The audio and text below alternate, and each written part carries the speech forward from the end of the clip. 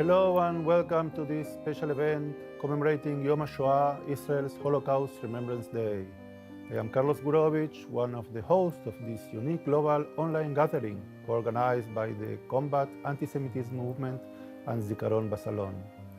In the coming hours, we will be moving between 5 different countries, United States, Mexico, Australia, Israel, and Poland, for live personal conversation with Holocaust survivors about their life experiences, including time for questions from you, our audience members. Furthermore, we will hear from important decision makers worldwide and representatives of leading international institutions about the importance of Holocaust memory and education. We will also take part in a moving ceremony honoring the 6 million Jews murdered by the Nazi and stand together in solemn silence as the memorial siren sounds across Israel. Today, 8 decades after the Holocaust, only several 100,000 survivors of the Nazi genocide are still alive, and this number dwindles daily. In the not too distant future, we will no longer have any survivors with us to share first-hand accounts of the horrors perpetrated by the Nazi regime and its collaborators across Europe and elsewhere. This is what makes what we are doing here right now so vital and urgent. With the Holocaust nearly receding beyond living memory, it's our duty to listen to the last witnesses to the worst crime in history and ensure that their stories and the lessons from the unspeakable evil they endured are forever enshrined in the collective consciousness of humanity, thus ensuring they will be passed down from generation to generation, even after the survivors are not longer with us. We are live on Zoom, Facebook, YouTube, and Twitter. For any part of the program you miss, you'll receive a recap in your inbox. And a full recording of the event will be available online at the event's website, yomhashoah2022.combatantisemitism.org, as well as the Combat Antisemitism Movement's social media channels. Before we begin, we'd like to recognize the valued co-sponsors who helped make this timely event possible and share a common commitment to Holocaust commemoration and education. To start our program, I have the honor of welcoming to this forum Dr. Felix Klein, the Federal Government Commissioner for Jewish Life in Germany and the fight against anti-Semitism. Since being appointed to this newly established position in 2018, Dr. Klein has led Germany's effort at the national level to address rising anti-Semitism in the country. Dr. Klein, welcome. Ladies and gentlemen, thank you very much for inviting me to talk to you on this day of remembrance for the victims of the Shoah and for the Jewish resistance. This event, which you have organized, provides a valuable opportunity to meet people who witnessed the Shoah. We will not for much longer have the opportunity to talk to eyewitnesses, to listen to them, to ask questions and share perspectives. There are fewer and fewer people left who can talk to us about the crimes of the Shoah from personal experience. And so we are losing an important connection with the past. Because no one else can talk more powerfully and vividly of the suffering caused by the Nazi regime. No one else can connect so easily with young people on an emotional level. And no one else can convey more convincingly the urgent need to fight anti-Semitism. First-hand witnesses of historical events are moral authorities. People listen to them.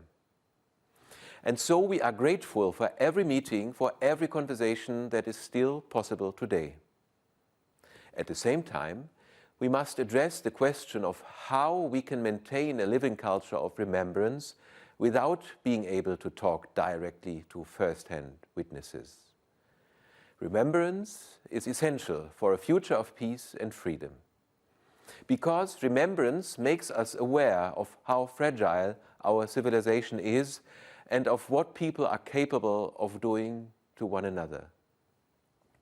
To prevent another relapse into inhumanity and the fatal stereotypes which lead people to accept and endorse exclusion, hate, and violence, we must actively protect our civilization, our democracies. That is one of the key messages of history. Each and every one of us can make a difference. We know this because of the resistance against the Nazi regime which existed in all groups within society. Showing that it is possible to take action, and especially making the Jewish resistance more visible, these, in my view, are the core tasks for today's culture of remembrance. We need only look at recent political developments in Europe to understand the ongoing threat to the peace and cohesion of our society, even today. Anti-Semitic prejudice is on the rise. Parties and groups of the far right are gaining popularity. Especially in Germany, we repeatedly hear the call to put history behind us. The need for remembrance is played down or even questioned, and not just by voices from the political populist right. A shockingly high number of people play down National Socialism and do not believe, or claim not to believe, that the Shoah even happened. To push back against these developments, we need a state that acts decisively and an engaged civil society working together to fight anti-Semitism. An important part of this fight is to keep alive a culture of remembrance as an integral part of fostering responsibility, of helping people to develop critical judgment and democratic awareness. By this, I don't mean strict rituals or dutiful routines, but dealing with the past in a way which creates connections with the present and connects with young people at an emotional level. An approach which appeals to the civil courage of each and every one of us and shows what we can do in there, here and now. Zikaron BaSalon is a young, innovative and highly successful initiative which promotes remembrance of the Shoah throughout society and inspires people to examine the issue from a personal perspective. Zikaron BaSalon shows us what a future culture of remembrance could look like. It shows how remembrance can help to prevent hatred of Jews and inspire people to think about the present as well as how to shape the future, as there are many contemporary approaches to exploiting this potential. I am convinced that with the help of a clear stance taken by the state and an engaged civil society, we will succeed in carrying these pioneering concepts forward and keeping alive our culture of remembrance together. Thank you very much. Thank you, Dr. Klein, for all the important work that you do to combat anti-Semitism in Germany. Next, we return to Europe, where we are being joined by EU Commissioner for Equality, Helena Dalli.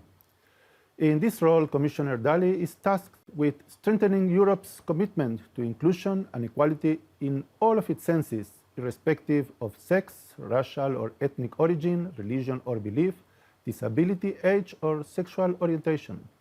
Thank you, Commissioner Dalli, for being with us today. It is an honor to join you in this global commemoration of the 6 million Jewish children, women and men killed by the Nazi regime and their collaborators. The Holocaust is a European tragedy with ramifications and pain that have since rippled through the decades. Anti-Semitism did not end when the camps closed. Instead, it is worryingly on the rise, with Holocaust denial, distortion, and trivialization. Those who seek to stoke the fire are regurgitating old conspiracy theories on online platforms and other fora. We saw this during the pandemic, and now we are seeing it during the war in Ukraine. Last week, the EU reached an agreement for a new Digital Services Act, which will give legal effect to the principle that what is illegal offline must be illegal online. This includes anti-Semitic hate speech. Anti-Semitism is entirely incompatible with the values of the European Union and everything the EU stands for. We have a dual duty to combat any form of discrimination against Jewish people while actively fostering Jewish life across Europe. In 2021, the European Commission presented its first strategy on combating anti-Semitism and fostering Jewish life. That seeks to actively prevent and combat anti-Semitism and ensure that Jewish life thrives in open, diverse, and democratic societies within the European Union. There are over 70 specific actions, including improving education, research, and Holocaust remembrance to ensure we never forget our history and stop it from repeating itself. Education on the Holocaust is essential to strengthen people's resilience to anti-Semitic ideas and ideologies. The Commission is supporting educational actions, especially targeting younger generations and the fight against contemporary anti-Semitism. Key initiatives include developing a network of young European ambassadors. We also want to stress that the Holocaust happened locally. We will therefore create a network of places where the Holocaust happened. In this regard, I look forward to listening in to the many conversations that will be had today. The European Commission is also setting up a European research hub on contemporary anti-Semitism and Jewish life and culture, with the aim of fostering multidisciplinary research across Europe. We welcome all contributions to this. We will continue to cooperate closely with the IHRA on countering Holocaust distortion, denial, and trivialization, and with other international partners such as the UN and UNESCO, notably for our campaign Protect the Facts. It is our duty to ensure that this tragic story will be recorded accurately to future generations. It is our duty to remember and pay tribute to the victims. It is our duty to ensure that Jewish life can continue to flourish today and tomorrow on European soil. I thank you. Thank you, Commissioner Dalli, for your participation in this event and your work to build a more equitable and tolerant Europe.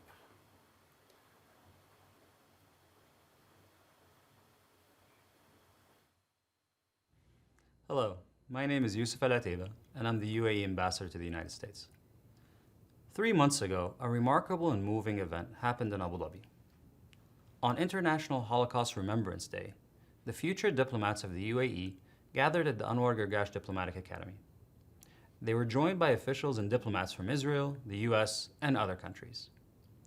It was an event organized in partnership with the US Holocaust Memorial Museum here in Washington, D.C. These diplomats in training learned about the Holocaust.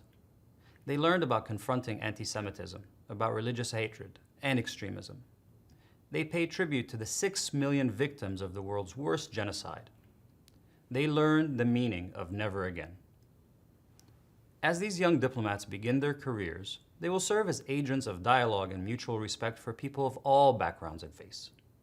And they will represent a country deeply committed to promoting our values of inclusion, coexistence, and religious pluralism, not just here at home, but also in the Middle East and around the world. 1 month after the historic Abraham Accords were signed, Sheikh Abdullah bin Zayed met his Israeli counterpart for the very first time. That meeting took place at the Holocaust Memorial in Berlin. In the visitor's book at the site, he wrote in Arabic, "This site is a memorial for the victims of extremism and hatred." He advocated for values of coexistence, tolerance, and acceptance. And he concluded with the words, "Never again." I believe it's the responsibility of all nations and people of goodwill to stand up to hatred and extremism wherever it exists, to promote mutual understanding, acceptance, and respect. And I thank you for all the work that you do. We join you as passionate advocates and partners in this most important mission. Thank you. Thank you, Ambassador Otaiba, for your remarks and the efforts of your country to foster religious coexistence and harmony in the Middle East. We now go to Washington, D.C., where we will hear from William Daroff, CEO of the Conference of Presidents of Major American Jewish Organizations. Mr. Daroff, welcome to the program. Hello, my name is William Daroff, and I am the Chief Executive Officer of the Conference of Presidents of Major American Jewish Organizations. Today is Yom HaShoah, also called Holocaust Remembrance Day. Today we carry a special obligation to remember the Holocaust. We attend memorial events, we light Yizkor candles, and we read the history. Most urgently, we seek out the first-hand accounts. On Yom HaShoah, we are viscerally reminded that our time to hear stories directly from survivors is limited. Once they are gone, they cannot be replaced. But the truth is, the responsibility to remember the Holocaust is with us every day. It's part of our history and memory, baked into Jewish identity forever. Every year we worry that this may be the last year that we commemorate Yom HaShoah with survivors. But we don't need Yom HaShoah to remind us to seek out survivors and record their stories. The survivors are disappearing every day, even if we only think of them on Yom HaShoah. We can and should be listening to their stories all year round. I remember something else today. The full name of the holiday is Yom Zikaron BaSalon V'Lagvara, literally the Day of Remembrance of the Holocaust and Heroism. It was chosen because today is the anniversary of the Warsaw Ghetto Uprising. Yom HaShoah is therefore not just about the horrors and the genocide, it is also a testament to our commitment to the words never again. In that way, Yom HaShoah contains within it a balance. We memorialize the history of the past in order to imagine a better future. The Warsaw Ghetto Uprising is remembered as one of the inspiring, hopeful moments of the Holocaust. No matter the odds, we, the Jewish people, always have the ability to fight back against those who would do us harm. It reminds us not to be complacent in the face of rising anti-Semitism. So on this Yom HaShoah, we know that we have to do more than remember. We must also recommit ourselves to securing the future of the State of Israel and the Jewish people. Thank you, Mr. Darov, for joining us here today. Our final speaker before we begin our first conversation with a Holocaust survivor is Zikaron BaSalon Global Director Sharon Buenos, who will tell us more about her organization's mission. Sharon, welcome. Thank you, Carlos. I'm very proud to be here and to join you in this wonderful event. I'm grateful to our partners, CAM, for making this vision into a reality. Zikaron BaSalon started 11 years ago as an initiative with the first gathering in Israel. And today, on Yom HaShoah, 2 million people are taking part and participating in Zikaron BaSalon Remembrance in the Living Room events in Israel and 65 countries around the world. I want to share with you my personal connection to Zikaron BaSalon. In 2016, while working for the Israeli embassy in the UK, I learned about this initiative coming out of Israel. On that year, I was lucky to join the UK delegation for March of the Living. On the way to Poland, I remembered that there is this initiative coming out of Israel, and I've decided to host a Zikaron BaSalon, to host a gathering. I decided to do it as soon as I returned to London. The day of the march, on the bus to Auschwitz, my sister texted me from Israel requesting that I will say a prayer in the memory of Bernie Spear. I immediately replied back asking who is Bernie and why Bernie? When she didn't reply, I searched his name and I found an article telling me that Bernie was 19 when he was killed in Auschwitz. He was from the Netherlands. He had a young love, Alice. And before they were separated, they made 2 promises to each other. The first promise is that they will find each other after the war and get married. And the second is that they will keep a journal telling what's going on with their lives while they're apart. Obviously, Bernie wasn't able to keep his first promise to Alice, but he did keep a journal. In his final words, Bernie pleaded and hoped that one day he will be so lucky and call Alice his wife. After the war, when Alice realized that Bernie is probably not coming back, she prepared the wedding with a lovely Jewish soldier that she met. On their wedding day, a messenger came to her door and delivered Bernie's journals. It took Alice over 60 years to open these journals. I decided that I'm going to take Bernie with me on the march, and I've been taking Bernie with me ever since. When we finally left, my sister replied, "Why Bernie?" And she sent me a couple of pictures of Alice in her living room, in my sister's living room in Jerusalem. My sister hosted the night before a Zikaron BaSalon event. Alice was there to share with my sister and her friends, everything that happened to her and Bernie during the war. This was the moment that I realized the power of Zikaron BaSalon, the power of the story to travel all the way from Jerusalem to Poland, and also becoming part of my own personal story. Today, I ask you that you will listen to the testimonies, learn from the survivors, take personal responsibility for Holocaust commemoration, and use all of that to promise a better future for all of us. Thank you. Thank you, Sharon, for the important work that Zikaron BaSalon does to guarantee the Holocaust is never forgotten.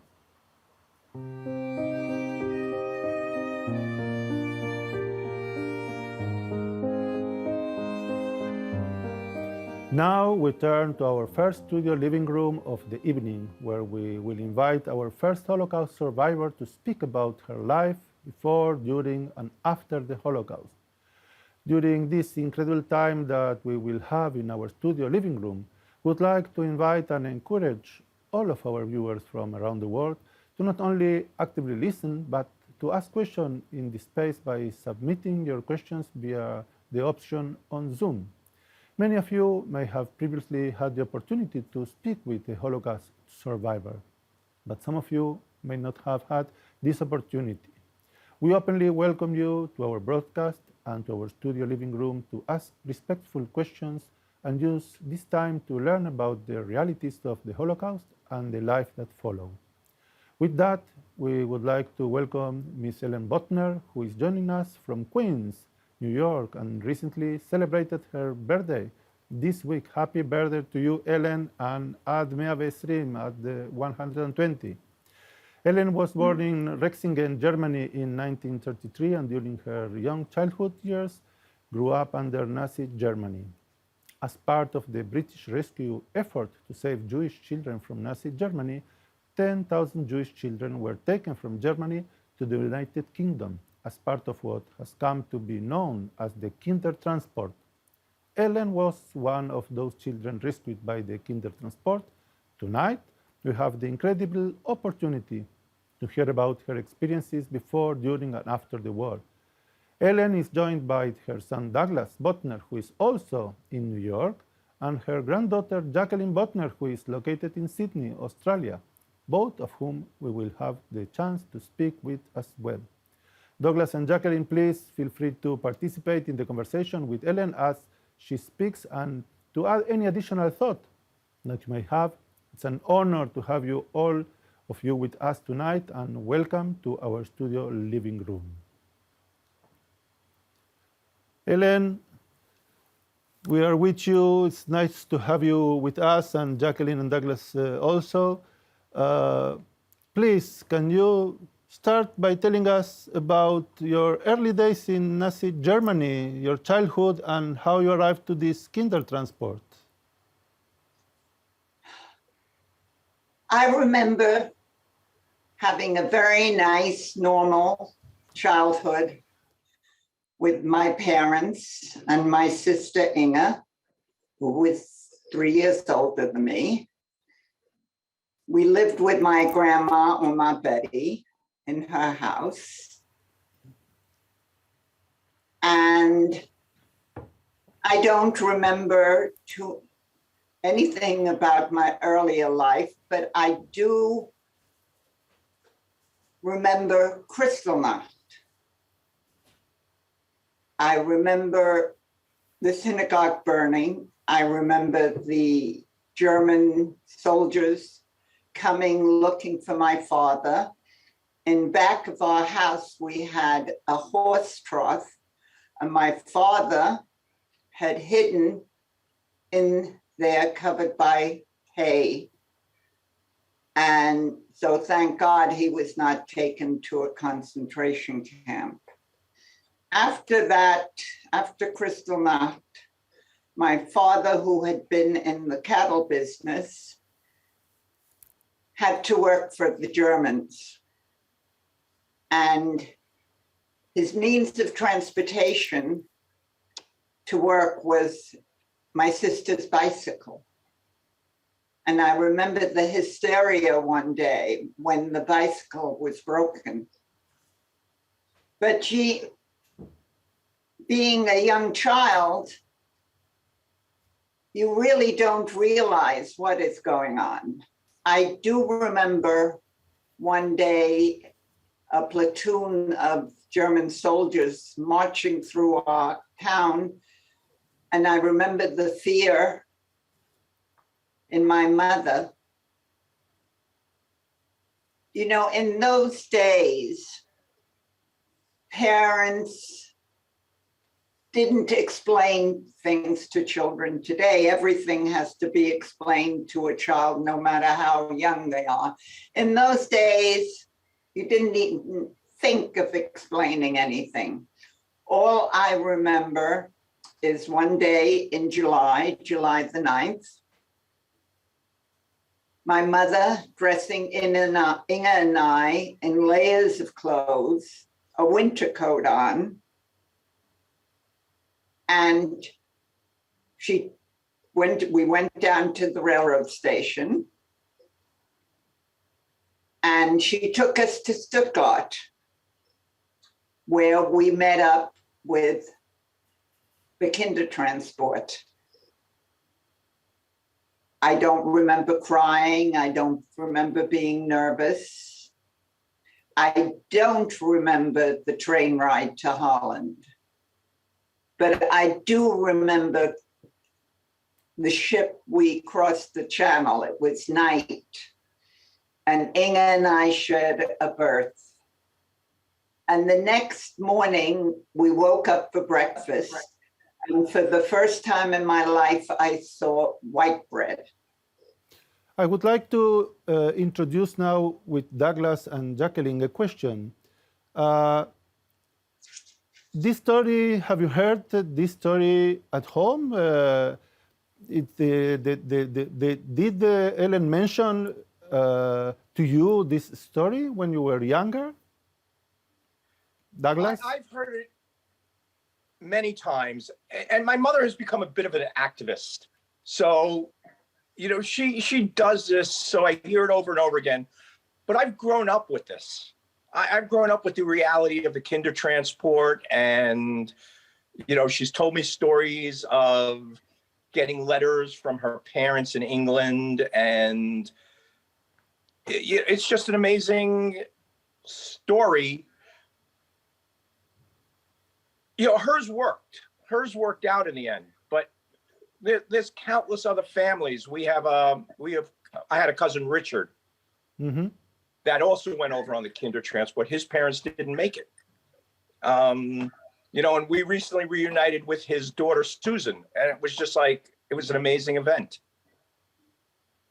So your feelings about, when you listen to this story, what do you feel? What is your perception of what happened to your mother?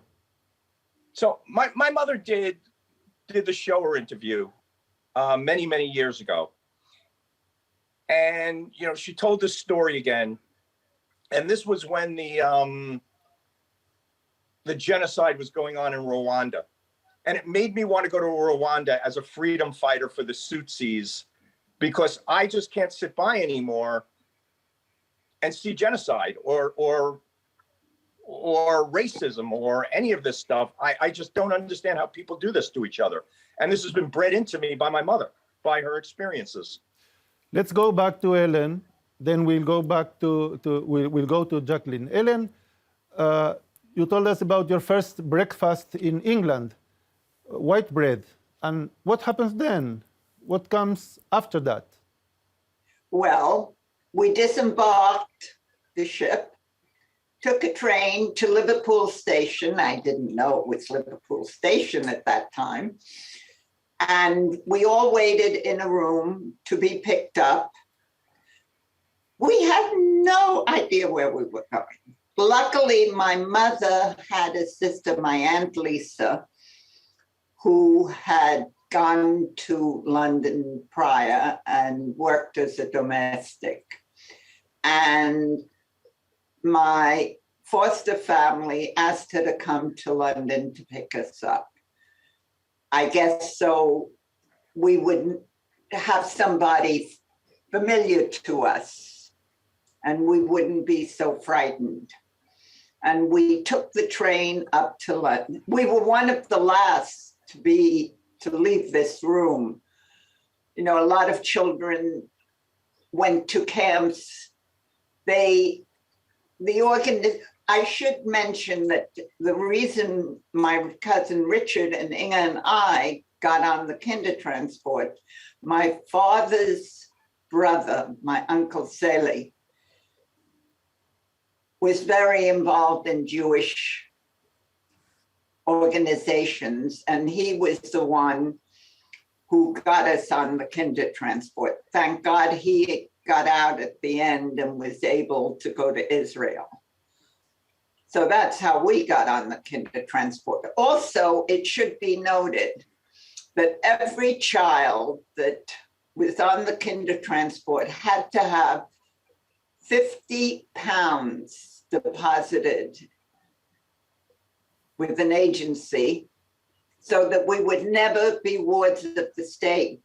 And also we would have money for transportation out of England. We were not accepted as permanent residents. Where have you been in England? Where did they take you? All right. When we were picked up by Aunt Lisa, got on a train, and we went to Manchester. Inga and I were the most fortunate children going. We were picked up by a chauffeur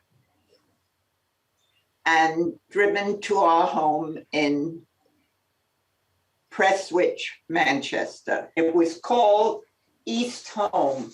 I don't know if you can see this picture. Okay. But this is a picture of the home we went to. Absolutely magnificent, with lawns and tennis courts and a dog, and we had maids and the chauffeur. And we went to Willie and Ray Shallett. Uncle Willie was a Russian immigrant who came to England at the age of 14, and he had an uncle who was in the linen business. And Uncle Willie thrived very well. They had two daughters, Cecilia, the oldest, and Pauline, who was 14. We were two innocent children. At 5 years, 6 years old, I just blended in, went along with whatever was going on until September. What happened in September? What happened in September? I'm going to tell you. The war broke out. One day, they packed suitcases for Inga and I. We went to school and we went to the railroad station. We were being evacuated because of the war. Still didn't speak too much English. Uncle Willie had a friend, Mr. Dunn, who also had two daughters, Mari and Adele. Mari was 12, Adele was 7. Uncle Willie told Mari, "You do not let go of these children's hand. Wherever you go, they go." We got on the train and went to this little fishing village of Fleetwood, which is near Blackpool. And again, we sat in the town hall. Nobody wanted 4 children. Then 2 women, Aunt Maud and Muriel Bailey, took us, since they had a large enough house to accommodate the 4 of us. And here is a picture of the 4 of us. Give us again the names of the girls. This is Adele. Yes. This is Inga. This little one is me. And this is Mari Dunn. What happened with their parents? Oh, they were just being evacuated. They live in Manchester.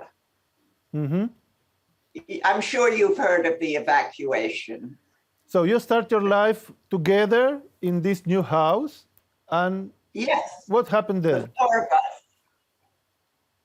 Well, we were very, very lucky.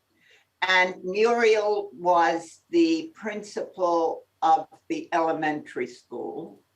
And Maud was the justice of the peace of the town. Their father had been a very prominent citizen of the town. In fact, they named the secondary school after him. And attached to this tremendous house was a school which Aunt Maud used to run. But it was closed. I have a question to you before you continue. You mentioned that in September, the war started. What about your family? Where were they? All right, I'm getting to that. My father left Germany. You know, the four of us had tickets and visas to come to the United States. But my parents didn't know when we would get out. So when they had an opportunity to send us away, they did.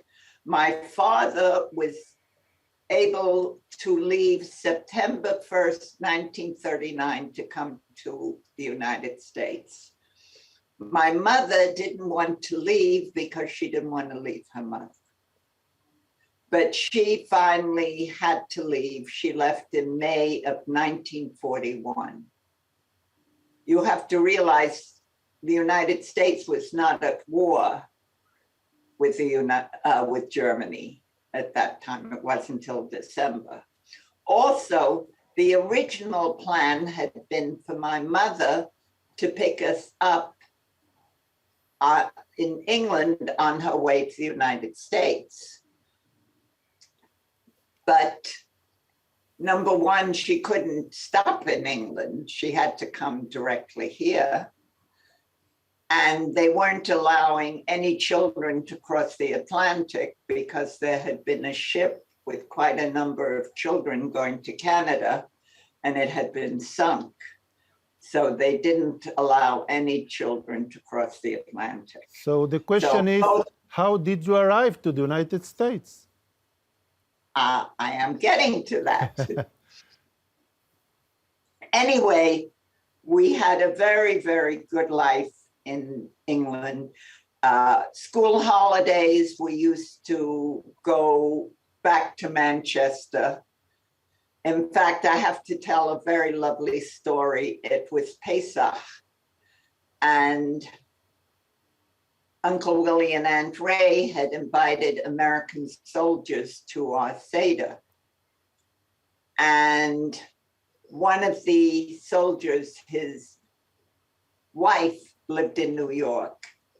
So he wrote to his wife that he had seen us, and we had given him my parents' address. So his wife got in touch with my parents. So they knew that we were well and that we looked well and we were happy. Anyway, how did we get to the United States? In December of 1944, the war, in 1944, the war was going well. We were the soldiers were conquering Europe. So England sort of relaxed a little. And Mari and Adele went back to Manchester, and Aunt Maud and Muriel were quite old. Couldn't take the children anymore. So Uncle Willie got us into a hospital in Blackpool, which we hated. It was all other German Jewish children. They didn't like us because we knew where our parents were, and we got parcels from our parents. And these poor other children had no idea where their parents were.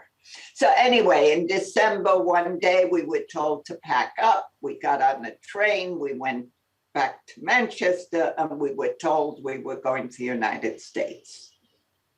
Didn't happen. January, we went back to Blackpool.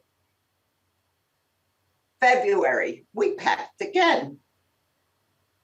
And this time, we boarded a ship, MS Area in Liverpool. Uncle Willie took us to Liverpool. And for 2 weeks in a convoy, we traveled to Halifax, Nova Scotia. Don't ever go on the high Atlantic in February. I was seasick from the minute I got on the ship till the minute I got off. And it was such a shame because the first night we got on the ship, they had a buffet. We never were hungry. We never lacked for food in England. But I looked at the bounty on this buffet. I just ate till I was sick. Well, anyway. Let's make a pause. One moment. I'm very interested to know, to ask Jacqueline, how many times did you hear this story? Yeah, so I always thought it was amazing growing up. She's always been really open with us and willing to share her story. I'm sure I have heard these stories quite a few times, but it's great hearing them again.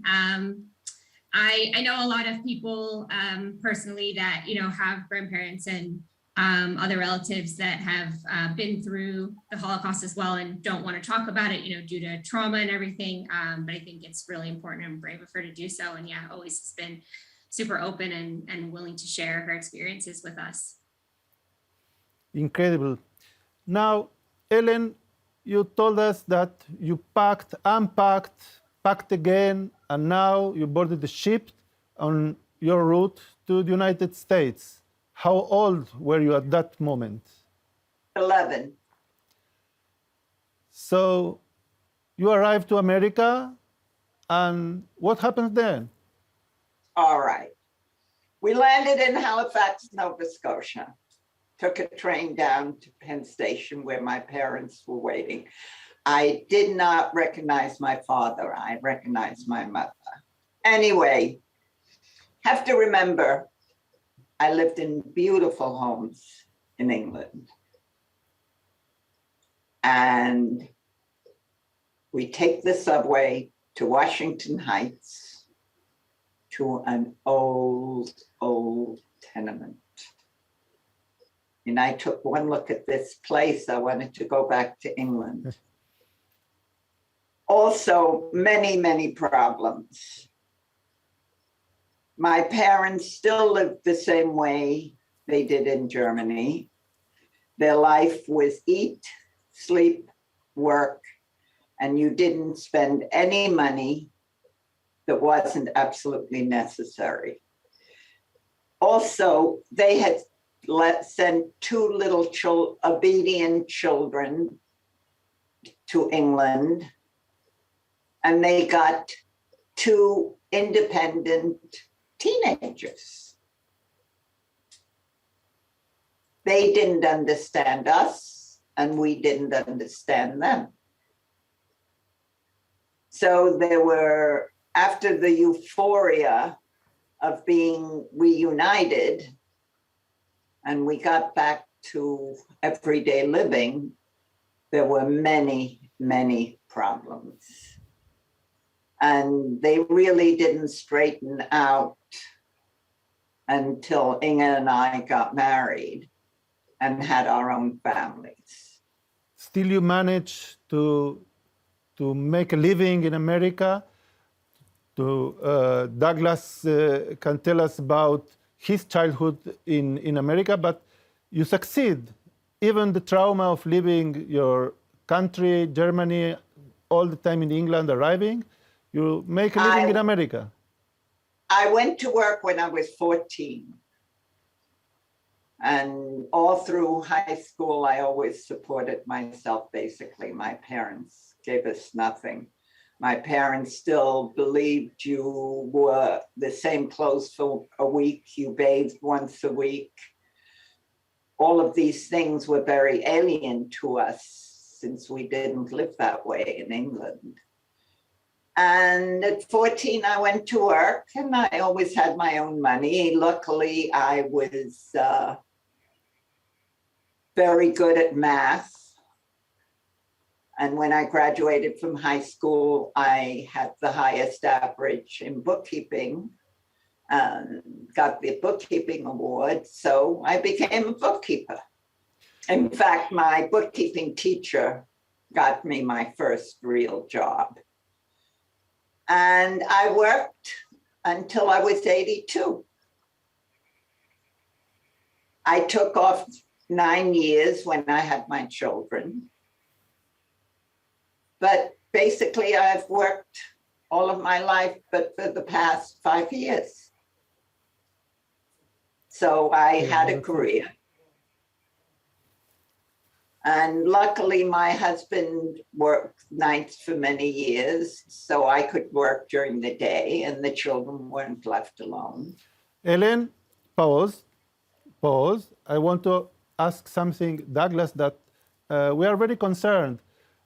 We listened to your mother's story, and we are concerned about the rising anti-Semitism in nowadays in the United States. How do you feel about that?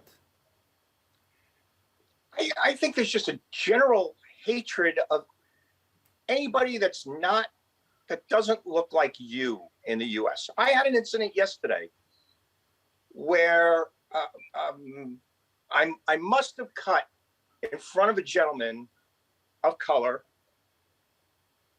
and he kicked my foot and he started screaming at me. And I actually said to him, "Hey, I'm sorry, you know, whatever." And he keeps screaming, and I just keep saying, and he was not a mentally disturbed person. And I just said, "Hey, there's nothing more I can do than say I'm sorry." And I turned around to him finally. I said, "Look, behave like a human being. We're the same people," and I just walked away. There was no reason for his irrational behavior other than people are tense and people are under stress. They have to take it out on somebody. They've been taking it out on the Jews for 5,000 years. You know, I remember an incident with my daughter. We were driving, I had a convertible, and some person was behind us at a stop sign by the train station. And he starts, I didn't go through the stoplight fast enough, and he starts yelling anti-Semitic things at us. And my daughter, she's amazing, Jacqueline, she started yelling back at the guy like, "What's wrong with you?"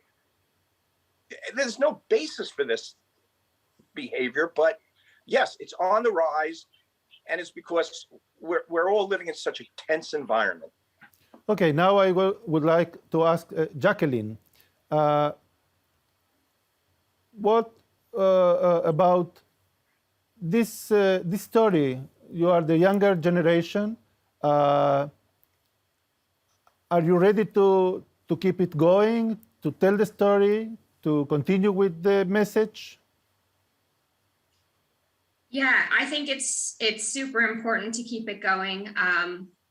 Yeah, I feel so blessed to still have my grandmother with me to be able to tell me these stories. And yeah, I'd really like to make an effort to talk to her more and sort of get these things down so that I can share it with other people in the future so that we never forget what happens. So, we are getting to the end of the story, Ellen. You became a bookkeeper, you make a living in America. I had a wonderful life. I had a very good husband who was always very supportive of me. So very few problems in life. I have two wonderful sons, two magnificent, wonderful granddaughters. So I'm really very lucky. You were lucky. Do you remember the other children that were with you? What happened to them? What were their stories? I am very active in the Kinder Transport Association. In 1992, I received a phone call telling me that an organization had been formed with fellow children who had been on the Kinder Transport. I had never met anyone who was on it. I went to a convention at the Marriott in the financial district. I went all alone. By then, Inga had passed away. I went all alone. I didn't even want my husband with me. I have never met such a vibrant group of people. And what I have found from most Holocaust survivors is they're pretty strong people. And especially the people who were in the camps or hidden, or I was one of the lucky ones. But these other people had to be so strong to survive. And we made it. Most of us made quite good lives of us for ourselves, and we've survived. Along all these years that you are telling this story, have you been active in the community, talking to the younger generations about what happened to you? It just in the last 5 years, 6 years since I retired, I am very active in the Kruffenberg Holocaust Center, which is part of Queensborough Community Center. I mean, it's community college. And I speak, which is one of the most racial mixed schools in the country. You walk on that campus, it's like a rainbow. It is unbelievable there, the children that go there. Because Queens is the most mixed area in the country. And I speak to these children, and so many of them are immigrants.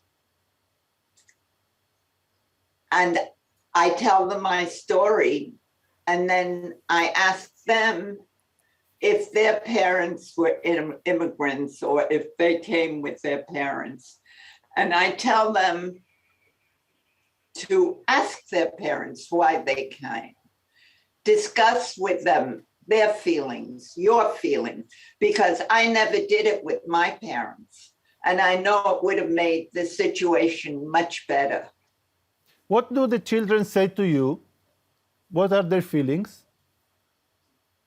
Well, they're sort of flabbergasted that anybody survived the Holocaust. And they're very interested in the story. And they ask me questions. And a lot of them can relate to it because I did this program. It's called the Witness Program. We had to do it through Zoom. Usually they used to do it in person, and we tell our stories to high school seniors. And then the children reenact a part of their stories. We're matched up to these children. I got a young girl, her name was S-E-E, who came from Pakistan. No, I'm sorry, she came from Thailand. And no, I'm sorry, she came from Burma. She came from Burma and had to leave. And they were in a camp in Pakistan. And eventually the family was able to come here as refugees. So she could relate to my story. Mm-hmm. And she had never heard of the Holocaust. Let me ask now, before we finish, because your story is moving and it's incredible. Let's go first to Douglas, then with Jacqueline. Douglas, there is a message that passed from your mother to you, and what is your belief that today we must tell the people about her experience and the other children that left being so young to a country, to another country? What is your experience about that, and what your message to all the viewers that are looking at us tonight? You have to keep the memories alive. You have to keep the story going, because if you don't, history repeats itself. Look, my mother has a great outcome. I'm an example of it. It's we can never forget. That's the simple end of the story. You can never forget. We have to propagate it. And you know, if somebody ever in my face denied the Holocaust, I don't know what I would do. Oh, it's just we are doing this show. It's just unbelievable. We are doing this show specially that nobody will never deny the Holocaust and what happened. Jacqueline, your final thoughts from Australia about this incredible story of your grandma. Yeah, I think, what my grandmother has been through, it's made her so appreciative of everything that she has, her family, and where she lives. And she's instilled that in me as well. And she's just always shown me to be really proud of my Jewish heritage and where I've come from. And I think that's, what we need to pass on to future generations as well, for younger Jewish people, and then also educating non-Jews about what's happened in the past. Ellen, we are coming back to you. Give us your final thoughts about your experience, your message to the younger generation, to all the people that are watching us now. Our hope is with the younger generation. They've got to be proud. The Jewish children have to be proud of themselves. They have to tell our story. But, you know, history, we think of the Civil War and the brutality, you know, we see so many programs on the Civil War. Eventually, the Holocaust will be the same thing. Children will learn about it from history. But children, the Jewish people have to be proud, and we have to stand up. I had a program today on anti-Semitism. And Israel is such an amazing nation, amazing. When I learned that when Russia invaded Ukraine, Israel sent planes to the Ukraine to take Jewish families out. And we've got to support Israel, because that is our savior. That's the savior of the Jewish people. And our hope, yes.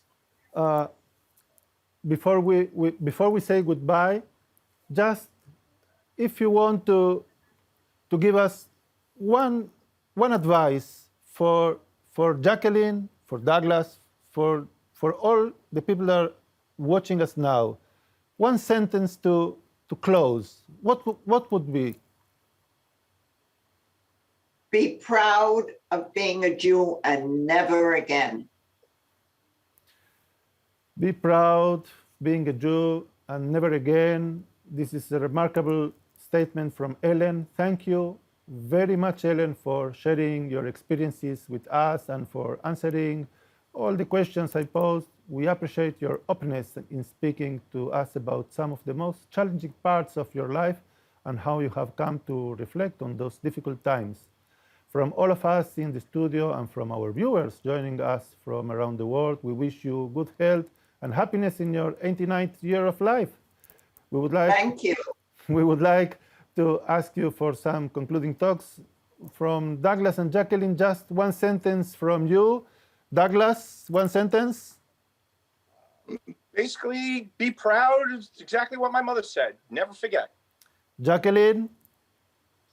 Yes, same. Always be proud of who you are. And I just want to say my grandmother is amazing. Thank you for telling your story. Well, I would like to thank you, the entire Botner family present with us tonight. We would like to thank you all very much for joining us and for taking the time you share with your family's history with us. To Ellen, Douglas, and Jacqueline, we're deeply grateful to have had this time with you. With that, we'll turn to some of the video messages from local leaders to speak about the importance of remembering the Holocaust and preserving that memory into the future. I'm United States Senator James Lankford from the great state of Oklahoma. It's an honor to be able to stand with you here today in observance of Yom HaShoah. This is a day of remembrance. It's a reminder, and it's a day of encouragement for all of us to be able to take practical steps that each of us can do to make sure the 6 million innocent lives that were taken during the Holocaust are never forgotten. It was the promise of the world after World War II, never again.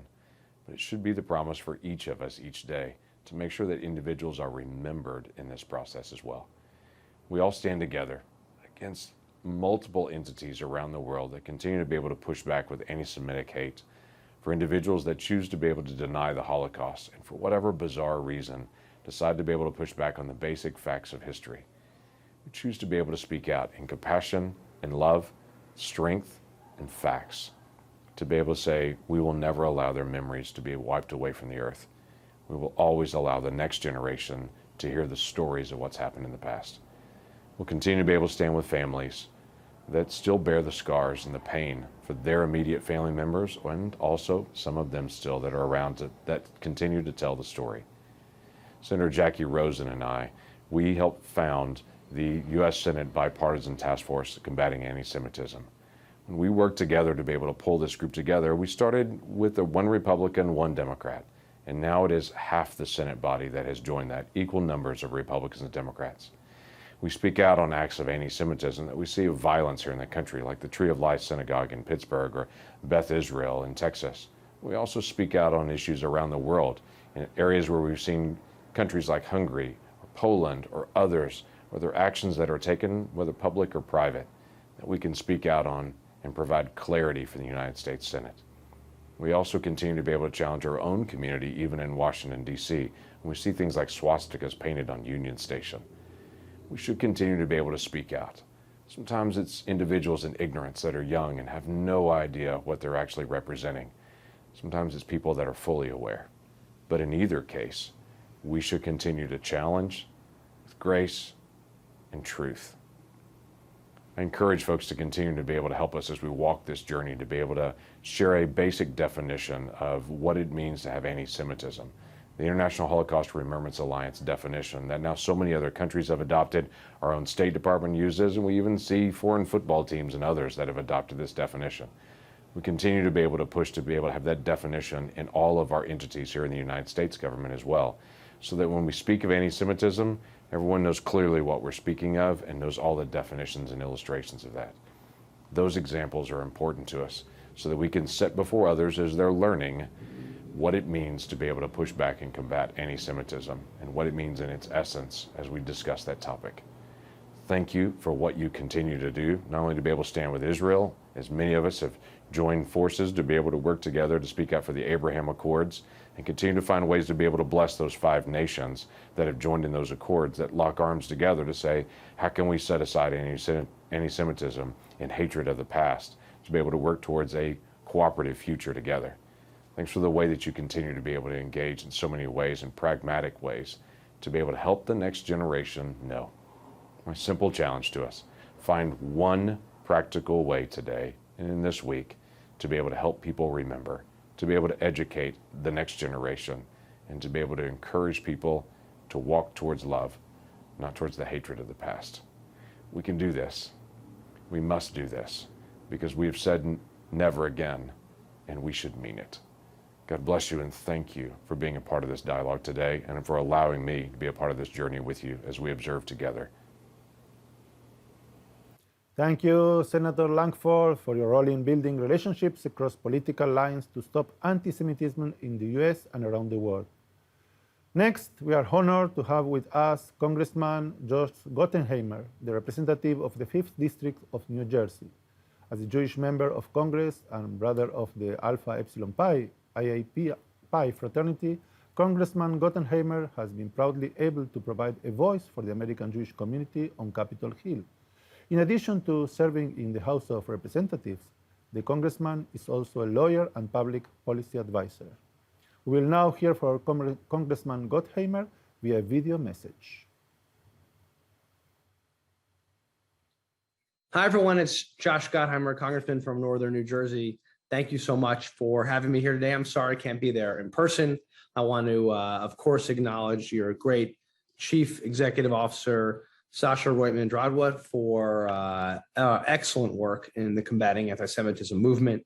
It's good to be back with all of you, and a privilege to have been part of the summit, Combating Antisemitism Summit, and amazing to see what you all have done since we last spoke. Let me begin by saying that what CAM is doing is just phenomenal, and doing it in a nonpartisan way is so important. And as someone who co-chairs an effort in Congress that focuses on bipartisan governing, I think issues like these, of course, are always best and enduring when we take the partisanship out of them and actually focus on what the effort's about, combating the roots of anti-Semitism wherever we see it rear its ugly head. Bringing together members of the last generation of Holocaust survivors directly into people's living rooms around the world for personal conversations on the Holocaust is an incredible way to ensure the lessons of the Holocaust are carried on from generation to generation. As you all know, Yom HaShoah is a solemn remembrance day. We remember the 6 million Jews killed by the Nazis during the Holocaust.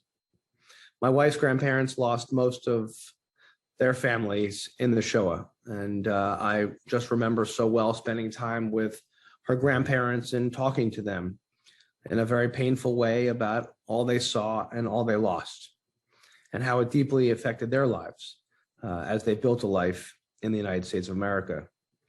Our family carries the lessons of the Holocaust close to our hearts, and we're reminded through their horrific loss the importance of the words, never again.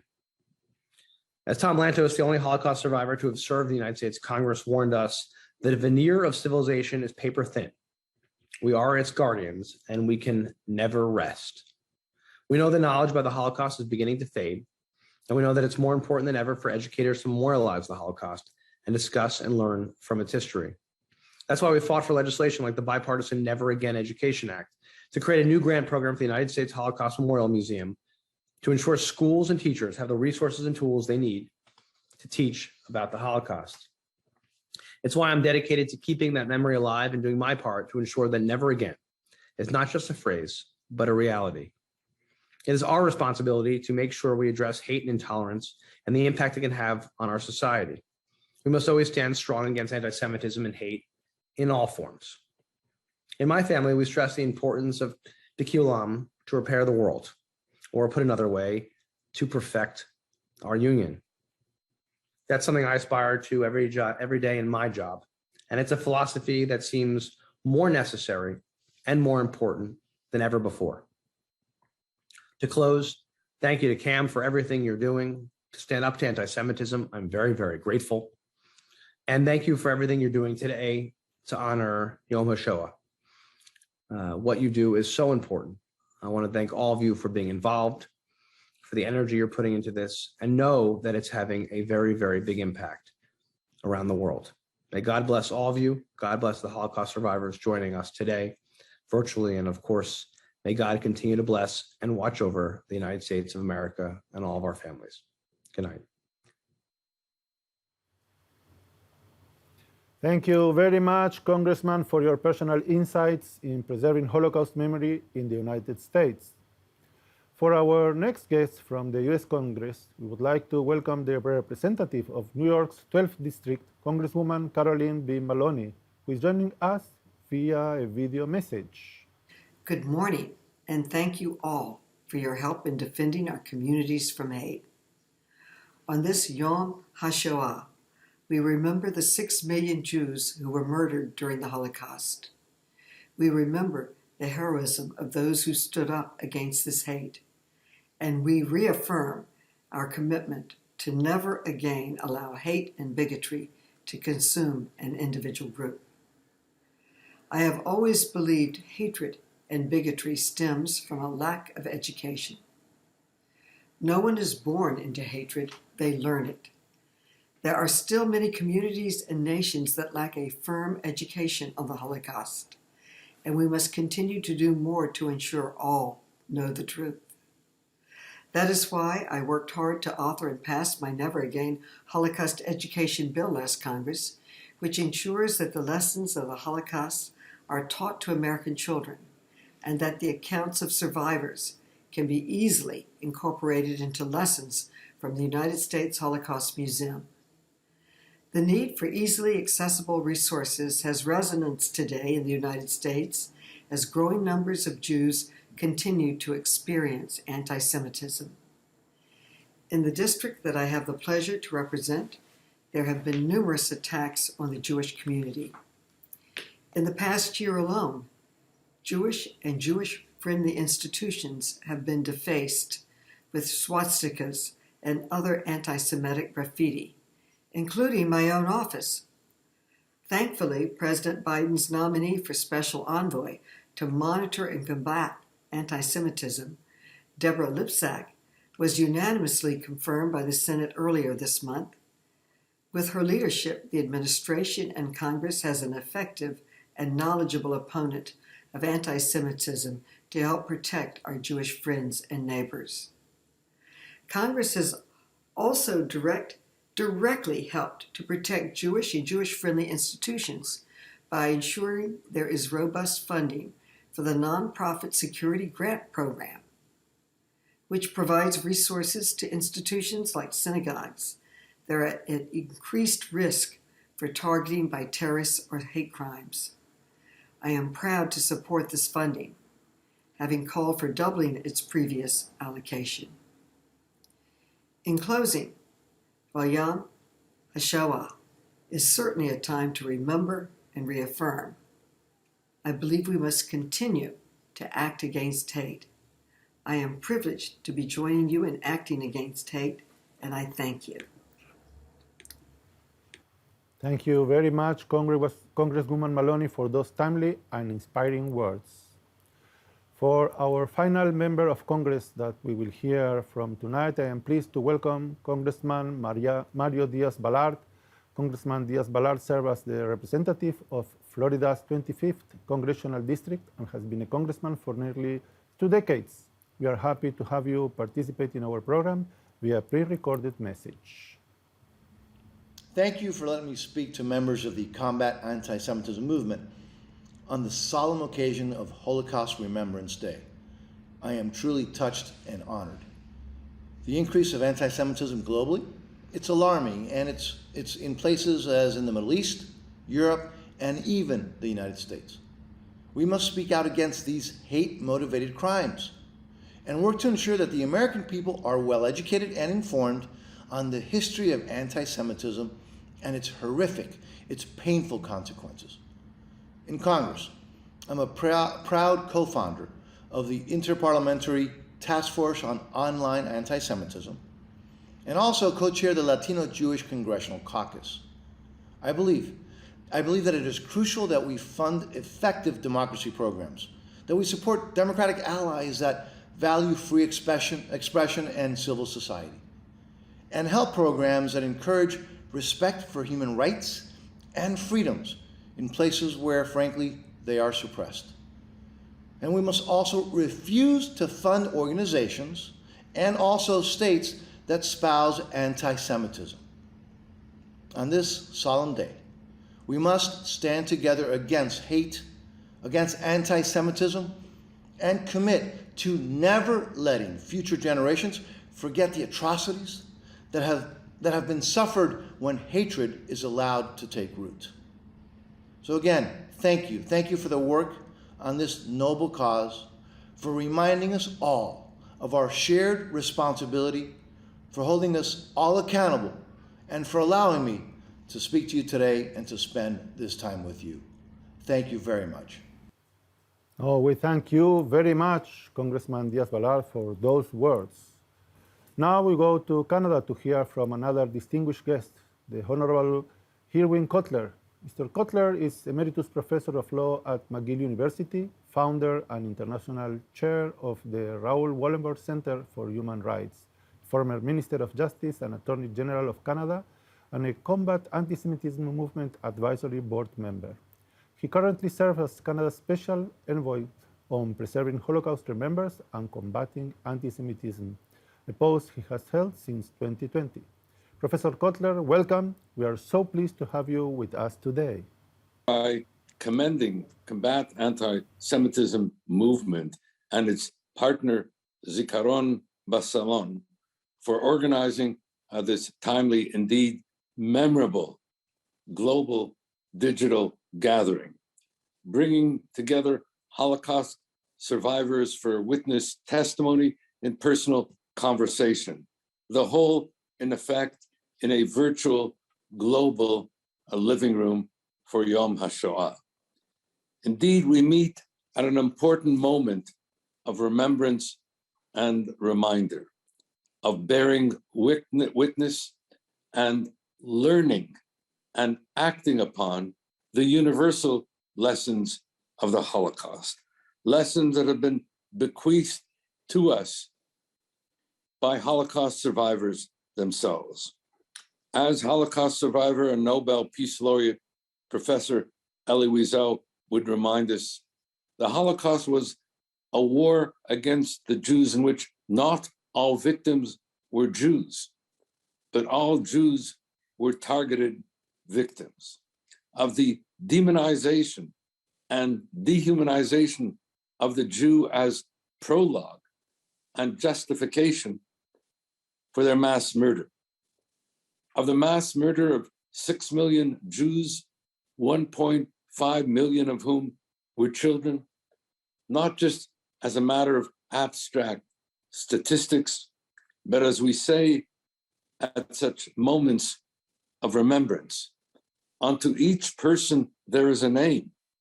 Each person is an identity. Each person is a universe, reminding us of the teachings Hametzil Adam Achad Kilo Hitzil Olam Kulo, that if you save a single person, it is as if you have saved an entire universe. And so the overriding first emergent lesson, that we are each, wherever we are, the guarantors of each other's destiny, which leads us inexorably to the second lesson, the danger, indeed the existential threat of anti-Semitism, of the death camp Auschwitz, the most brutal extermination camp of the 20th century, as message and metaphor of this existential danger. 1.3 million people were deported to the death camp Auschwitz. 1.1 million of them were Jews. Let there be no mistake about it. Jews were murdered at Auschwitz because of anti-Semitism. But anti-Semitism itself did not die at Auschwitz. It remains the bloodied canary in the mineshaft of global evil today, toxic to democracies, a threat to our common humanity. And as we've learned only too painfully and too well, While it begins with Jews, it doesn't end with Jews. May I close with some words for the Holocaust survivors amongst us. For you have endured the worst of inhumanity, yet you somehow found in the resources of your own humanity the courage to go on, to build a family, to build a future, to make an enduring contribution to each of the global communities in which you reside, where we have all been your beneficiaries.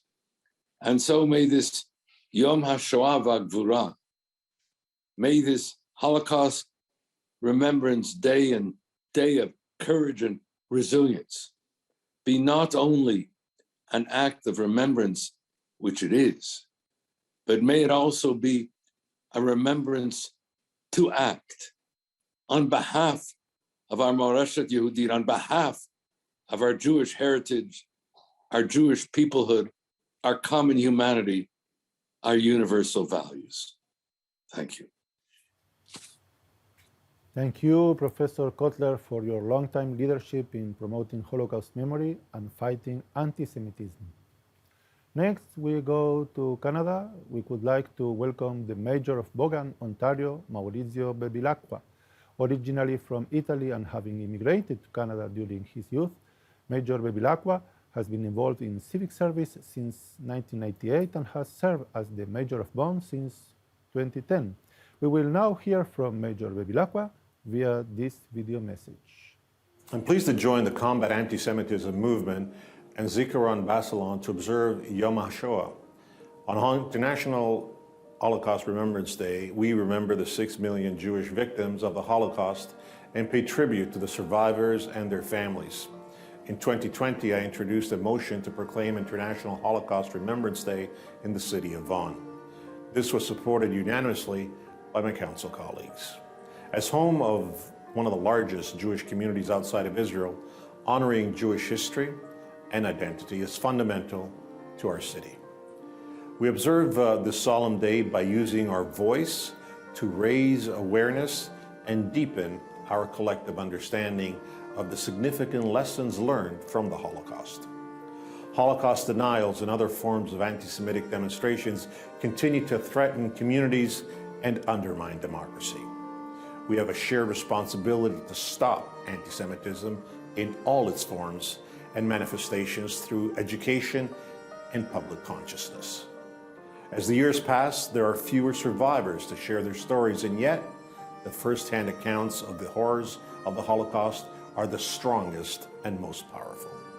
Max Eisen is a Holocaust survivor and dedicated educator who has maintained a lifelong commitment to teaching and inspiring others through his personal experiences. I traveled with Mr. Eisen to Poland and Israel with the Friends of Simon Wiesenthal Center for Holocaust Studies. Together, we toured the concentration camps in Auschwitz, where Mr. Eisen had been detained. In 2019, I was honored to present Mr. Eisen with a key to the city of Vaughan for his extraordinary contributions to our community and the world. He is also a recipient of the Order of Vaughan and the Order of Canada. Thank you for coming together today to listen to the stories of survivors and reflect on how such tragedies occurred so that they may never happen again.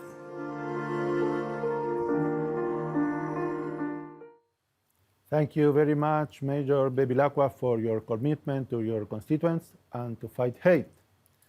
Following the horrors of the Holocaust in 1945, the Republic of Albania became the only European country with a larger Jewish population after the World War II than before the war broke. Committed to advocating for and engaging with younger members of society, the Mayor of Tirana, Albania, Mr. Erion Veliaj, prior to becoming the Mayor of Tirana, Mr. Veliaj worked with a number of humanitarian organizations around the world and served as Albania's Secretary for Youth and Immigration. Thank you for joining us, Major Veliaj. Welcome. Hello everyone, this is Erion Veli, I'm mayor of Tirana, Albania, which this year is European Youth Capital 2022. I'm delighted to be part of this digital gathering for Yom HaShoah, the Holocaust Remembrance Day. It is extremely important that those words that we've said since our generation of the grandparents, never again, that be reminded. We are to be reminded that never again is not a hollow promise, but it's a commitment to living lives where we respect the dignity of each other, we respect the diversity, and we don't repeat the mistakes of the past. And apparently this is not enough, because although we've said never again after the Holocaust, we are seeing atrocities across Ukraine, and we're seeing conflicts in other parts of the world that are not dignified for our generation. So I really think that this digital gathering, I really think that these witnesses that we are getting from the last generation of the survivals is extremely important.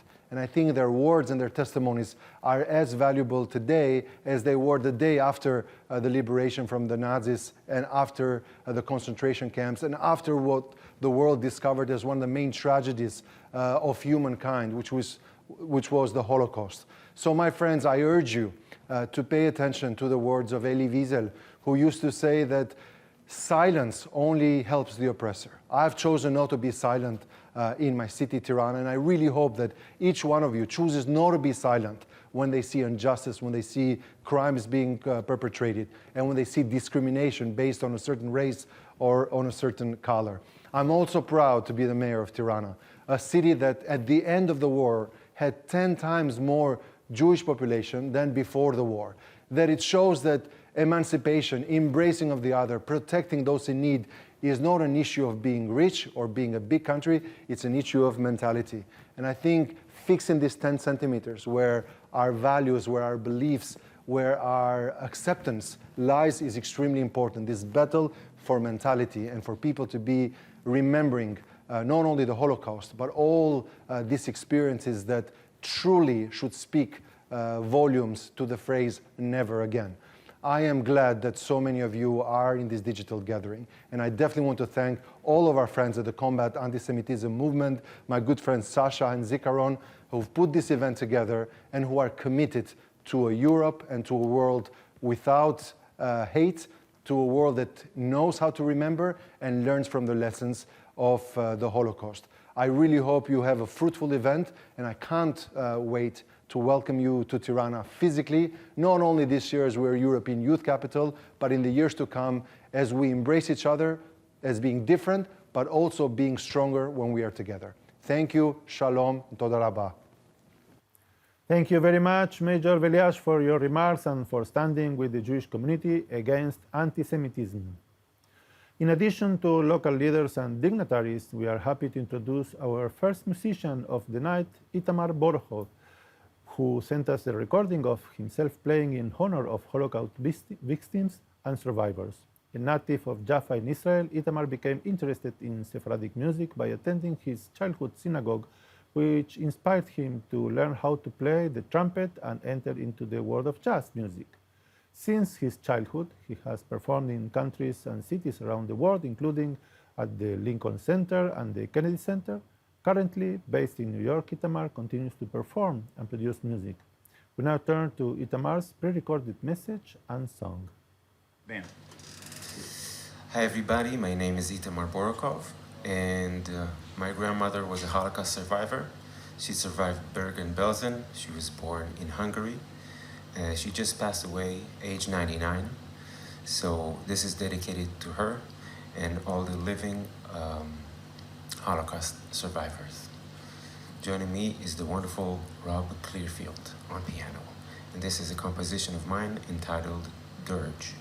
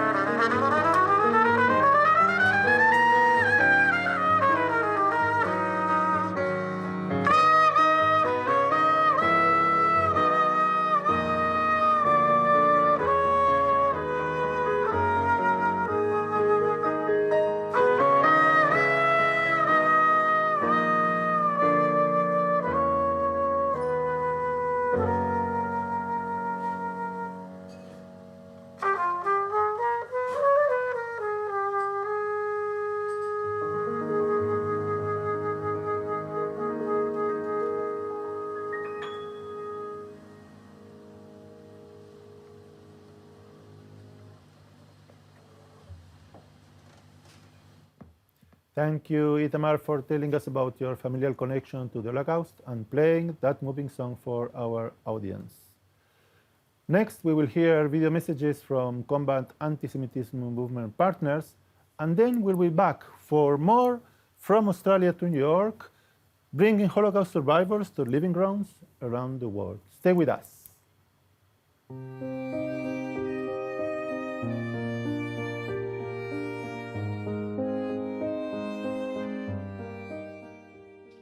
Shalom. I'm Kale White, a 3G New York board member and grandchild of Sala and of Rum Kurtz, Zatzal, two survivors from Radom, Poland, and I'm so proud to be here to commemorate Yom HaShoah on behalf of 3G New York, grandchildren of Holocaust survivors. We are honored to be partnering with Combat Antisemitism and their global coalition of organizations and esteemed dignitaries on this global event. 3GNY is an educational nonprofit for grandchildren of survivors and our supporters. As a living link, we preserve the legacies and the lessons of the Holocaust. Our mission is to educate diverse communities about the perils of intolerance and to provide a supportive forum for the descendants of survivors. 3GNY is most proud of our flagship educational program, We Do, which is short for We Educate. This initiative empowers grandchildren of survivors to learn and compellingly share their families' Holocaust experiences in school classrooms and with community groups. Since We Do started in 2010, we've trained more than 250 speakers, visited 400 classrooms in 110 different schools, and we have reached more than 29,000 students. 3GNY is volunteer run, and we have so much more to do, and we're making it happen however we can. For more information about how to bring 3GNY speakers to your community or to support our critical work, please visit us at 3gny.org. What does Yom HaShoah mean to a grandchild of survivors? For those of us who grew up knowing our grandparents and being immersed in their stories, it is a day filled with enormous sorrow. Our grandparents were often the sole survivors in their families. Some were hidden children themselves. So we don't typically have family reunions or heirlooms. Most of our relatives don't even have graves to show that they existed. We have almost nothing to prove that they came from somewhere. We almost feel sometimes like we fell from the sky. The memories that our grandparents shared with us are almost all that there is to prove the existence of a vanished world. But they did exist. 6 million unique individuals with hopes and dreams who loved and who were loved. Brothers, sisters, mothers, fathers, grandparents, and among them 1.5 million pure and innocent children. May their blood be avenged. Like my great-grandmother, Chanamindel Goldberg, Aleha Shalom, who sacrificed her life so that the next generation could live with grandchildren, great-grandchildren, and great-great-grandchildren whom she would never meet, but who all know her name and carry her good humor and joyous nature. This day is also one of awe and gratitude, because my grandparents witnessed miracles. Not only did the Nazis not succeed in their plan to murder the entire Jewish people and wipe out Judaism, the survivors went on to build thriving communities all over the world. The current world Jewish population is now approaching pre-war levels, and Jews of all backgrounds live together, celebrating our common heritage, and our children enjoy freedoms our ancestors once dreamed of. My grandparents also lived to see another miracle, the establishment of the modern state of Israel, an enormous source of pride for them that gave them the assurance that the Shoah or anything on the scale of the Shoah could not happen again because Jews could now defend themselves. My movie once told me that she thought that when people learned the truth of what took place in the Shoah, that anti-Semitism would cease to exist because they would be so ashamed and so apologetic. This unfortunately is not the case, especially today. On college campuses, on the streets of New York City, Paris, and Tel Aviv, Jews are still being targeted simply because they are Jewish, and we will not stand for this. We will weaponize our love and compassion against their hatred and intolerance to spread a message of light and hope and build a better future. Thank you. Am Yisrael Chai.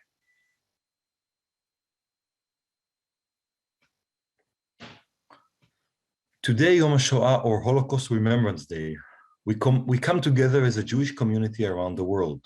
Jews of all ages, colors, linguistic, cultural, and denominational backgrounds, to remember the murder of 6 million Jews in ghettos, labor camps, killing fields, and extermination centers by the German Nazis and their collaborators. As Judaism and Jewish life in the third decade of the 21st century is still lived in the shadow of the Holocaust, as Holocaust survivors are passing, leaving us with fewer and fewer representatives of the generation that bore witness to the evil plan of Adolf Hitler and his henchmen to wipe European Jewry from the face of the earth. We come together every year with a renewed pledge to never forget and never let that happen again. For many of us, Jews and non-Jews alike, the Holocaust marks the nadir, the lowest point in the moral degradation of Western civilization, a genocide that is unique and unprecedented, an extermination process that never happened before or after in the annals of humankind. Scholars who have studied the subject for decades are still baffled by the most basic questions. How could one of the most refined and sophisticated nations, the nation which produced so many scientific and artistic talents, how could it come under the rule of the worst criminal in the history of humankind? Even more puzzling is how that process happened through democratic elections, with millions of ordinary Germans giving their vote to the Nazis, and later, either directly or indirectly, passively or actively, lending their support to the execution of the final solution plan. The Holocaust will no doubt continue to engage, to puzzle, and demand more answers from every generation. We will continue to study it and demonstrate our commitment to teaching its lessons. These lessons, for sure, are many, and they vary from the call to combat anti-Semitism and its diverse manifestations, to combat Holocaust deniers and those who deny the Jewish state's right to exist, to combating hate, racism, the rise of fascism, and the call to confront genocide. The latter, after all, is what we were all hoping would disappear from the face of the earth in 1945, though we know it didn't. And while the lessons of the Holocaust should and will engage us as educators all year round, we are obligated to continue to learn about the Holocaust and understand the way it connects to our lives every day of the year. What is unique to Yom HaShoah is the call to come together, to remember the individuals and communities who perished, the heroes of the ghetto uprising, the heroes of the clandestine schools and yeshivot, those engaging in Torah study, in prayer, in running choirs, symphonies, or Hebrew or Yiddish literature classes, those documenting the Nazi crimes, those operating rescue networks, and those who had done neither of that, but only struggled to survive, and to do so in the most dignified manner possible. We're here today to reflect on the 6 million and also remember what this number represents. Not an enormous, amorphous figure, but rather one Jew 6 million times. Today, I remember my deceased survivor grandparents, Fruma Chazanovsky, as well as Angel and Sarah Pilnik, who inspired me to become a Holocaust educator. By extension, today I also remember their parents, siblings, uncle and aunts who were killed during the Holocaust. I wanted to profusely thank the Combat Antisemitism Movement for organizing today's program and for inviting me to join you today, and to thank you all for your participation in this Yom Shoah commemoration. Good evening. My name is Mirta Glassman, and I am a board member of the Center for Holocaust, Genocide, and Human Rights Education of North Carolina. I was asked to speak about the importance of Holocaust education and commemoration at a time when we will soon live without survivors to testify to the horrors of the Holocaust. Although the Holocaust took place about 80 years ago, it is often treated as ancient history by our younger generations. The Shoah must be kept relevant and meaningful in today's world. The Holocaust was not an accident in history, nor was it inevitable. It happened because individuals, groups, and governments made choices to allow prejudice, discrimination, anti-Semitism, hatred, injustice, and violence to occur. Holocaust education helps students gain understanding of all these concepts. When students reflect on the role and responsibilities of individuals, groups, and nations confronting human rights violation, they hopefully become more sensitized to inhumanity and suffering whenever it occurs.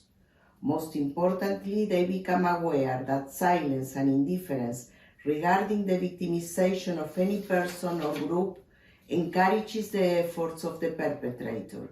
As Elie Wiesel said, we must always take sides. Neutrality helps the oppressor, never the victim.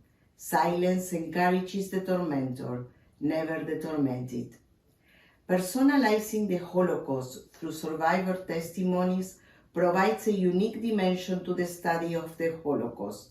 Staggering numbers are difficult for us to comprehend. A personal perspective can powerfully depict the horrors of genocide.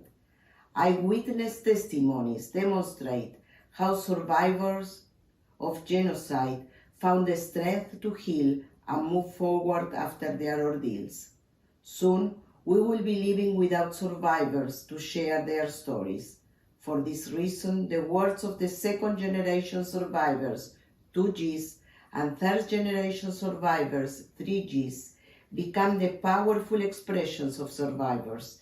These descendants offer the unique perspective of having lived with and learned from their parents and grandparents. The trauma sustained during the Shoah has been proven to be transmitted down through generations. Members of the Holocaust Speakers Bureau, a part of the Center for Holocaust, Genocide, and Human Rights Education of North Carolina, are committed to Holocaust education and commemoration. We are fortunate to be able to make the stories of the Shoah come alive.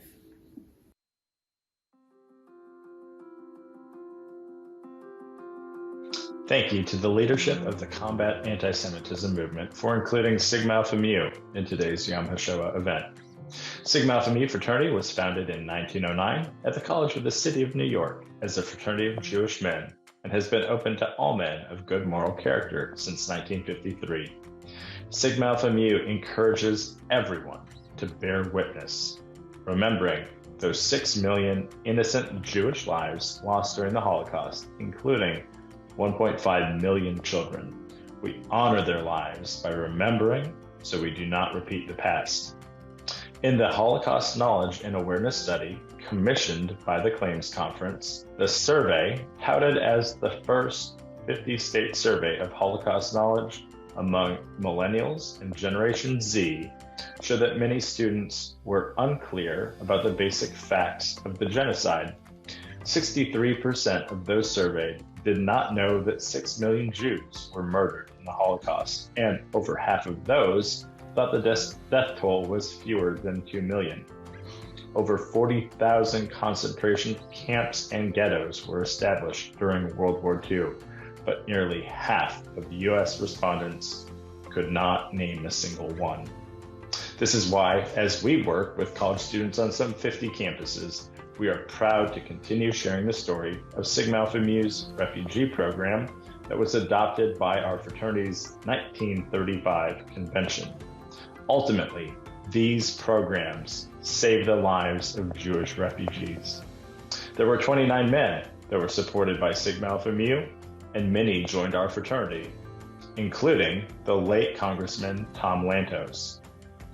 To learn more, you can visit sam.org/refugee project about how Sigma Alpha Mu's refugee project helped save Jewish lives.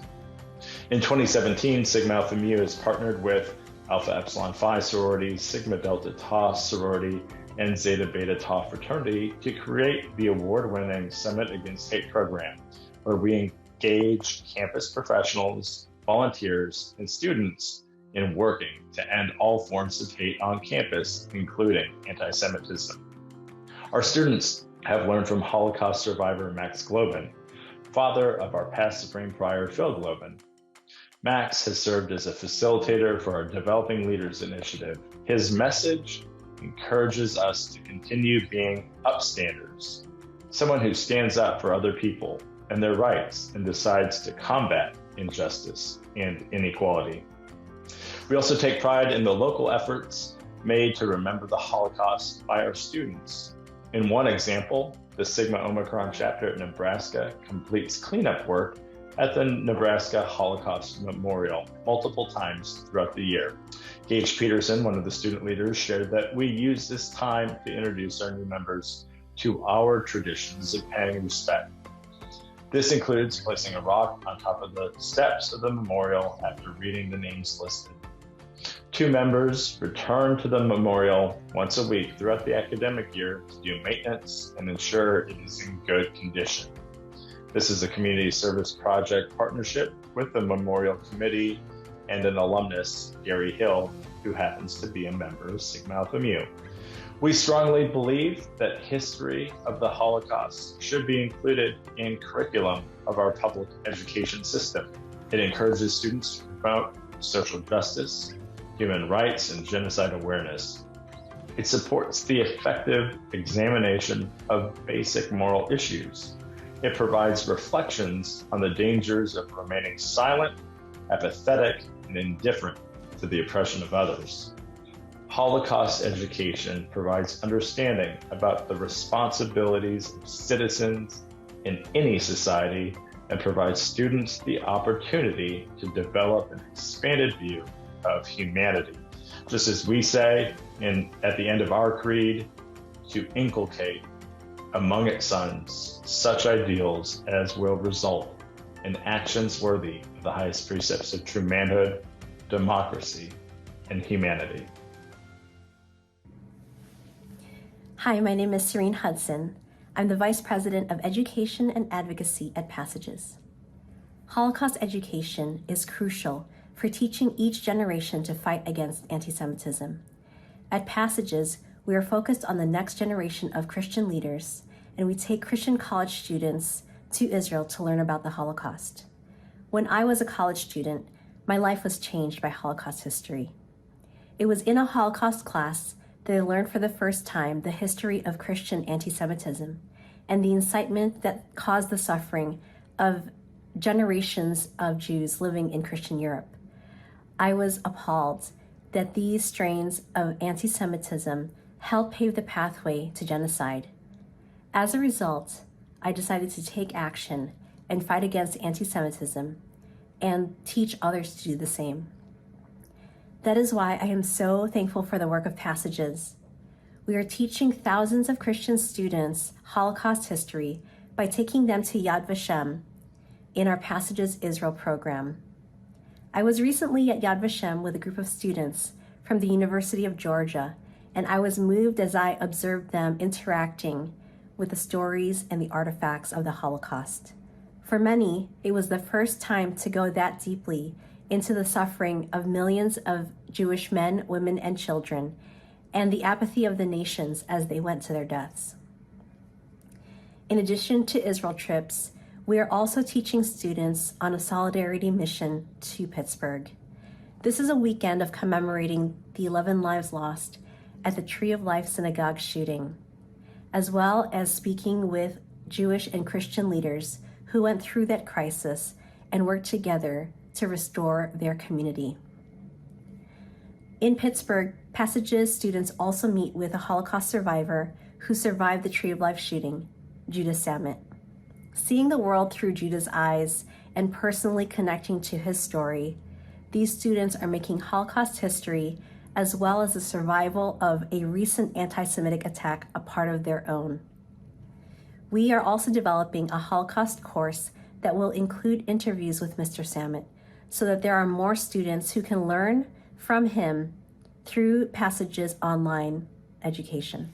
As the generation of Holocaust survivors passes, it is imperative for us to transmit their stories so that their experiences can be the memory of the living. Their eyewitness accounts confirm the atrocities documented. In this age of social media, the viral spreading of misinformation, falsehoods, and distortions must be counteracted. Survivor stories directly challenge Holocaust denial in all its forms, and at Passages, we're working hard to connect Christian college students to those stories. Through all of our programs, we are calling upon Passages students to accept the moral responsibility to fight anti-Semitism as Christians. Passages' unique contribution to Holocaust education and response is that we are training young Christians to speak out and for the Jewish people because we owe it to the Jewish people through our spiritual heritage. It is the right thing to do. Looking back at my own journey, I know firsthand the impact that Holocaust remembrance can have on youth and young adults. Those of us who have learned and have been willing to face ourselves in Holocaust history come away changed and ready to take action. Passages is committed to doing this work so that the next generations of Christians can be a force for good in the world and can say with the rest of us in this fight, never again. Thank you.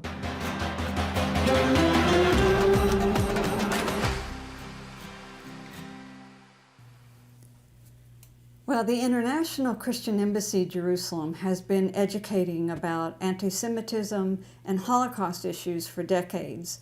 We have a partnership with Yad Vashem in Jerusalem to bring Holocaust education to the Christian world. As the United States director, I will say I feel a special responsibility and urgency to be educating on these issues now to the Christian community here. You know, many Christians attending our churches have no idea that there was even a history of Christian anti-Semitism.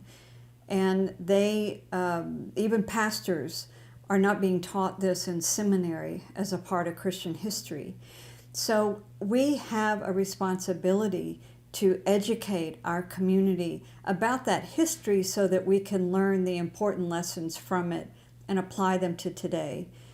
But also, the Christian community in America is the key demographic with the moral and the political strength to stand in solidarity with the Jewish people and to push back against anti-Semitism. And I say that we must educate them, and we cannot leave the Jewish community to fend for themselves. Thirdly, as the daughter of a liberator in World War II, I'm very aware that our liberators and our Holocaust survivors are not going to be with us much longer. And so the next generation has the responsibility to make sure that this world never forgets the sacrifice that so many paid with their lives, with their futures, with their health, with their well-being. And we must carry that torch into the next generation. And we at the ICEJ are committed to do that. Hello, I'm Dr. Katrina Lantos-Sweat, President of the Lantos Foundation for Human Rights and Justice. And I want to thank the Combating Antisemitism Movement for organizing this important event in commemoration of Yom HaShoah. As many of you may know, my late father, Congressman Tom Lantos, was the only survivor of the Holocaust ever to serve in the United States Congress. And he will remain so, because as we all understand, that generation is now beginning to pass from the scene. I feel incredibly blessed and really quite privileged that my mother, Annette Lantos, herself a Holocaust survivor, lives with me in my home.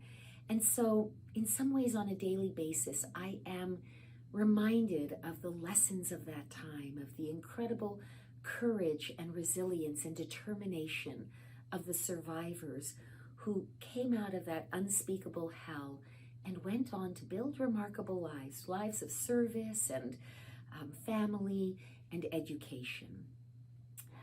I think as we understand that this generation begins to pass from the scene, in a way it is as though this torch or this duty of responsibility has passed to us. We cannot let the lessons of the Holocaust, the stories of the Holocaust, and the warnings of the Holocaust fade into the past, become part of our remote history. It is up to us, this generation and those much younger than us, to make sure that knowledge of this darkest period in human history remains front and center in the awareness of the rising generation.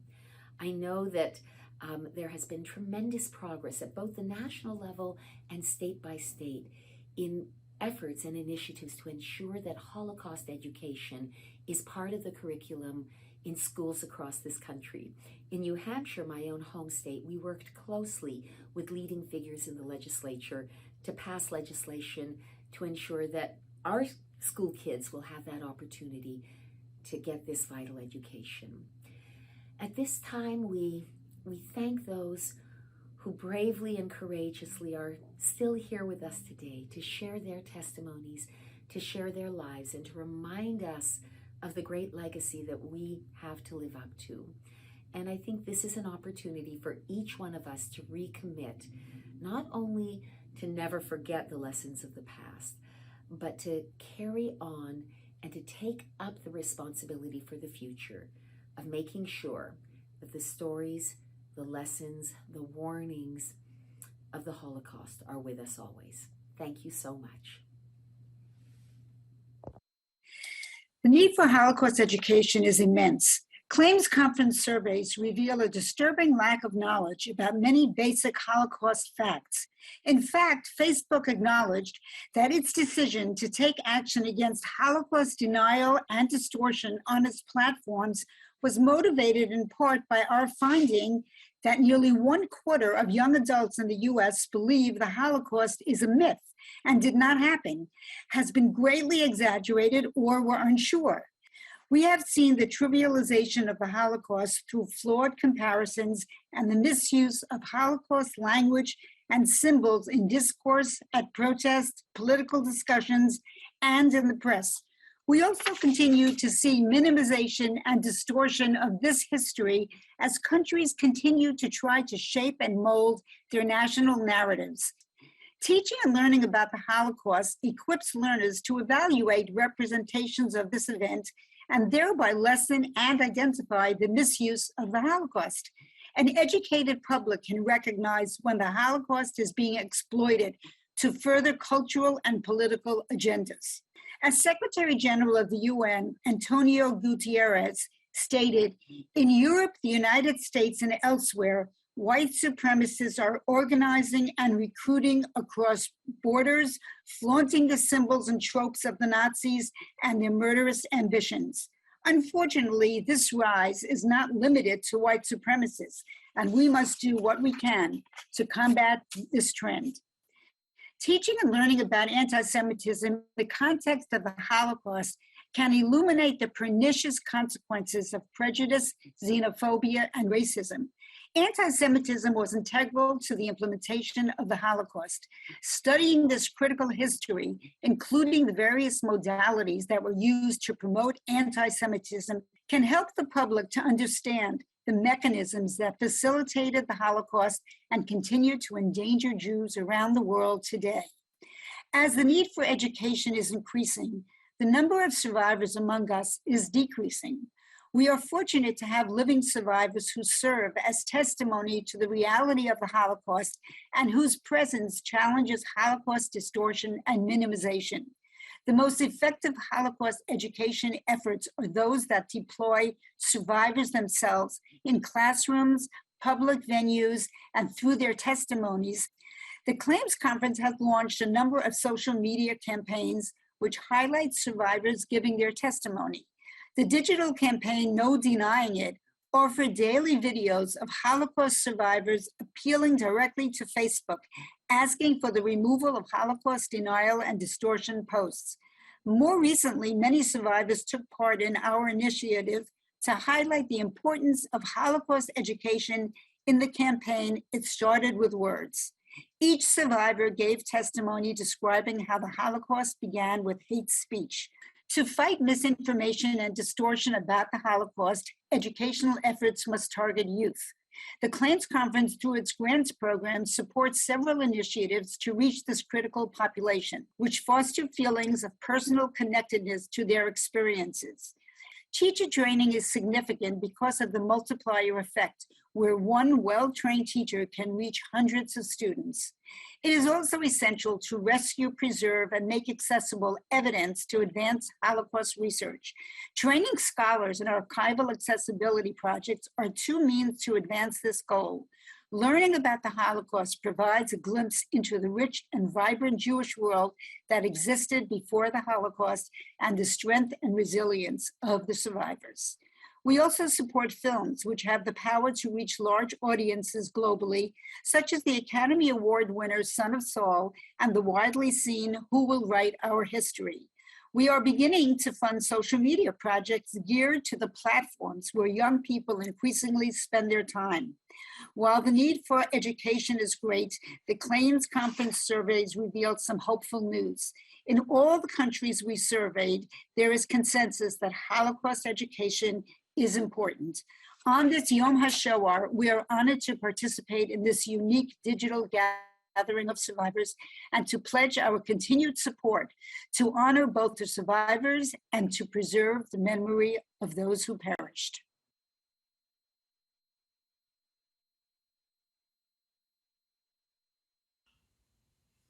We're living in an age of tremendous potentiality.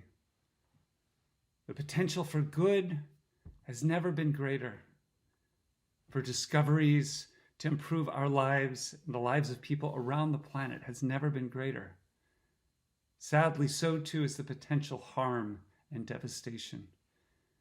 We're living in a time of historic rise in attacks on Jews, on Jewish institutions, on Judaism itself, in the West and in America and wherever Jewish communities have found. The Holocaust unveiled with unremitting ferocity the violent hatred which so many of us thought was a thing of the past. Surely, we thought in the 1930s, surely the world has moved on. It has matured beyond blaming Jews and Judaism for whatever is most repugnant in the world or whatever they find most hateful. We were wrong. We say the Holocaust if it's one thing, but the Holocaust, it's over a decade. The Holocaust happened. There's perpetrators and collaborators on 6 continents, touching every nation state. Men and women, people of every ethnic group and every nationality committed atrocious acts against their Jewish population. The Holocaust reminds us that we can't simply take a Manichaean approach to the world where some group of people are inherently good and some are inherently evil, and our job is simply to separate them out and defeat the evil ones. Rather, the wisdom of the Holocaust, if we can say that, the lesson of the Holocaust, is the lesson that Alexander Solzhenitsyn learned at a different time, and it's so apt for us today. Solzhenitsyn writes, "Gradually it was disclosed to me that the line separating good and evil passes not through states, nor between classes, nor between political parties either, but right through every human heart and through all human hearts."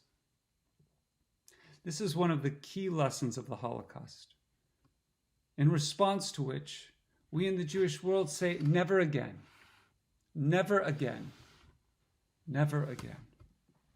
Yet there are 2 diametrically opposite ways of reading this phrase. On the one hand, never again can mean, never again may we, ought we, can we allow such a horror to be perpetrated against any other people, against any group on the planet. And on the other hand, never again. Never again will we allow ourselves to be murdered in mass. Never again will we refuse to stand up for ourselves. These 2 never agains, both are correct. We must hold the wisdom of both of these insights of never again.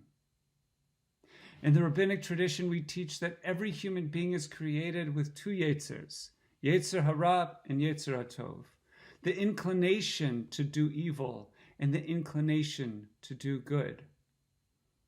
Every one of us. The Holocaust requires us on an individual level to work through what Jung calls our shadow self, what our tradition calls the Yetzer Hara. We have to work through our own propensity for evil at the same time that we put into place the mechanisms that create a never again and a never again, that create and empower us to make sure that the Jewish people will never again be murdered in mass. And on the other hand, to make sure that never again will any people be this subject to be the object of a genocide. This work is so critical right now in the Jewish communities across the world, and certainly on our college campuses and here at Oregon Hillel. It's imperative for our Jewish students for their own sake. We know from recent surveys that 65% of Jewish students on North American campuses have felt the need to hide their Judaism. They have to hide the fact they're being Jewish, of their identity. In an age when we're elevating so many identities, we're leaving behind our Jewish students. The Holocaust reminds us that it's important that all identities and all people and all loves are cherished. So this is something that has to be addressed on our campuses. It's something we're addressing at Oregon Hillel. Finally, I'll leave you with the last thought, something that's so critical for our students today, for all of us today. Our students will be the last generation to hear from, to speak with, to learn from survivors in the first person. By the time their children come around, God forbid, there won't be survivors in the first person to be able to hear from, to listen to ask questions of, to see their faces, and to hear their stories. This is why Holocaust Memorial is so important this year, is so important on our campuses, and why Holocaust education is at the heart of fighting anti-Semitism, which, once again, is all too real a part of our American Jewish and our global Jewish reality. My name is Brad Pomerantz. I work for Jewish Life Television. I want to thank the Combat Antisemitism Movement for inviting me to speak today, Holocaust Remembrance Day. I am the great-nephew of Rizla Burel Polonetsky. Sadly, I never met Rizla, her husband, or three sons. They stayed in Poland when my grandmother immigrated to America. They lived in a shtetl about 1 hour west of Krakow. They went into hiding and they were captured, uncovered, and killed on the spot. We received a letter written by Rizla that was sent out by the town's priest after the Holocaust, and we were aware that they perished. I never want the world to forget Rizla, her husband, and her three sons, and the other 6 million Jews killed during the Holocaust. But I'm concerned that the world may forget about them, about the 6 million. Surveys show that only 63% of Americans are aware that 6 million Jews were slaughtered during the Holocaust. And those numbers drop as individuals get younger. The younger you are, the less you know about the Holocaust. I'm heartened by the fact that 20 states require Holocaust education. I'm disappointed by the fact that 30 states do not. And I call on every American state to mandate Holocaust education in K-12 schools. The Shoah was one of the most horrific events in human history. And yet, after the Shoah, we see continued genocide into the 20th and 21st centuries. We believe that maybe 300,000 Holocaust survivors are still alive today, but every single day we lose Holocaust survivors. I have been so lucky and fortunate as a host here at JLTV to interview Holocaust survivors, to hear their stories. I have traveled to Auschwitz and walked with Holocaust survivors through these concentration camps. But I don't know that my children, my future grandchildren, and their children, I know they will not have that opportunity because Holocaust survivors will no longer be with us. And that's why it is so critically important that we in the Jewish community and those outside of the Jewish community advocate for and demand that we have Holocaust education at all levels, K-12, college, and beyond. And it's not just Jews that need to know about the Holocaust, it's everyone that needs to know about the Holocaust. When we think about that we have seen future genocides or actual genocides occur after the Holocaust in Southeast Asia, in the Balkans, maybe even today in the Ukraine, we know that never again is not never again, has not been never again, but we can do something about it. So I salute the Combat Antisemitism Movement for advocating and inviting all institutions of goodwill, be it public or private, to continue to promote Holocaust education, to welcome those individuals of goodwill to learn about the Holocaust so that never again really does mean never again. Thank you so much for inviting me, and I commemorate the 6 million who we lost during the Shoah. Buenas noches, gracias por su invitación. Mi nombre es Alberto Javiles, director ejecutivo de la Comisión Antidifamatoria de Benevolent Panamá. La Shoah es la culminación de un periodo de siglos de odio instigado hacia el pueblo judío, un odio irracional que conllevó al exterminio de nuestros hermanos hace 80 años atrás por el Estado alemán y sus aliados. El día de hoy no podemos matar o no podemos permitir que se asesine por segunda vez a los sobrevivientes de la Shoah, y es nuestra obligación perpetuar el legado enseñando a las nuevas generaciones judías y no judías de lo acontecido 8 décadas atrás y de los factores que conllevaron a este genocidio. Nuestro trabajo tiene mucho que ver con la divulgación, con la concientización, con impedir que la Shoah sea banalizada y con el respeto profundo hacia nuestros mártires, hacia sus descendientes, hacia las nuevas generaciones que van a nacer. El pueblo judío vive y perpetuará por encima de todas las circunstancias adversas que hemos vivido en el transcurso de nuestra historia, y es nuestra obligación, nuestra responsabilidad y nuestro legado que eventos como los vividos no vuelvan a acontecer ni con nosotros ni con ningún grupo humano. Am Israel Chai. Buenas tardes y gracias por la oportunidad de participar en este solemne evento. Mi nombre es Daniel Chamá, soy presidente de la Comisión Antidifamación de Benevolent de Panamá. Y para mí la importancia de enseñar y transmitir los mensajes de la Shoah es hacer entender a todas las generaciones lo que sucedió en Europa hace unos años atrás. Es importante saber que las personas que no estuvieron vinculadas a algún familiar en el Holocausto también sufrieron la pérdida de personas anexas a ellos. 6 millones de judíos fueron asesinados solamente por el hecho de ser judíos. Yo soy nieto y bisnieto de sobreviviente.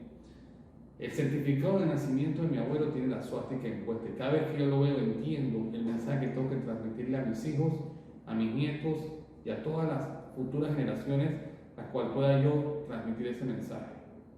Señores, el Holocausto fue un hecho terrible que marcó la historia del pueblo judío. Pero no solamente marcó la historia porque mataron a más de 6 millones de hermanos.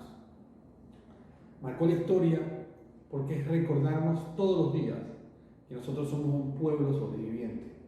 Y ese es el mensaje que nosotros debemos transmitir a nuestros hijos y a todas nuestras comunidades y a todas las generaciones que vienen en las escuelas, en la comunidad, en nuestros países, para que este terrible evento jamás vuelva a repetirse.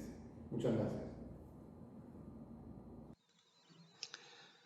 My name is Jakub Nowakowski. I'm director of the Galicia Jewish Museum in Kraków, Poland. During the Yom HaShoah, we are remembering the victims of the Holocaust, Jews killed by the Germans and their helpers just 80 years ago, here in Europe. Today, here in Europe, we are witnessing a new conflict, a bloody war where this time Russian oppressors, without any remorse, are attacking and killing civilians, not by accident, but with a steady and terrifying precision. For the people of Ukraine, this is an everyday tragedy. For us, living under the very same sky, but very different reality, this should be a lesson that the history happens whether we like it or not. The lesson, or actually a reminder of where does it end? Where does it end when there is not enough empathy, not enough education, not enough democracy, not enough of civil society? This is why it's so important to learn about the Holocaust, about the processes which led to this biggest crime ever committed, to learn about the victims, but also about the perpetrators, to keep reminding ourselves of what we as human beings are capable of doing. This is especially important now when the last survivors are passing away. Soon, very soon, there will be no one who will be able to say, I was there. I have seen it all. I survived. We need to use these last moments as much as we can to take the burden of their stories, their pain, on our shoulders. Soon enough, we will be the only bridge which will be able to connect future generations, those who are born right now, with the stories of those amazing people who were born before the outbreak of the World War II. And with when some of us had a privilege and honor to meet. We mustn't waste time. At the Galicia Jewish Museum in Kraków, we understand that in 2019, before pandemic outbreak, we hosted over 500 meetings with Holocaust survivors and righteous among the nations. We are very excited that those programs are now being restarted, and we can once again invite groups to the museum for those incredible encounters. At the same time, we are increasingly interested in looking at how the Holocaust memory and narratives are transmitted through the generations, and how the children and grandchildren of survivors engage with contemporary Poland. This is something that we explore in our current temporary exhibition called Sweet Home Sweet, Story of Survival, Memory and Returns. And perhaps all of this gives us some hope that the survivors will not be gone entirely. Their stories, their memories, their emotions will stay with us and in us. We just need to be ready to carry this legacy onward into the future. Hello everyone, greetings from JC in Warsaw. My name is Marta Saracen and I'm a Program and Communications Director here. First of all, I would like to thank you, Combat Antisemitism Movement, for inviting us to take part in this important event. And thank you all for tuning in from all around the world to meet today. I would like to share some light onto what we do at the JC in Warsaw and how important the Holocaust education and commemoration is within our activity.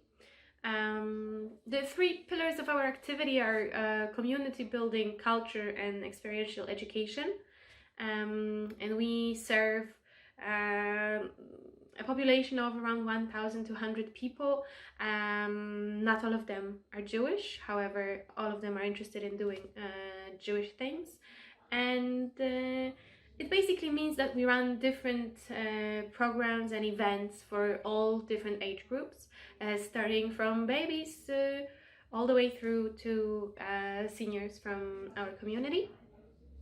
And like I said, even though Holocaust education and commemoration is not there set in stone as the principal topic of what we do, it is very important, because even if you don't necessarily consciously want to educate about the Holocaust, there is no way around it. This is the history of our community. This is what happened to our people. And it's not only history, it's still, we still have the honor to actually have Holocaust survivors among our members. And even though we don't want to overuse them as witnesses and people who have gone through the terrible experience of the Shoah, we do make sure to incorporate their voices into what we do, and especially within the intergenerational programming, within the intergenerational conversations. So, for example, we do make sure to connect our teens with sometimes the generation of their great-grandparents, so that they can actually use them as resource, but also to connect with them, because we find it to be very important, that intergenerational connection and all sorts of connections within the community. And it's a one way to actually express what we do. This is one of the aspects of communal life, creating these connections.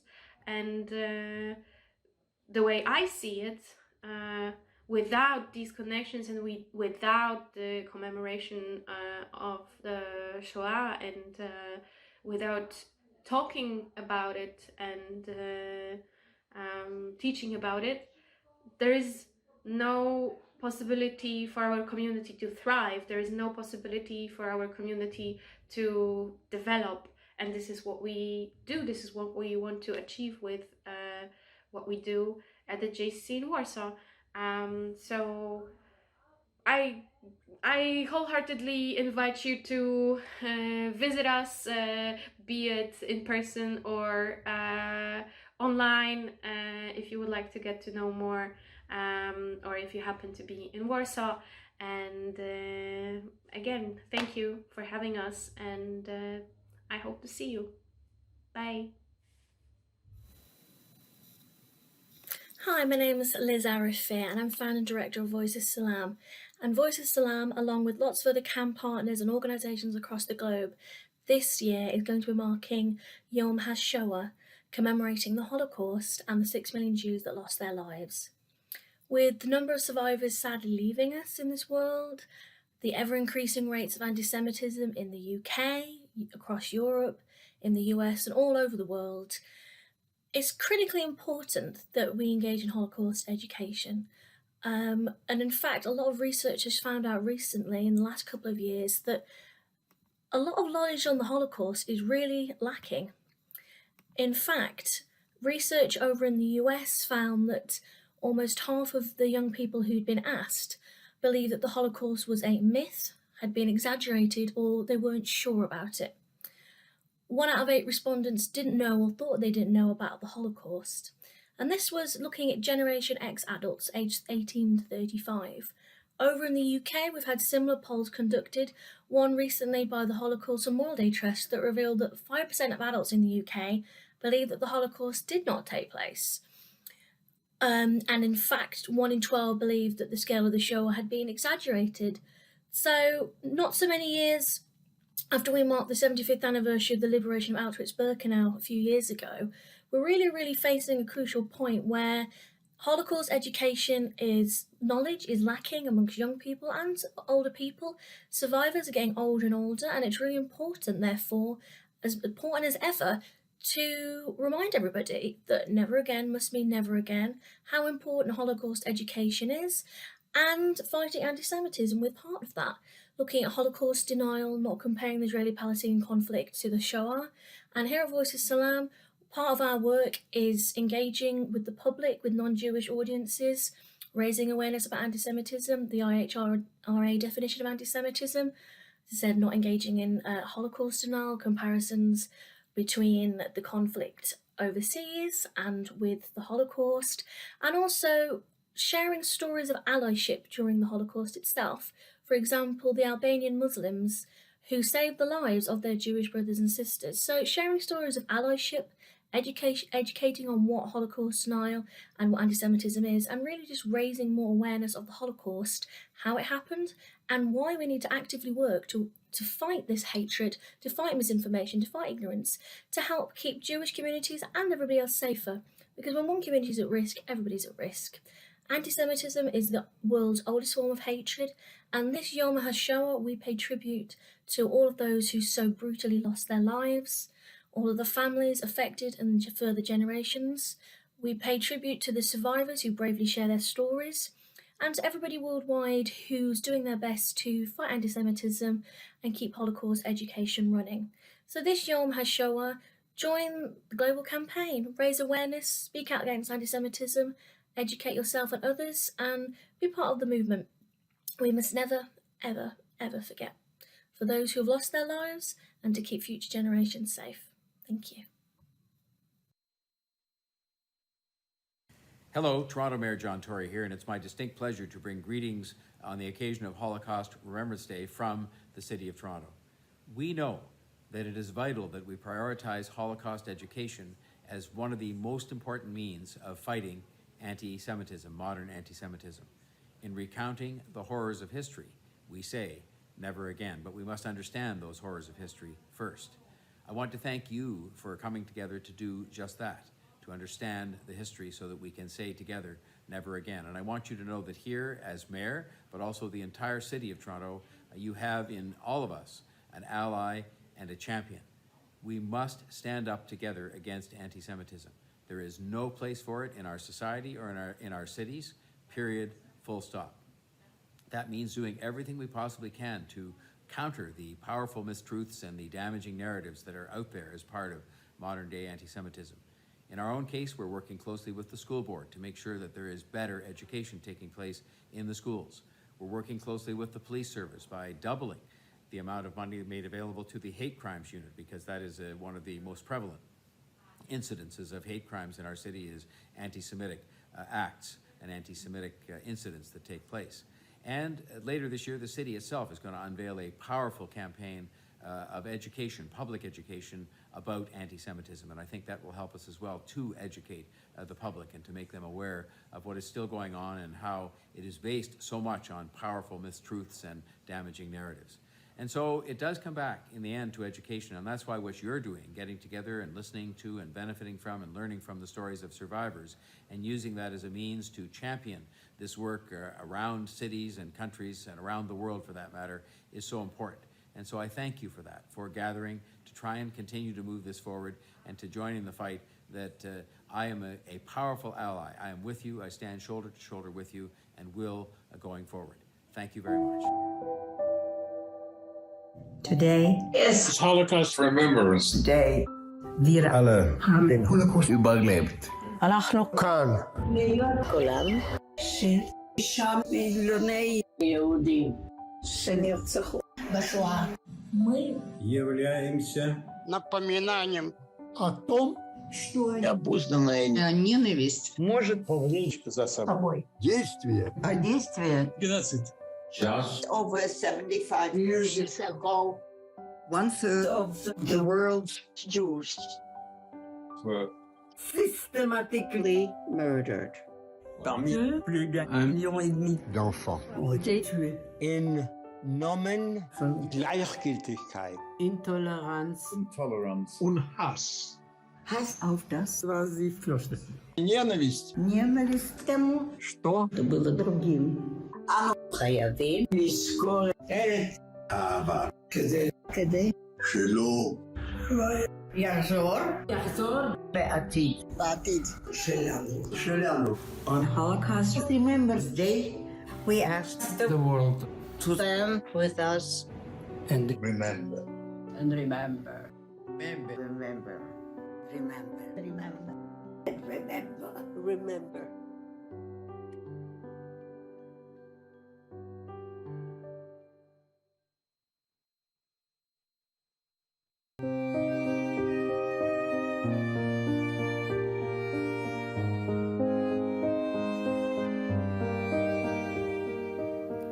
Bienvenidos a los que acaban de unirse a nosotros esta noche, bienvenidos de nuevo a los que todavía están con nosotros desde el testimonio que nos diera Ellen.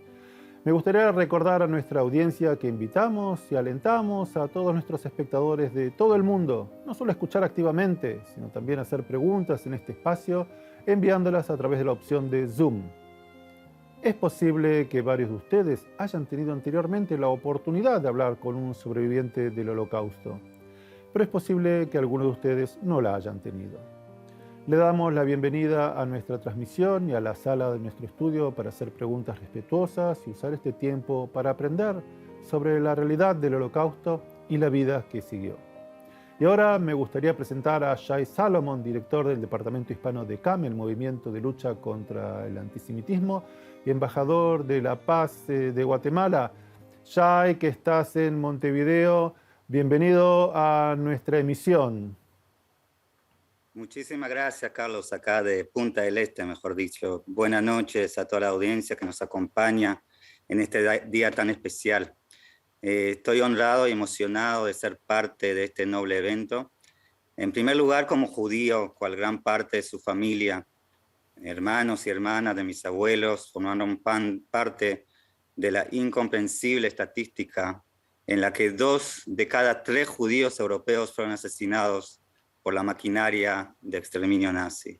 Segundo, como israelí, único hijo nacido en el Estado judío de padres que decidieron emigrar y hacer aliyá al Estado de Israel por sentimientos y valores sionistas. Y tercero, como uruguayo, que ahora estoy transmitiendo acá desde Cipemu, la comunidad judía de Punta del Este, que día a día, como otras pequeñas comunidades judías en la diáspora, mantiene la llama encendida y educan a la próxima generación.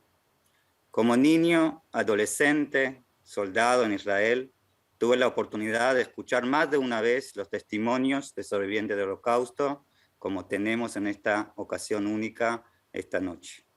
Las terríficas historias se escuchan, pero realmente ninguno de nosotros tiene la capacidad de entenderlas. Amos Oz, un escritor israelí, escribió sobre el mal que es real, tangible. Como lo demostró el siglo XX, tiene una cara, personalidad e identidad distinguida. Por momentos luce una apariencia ilustrada, seductora, graciosa, pero al final despliega un hedor inconfundible. La generación de hoy pronto no tendrá la oportunidad de escuchar evidencia viva de la manifestación de este mal. Un mal que se ha apoderado de toda buena parte de Europa continental y más allá. Tenemos la obligación moral de hacer todo lo posible para seguir escuchando y seguir difundiendo estos testimonios. Debemos hacer frente a cualquier factor que nos divida de la existencia de la intolerancia y de la propagación del odio al nivel global. Esto es parte de la esencia de CAM y continuaremos manteniéndola junto con nuestros socios en todo el mundo. Muchas gracias, Carlos. Shai, muchísimas gracias por tu introducción y por el mensaje que acabas de dar. Vamos a tener una serie de invitados para comentar y tengo entonces el honor de invitar a nuestro primer orador en esta sala de Latinoamérica, el viceministro Gerardo Amarilla, viceministro de Ambiente de la República Oriental del Uruguay. Señor Amarilla, adelante, por favor.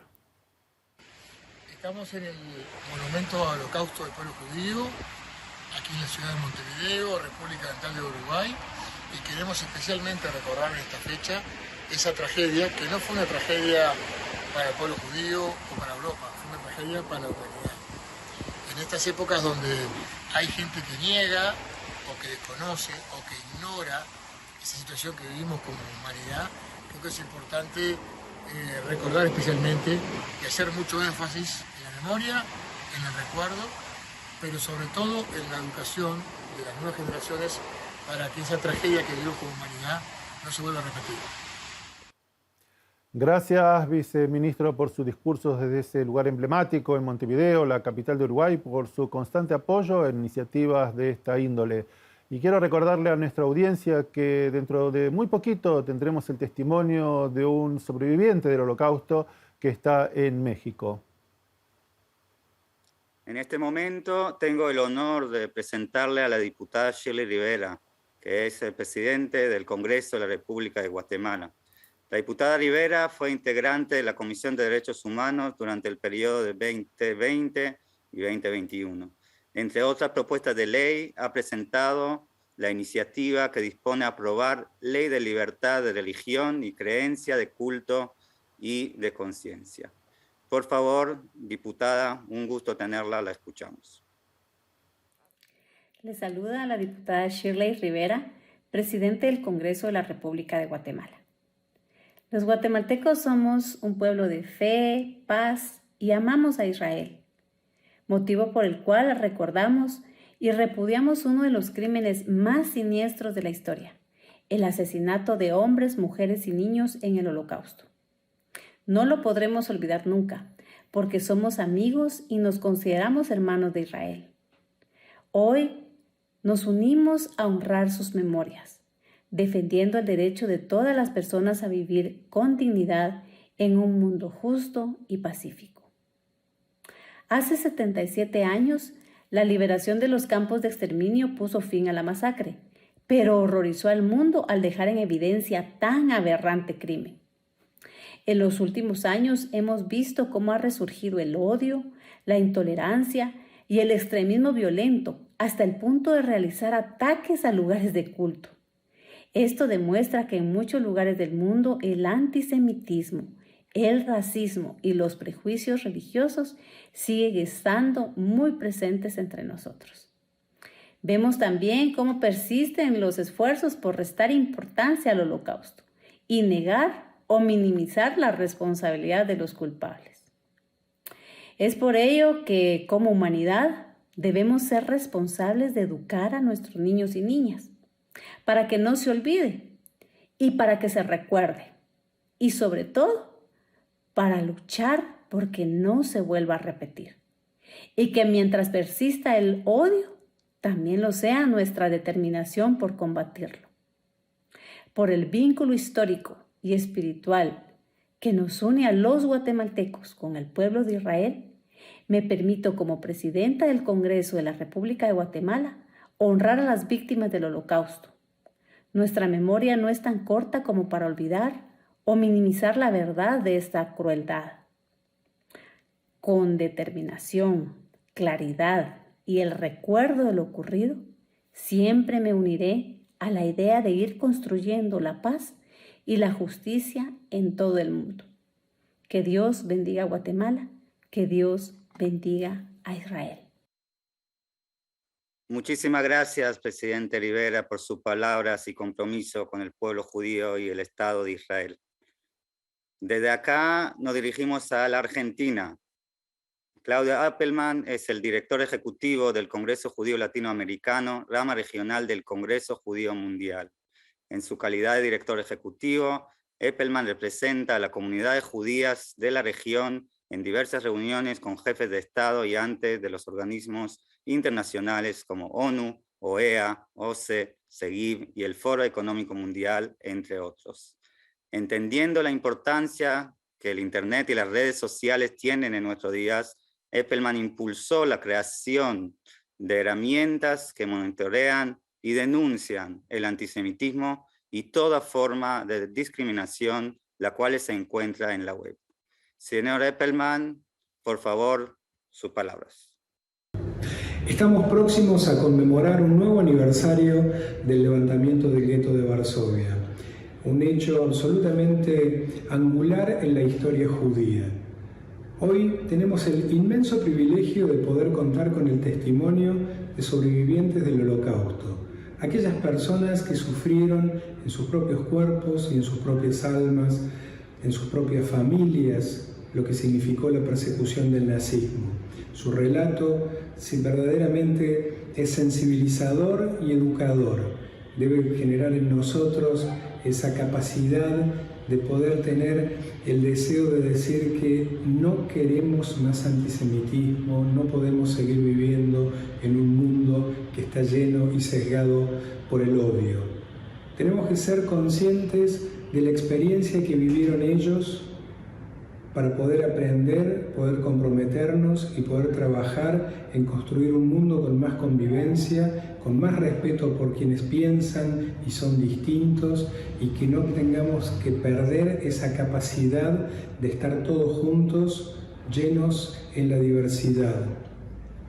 Ojalá seamos capaces como humanidad de aprender esta lección de lo que significó la Segunda Guerra Mundial, de lo que significó el levantamiento heroico del gueto de Varsovia y de todos los otros focos de resistencia que hubo durante la Segunda Guerra Mundial, para que hechos como estos verdaderamente no sucedan nunca más y nunca más tengamos que ver imágenes como las que estamos viendo hoy nuevamente de guerra, de destrucción, de devastación y de muerte como la hay en Europa. Ojalá como humanidad aprendamos. Eso demanda de nuestro compromiso y de nuestro involucramiento para alcanzar un mundo sin odio. El señor Eppelman es copresidente del Foro Global de Lucha contra el Antisemitismo en Latinoamérica. Pronto se hará el próximo foro, cual CAM, como otras organizaciones representadas acá, estarán participando. Te agradezco, Claudio, por su discurso y nos vemos pronto. Muchas gracias. Y ahora pasaremos a Costa Rica, donde tendremos el gusto de saludar y escuchar las palabras de la diputada Shirley Díaz Mejía. Su trabajo profesional ha sido enfocado en la necesidad de cambiar condiciones sociales estratégicas en beneficio de las mujeres. Fue miembro de la Comisión Interamericana de la Mujer, capítulo Costa Rica, ante la OEA, y la diputada pertenece y activa en la Liga de Amistad Costa Rica-Israel. Diputada, un gusto. Adelante, por favor. En el marco de la conmemoración del Holocausto y como representante popular a través del Parlamento costarricense, quiero extender mis muestras de cariño y solidaridad con el pueblo israelita en la conmemoración de un evento tan lamentable que trajo como resultado la muerte de inocentes a nivel mundial. Quiero también rescatar los lazos de amistad que han caracterizado la relación entre nuestra República y la República de Israel, bendiciendo su pueblo y deseándoles que estos lazos cada vez se estrechen más y podamos llevar adelante relaciones comerciales, relaciones humanas, relaciones culturales todavía más fuertes de las que nos han unido desde 1966, fecha en la que se abre la primera embajada de Israel en suelo costarricense. Quiero agradecer la cooperación que ha tenido el pueblo de Israel a través de su gobierno en el campo de la educación, en el campo de proyectos productivos, por supuesto, rescatando la participación económica de los israelitas en la economía costarricense y pidiéndole a Dios que nunca más volvamos a ser testigos de un holocausto como el que presenciamos en los años 40. Quiero pedirle también al pueblo de Israel que de la mano con Costa Rica llevemos adelante relaciones más cercanas de las que ya hemos tenido hasta ahora y que logremos encontrar un espacio de paz y de amistad. Muchas gracias por la posibilidad de participar en este evento tan importante y les damos nuestra más sincera muestra de cariño y estima. Muchas gracias, diputada, por sus palabras y su llamado a fortalecer los vínculos y generar un espacio de paz y amistad. Y me gustaría agradecerle por sus esfuerzos para que Costa Rica esté presente en el Foro Centroamericano que se llevó a cabo en Guatemala. Hablando de Guatemala, nos dirigimos ahora al Parlacén, el Parlamento Centroamericano en la ciudad de Guatemala, para escuchar al diputado Warren Beitia, secretario de la Junta Directiva del Parlacén. El diputado participó en estos días junto al presidente Guillermo Daniel Ortega Reyes en un encuentro a favor de la paz y el desarrollo sostenible con participación de autoridades nacionales, regionales e internacionales, donde se habló, entre otros, de la importancia de los derechos humanos y la libertad de culto. Diputado, por favor. Buenas, saludos. Mi nombre es Warren Beitia, diputado del Parlamento Centroamericano por el Estado de Panamá. Quiero agradecer la invitación a los amigos del movimiento de lucha contra el antisemitismo en el mundo. Sabemos y todos conocemos la historia que vivió el mundo entre 1933 a 1945, donde se dio la desaparición física de millones de personas, donde se dio el Holocausto contra el pueblo judío, contra razas, contra personalidades del mundo. Hoy en este evento sabemos que van a participar algunos sobrevivientes de este holocausto, que con mucha tristeza siempre recordamos para esta fecha.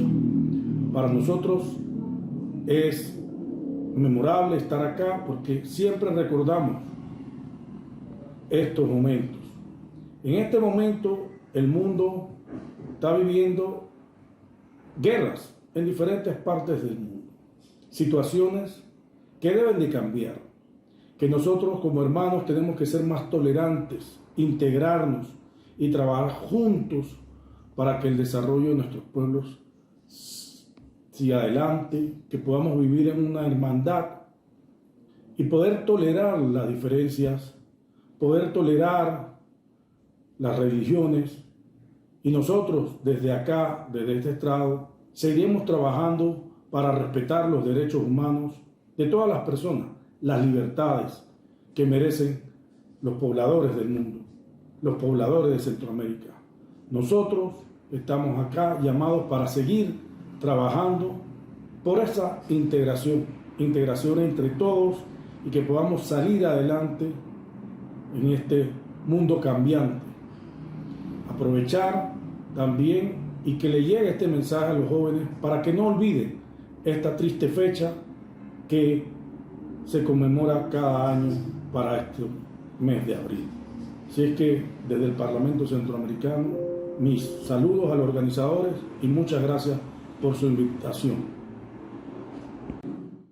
Le agradecemos profundamente, diputado, por sus cálidas palabras, y reiteramos nuestro agradecimiento también por el acompañamiento que nos dio en el primer foro centroamericano por Israel, que pronto esperemos verlo nuevamente, ya que lo estamos planificando a replicar en su país natal, Panamá.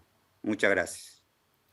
Shai, nosotros hemos dedicado esta noche al tema del Holocausto, y el Holocausto no hubiera sido posible si no hubiera sido por criminales nazis que cometieron el asesinato de 6 millones de judíos.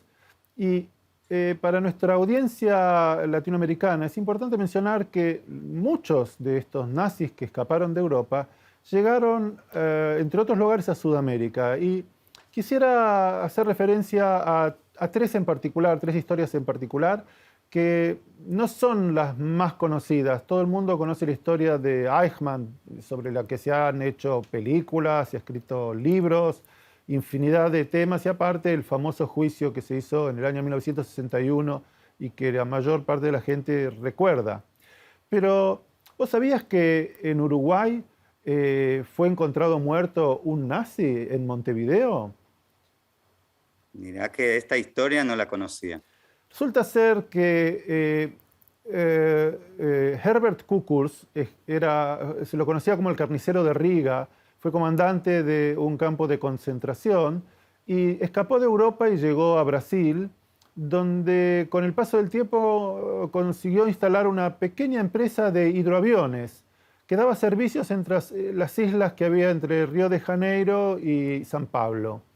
Y el Mossad intentó atraparlo, y para eso enviaron a un representante haciéndose pasar por un hombre de negocios que lo convenció a abrir una sucursal en Uruguay. Y la intención que tenían los miembros del Mossad era sacarlo por el Río de la Plata y traerlo a Israel, como hicieron con Eichmann, para que sea juzgado. Pero resulta ser que Kukurs era un hombre de grandes proporciones, pesaba cerca de 90 kilos, y al momento de reducirlo ofreció resistencia, y entonces los agentes del Mossad lamentablemente no tuvieron mayor opción que neutralizarlo y eliminarlo. Pero no se lo pudieron llevar y lo dejaron en un arcón en Montevideo, en el barrio de Carrasco. Ahora, obviamente, Kukurs, que vivía en Brasil, no volvió, y su familia estaba un poco preocupada. Dieron aviso a la policía. La policía en Brasil no sabía mucho qué hacer, Y pasaron varios días hasta que, como nadie preguntaba por él, al jefe de la policía de Alemania le llega un cable, en aquellos días, estamos hablando de los años 60, le llega un cable diciendo, mire, vaya a tal calle, en tal barrio, en Montevideo, que ahí va a encontrar algo que hemos dejado para usted. Y es así que una delegación de la policía de Montevideo va al barrio de Carrasco y cuando ingresan a la vivienda encuentran un arcón y cuando lo abren encuentran el cuerpo de Kukurs y un mensaje.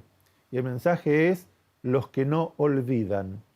O sea, en Uruguay hubo un nazi que fue encontrado muerto y que había escapado y vivido muy tranquilo y siendo un empresario exitoso en Brasil. Y en Brasil también hubo otro nazi muy importante, poco conocido, Franz Stangl, que fue comandante de 2 campos de concentración, de Treblinka y de Sobibor, y fue el responsable de la muerte de casi 700.000 judíos, que consiguió escapar gracias a la ayuda del Vaticano y que fue enviado, al principio no a Sudamérica, fue enviado a Damasco, llegó a Siria, pero 3 años en Siria con su familia, rubios, arios, se ve que no se acostumbraron y nuevamente pidiéndole favores al Vaticano consiguieron ser enviados a San Pablo, donde llegaron en el año 1951. Y entonces, con el paso del tiempo, el señor Stangl se fue acomodando hasta que la Volkswagen alemana abrió su primera filial fuera de Alemania en San Pablo. Y Stangl consiguió trabajo como operario allí.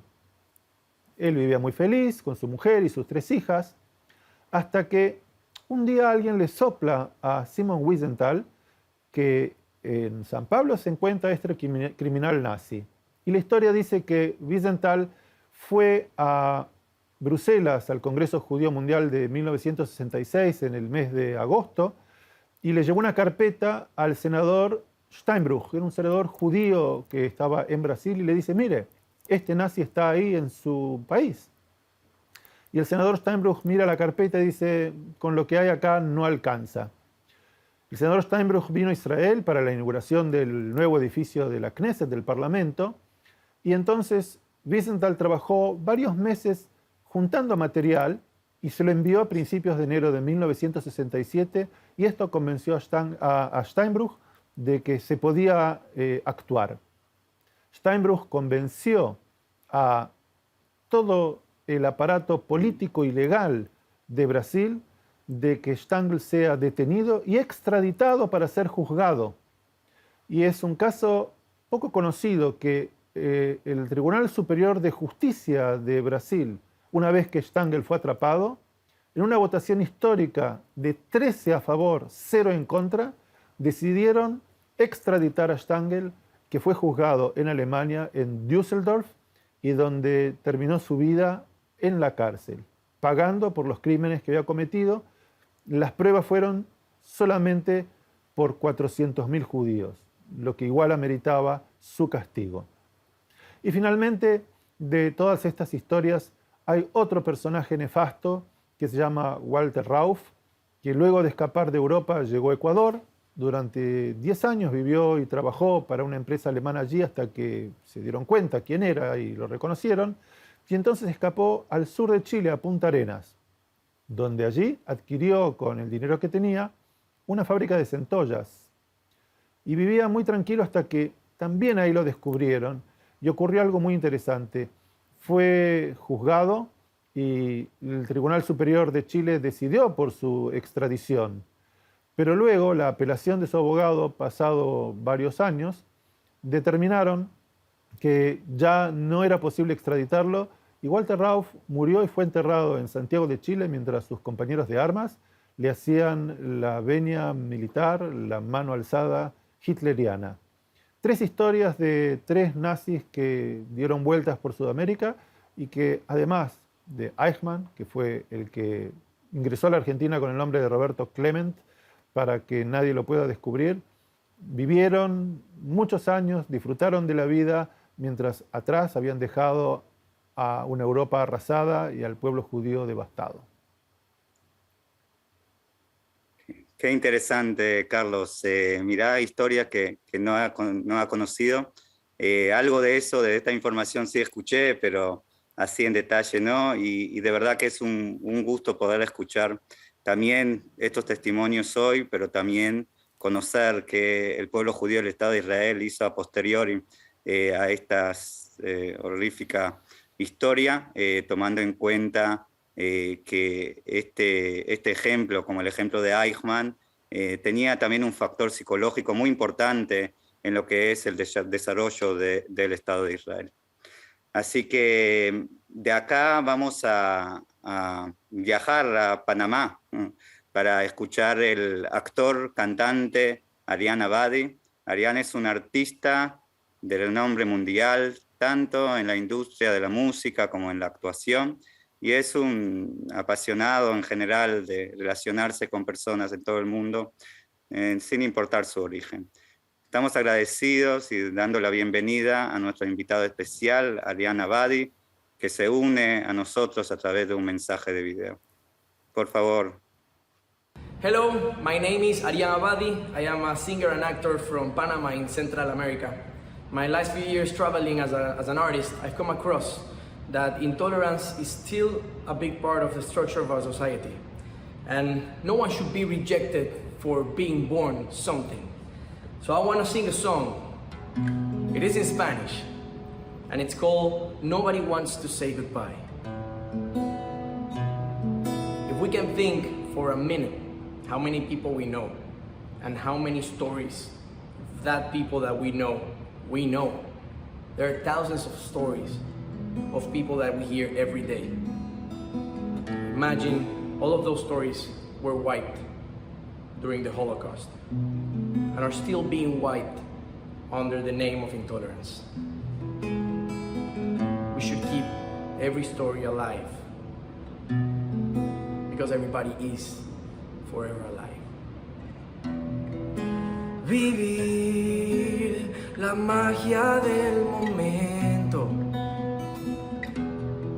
pensar que nunca va a acabar, revivir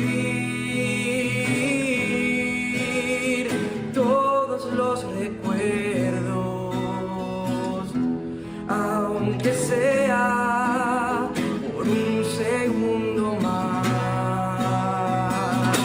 El tiempo se va y no sé qué decir. La vida aquí está y no me quiero ir. Nadie quiere decir adiós. Nadie quiere decir adiós. Nadie quiere decir adiós.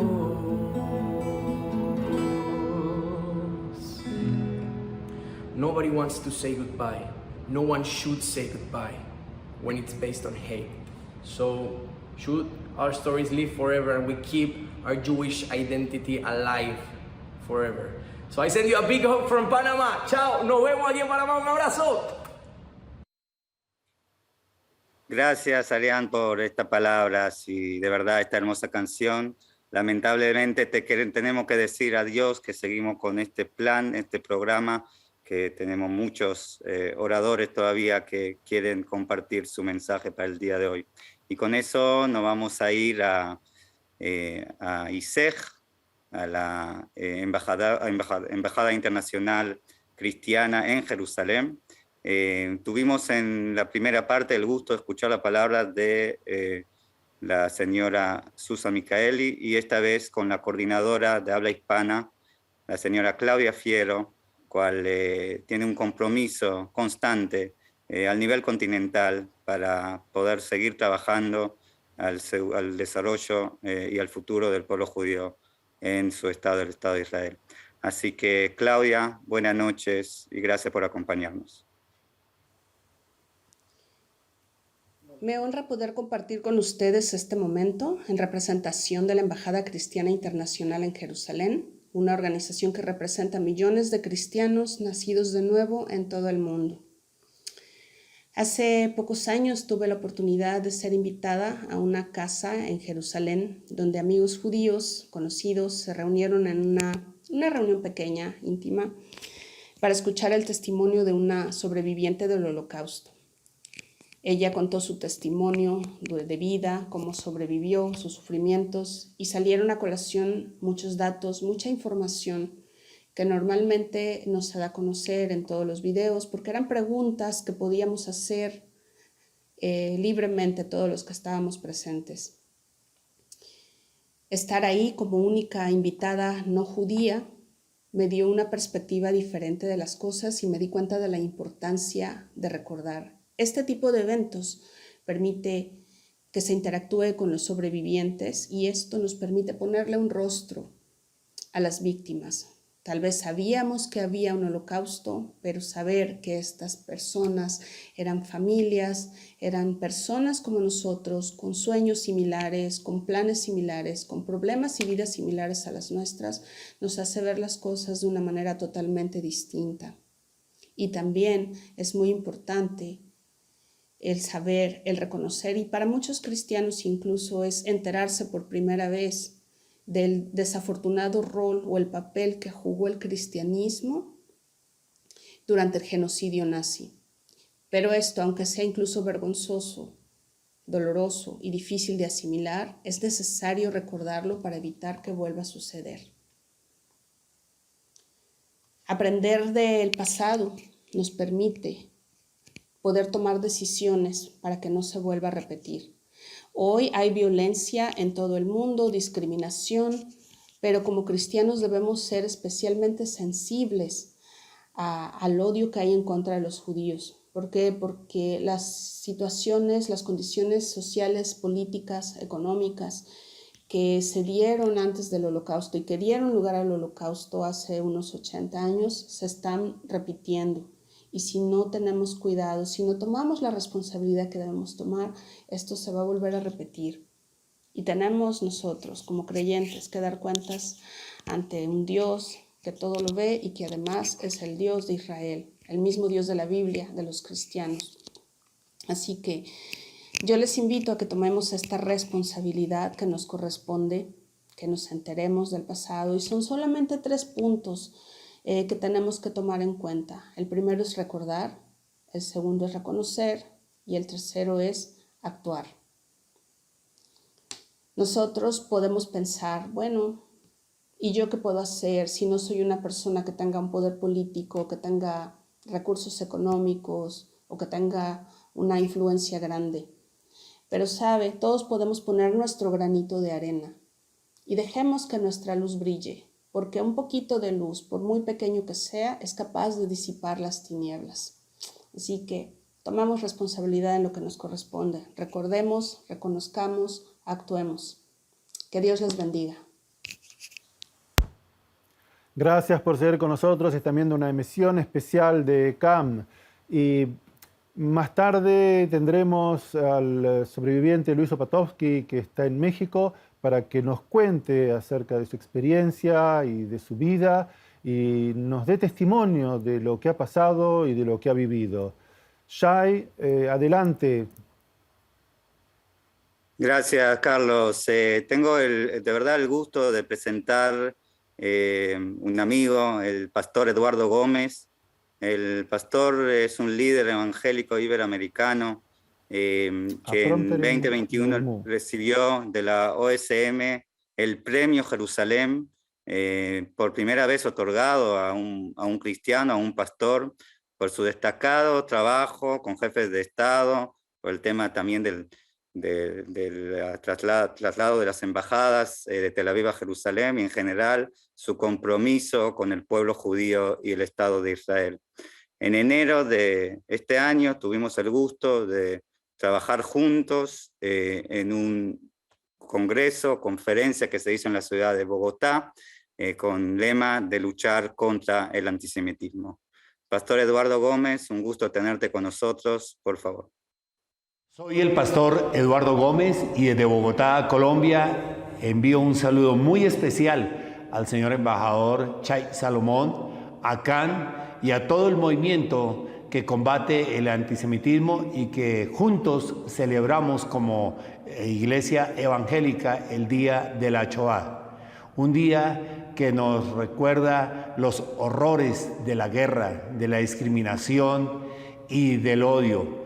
Un día que nos une para decir que tan tremenda tragedia que enlutó la humanidad jamás debe suceder. Por eso, incluso en este año 2022, a comienzos del mismo, nos reunimos aquí en la capital de la República de Colombia, Bogotá, con diferentes amigos como Chay Salomón, el expresidente Jimmy Morales, el doctor Mario Brami, entre otros, destacadas personalidades del mundo judío nos enviaron sus saludos, como lo es la Organización Mundial Sionista, la Agencia Nacional Judía, la Unión Maccabi desde Jerusalén, al igual que Keren Kayeme. Y digo, nos unimos para estar de continuo en esta labor que es rechazar permanentemente la discriminación y el odio hacia el pueblo judío y hacia el Estado de Israel. Por esa razón, incluso estamos esperando posiblemente una gran reunión, un magno evento a finales de este año en la eterna, en la indivisible capital del Estado de Israel, la ciudad de Jerusalén. Y por eso, cuando llegamos a tan importante día como es la conmemoración del Shoah, queremos decirle como iglesia evangélica que nosotros amamos a Israel, oramos por Israel y respaldamos a Israel y a la comunidad judía. Bendiciones. Muchísimas gracias, Pastor Gómez. Espero poder encontrarlos juntos en Jerusalén o acá en nuestro continente. Y de acá otro amigo, tenemos con nosotros a Leopoldo Martínez, que es el director de Latinoamérica de IAF, Israel Allies Foundation, que acaban de hacer una reunión muy importante en Israel, reuniendo líderes parlamentarios de diferentes países a nivel global, entre ellos también representantes de Latinoamérica. En este marco también CAM pudo tener un espacio donde se trabajó el tema de la lucha contra el antisemitismo y se empezó a trabajar y desarrollar el próximo foro centroamericano por Israel. Leopoldo, muchas gracias por estar con nosotros. Por favor, sus palabras. Muy buenas tardes, mucho gusto en saludarlos. Mi nombre es Leopoldo Martínez, soy director para América Latina de la Fundación Aliados de Israel. Queremos saludarlos este día 28 de abril, Día de la Memoria del Holocausto, y queremos agradecer a las organizaciones Yom HaShoah, el Movimiento de la Lucha contra el Semitismo y el Zikaron BaSalon por esta invitación para poderlos acompañar hoy. El rol fundamental de Israel Allies Foundation es educar legisladores sobre Israel y estamos más que claros que para combatir el antisemitismo hay que trabajar en dos cosas. Lo primero es educación y lo segundo es legislación. Y desde la Fundación Aliados de Israel, sobre todo desde el programa de América Latina, estamos enfocados en esta tarea y estamos a la orden para trabajar con ustedes y para poder seguir avanzando en distintos países de la región atacando este problema, y cuenten con nosotros y con los nuevos, queremos invitarlos a los nuevos eventos que tendremos en los próximos meses, luchando contra el antisemitismo, y queremos poder ser parte de esta campaña y les agradecemos muchísimo su invitación y estar con nosotros en este momento tan importante. Muchísimas gracias. Muchas gracias, Leopoldo, y nos vemos la semana que viene para festejar juntos el Día de Independencia de Israel, un festejo que haremos en la ciudad de Washington, D.C. Y de acá, también en Estados Unidos, vamos a Sami Eppel. Sami Eppel es el director de Interfaith Relations dentro de Atzad Hasheni. Sami tiene una trayectoria muy importante en lo que es Hasbara en el mundo judío y en el mundo cristiano. Trabaja muchos años en ese ámbito y trae también de su experiencia de vivencia en Venezuela como en Israel. Sami, qué gusto tenerte con nosotros. Por favor, tus palabras. A month ago, many in the world celebrated Israel Apartheid Week. It was a planet-wide hate fest. In the US, more than 100 events took place, most of them in university campus. There were very few complaints from academia, the general public, and the media.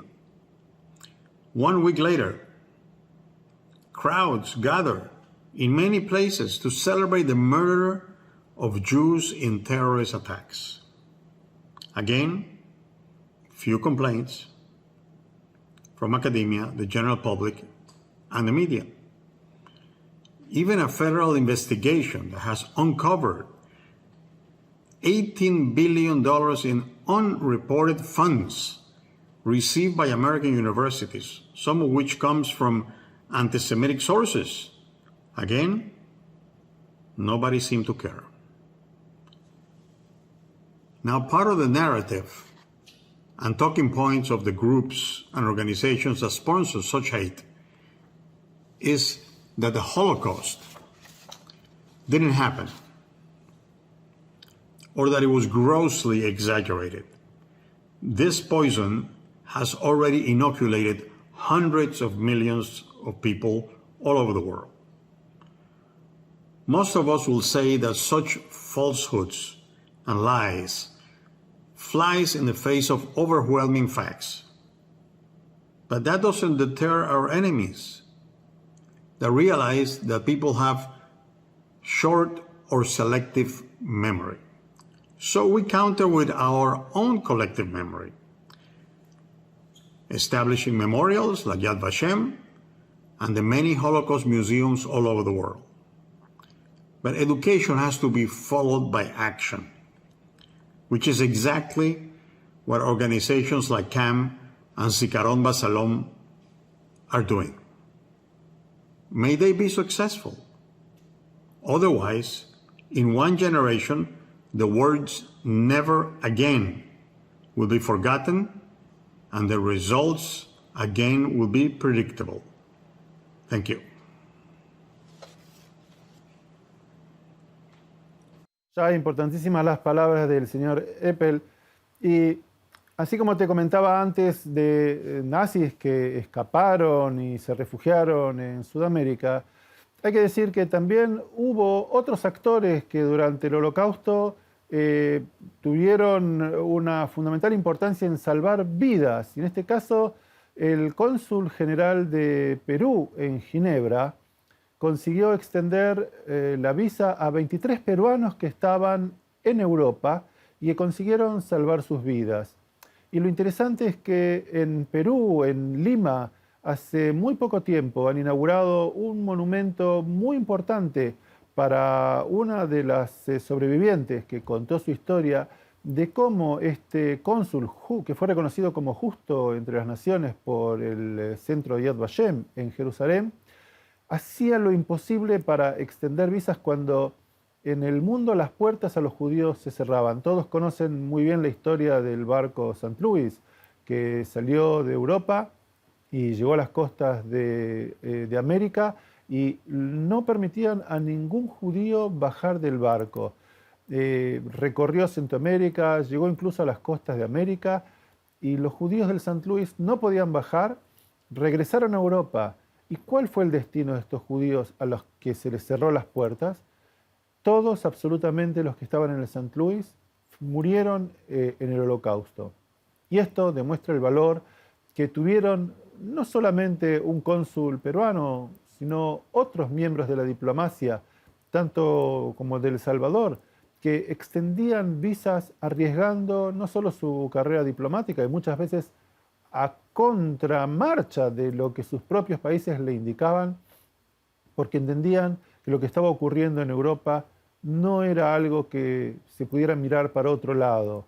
Y si ellos, desde la función que tenían, podían salvar una vida, hacer lo posible para que una familia salga de Europa, lo hicieron y es justo y meritorio que hoy haya muchos reconocidos justos entre las naciones que están en el Museo de Yad Vashem, que es el que tiene la posibilidad de darles este reconocimiento, aunque sea a sus familiares, a quienes son sus descendientes, porque es importantísimo que el mundo sepa que no todos cerraron los ojos, no todos miraron para otro lado. Hubo quienes arriesgaron sus vidas para poder salvar, aunque más no fuese, una sola vida de un judío en Europa. Y estas situaciones que se han dado son recurrentes. También en España hubo quienes, desde el punto de vista diplomático, arriesgaron su vida y ofrecieron visas para que los judíos pudiesen salir. Y otra cosa que es muy importante, en el Museo de Yad Vashem se exhiben infinidad de muestras acerca de la historia del nacimiento del nazismo. Pero hay algo que debe ser informado y relatado a nuestra audiencia latinoamericana. Luego de la guerra, miles de criminales nazis consiguieron salir de Europa, ya sea con su verdadero nombre. Hay que entender que estamos hablando de una época en donde no había internet, no había WhatsApp. En Latinoamérica no se les conocía ni la cara, ni los nombres a estos criminales, y que se hacían pasar por refugiados, como que ellos eran o fueron víctimas de los nazis, y cuando ellos llegaban a Latinoamérica conseguían pasar desapercibidos. Muchos fueron cooptados por los gobiernos y algunos, lamentablemente, llegaron a tener posiciones de poder. Estas historias deben ser reveladas para que las nuevas generaciones sepan qué es lo que pasó y cuál fue el destino de los judíos durante el Holocausto. Carlos, qué interesante todo lo que nos estás compartiendo el día de hoy. Me parece que vamos a tener que organizar una gira tuya por Latinoamérica pronto para que puedas compartir también parte de todo ese conocimiento, porque de verdad que es muy importante para la educación de las futuras generaciones. Y ahora volvemos a Miami, a la señora Gloria Garces. Gloria es presidente de Nonagon Global, es activista cristiana pro-Israel durante muchos años. Quiero destacar que Gloria y su familia fueron muy importantes en la intervención y el apoyo al presidente Jimmy Morales en su decisión de mover la embajada de Tel Aviv a Jerusalén. También Gloria lo acompañó a este mismo acto. Y así sigue trabajando día a día para el pueblo de Israel, para el derecho de autodeterminación del pueblo en su estado, como así también en programas luchando el antisemitismo en todo Estados Unidos para la comunidad cristiana y la comunidad general. Así que de verdad es un gran gusto tener a Gloria también con nosotros esta noche. Gloria, por favor, sus palabras. Hola a todos, buenas noches. Mi nombre es Gloria Garcés y quiero agradecerles por participar de este evento el día de hoy y también felicitar a Combat Antisemitism por montar este magno evento y a todas las organizaciones que se están uniendo a este esfuerzo para crear conciencia sobre un tema tan y tan importante.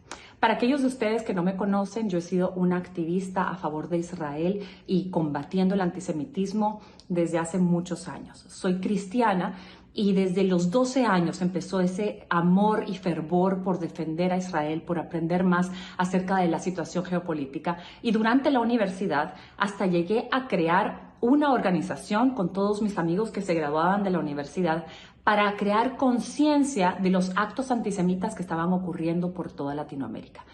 No sabía que iba a ser un trabajo tan duro, tan arduo por tantos años. Pero en todos estos años que he estado trabajando en contra de este mal, les quiero decir que he encontrado algo que es clave y es extremadamente importante, y es el crear conciencia, es el educar. De lo que yo he visto de estar involucrada en la comunidad, porque yo estoy muy involucrada en la comunidad judía y con todas las organizaciones que hacen obras hermosas a favor de Israel y del pueblo judío en general, Les puedo decir que he visto que la comunidad se mantiene muy informada, están al tanto de todas las cosas que pasan, los actos antisemitas, lo que ocurre en este lado del mundo, en el otro lado del mundo. Pero se nos es difícil a veces cruzar la calle y transmitir esa información a grupos que no son nuestros grupos de todos los días. Y yo lo que quiero el día de hoy, un día tan importante, es instarlos a que ustedes piensen cómo usted puede cruzar la calle, cómo usted puede hacer un amigo que no es judío y poderle transmitir esta información, o cómo usted puede encontrar vínculos con organizaciones que no son de la comunidad para poder crear conciencia. A principios de este año a mí se me ocurrió agarrar un libro que se llama And Every Single One Was Someone. Cada uno de ellos era alguien. Y es un libro que para mí es como una obra de arte ambulante, y es un libro que tiene escrito 6 millones de veces la palabra judío. Se pueden imaginar que son creo que son 1,200 y pico de páginas. Cada página tiene como 24,000 veces o algo así, la palabra judío escrito así chiquitito. Yo lo llevé a la oficina de un cliente que tiene más de 500 empleados y fui poco a poco con una lupa hablándole a las personas, ¿usted sabe lo que es esto? Mire, y le hacía que se vieran con la lupa, que vieran eso. Dice, ay, dice judío, ¿y qué es eso? Dije, esto es representativo de 6 millones de personas que murieron durante el Holocausto.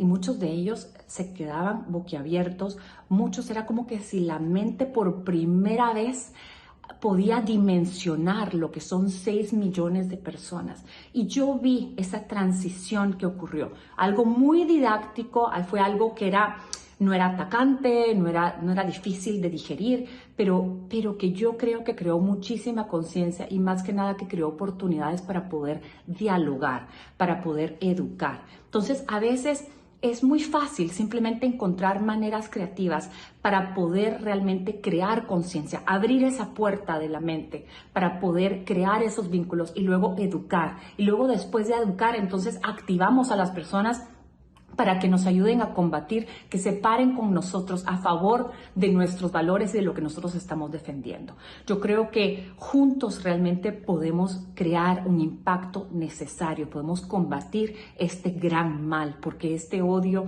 es algo demasiado fuerte y solo lo podemos combatir si trabajamos juntos. Así que hoy les pongo ese desafío y les pido, por favor, que busquen maneras de cruzar esa calle, que busquen maneras de crear esos puentes, esas maneras para crear esos vínculos y que juntos podamos realmente crear un frente unido en contra de este mal. Les saluda de nuevo Gloria Garcés, les mando un abrazo y felicito de nuevo a todos los que están participando de este evento en este día. Hasta luego.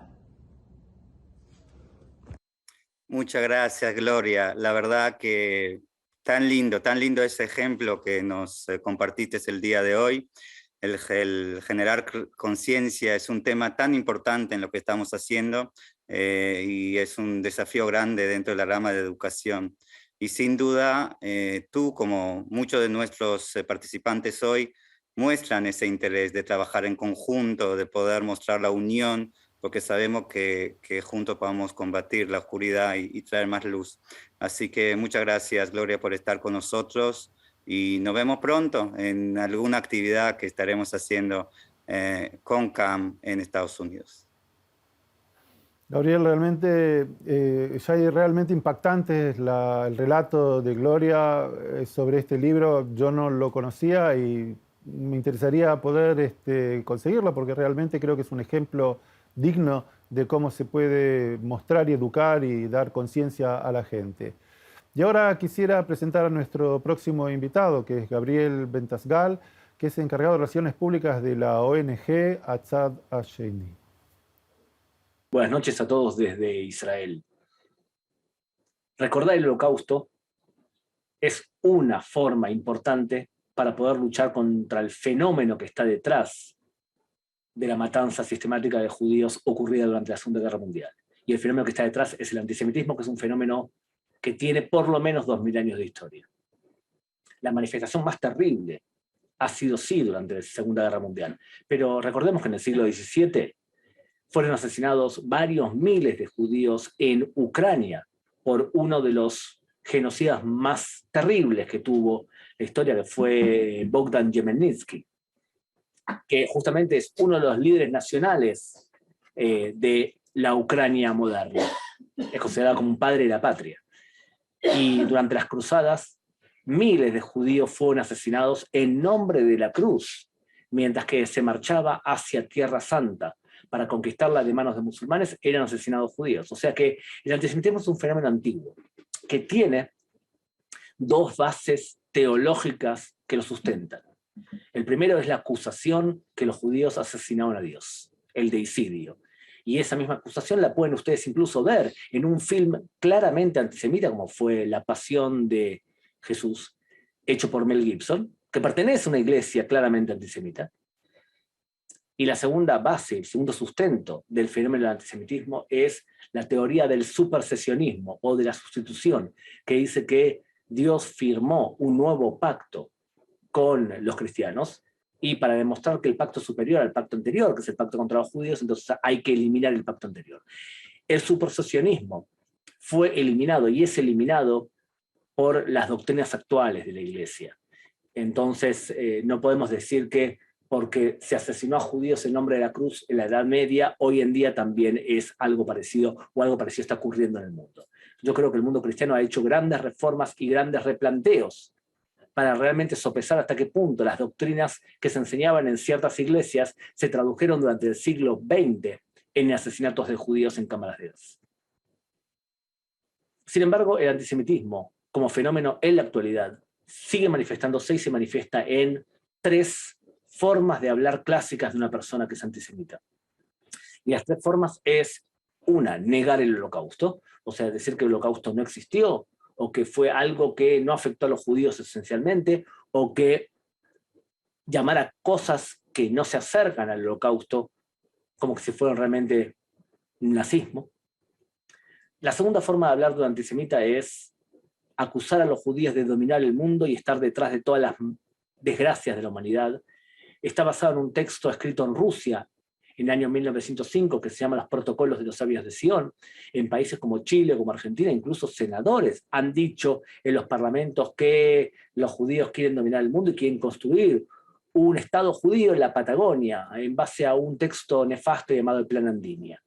O sea que una persona antisemita actualmente cita, aunque no lo sepa, los Protocolos de los Sabios de Sion.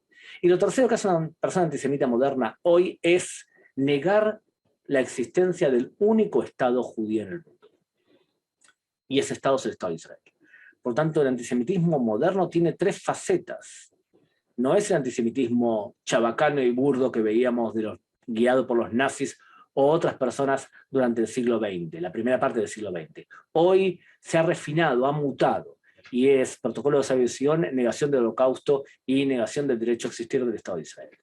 Por tanto, luchar contra el antisemitismo hoy es, además de recordar el holocausto como un hecho trágico en la historia de la humanidad, es también luchar contra el antisemitismo moderno.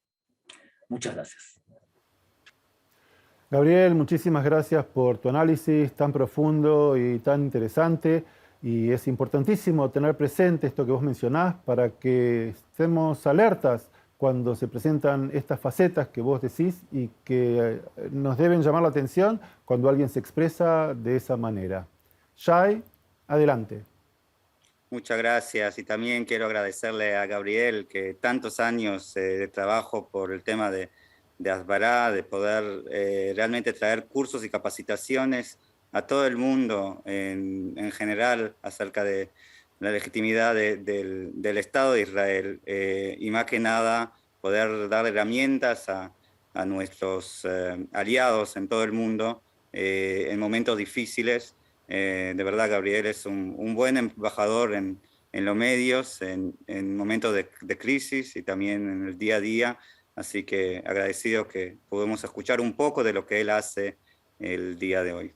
Y de acá vamos a pasar desde Israel a Ecuador, que vamos a tener a Master Melanie Price, que es directora de la Red Gobierno con Valores, adscrita al CCPLC de Washington.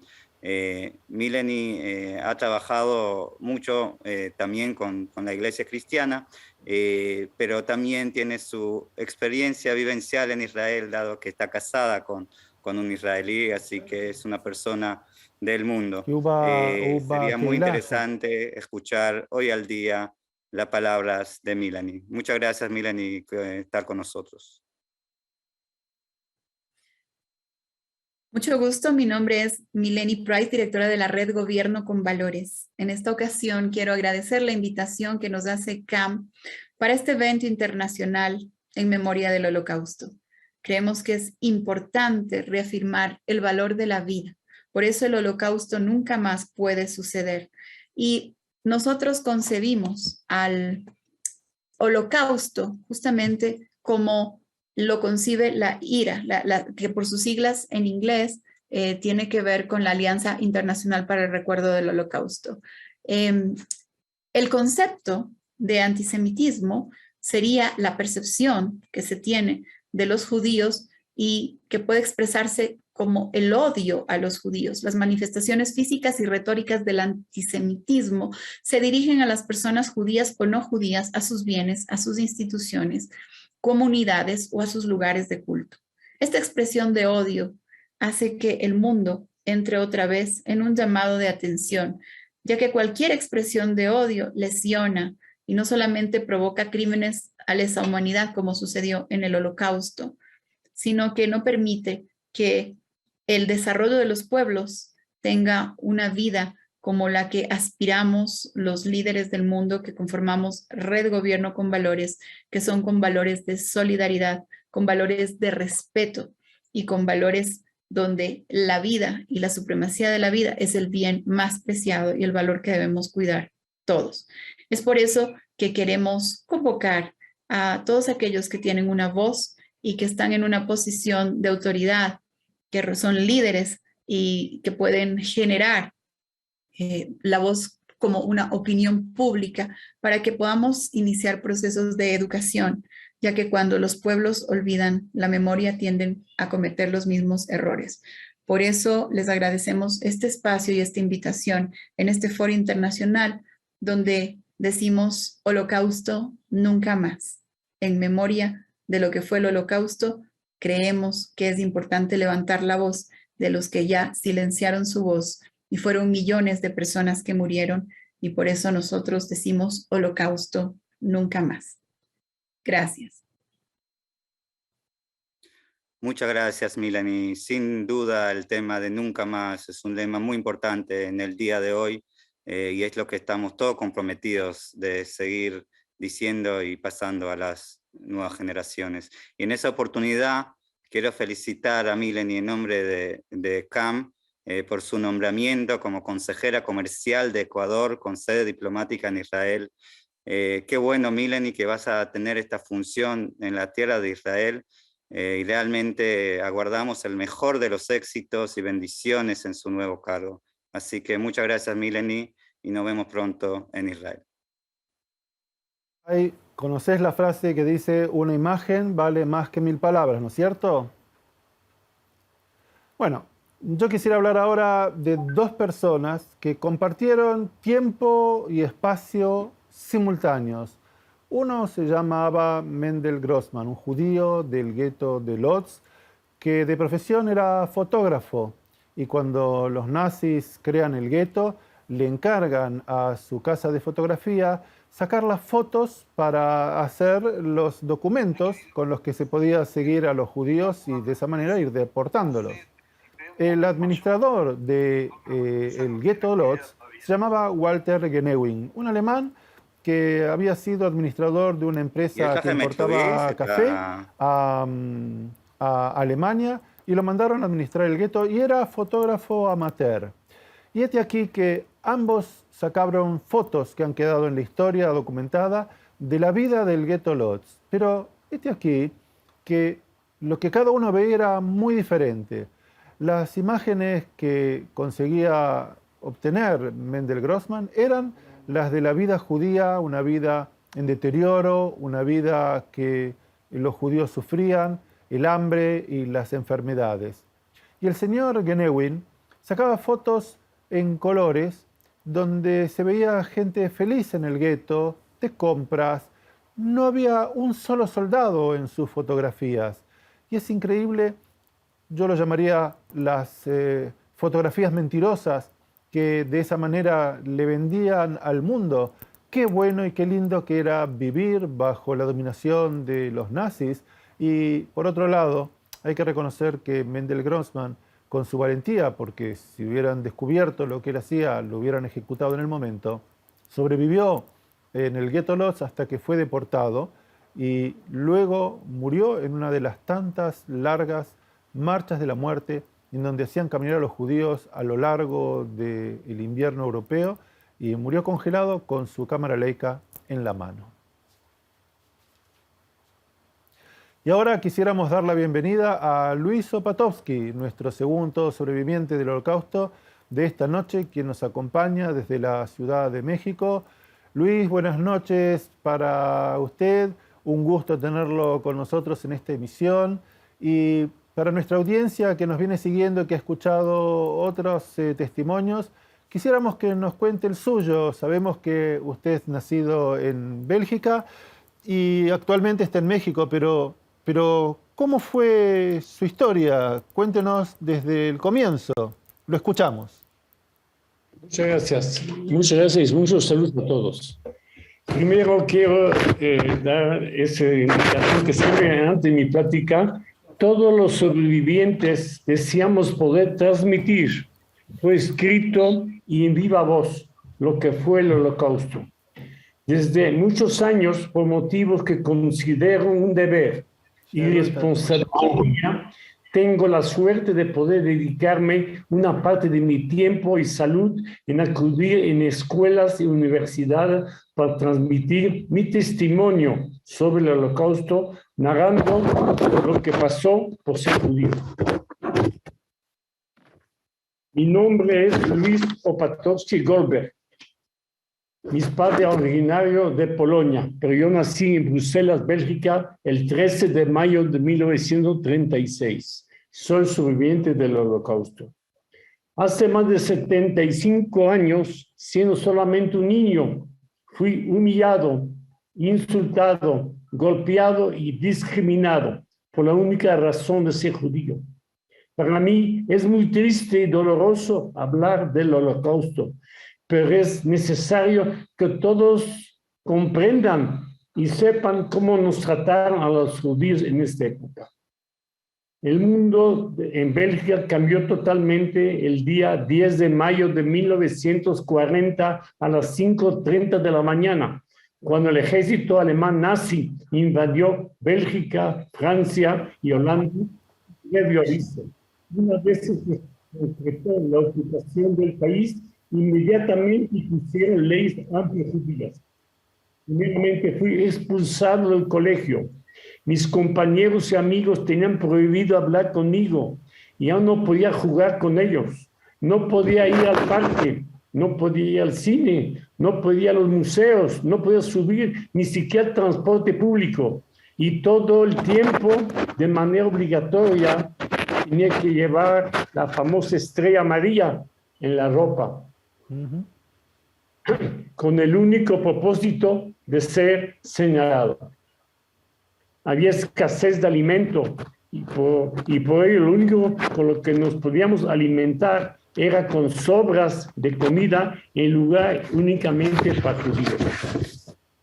Tuvimos que escondernos, lo cual se hizo con ayuda de comités judíos y antifascistas. Estuvimos en casas, en sótanos, en áticos, en bosque. Hay muchas anécdotas, pero milagrosamente pudimos sobrevivir un tiempo, hasta que finalmente fuimos denunciados y fuimos atrapados por la temible policía nazi, la Gestapo.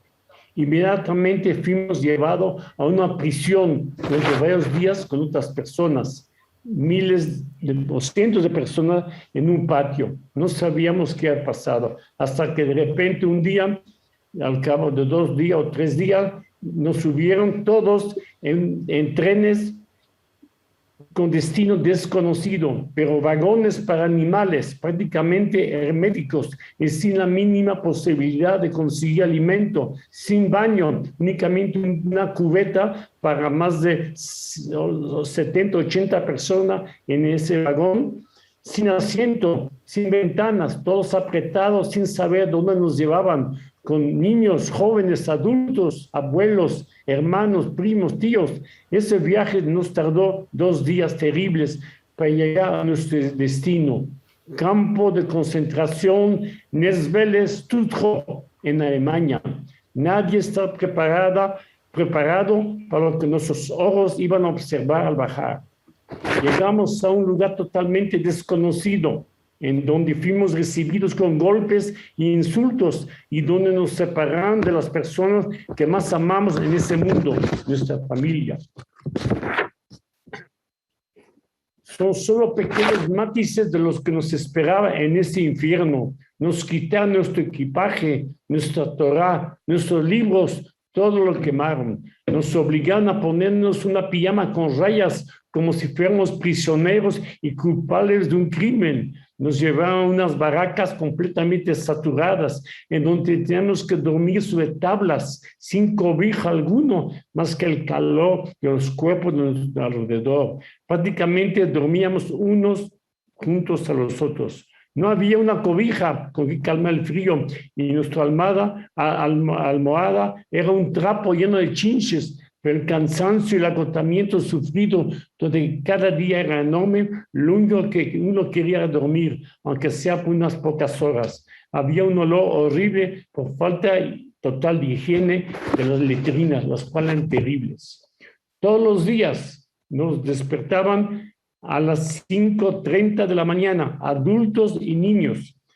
Estábamos totalmente separados de los adultos. Caminamos, de ahí nos sacaron de las barracas y había que caminar a través del frío de la madrugada hacia el patio para pasar lista, sintiendo el aire como miles de cuchillos enterrándose en el cuerpo. Como alimento solo nos daban una especie de líquido desagradable, negro, similar al café, y un pedazo de pan duro, casi como una piedra. Estimado Luis, tengo una pregunta para hacerle. Nosotros estamos a punto de cerrar esta emisión y quisiera que nos dé en un resumen un mensaje para la generación joven acerca de su experiencia. Un mensaje corto para que los jóvenes de hoy en día lo entiendan. Perfecto, ya lo voy a decir porque aquí vamos.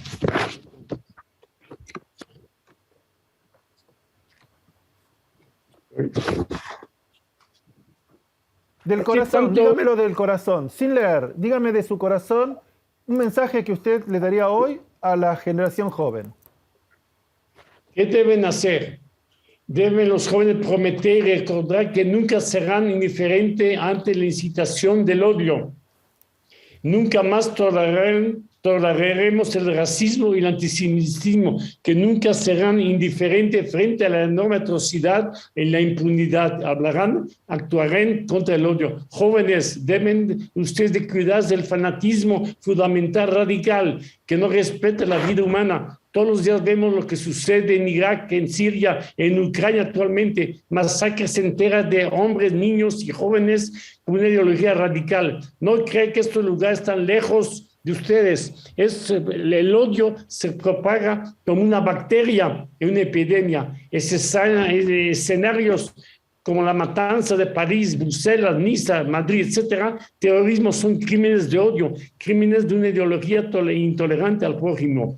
Debemos utilizar todos los herramientas para combatir los prejuicios y la intolerancia que emanan la falta de educación y desinformación e ignorancia.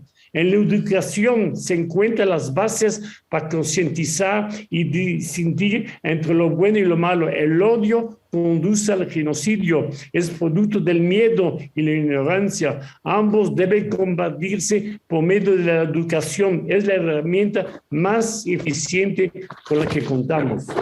Estimado Luis, su mensaje de que la educación para la generación joven es una herramienta fundamental, es quizás el mensaje más importante que tenemos para cerrar esta noche en donde hemos dedicado a escuchar sobrevivientes, a contar acerca del Holocausto. Le queremos agradecer enormemente por haber participado en esta emisión especial de CAM, y el mensaje que usted nos deja nos llena de orgullo y nos alienta para seguir adelante. Muchas gracias, Luis, lo mejor para usted. Muchas gracias por la entrevista y shalom a todos. Shalom. Shai, Shalom. Llegó la hora de cerrar nuestra emisión. Como resumen, creo que podemos decir que hemos tenido una gama increíble de personalidades que han participado a lo largo de toda esta noche con sus aportes, con sus análisis, con sus comentarios. Y quisiera darte la posibilidad para que hagas un cierre desde el punto de vista de CAM acerca de este evento y de la importancia que tiene transmitir la continuidad del mensaje del Holocausto. Muchas gracias, Carlos. Lástima que no tuvimos o no tenemos más tiempo de escucharlo a Luis.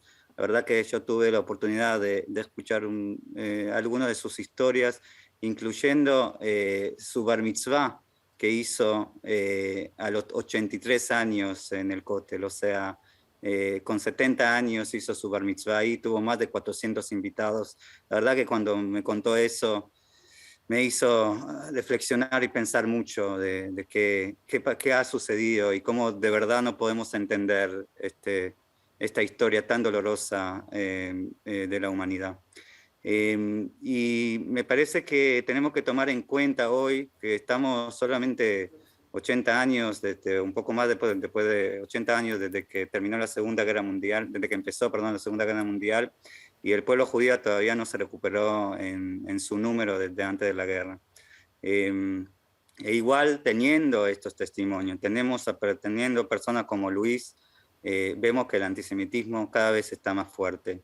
Cuando 1 de cada 4 judíos en Estados Unidos fueron un blanco o fueron expuestos de alguna forma a algún ataque a antisemitismo, cuando vimos tanta banalización y trivialización del Holocausto, más que nunca se puede decir durante la pandemia del COVID-19, cuando en una encuesta del Ministerio de la Diáspora se muestra que más de casi 60% de los israelíes cuando están fuera de su país, fuera de Israel, tienen que ocultar su identidad y tratan de no ir, por ejemplo, con su Maguen David o con su kipá, por un miedo real que los ataquen en las calles fuera de su estado, muestra que parece que no aprendimos bastante. Y si no vamos a prestar atención a esto, vamos a encontrarnos con una ola de odio que va a seguir incrementándose. Así que desde acá, me parece que lo que tenemos que salir y decir que necesitamos, lo mismo como hacemos en el Pesaj, contando esta memoria de salir de la esclavitud a la libertad, seguir cada año en este día, en el día del Holocausto, contar esta historia a nosotros mismos y a las futuras generaciones. Muchas gracias y buenas noches a todos. Shai, gracias a vos por tu participación y por tu comentario tan importante. Y de esta manera, de manera conjunta, damos por finalizada esta parte, la parte latinoamericana de esta emisión especial de CAM sobre el Día del Holocausto. Y en breves instantes va a continuar la emisión, va a estar a cargo de Nurit Ben. Y creo que el mensaje que tenemos para todos es: no olvidemos, 6 millones de judíos fueron asesinados durante el Holocausto. Esta emisión tiene como mensaje fundamental decirles: nosotros no olvidamos y mantendremos el Holocausto vivo para que las generaciones futuras recuerden lo que pasó, para que nunca más se repita. Gracias por haber estado con nosotros.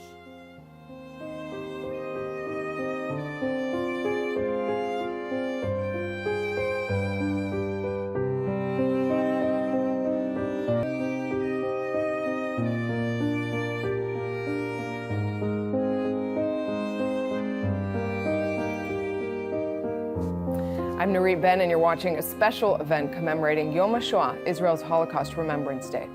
It's a first ever global online gathering co-organized by the Combat Antisemitism Movement and Zikaron BaSalon. If you don't know it, it's about bringing Holocaust survivor stories in their own words to living rooms around the world. In the wake of the Holocaust, tens of thousands of survivors migrated to Australia, where they rebuilt their lives and helped fuel the rapid growth of the country's Jewish population.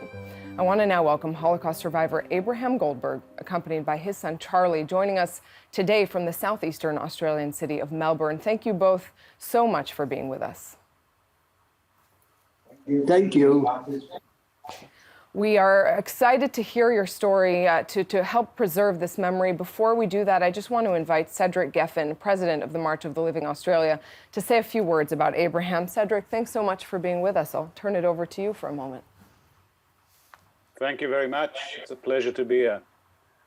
Hello, everyone, and shalom. My name is Cedric Geffen, and I'm honored to be the president of March of the Living Australia, a role that I've filled for the last 11 years. I've been privileged to be involved with this life-changing and utterly inspiring organization for 16 years, during which time I've been on and led the program to Poland and Israel 7 times.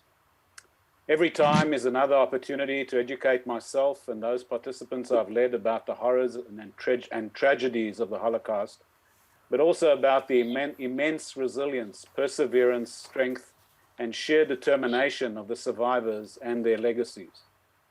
In 2011, I led the delegation where we had the privilege of being accompanied by an extraordinary survivor, a man whose strength of character, commitment to his family and community, and to ensuring that the story of his survival never be taken for granted, and that those who were less fortunate and did not survive would never be forgotten.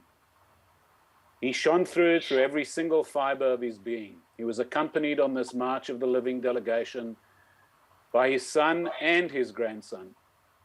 This dear and greatly loved gentleman, Abram, is with us here today as our special guest, together with his son Charlie. Abram, as you will hear shortly, has dedicated most of his life to Holocaust education and community affairs. And as part of this, he has accompanied not 1, but 3 March of the Living delegations. Abram is still, at the tender age of 98, an active member of the board of the Melbourne Holocaust Museum, and together with his incredible and greatly loved wife, Cheshire, also a survivor, have a wonderful and thriving family comprising his son Charlie, daughter Helen, 3 grandchildren, and 1 great-grandchild. It gives me utter pride and joy to introduce and hand you over to Abraham Goldberg, an inspirational survivor, educator, community leader, and mensch, joined by the apple that didn't fall far from the tree, his son Charlie, who together with the moderator will help guide the conversation and testimony we're about to hear from Abraham. Thank you very much. Thanks so much, Cedric, and thanks again to Abraham and Charlie for taking the time to be with us today. And after that beautiful introduction and a reminder of what a beautiful tradition March of the Living is every year, that march from Auschwitz to Birkenau, I want, Abraham, if you can sort of take us back to the very beginning. You grew up the youngest of 4 siblings, I believe, in Poland. Tell us a little bit about what your childhood was like before everything changed. Well, at the outbreak of the war, 1939, on the 1st of September, I was 1 month short of my 15th birthday.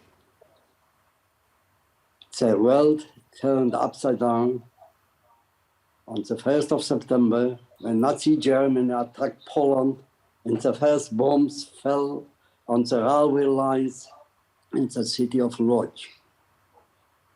Well, it was early morning. We were fast asleep. And then suddenly we woke up with the thunder of falling bombs. Well, 8 days later, on the 8th of September, the Nazis marched in. And from this moment on, well, it's more than I can describe. Everything changed overnight. Abraham? Well, a curfew. A curfew. Go ahead. Well, a curfew was imposed from 6 in the evening till next morning at 8 o'clock. Well, I had a very interesting childhood. I hail from a political family My father was a revolutionary in the beginning of the 20th century, at the age of 30. Of course, my father, the background is a religious one. My grandfather was a Melamed, and he had a Chayder. And at the age of 3, well, he wanted me to attend it. Well, I wanted better to play with the children outside than to go to Chayder from 9 to 2. But so I persuaded me, and I went to Chayder, to my Zayda. And then I went on for the next 3 years. Well, I went because I was bright by my Zayda in Buba. When I came, my Zayda was very proud that his grandson is coming to his Chayder. Well, when it's finished 2 o'clock, he escorted me to the door, and then it pushed me 5 groschen into my hand. Buy yourself a chocolate, an ice cream. Well, but don't tell the Buba, don't tell Buba. Of course, I wouldn't. Even at the age of 3, I learned how to keep my mouth shut. Because it came later on when I needed it very much to realize and do what I've learned from such an early age. When my Buba took over at the door, and when she dropped me at my home, she pushed me again 5 groschen in my hand, not to tell the Zayda. Well, I didn't tell anybody, even my parents, even my sister. So this was the beginning. And at the age of 5, my father was in the Bund organization as a 13-year-old. Well, I was raised in the manner to remember that we Jews have to fight for not only for our freedom, but for the acknowledgement of the Jewish people. Well, and when I went to school, I went to Michalewicz school for the first 2 years in Yiddish Bundesschool. And then when I had 2 older sisters. One was 2 years, the other was 4 years older, and my older sister was 7 years older. So I was the youngest of 4 siblings. And then when I was year 8, 9, I was enrolled firstly in the sport club in Morgenstern, the sport club from the Bund. And after, well, the next 2-3 years, I was becoming a champion gymnast. And when I was a bit older, I was also participating in ping pong. Today we're calling it table tennis.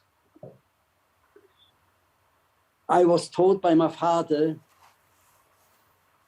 always to defend myself against the anti-Semites, the young Polish anti-Semites.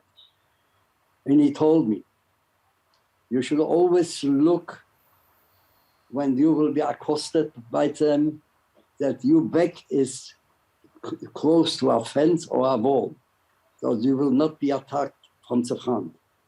This is what I did. I never ran. He said, when you will run, I will catch you, and then you will be exhausted. You have to learn how to defend yourself in your Jewish origin. Abraham. Well, I did it. And to this day, I will not take a back step. I've learned this. And and then I went to Skif, to the youth movement. And then when the war broke out, well, I wasn't prepared what was going to happen, but I was prepared for the worst. Abraham, I want to ask you for a moment there. You described the Nazi arrival when you were around 15 as a thunderbolt, and especially coming from the family that you describe, of a political family, a family clearly that was aware of anti-Semitism and tried, a father who helped try to prepare you to deal with this in your daily life. Was there any understanding or sense, or could you even imagine what was to come, this thunderbolt? Well, what I am telling now when I'm talking to Muslim, to students, you see, I'm telling them, and somebody tells me, ask me a question, how can't imagine how you survive? I said, don't even try, because it's impossible for somebody who didn't go through it to understand and imagine actually what was in the reality. And this is what even today, when I spoke already today to a young audience, year five and 6 in school, in the Shalom Aleichem school in Melbourne. And so I asked me this question. I told them, listen, darling, it's impossible. When you will grow older, you ask me the same question and I will try to answer it. So, well, I was prepared, but nobody on earth could imagine what did follow. And and it happened. And I was accosted even just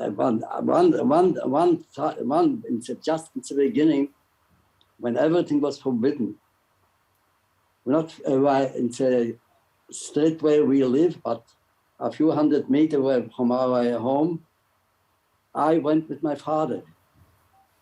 And from Hitler, because those Volksdeutsche, overnight they were Polish citizens, I became Nazis. And I accosted a Jewish religious man, and I started to beat him. Instinctively, my father and myself went to help. Of course, I and my father didn't manage. They were 3 young boys. We managed. We gave them a little hiding. Then we realized what actually happened. So we told the religious men, you better run for your life because we're going to run also. And this is what we did. For a few days, we didn't show our face because we realized that we are endangering our family.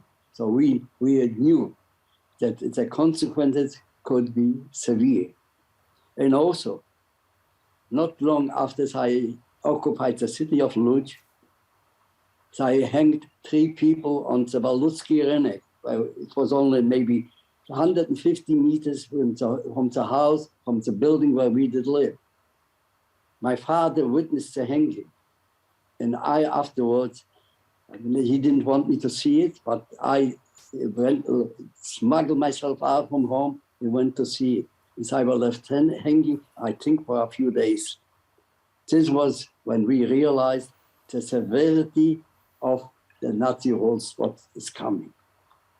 So well, and then all the leaders of the Bund did have to run.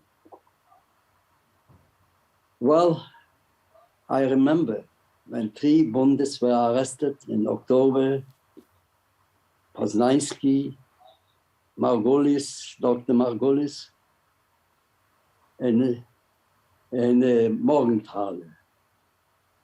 They were arrested and taken to the first concentration camp, what was the Nazi erected in Lodz, in Radagos. In Radagos became famous afterwards for the deportation from the Jews from the Lodz ghetto. So I can describe this for hours on end. So, well, we knew, but we could not believe and imagine what is to follow. Well, but also what I want to talk. On the 10th of December, 1939, where we live in Baluty, on Zgerska, 48, and the surrounding streets, were surrounded by the Nazis at midnight. And we all were commanded to come down. And once I banged at the door, they gave us 25 minutes to take what we can. What can you do? In December, when it's cold, was already snowing. So we got some clothes, some food, not much money. And the main tram was the thoroughfare. And we were put on trams and taken to the first concentration camp in Radegast. I've learned it later, that 10,000 Jews on the 10th of December, a few days later, were put on cattle trains and sent 5,000 like us to Krakow and 5,000 to Lublin.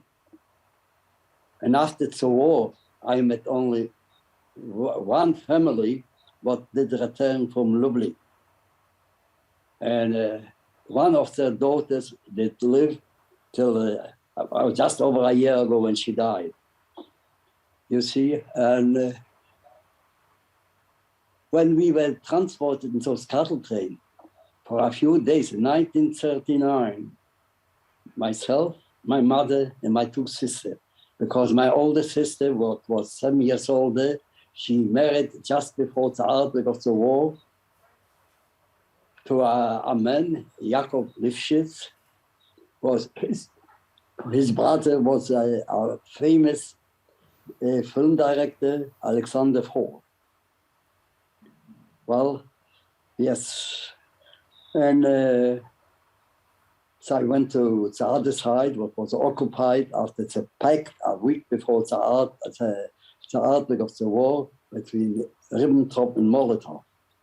We knew about the pact, but we didn't know the details. We've learned it very soon. Abraham, could you describe for us we're still in 1939, you arrive at the first concentration camp, the first horror story of many throughout the war for you and your family, and of course for millions of others. What was life there like? Oh, well, we were herded into a big hole because before the war there were factories there. Then the Nazis converted to a concentration camp. Not for Jews, for Poles. And then I located us in a big hole, and after a few days, I put us on those cattle trains, and we were traveling for days and days, so we arrived in Krakow. And then there was a camp on the outskirts of Krakow, where wasn't so well guarded, and my father and I could get out of it. And first I thought was my father had addresses, not addresses, the names of the leaders of the Bund and what he knew in Krakow, the Alexandrovich families. He got the addresses from the Jewish committee in Krakow. So we went to the Alexandrovich, but the husband, who was a doctor, he was drafted in the Polish army, and he was not home. His wife and two children, a girl what was 9 and a boy what was 11 years old. And Sai agreed to keep me, to take me in. My two sisters, because my older sister and her husband was on the other side, in the Russian-occupied Poland. So I went to our Bundes. What is her name? He was a farrier. He was, his name was the Schisler family. And my two sisters stayed there. And my father and mother were located somewhere else. And after a few weeks, we didn't have I didn't have money.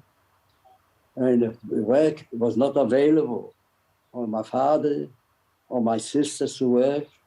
We didn't want to be a burden. My father and mother decided to return to Lodz. But then it was already end of January, and winter, and Jews were not allowed on public transport. We had to wear a white armband with a Star of David. And somehow, to the boom, my father was able to contact, they were contacting the PPS, the Polish Socialist Organization, and told this, they were able to organize. I didn't know at the time because I wasn't taken into the confidence because I learned it later. And so I arranged. So I decided for 5 people, it will be too dangerous to travel when for Jews, no, without any documents. So, well, when I arranged it, that I didn't know this, and one evening, we boarded a train. My mother and my 2 sisters were sitting separately, and I with my father. We had to be silent and pretend to be asleep. And the carriages were dark. So, well, maybe after 20 or 30 kilometers, my father woke us up. We didn't sleep and told us that the next station we getting off. And when we got off, he had a special signal to give. When he gave the signal, well, he approached us, 2 Poles, and took us to a country village, and we were put in the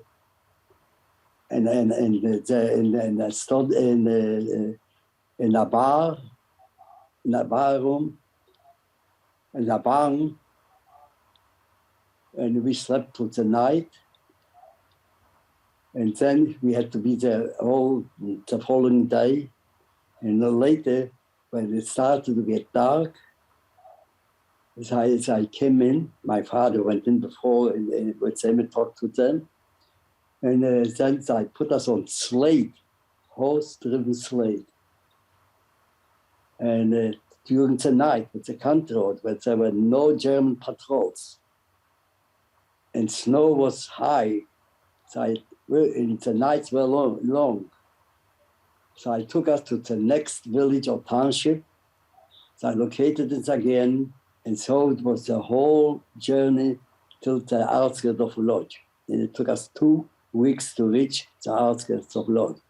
Over there, when we arrived, we said goodbye to them, to the last group that took us. And the rest of this journey we were able to do. Well, of course, I don't know how my father did arrange it. I didn't ask many questions. I learned not to ask too many questions. But I did ask when we arrived to Lodz, why didn't you tell me about it? He said, my father, listen, Abraham, I couldn't tell you. If we would be caught, and you know names and addresses,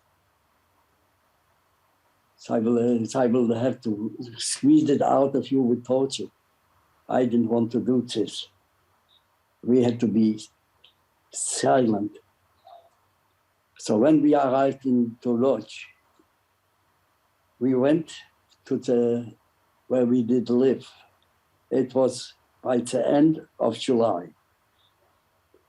When we went up where we lived, this was already occupied by people that were forced to live the part what would not mean to be in the ghetto destinations. But it was occupied. But our family with 3 kids, we did live in one larger room with a kitchen. But everything, our furniture was there. So I brought in their furniture, and my father couldn't do anything.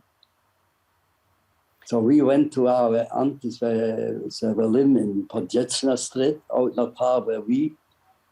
So I was squeezed there. And my father, we stayed there a couple of nights.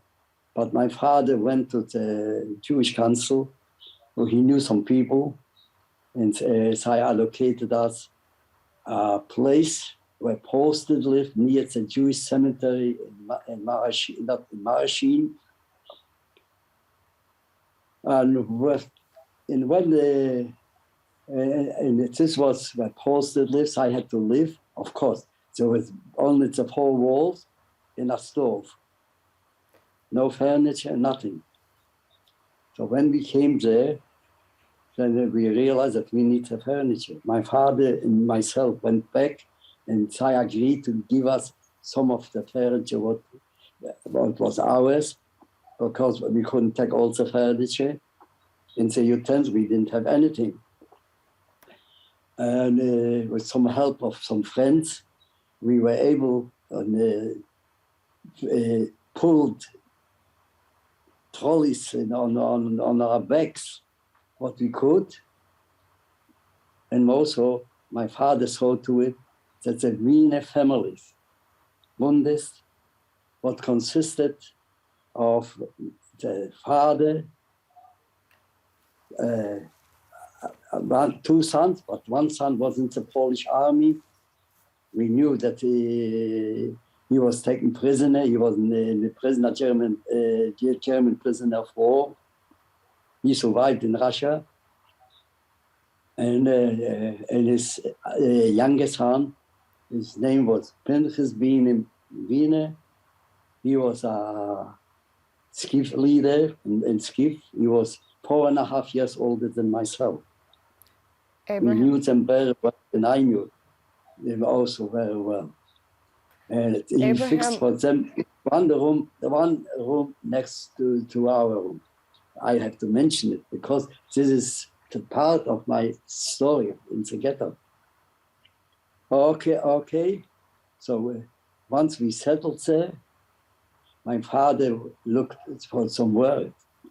So again, he was given to be, well, not a caretaker, but sort of it, of 2 houses. And there where Posted lived, they had gardens, also in trees, and so there were even fruit trees there. So my father was in charge of it. So, well, this space, this was a great help for us later on. Abraham, if you'll allow us, I want to jump with you in time because I want to make sure that that this part of your story is told and passed on to those watching around the world, those who cannot imagine or cannot fathom what you lived through. August 1944, when I believe you arrived with your mother in Auschwitz-Birkenau, could you tell us a bit about what you saw, what that experience was like arriving there, what your mother told you when you got there? Oh, well, yes, but it's a lot to tell. But also, what I want to mention, that soon will be published my life story. So, well, I'm not making a commercial, so people will be able to read a lot more about my participation in the underground, my participation in before this, because there was deportation from the ghetto like in 1942, but they were first sent straight away to Chelmsford, only 40 kilometers from the city of Lodz. We didn't have any inclination that at that campus there, we knew that it would be bad. And in 1942, also, then what was called Gesperre. Well, you heard about it. You see what the deportation of the clean out of the hospitals. Right. And then it's a Sperre what lasted 10 days, where I lost practically all of my family except my mother. So, but of course, I could talk for hours on end. Of course. You see, let me tell you, you want to know when the liquidation of the ghetto. We knew, because we were able to build an illegal radio to an electrical engineer, a friend of Bonavine, And we were working in a metal factory. Bonovina was a foreman in the metal factory, but Himovic was director of it.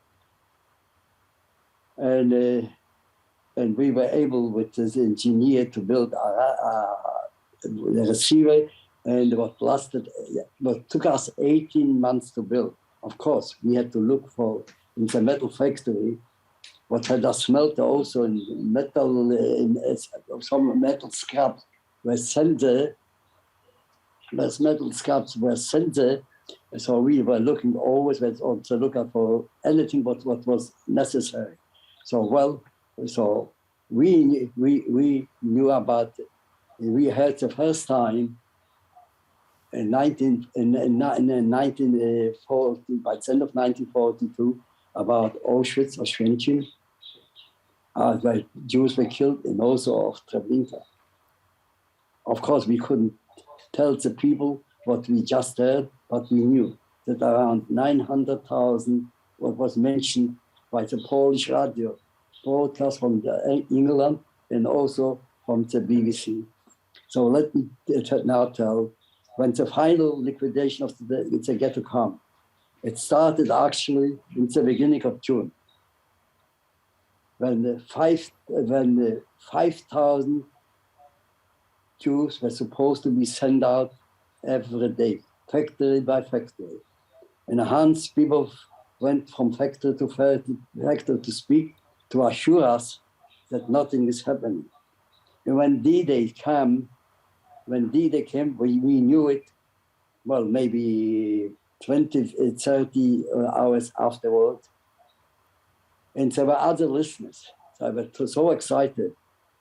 And that Germans were come out well that the Jews know. So I arrested those listeners. One only from the Wexler's family. He and his sister, well, I survived and did live in Israel. So I had a radio. When he heard about it, he ran with his sister home and took the radio with him. And later it was displayed. And after the war, I bought why and donated it to the first the Holocaust in how you say it in Ivrit? Yad Vashem. Not Yad Vashem. Lochamei HaGhetto. Lochamei HaGhetto.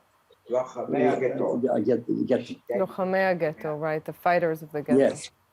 Yes. You're going to talk about. And I met them later in Israel, because I was many times in Israel. Now let me go back.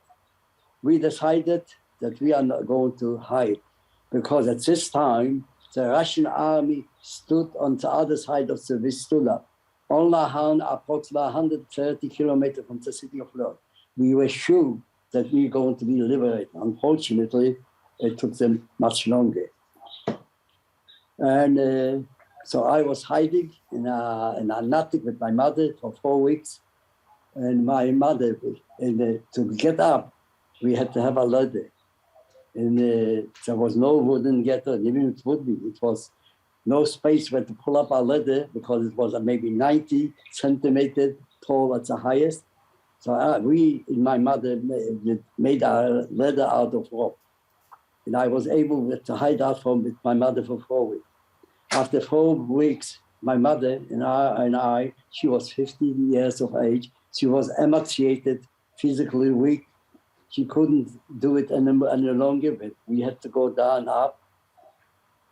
So she said she's going to present herself. I tried to persuade her to hide out with me, but nothing helped. I couldn't let my mother go on her own. I knew where we were going to be taken, to Auschwitz. And so we presented ourselves with other Bundis also for deportation. I could hide in a bunker, but a friend of mine, of ours, he was a carpenter made in his room, under a stove, who could hide 12 people. He and his wife survived. The leather nuts.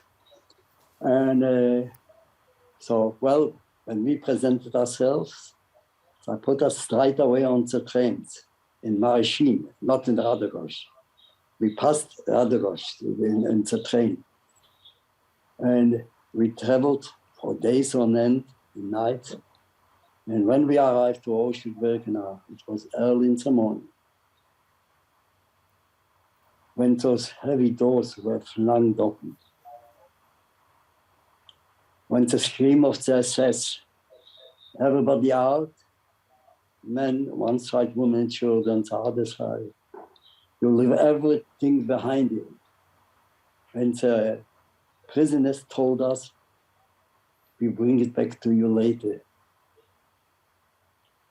Well, my mother realized that she's not going to get out alive from there. We saw the smoke belching out of the chimneys of the crematoria. We didn't know about crematoria. But my mother realized what I just said. She realized, but she believed that I will be able to survive. I will manage. He told me, Abraham, she told me, Avraham, you should do everything humanly possible to survive. And when you will survive, wherever you will find yourself, you should tell people what actually happened. And I promise on those sacred of Auschwitz, sacred out of Auschwitz, that this is what I will do. I couldn't write down anything in Auschwitz, but I tried to memorize everything what was possible. Abraham, everything. Yes. Well, one of the what I can imagine that every day in Auschwitz could fill a book to really recount and try to convey to somebody who could never really imagine what happened there. And I know that one of those moments was as a young man, really, because I believe you were 20 years old. This is, not even a young boy, standing in front of one of the most horrific figures of the Holocaust, the angel of death, Dr. Mengele. Can you tell us about that day? Well, you see, when we were a few Bundes, and we realized also, so we knew that now, I saying, because we had rumors going around about the showers. And when everybody went, we didn't know when we tell one we were left. We marched, we didn't know where. And when we came near this, we're told us we're going to have a shower. Oh wow. It was, so what did we do? What will we have to do? So we said, anyone who goes in before should give us a signal, or it's a shower or it's a shower. I was one of the first in, and it was a shower. When every hair on our body was cut, of course, we were then smeared with detergent, and we all had some wound. It was burning like hell. And I told them that I will raise my hand. And I did raise my hand, and somebody saw it, because I knew it's a shower. And when I came out from the other side, after the shower, a pair of trousers were thrown at me in a jacket, in a bag. I could only keep my shoes and belt. If you had good shoes, so I took it away. I had excellent shoes, and so I didn't took it away. So I don't know. I was lucky. Those shoes lasted me for the whole war. And when I was allocated, I didn't know that it's called the gypsy camp. Then we were allocated to those accommodation, so-called, where there were no banks, nowhere to lie, on the hard concrete floors. Well, to describe it, and of course, I gave us a welcome. And unfortunately, he was Jewish. And he told us, in Mamelush, in Yiddish, and he showed us the beams and told us, you better, if you swallowed and did hide some jewelry, some valuables, you better tell us. If we will find it, but we have got here exercise machines. This is what he told us. Then we had yesterday two on those beams, 2 people, when we discovered. This was our welcome to Auschwitz-Birkenau. And when we were allocated to the block number 4, well, he was a sadist, he was a Polish block elder. And to describe him, and we didn't work. But yes, I made with us, as I said, we needed a gymnastic to do some exercises for our fitness. And I choose mostly when there were muddy days when it was raining. And so he did find also that he had told us to make knee belts and put out our hand and took off our belt. And if the belt will fall off, spread it across our hand. And if this belt will fall off, we will get a beating. And how can our belt not fall off? I did cheat.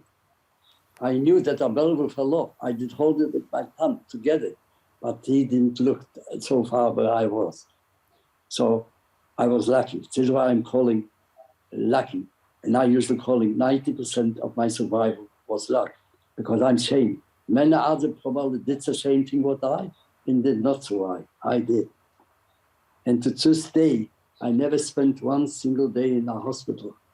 This is why I'm saying again, I'm lucky my survival is 99%. Of course, I did a lot of things.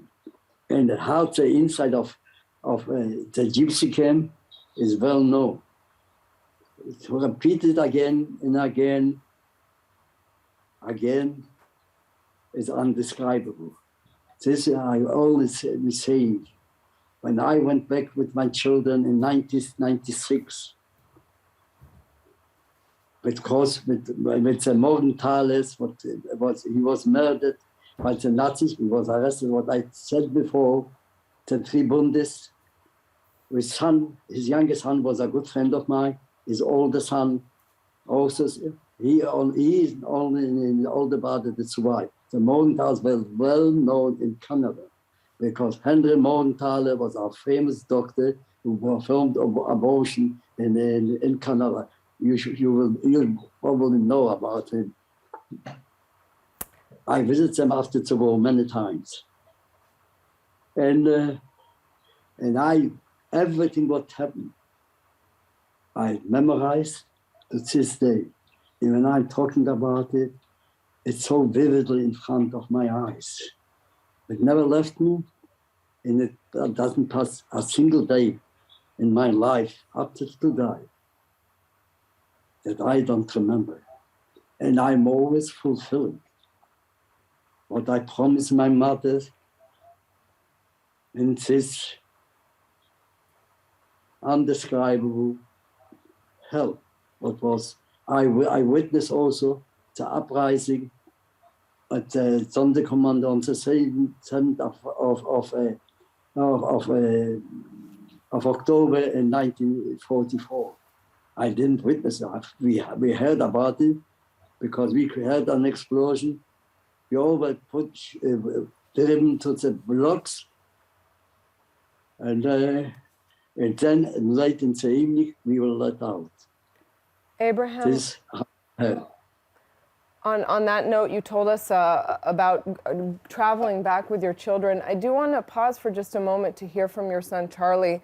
Charlie, when was the first time that you heard and discovered your father's history, what your father lived through, and how has it impacted your life? Because, of course, this is something that went through generations. I was probably about 4 years old, and we were living in a northeastern suburb of Melbourne called Hawthorne, and Mum would take me to a local kindergarten, which was in a local church hall, and I turned around one day when I was 4 and I looked at Mum's, because I'd noticed all the other kids were being picked up by their grandparents. So I just turned around as an innocent 4-year-old and looked at my mum and I asked her, where are my grandparents? And she burst into tears. And that's when I first found out about the Holocaust. And ever since that time, both Mum and Dad have been completely open and told me whatever they could, however they could. But I remember when I was about maybe 10, I turned around to my dad one day and I said, Dad, do you hate the Germans? And he got this cross look on his face and his finger came out and I knew I was in trouble. And he said, don't you ever use that word. And I said, what word? And he said, hate. He said, because once you give in to that emotion, what is it that you become? And it's a lesson I've taken through life, and it's a lesson I've passed on to my son. And also, another big lesson I have from both of my parents is positivity. It's one of the famous things that my dad always says when he's talking to school classes is, just remember, it might not be a sunny day today, it could be cloudy and raining, but remember, the sun will shine again. That's incredible to have come out of such a horrific experience with those kinds of gems of perspective and advice to pass on to you guys. And Abraham, we're so honored to play a small role in trying to fulfill your mother's request to do everything possible to preserve the memory of the Holocaust, to tell those stories. I know it's hard to distill it into, one piece of advice or one statement, but is there something that you would like most to convey to today's youth, to people who don't know much, don't know enough about what happened there?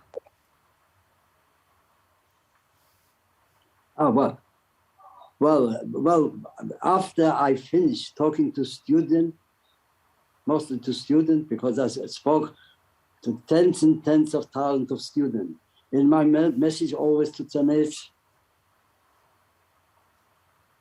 you should remember that there is no races. There is only one race. It's a human race. No different of the color of our skin, or the color of our hair, or the shape of our eyes. What hurts one human being hurts also another. But also remember that you probably do grow up, and I hope so. You will become mothers and fathers. And not every day in your life is going to be a sunny day. There will be days what will be overcast. But always remember that after an overcast day, the sun will always shine again. And this is my message to the students. And I also, when I was in America, when I was in the Washington Museum before it was built, and Reagan donated the space for the Holocaust. You see, I was there when it was the gathering of the American survivors. I happened to be in Los Angeles with friends, and we all went to the gathering in Washington.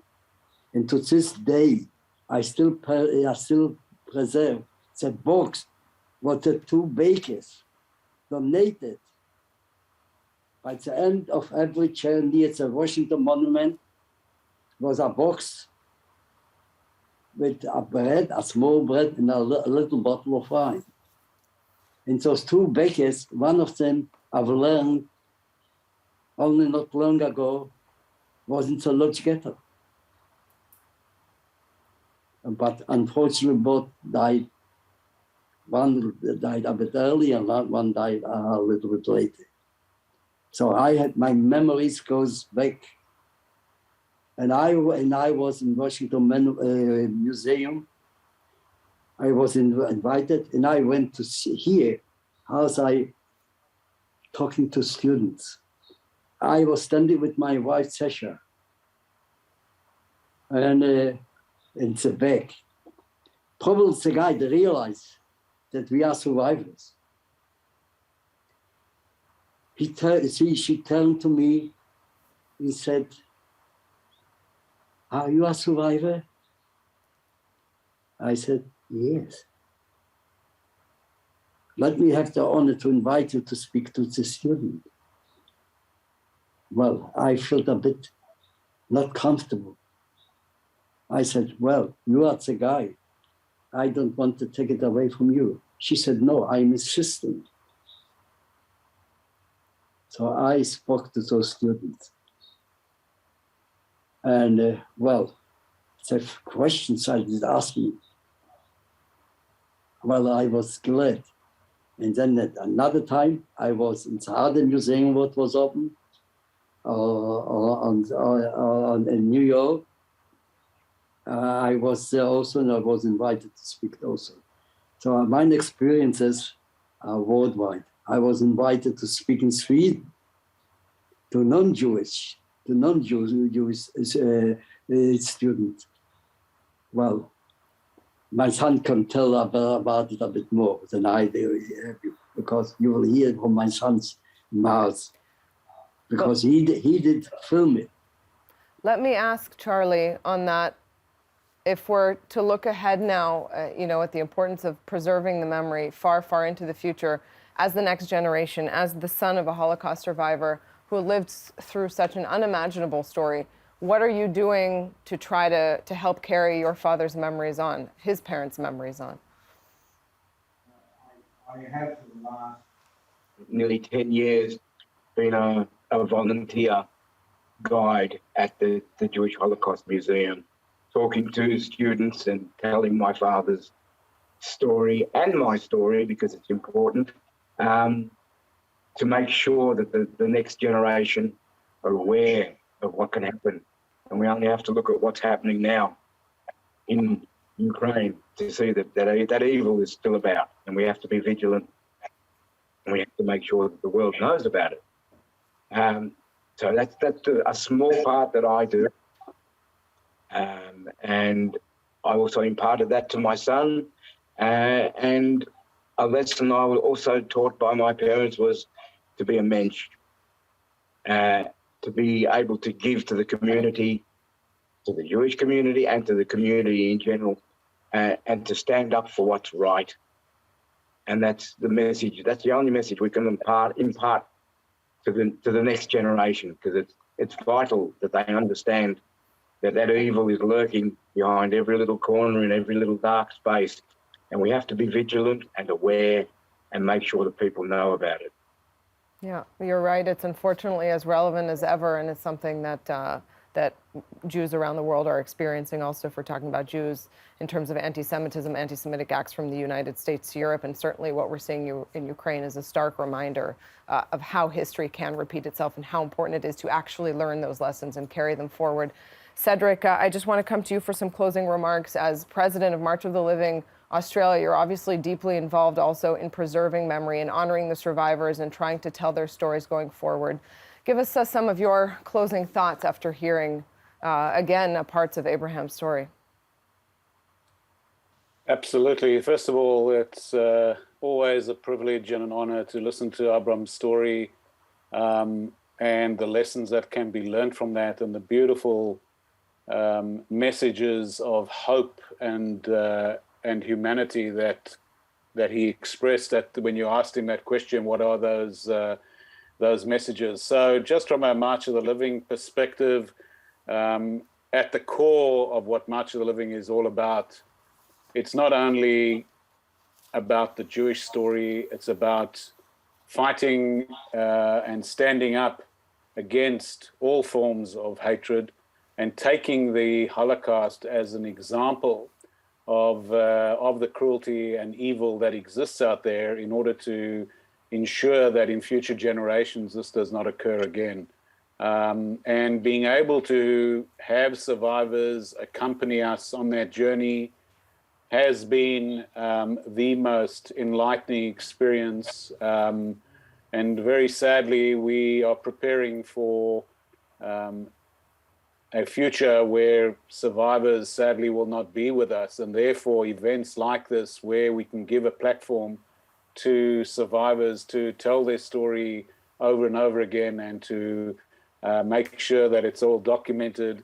That is where the future is going to be, because those survivors are not going to be with us. So therefore, it is incumbent on the next generation, not only of the descendants, but also the next generation of leaders, community leaders, whether they be Jewish or non-Jewish, to take on board the messages and the lessons that the survivors have taught us. If I'm not mistaken, this year's March of the Living has only 8 Holocaust survivors marching, and it's just a stark reminder of exactly what you're saying, that the years are numbered. To hear those stories firsthand, which we all know is so important. So I'm so honored to have heard from both of you, from all of you. Thank you to Cedric Geffen. Thanks, Charlie Goldberg. And of course, thank you so much, Abraham Goldberg, for taking the time to sit with us, for telling what I know is only small pieces of your story, but still so important to be able to hear that, to be able to pass that on. And we look forward also to reading, as you mentioned, your life story that will be on the page soon as well. Thank you very much. Thank you. Thanks so much to them. And with that, we'd like to turn to some video messages from local leaders. They also wanted to take part in this day to send their own messages on the importance of remembering the Holocaust, of preserving that memory into the future. First, we'll hear from His Excellency, Mr. Paul Griffiths, Australia's ambassador to the State of Israel. Griffiths is a senior career officer with the Department of Foreign Affairs and Trade. He served everywhere from Washington to Jakarta, Manila, and Seoul. Take a look. I'm grateful to be given this opportunity to reflect and remember on Yom HaShoah. I'm mindful of the message of Holocaust survivor Eddie Jaku. If we don't learn from the past, we will have no future. With his parents murdered in the gas chambers, Eddie was one of the precious few who survived to describe humanity's darkest period. He was a remarkable Australian who, after years of being unable to speak about the horrors he had experienced, dedicated his life to teach and remind others of the past. Eddie opened his heart so that others could find theirs. He passed away last year, aged 101. It is his message that I'm honoured to share today. As ambassador, I'm fortunate to represent one of the most diverse and multicultural countries in the world, with 26 million people from over 200 countries, 48% of whom were born overseas or have a parent born overseas, speaking over 260 languages. Australia is home to a remarkable Jewish community, some 118,000 people strong, many of them Holocaust survivors and their descendants. Of course, no society is perfect. Holocaust education and remembrance is a means to promote further and greater diversity, acceptance and multiculturalism in our country. For this reason, Australia has committed itself to properly commemorating and teaching the Holocaust. The Holocaust is taught in Australian schools, ensuring our children learn from the past and work for a brighter, more tolerant future.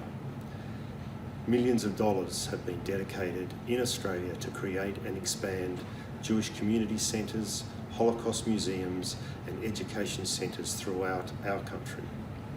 Learning the lessons of the past is what Eddie Jaku dedicated his life to. For the last 3 decades, Eddie took school groups on tours of Holocaust exhibitions, bringing the grainy, faded, black and white images to life for thousands of young students. Never forget, never again, he would tell them. Remembering the Holocaust and teaching this history is essential to our pursuit of more tolerant societies. It teaches where prejudice, racism and discrimination can lead. It is a reminder to each of us to withstand divisive voices and hateful ideas. Eddie and many others may have left us, but their memory lives on. For Eddie's sake, and for all those whose lives were tragically lost during the Holocaust, we say, never again. Thanks to Ambassador Paul Griffiths for that message, for his work also strengthening the relationship between Australia and Israel. And to hear from another Australian leader, we want to welcome the Honorary Scott Farlow. He's a member of the New South Wales Legislative Council. Thanks for joining us today. We'll turn it over to you. Shalom. I'd like to say a special thanks to the Combat Antisemitism Movement and to Zikaron BaSalon for organising today's event. Today, I join you as the very proud chair of the Parliamentary Friends of Israel in the New South Wales Parliament, which brings together members from all across the aisle to support the State of Israel. Of course, in supporting the State of Israel, it is fundamental to support the moves against anti-Semitism all across the globe. Your immense courage is a tribute to your character and is an inspiration to all. Connecting Holocaust survivors' memories with the fight against anti-Semitism is critical. And I thank Mr. Goldberg once more for sharing his important story with us all. It's a story which must be heard by more people throughout the world. Holocaust commemoration and remembrance remains something which free and democratic societies need to ensure never happens again. I know for me, in my views on the world and the views on particularly the State of Israel and the need to combat anti-Semitism, they were formed from a very young age, at a time when I had heard the stories from Holocaust survivors themselves in visiting the Sydney Jewish Museum. Of course, we now face the challenge where our Holocaust survivors and their stories need to be remembered for generations to come. They need to be immortalised so that the next generation doesn't lose sight of their horror and doesn't lose sight that this can never ever happen again. We need to hold back the growing tide of bigotry and anti-Semitism that we keep on seeing rearing its very ugly head, and we all need to make sure that we say that it is unacceptable. I personally thank Mr. Abraham Goldberg for his bravery in telling his story. Whilst confronting, as a reminder of the abhorrence of the Nazi regime in Europe, Mr. Goldberg's tale grounds us in the reality of the discrimination which, left unchecked, festers into. When "Tell the world what happened to your family and other Jews," words spoken by Mr. Goldberg's mother, is something that we are gathered here today when we must carry forth with all of us in all forms and means available to us. The Combat Antisemitism Movement and Zikaron BaSalon have brought us together today, from Australia to Poland to Panama, to share testimony, story and experience, and I again extend my thanks to them in this forum. Gather virtually together from all corners of the globe, I call to attention the critical role of technology and what it will play in going forward in combating anti-Semitism and providing vital education for our communities. Here in New South Wales, we're already seeing how that's working with our Sydney Jewish Museum and the contribution that is being made to immortalising Holocaust survivors' stories for future generations so that it can actually be a unique, engaging experience for those to be able to converse with wonderful, inspiring Holocaust survivors like Eddie Jaku. The Beyond Duty photographic exhibition in early 2020 paid tribute to the 34 diplomats who have been recognised as righteous among the nations for saving over 200,000 Jews during the Holocaust. It was the pleasure of the New South Wales Parliamentary Friends of Israel, the New South Wales Jewish Board of Deputies, and of course the Embassy of Israel to collaborate in the organisation of the multimedia event and to commemorate their memory and who went beyond their call of duty. It's the duty of all gathered here to continue the process of commemoration, and I know that it is something that we will all do to continue to broadcast it to the widest audience that we can. I'm proud to be part of a government in New South Wales which will become the first Australian state jurisdiction to adopt the IHRA definition on anti-Semitism, making sure that the federal government's work in adopting it in late 2021 could also be applied here in New South Wales. And we need to work together to ensure that there is a practical implementation of that adoption.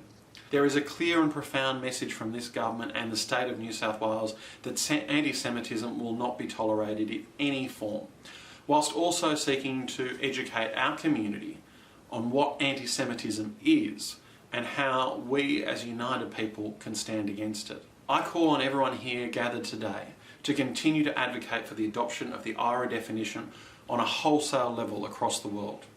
Evil must be named before it can be combated, and the IHRA definition is one crucial step in this regard. Holocaust Remembrance Day remains a sombre and real reminder of the spectre of anti-Semitism that has plagued our societies for too long a time. Yet it's also a chance to honour the message of hope and unity that survivors such as Mr. Goldberg have given us, and of which we are incumbent to take forth and voice to the future. I have never met a Holocaust survivor who comes with anger and despair. Every Holocaust survivor, although seeing the absolute worst of humanity, has always given the greatest and most inspiring message of hope for the future and how much they cherish and love being alive each day. This is the message we need to take forward to ensure that we can never again repeat the mistakes that we have seen in the past and saw through the Holocaust. But we need to ensure that we fight for our society to never ever return to that point again. Thanks to Scott Farlow, a reminder that it is all of our responsibility from this point on to carry on those stories. And we just heard exactly what he was talking about, the advice, the words of wisdom from Holocaust survivors like we just heard from Abraham Goldberg, those positive words saying that we should never hate and to avoid that word, and the power of that coming from somebody who lived through the most extreme form of hate that we can ever imagine is only stronger to try to picture how they can come out of that situation with that perspective and our responsibility to carry that on. Well, for our final speaker from Australia, I want to hear from Deputy Leader of the Victorian Liberal Party, is a proud member of one of the largest Jewish communities in Australia, in his electorate of Caulfield, David Southwick. Hi everyone, my name is David Southwick. I'm a Member of Parliament in the Parliament of Victoria, and I thought on this International Holocaust Remembrance Day, this is a very important day for all of us. A day for us to reflect, to remember the atrocities that we all faced, something that we must ensure that never ever happens again. We're very lucky here in Victoria. We're a place that celebrates multiculturalism. We embrace those people that have come from places all around the world, and no matter what the celebration, no matter what faith, we find an opportunity to celebrate and encourage it. But unfortunately, not everybody shares the same enthusiasm, and we're seeing anti-Semitism continue to rise. There's been numerous reports that show that, unfortunately, particularly during the pandemic, we've seen an increase, particularly in the last year, a 35% increase in anti-Semitism. A recent report by the Executive Council of Australian Jewry reports on the increases of anti-Semitism year in, year out. And what that says is we've got a lot of work to do. Also, combined with that, is we know that some 25%, a quarter of Australians, have little or no knowledge of the Holocaust. So it shows that whether it be anti-Semitism or understanding and learning from the Holocaust, we have a lot of work to do.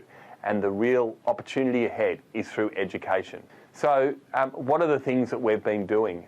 Since I was elected back in 2010 as a Jewish Member of Parliament, I've taken numerous politicians to Israel for their first time to meet members of the community. In fact, before they even go to Israel, we bring them for a familiarisation day in Caulfield. They visit a shul, they visit a school, they visit some of our aged care facilities, and we finish with a mock Shabbat or a Seder, so they get to actually understand and learn about the Jewish community. There's been so many other things that we try and do as well, certainly standing up and speaking out against hatred.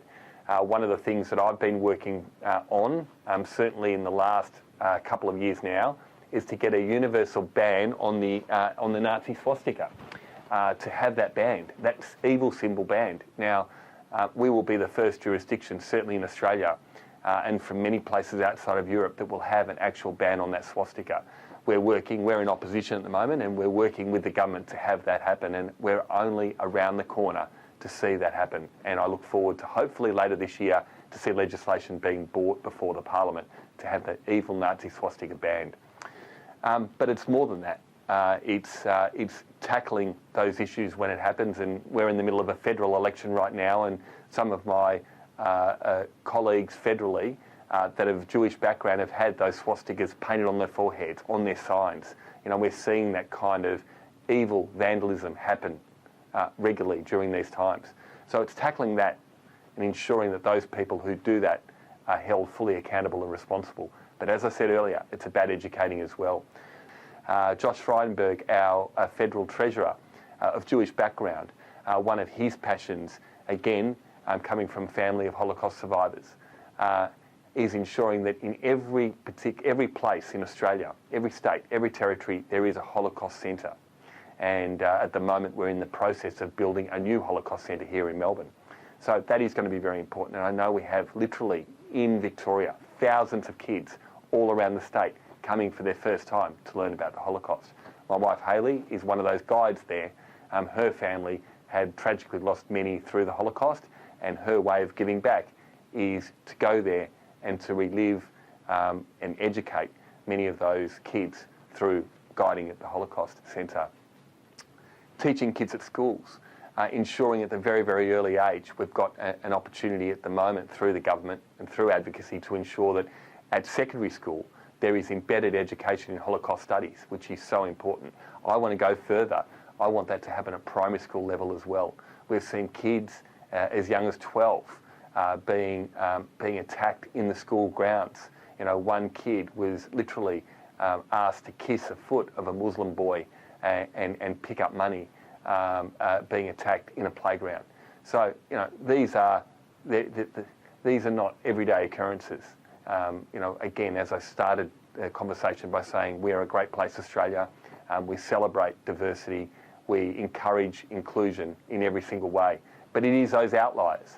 It is those people that are uninformed and uneducated. And the way forward is to ensure we have education, that we have information, and we ensure that those people that do the wrong thing, that, you know, if that education doesn't work, there are consequences. So on this day, a very, very important day for all of us, it is a time to reflect, it is a time to remember, and ultimately, and more importantly, it is a time to say never again. Thanks very much to David Southwick. Coming up in a little while, we're going to be here in Israel to hear from a Holocaust survivor sitting down with us here in Hebrew, telling her story along with her grandson. We'll also hear the siren, 2-minute siren sounding across Israel in honor of Holocaust Remembrance Day. But before that, let's hear some video messages from Combat Antisemitism Movement partners in support of this crucial work of supporting Holocaust survivors and promoting Holocaust education to fight anti-Semitism right now and into the future.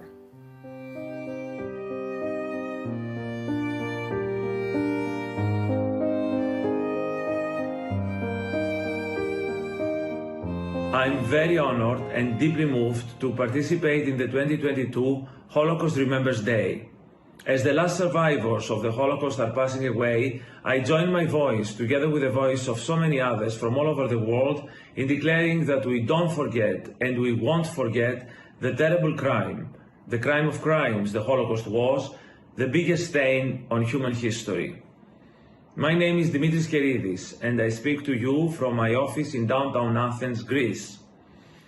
As the head of the Greek-Israeli Friendship Parliamentary Committee, and as someone who has participated in many projects combating anti-Semitism, I salute the work of the Combat Antisemitism Movement and this initiative, which is probably more relevant today than ever before. Thank you.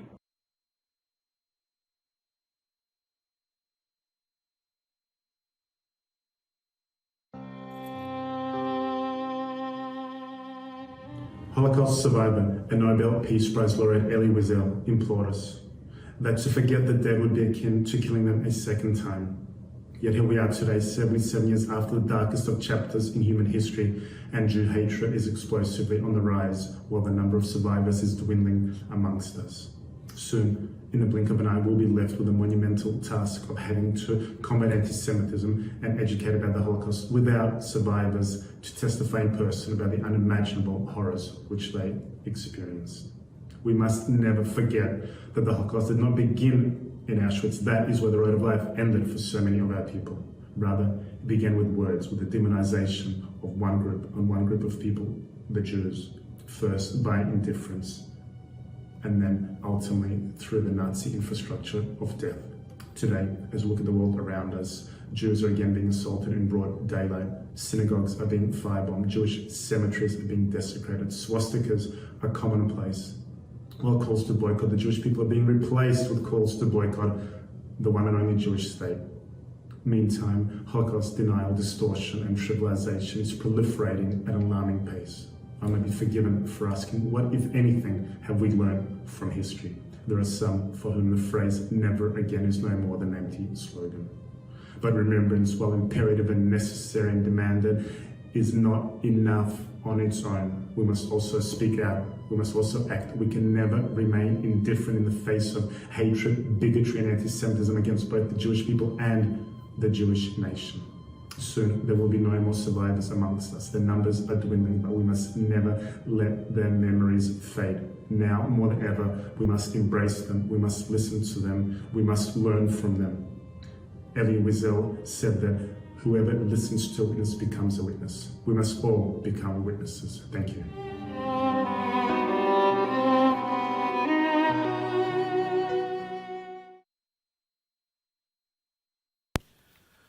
In 1943, the Germans began to implement their plans for the extermination of the Jews of Greece and their deportation to Nazi concentration camps.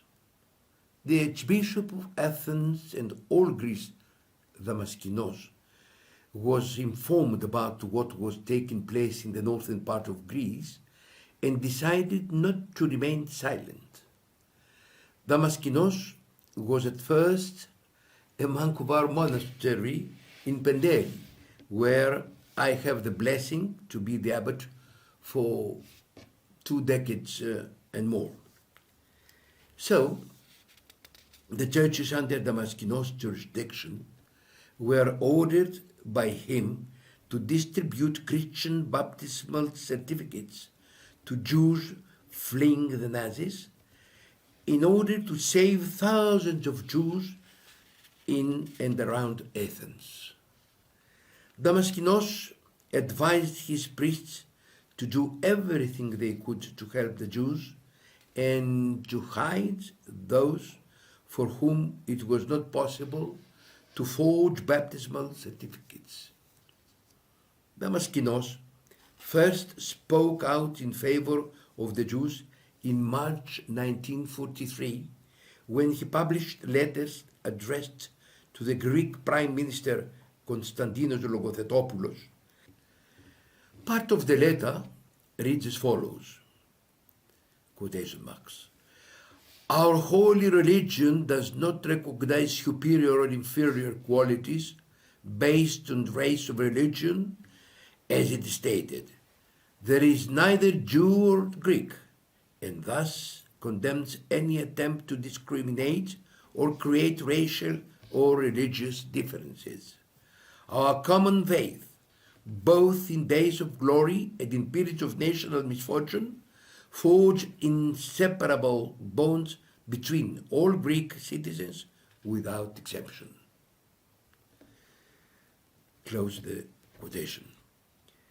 The Archbishop also ordered monasteries and convents in Athens to shelter Jews and urged his priests to ask their congregations to hide the Jews in their homes. As a result, more than 250 Jewish children were hidden by Orthodox clergy alone. For his actions in saving Greek Jews during the Holocaust, he was named righteous among the nations by Yad Vashem. Now, our journey in unfolding the past began in 2016 and goes on for more than 6 years now.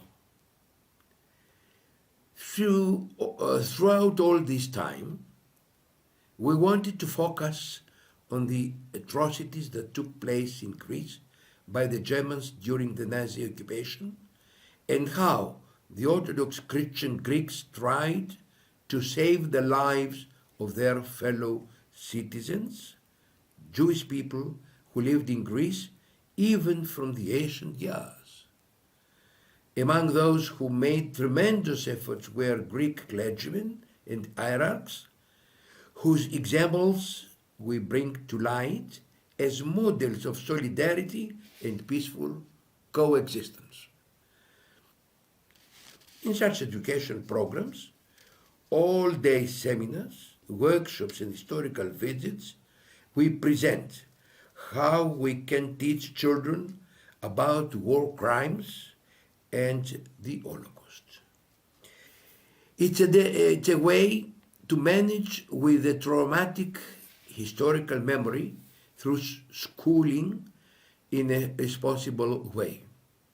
Moreover, we focus on creating educational scenarios and learning activities, all of which are presented at the end of each school year in a big celebration. The key objectives of the projects that we run here at the Inter-Orthodox Center of the Church of Greece are to deepen the participants' knowledge about the Jewish community of Greece and the responsible management of the traumatic historical memory for Christians and Jews in order to engage the students to build a society of coexistence and with mutual understanding. Key partners of the Inter-Orthodox Center are the Jewish community of Athens, the Rebbe of Athens, the Jewish Museum of Athens, the local Christian authorities, but also international institutes such as Yad Vashem, Yahad Inunum, and now the Combat Antisemitism Movement. Thank you. It is with great pleasure that I join this global gathering on the meaningful Yom HaShoah. From the city of Ioannina in Epirus, Greece, I congratulate CAM and Zikaron BaSalon on this unique initiative. In my capacity as mayor of Ioannina and president of the city Jewish community, I am here to give you the feedback of Holocaust education through the example of Greece and Ioannina. In 2002, the Jewish Museum of Greece introduced Holocaust education programs in our country. In 2004, the Greek Parliament passed law declaring the 27th of January as the National Holocaust Remembrance Day. Since 2005, that Greece became a full member of the International Holocaust Remembrance Alliance, IHRA, our country has made impressive progress in the fields of legislation, training, social awareness, and education. In 2019, Greece adopted the IHRA definitions of anti-Semitism and Holocaust denial. 2021-22, Greece assumed the presidency of the IHRA. The Central Board of Jewish Communities and the Jewish Museum of Greece are in close and productive cooperation with the Greek Ministry of Education, the General Secretariat for Religious Affairs, and Yad Vashem for the realization of innovative educational initiatives adapted to all levels of education. Jewish studies are also offered at the Aristotle University of Thessaloniki, boosting research. Training seminars aiming at promoting understanding of anti-Semitic hate crimes are also offered for law enforcement agencies following cooperation between the Greek Ministry of Education, the Jewish Museum of Greece, and other organizations. My hometown, Ioannina, has its own share of uniqueness and innovative activities. A city with rich Jewish tradition, which is home to the Romanian Jews dating back to Byzantium. A city that lost 92% of its Jewish population during the Holocaust. A city that saw a Jewish cemetery vandalized repeatedly over the past decades, but also a city that stood up against racists and created a human chain to protect it. A city with a handful of Jews that elected the first Jewish mayor of the country. A city that kick-started IRA commemoration events organized in a different Greek city each year by the IRA presiding country, with the participation of diplomatic representatives of all IRA country members. Our goals for the future. One of the major projects underway is the foundation of the Holocaust Museum of Greece in Thessaloniki, a project that has the support of the Greek government, the Federal Republic of Germany, and the Niahous Foundation, and the World Jury. It is our firm belief that the Holocaust Museum will foster educational and cultural activities as well as academic research. Dear friends, as the recent challenge of the pandemic indicated, sadly, hate rhetoric and anti-Semitic stereotypes still thrive and spread poison to the society, especially online. Our special attention needs to focus on the task at hand, educate the young generation, offer Holocaust education as a unifying force within society. Thank you. Hello, my friends. First of all, I would like to thank Sasha Dratva and his team for the invitation to be here with you today. In this Yom HaShoah, I would like to start with the thought that it is amazing that 77 years after the end of World War II, we still have to devote efforts to fight the denial and the distortion of the Holocaust. Who could imagine that there would still be deniers even with the largely documented evidences of the genocide of the Jewish people and other minorities between 1939 and 1945. I believe that the best way to combat it will be a combination of education and legislation. Education, of course, to teach to the new generations what happened during the Second World War. One of the items of our agenda as the OAS Commissioner is to stimulate that countries in the Americas have in their national curricula classes about the Holocaust. Regarding legislation, we'll try to examine briefly the current status of the legislation in some countries and in international organizations in order to evaluate the chances of its adoption. In the first place, it must be clear that the argument according to which rules condemning Holocaust denial would not be in accordance with the European Convention on Human Rights or with the Universal Declaration has already been rejected both by the European Human Rights Commission and the European Court. At least 17 countries already have legislation against Holocaust denial, some of them criminalizing this conduct. In Austria, the country denazification legislation of 1947 was amended in 1992 to forbid the denial or minimization of the Holocaust. In Germany, the law on incitement forbids hate speech against certain groups. It is often applied to cases involving Holocaust denial. The Greek law, as the Brazilian rule does, requires that there is an intention to cause violence, incite hate, or insult a protected group in order to configurate the crime.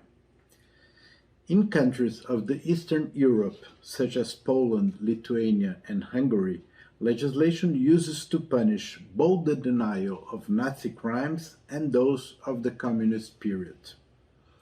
In the European Union, after an agreement between the United Kingdom and the Nordic countries on one side and Germany on the other, an agreement was reached in 1996 establishing that, although the denial of the Holocaust has not been formally forbidden, a penalty of up to 3 years in prison was established to be adopted by member countries that wish to do it, for those who grossly deny or trivialize crimes of genocide, crimes against humanity, and war crimes. In the framework of the international system, the United Nations approved, at its General Assembly in January of this year, a resolution on the denial of the Holocaust. Concluding, I remember that the IHRA, in its definition of anti-Semitism, explains, "It is a certain perception of the Jews, which can be expressed as hate of the Jews. Rhetorical and physical manifestations of anti-Semitism are directed at Jewish and non-Jewish individuals and or their properties, Jewish community institutions and religious facilities." And, as you know, the definition is illustrated with a series of practical examples, such as, and I quote, "deny the fact, scope, mechanism, for example, gas chambers, or intentionality of the genocide of the Jewish people in the hands of National Socialist Germany and their supporters and accomplices during World War II, the Holocaust." For our part, in the functions that we are playing in the OAS, we have searched to extend the role of countries that adopt this definition. 4 of them already do it, and some are members of this association. In conclusion, I understand that combining the legal with the educational approach may be the proper way for us to address prejudice, discrimination, and anti-Semitism, especially regarding denial and distortion of the Holocaust. After all, as James Schlesinger said, everyone is entitled to their own opinion, but not to their own fact. My father-in-law, Rabbi Laszlo Berkowitz, a survivor of Auschwitz and 4 other concentration camps, died 16 months ago. With the death of my friend Ingrid Roskin, a hidden child survivor, my own congregation is now left with only one person who can speak about the horrors of the Holocaust. Gary Moss, who experienced Kristallnacht as a teenager, will turn 100 in less than 3 weeks. What will it mean when there are no Holocaust survivors to serve as first-hand witnesses? We're fortunate to have the memorabilia, written accounts, audio and video recordings of those who were eyewitnesses. As technology changes, I'm confident that we will continue to invest in ensuring that those valuable memories will be preserved in whatever format.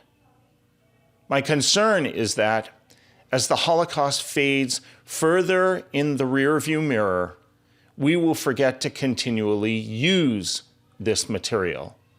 We cannot simply preserve the past, but we must strive to bring it into the next generation.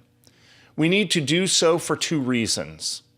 First, we must continue to preserve and expose people to the overwhelming evidence of the Holocaust, because the horrible truth is that anti-Semitism continues to rear its ugly head throughout the world.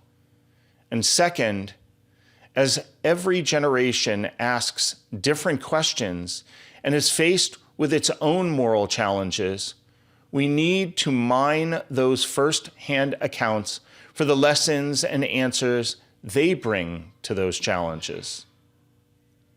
In the face of shocking ignorance around the basics of the Holocaust, we must redouble our efforts to teach it and its roots in anti-Semitism.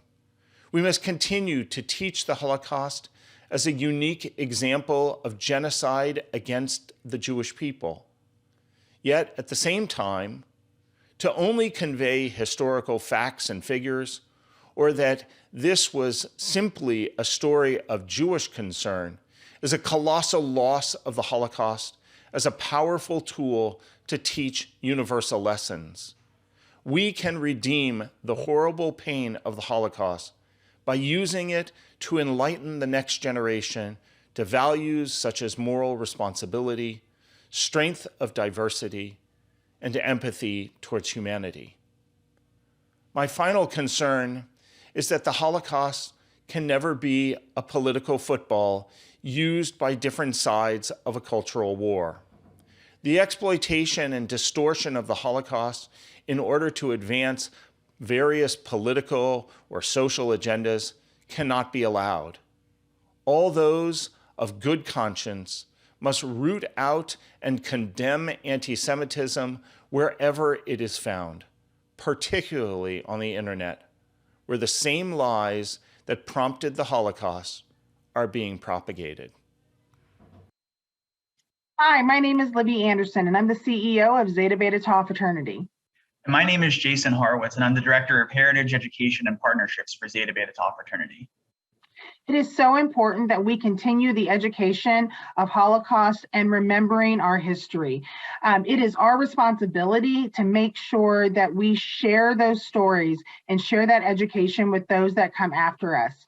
At the level of education for today's young people, especially Gen Z and millennials, is dissipating, and students are coming to college without basic knowledge and education about the Holocaust. It is our responsibility to educate our brothers, our members, and our community. And for me, on a personal level, my grandfather served in World War II in Japan and Korea, but I know he talked so much about how he wanted to serve in Europe to fight the Nazis because of what was happening to his family in Austria. So it's important for me to have more Holocaust education to honor his family's memory and the memories of all families lost in the Holocaust.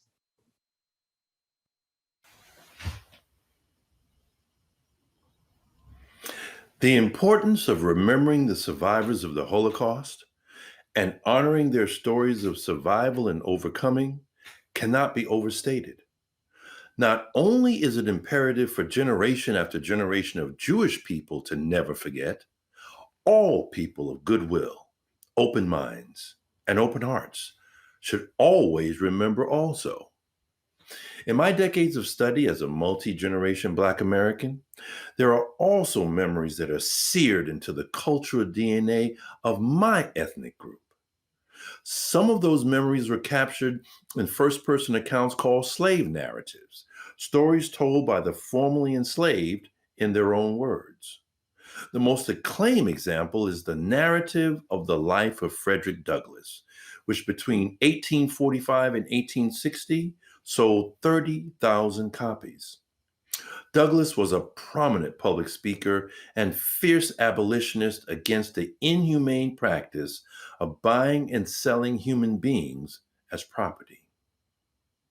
During the Great Depression, the Federal Writers Project of the WPA employed writers to capture the first-person accounts of formerly enslaved persons. 2,300 interviews were taped from 1936 to 1938. From 2000 to 2001, the Library of Congress digitized these narratives and scanned the originals of 500 photographs. These tales capture not only the horror and the degradation of what Harvard sociologist Orlando Patterson calls social death, but also tales of heroism and escape, betrayal and tragedy, and the hopes and cultures of those fragile yet enduring communities of American Negroes.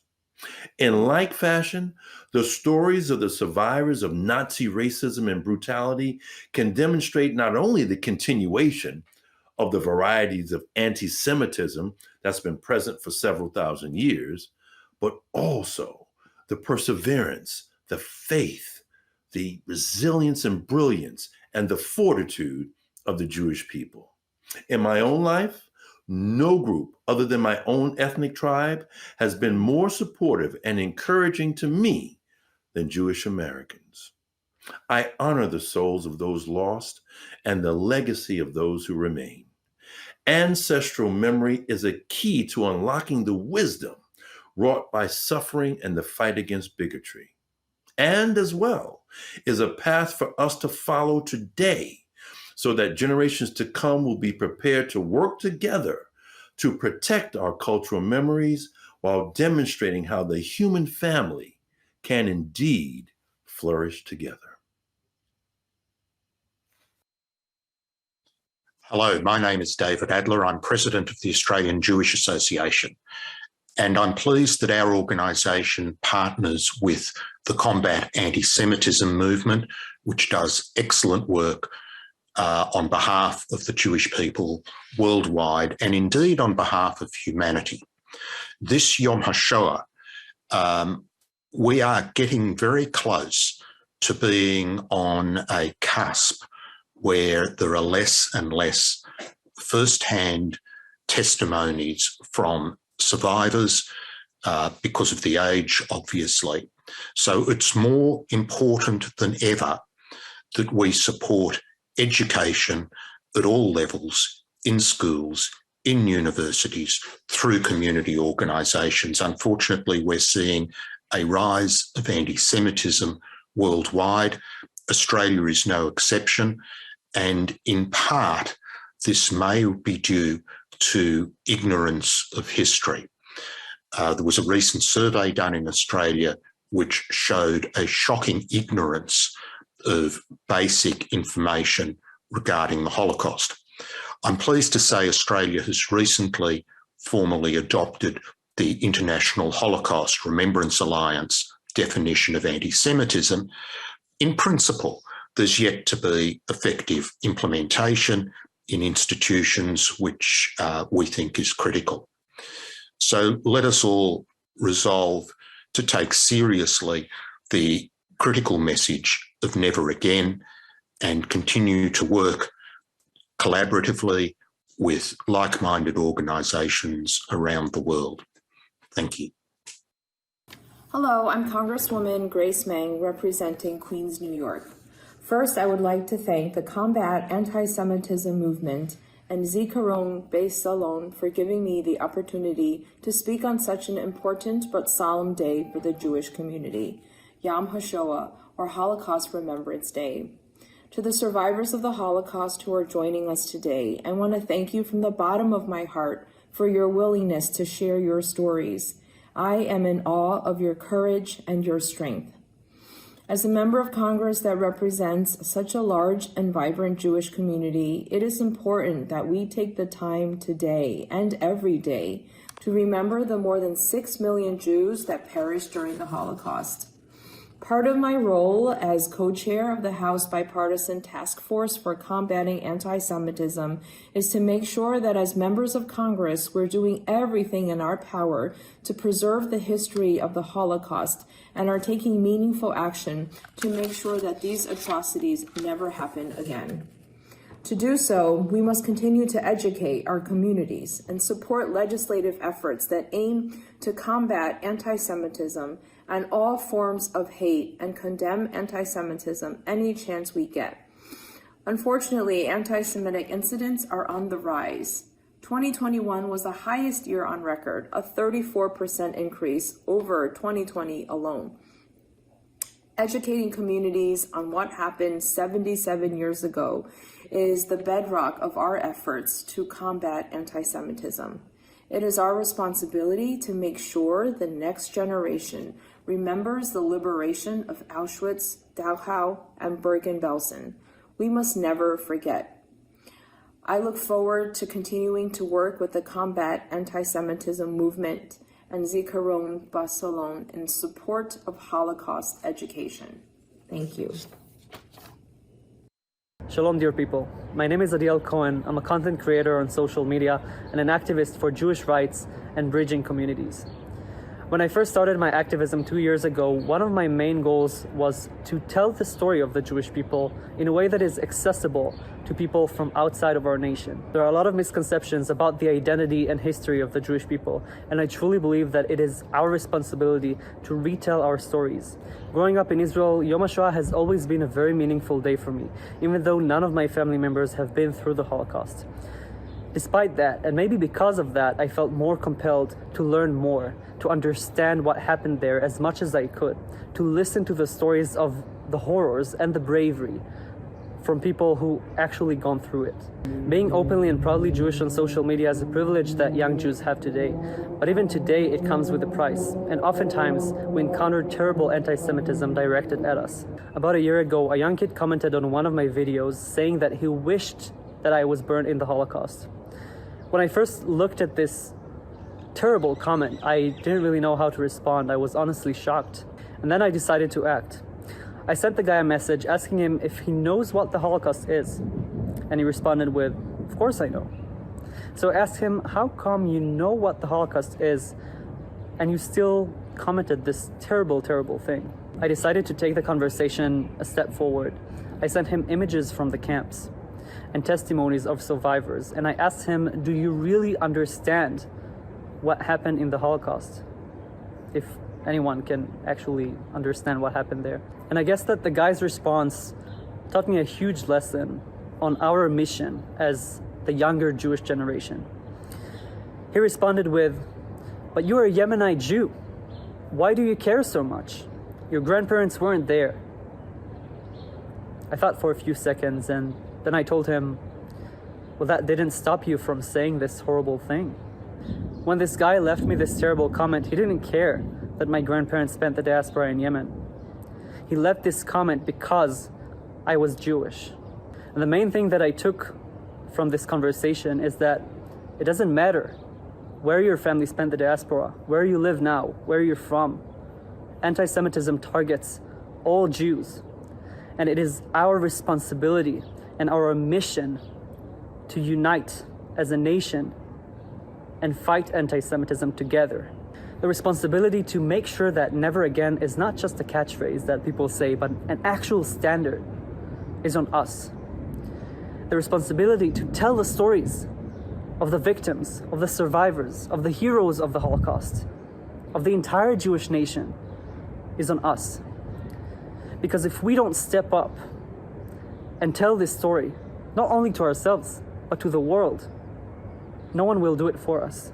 I'm standing here in Jerusalem, the heart and soul of the Jewish people, on mounds of Jewish history, and millions of Jews who came before me and fought to keep the fire burning. And Be'ezrat Hashem, the Jewish nation will continue to prosper and thrive. Am Yisrael Chai. I'm Joe Lieberman, and I'm very proud to join this global digital observance of Holocaust Remembrance Day, Yom HaShoah. I'm proud to join as a member of the board of CAM, the Combat Antisemitism Movement, and I join it with a certain urgency this year because of the rise of anti-Semitism, shockingly, in our time. I thought I would start with a quote that I read recently from Menachem Begin, the former prime minister of Israel. Begin said in a book that he wrote in the 1970s called The Revolt, that out of the ashes and tears and blood came a human creature that had not been seen on earth for almost 2,000 years, and that he called the Fighting Jew. And he pleaded with everyone who was reading his words that they resolved never to let that Jew disappear again. I never would have guessed that in 2022 we would be facing, and in America and in Europe and in other parts of the world, and there is only one response to it. Accommodation doesn't work, silence doesn't work, ducking, hiding doesn't work. We have to fight back. And it's different this time. I want to just speak from a personal point of view. I was honored to be the first Jewish American to run on a national political ticket when Vice President Gore asked me to be his running mate in 2000. And I confronted no anti-Semitism. Now, when I would say that after the election, people would say, "But do you think there are no anti-Semites in America?" And I said, of course they're anti-Semites.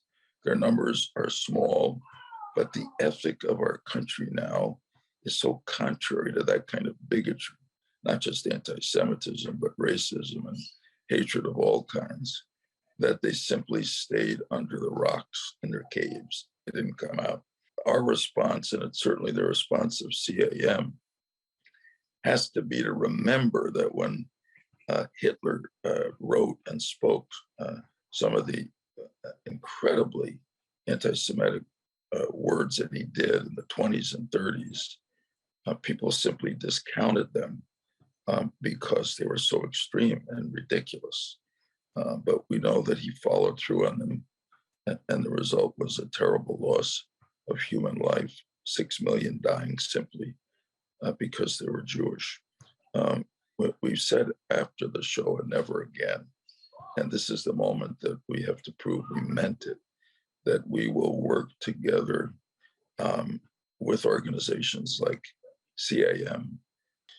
So my call today is that we not just be fighting Jews to protect Jews, that we be fighting human beings to protect everyone from hatreds like anti-Semitism.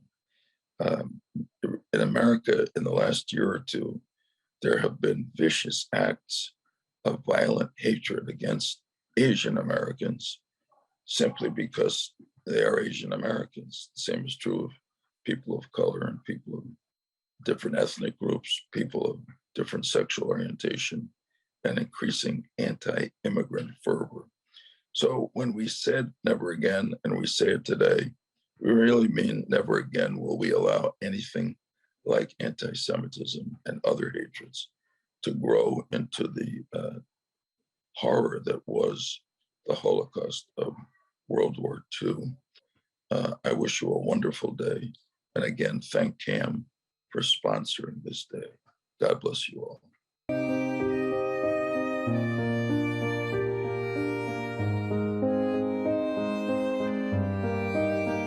ברוכים הבאים לזיכרון בסלון, עכשיו כאן בישראל ומשודר ברחבי העולם. אנחנו מתרגשים לארח כאן היום את גברת חנה גופרית, לספר לנו את סיפור ההישרדות המדהים שלה, מילדה בפולין ועד לסבתא בישראל.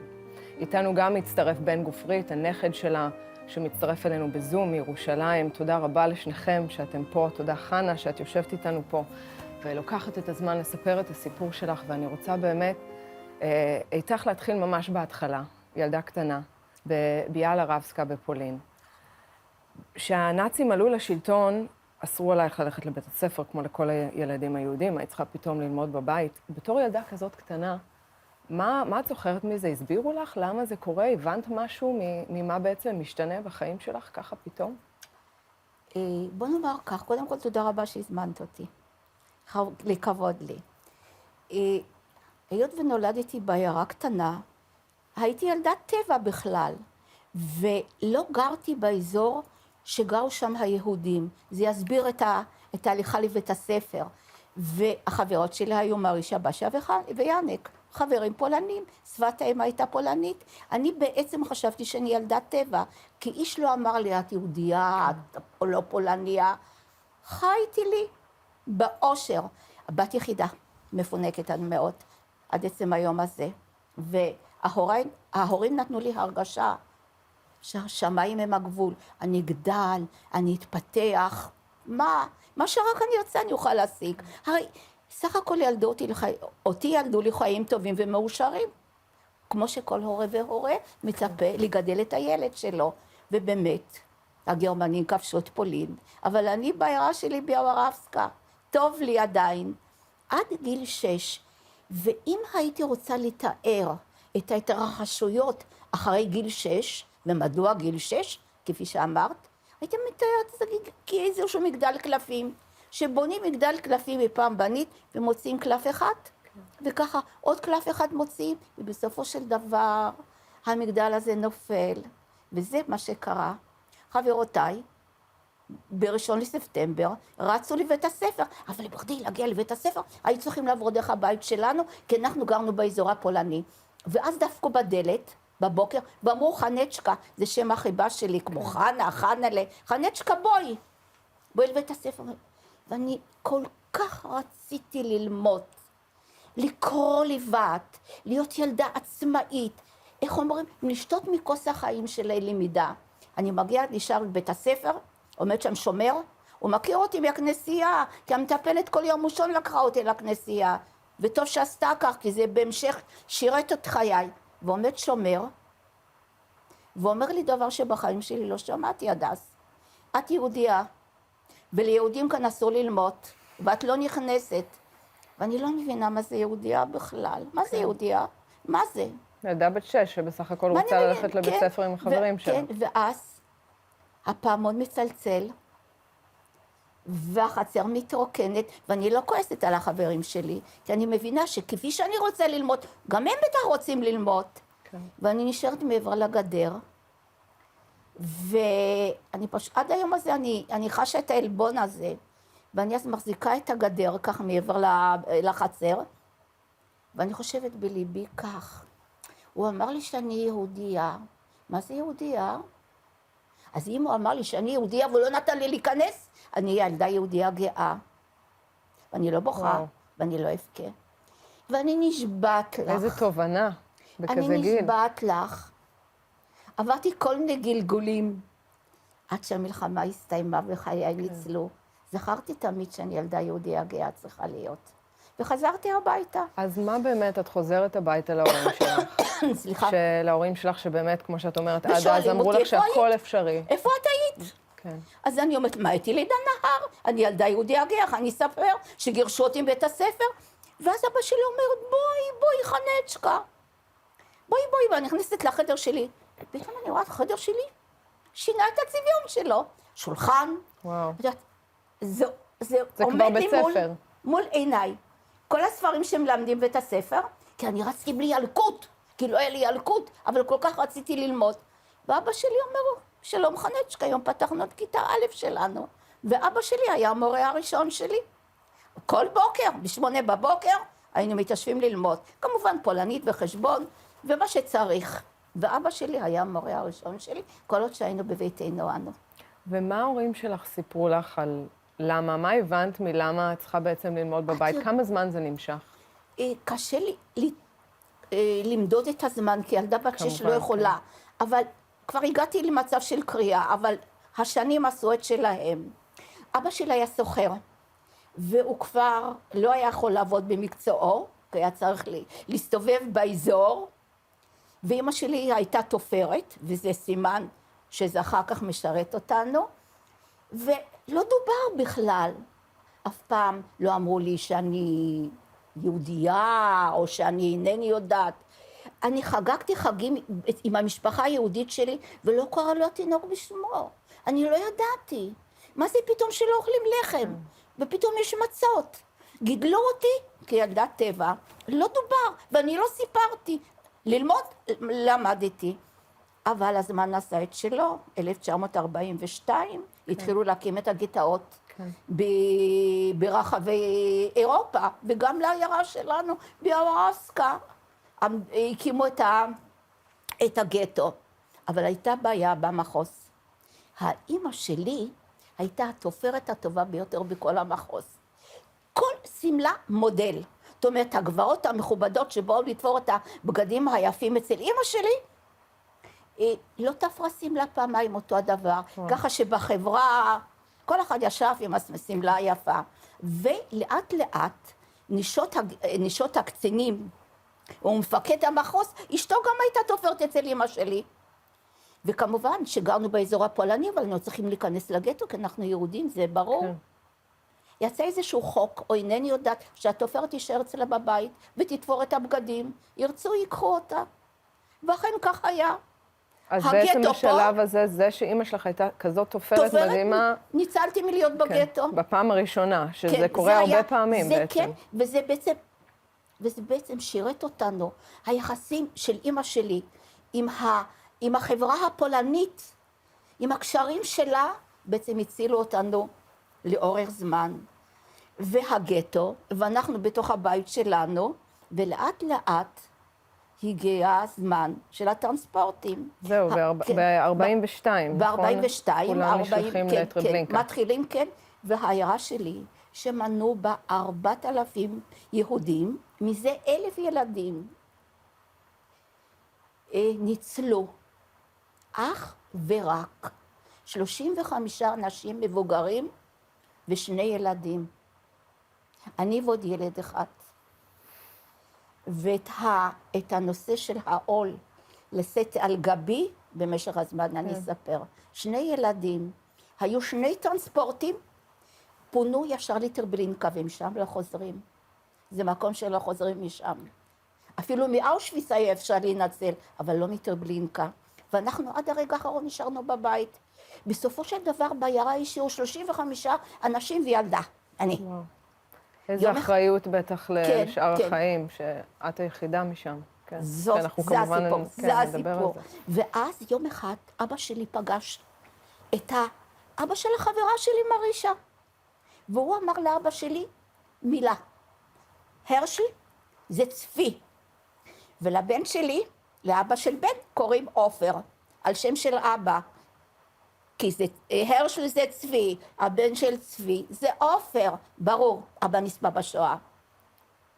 אמרתי, תברח לא טוב. אבא חזר הביתה, ברחנו. כל כך קל להגיד ברחנו. כן. אבל כל העולם נגדנו. כל כן. העולם נגדנו, איך כבר בורחים? מי שנותן מסתור ליהודים, מה קורה לו? ברור. בעצמו מסכן את החיים כמובן. כן. ואני לפעמים חושבת בליבי, האם אני הייתי מוכנה לפתוח את ביתי ולסכן את עופר כשלי? כן. לא יודעת. אין לי תשובה ואני לא רוצה.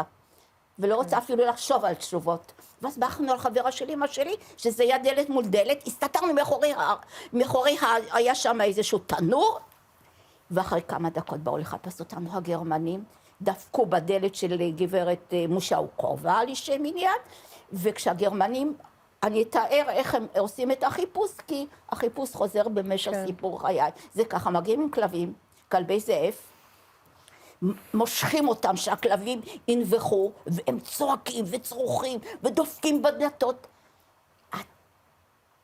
סיטואציה של שיתוק.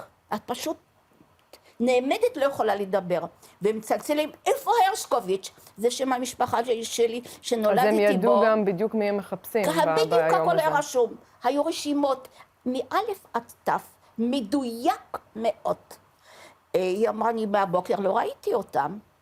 בגרמנים עוזבים, ואנחנו נשארים אצל החברה של אמא שלי דלת מול דלת, ואין כבר יותר. זה את ואמא שלך. ואבא שלי, של שתינו, ואין בית יותר, ואין כלום. ומה שהיה לעולם כבר לא יהיה. את לא יכולה לקחת איתך לחיים איזשהו ספר, שהייתי ילדה קטנה עם איזשהו קטנים שהאוכל. שום זכר מהחיים לפני. שום אין. התנור, אמא שלי, אבא שלי ואני, זה מה שיש. ובעצם זה לא פעם ראשונה שהתחבאתם אצל מישהו, אצל שכן. ולאט לאט היו צריכים בעצם למצוא לנו מקום מסתור, מפני שאי אפשר למות מאחורי התנור כל החיים. ואכן, כפי הנראה, אמא ואבא מאוד דאגו לי. והיות ואני כל יום ראשון הייתי בכנסייה עם המטפלת שלי, כל המחוז הכיר אותי, את הילדה היהודיה שמסתובבת בכנסייה. ומצאו לי מקום מסתור אצל משפחה פולנית שרצתה לקלוט אותי. ולגדל אותי באהבה כפי הנראה. ואמא אז אמרה לי, תראי חנצ'קה, אין לנו ברירה, אנחנו ניפרד, את תלכי למשפחה. אנחנו רואים אותם עכשיו, נכון? לא, אלה חסידי אומות העולם. אלה האנשים שהם חסידי אותם עולם. זה גברת סקוברונק, אם אני מתרגמת זה לעברית זה דרור, חופש, וזה אדון סקוברונק. אלה האנשים ובבית שלהם? לא, זה בז'לזנה, זה בוורשה. היו כמה... בשלב מאוחר. היו כמה, כן, כמה ככה, נפילות קוראים. כן. מסרו אותי למשפחה הזאת, ואני נכנסתי שם לדירה וראיתי שולחן, ועל השולחן היו פורסים כל הספרים שאני אוהבת, כל המחברות שאני אוהבת. זאת אומרת, המשפחה רצתה לקלוט אותי באהבה רבה. והלכת לשם לבד? לא יודעת, מישהו הוביל אותי. אין לי מושג מי. אבל היית שם אצלם בבית בלי ההורים שלך, את כבר... לבד, הביאו אותי. לבד. אבל אני עשיתי את השביתה הראשונה בחיי. אני סירבתי להישאר שם. אני כמעט ילדה בת 7, נכנסתי מתחת לשולחן, וישבתי שם כמה ימים, ולא אכלתי ולא שתיתי ולא שום דבר. הייתי בשביתת רעב, רציתי למות. לא הייתי מסוגלת להיפרד מהוריי.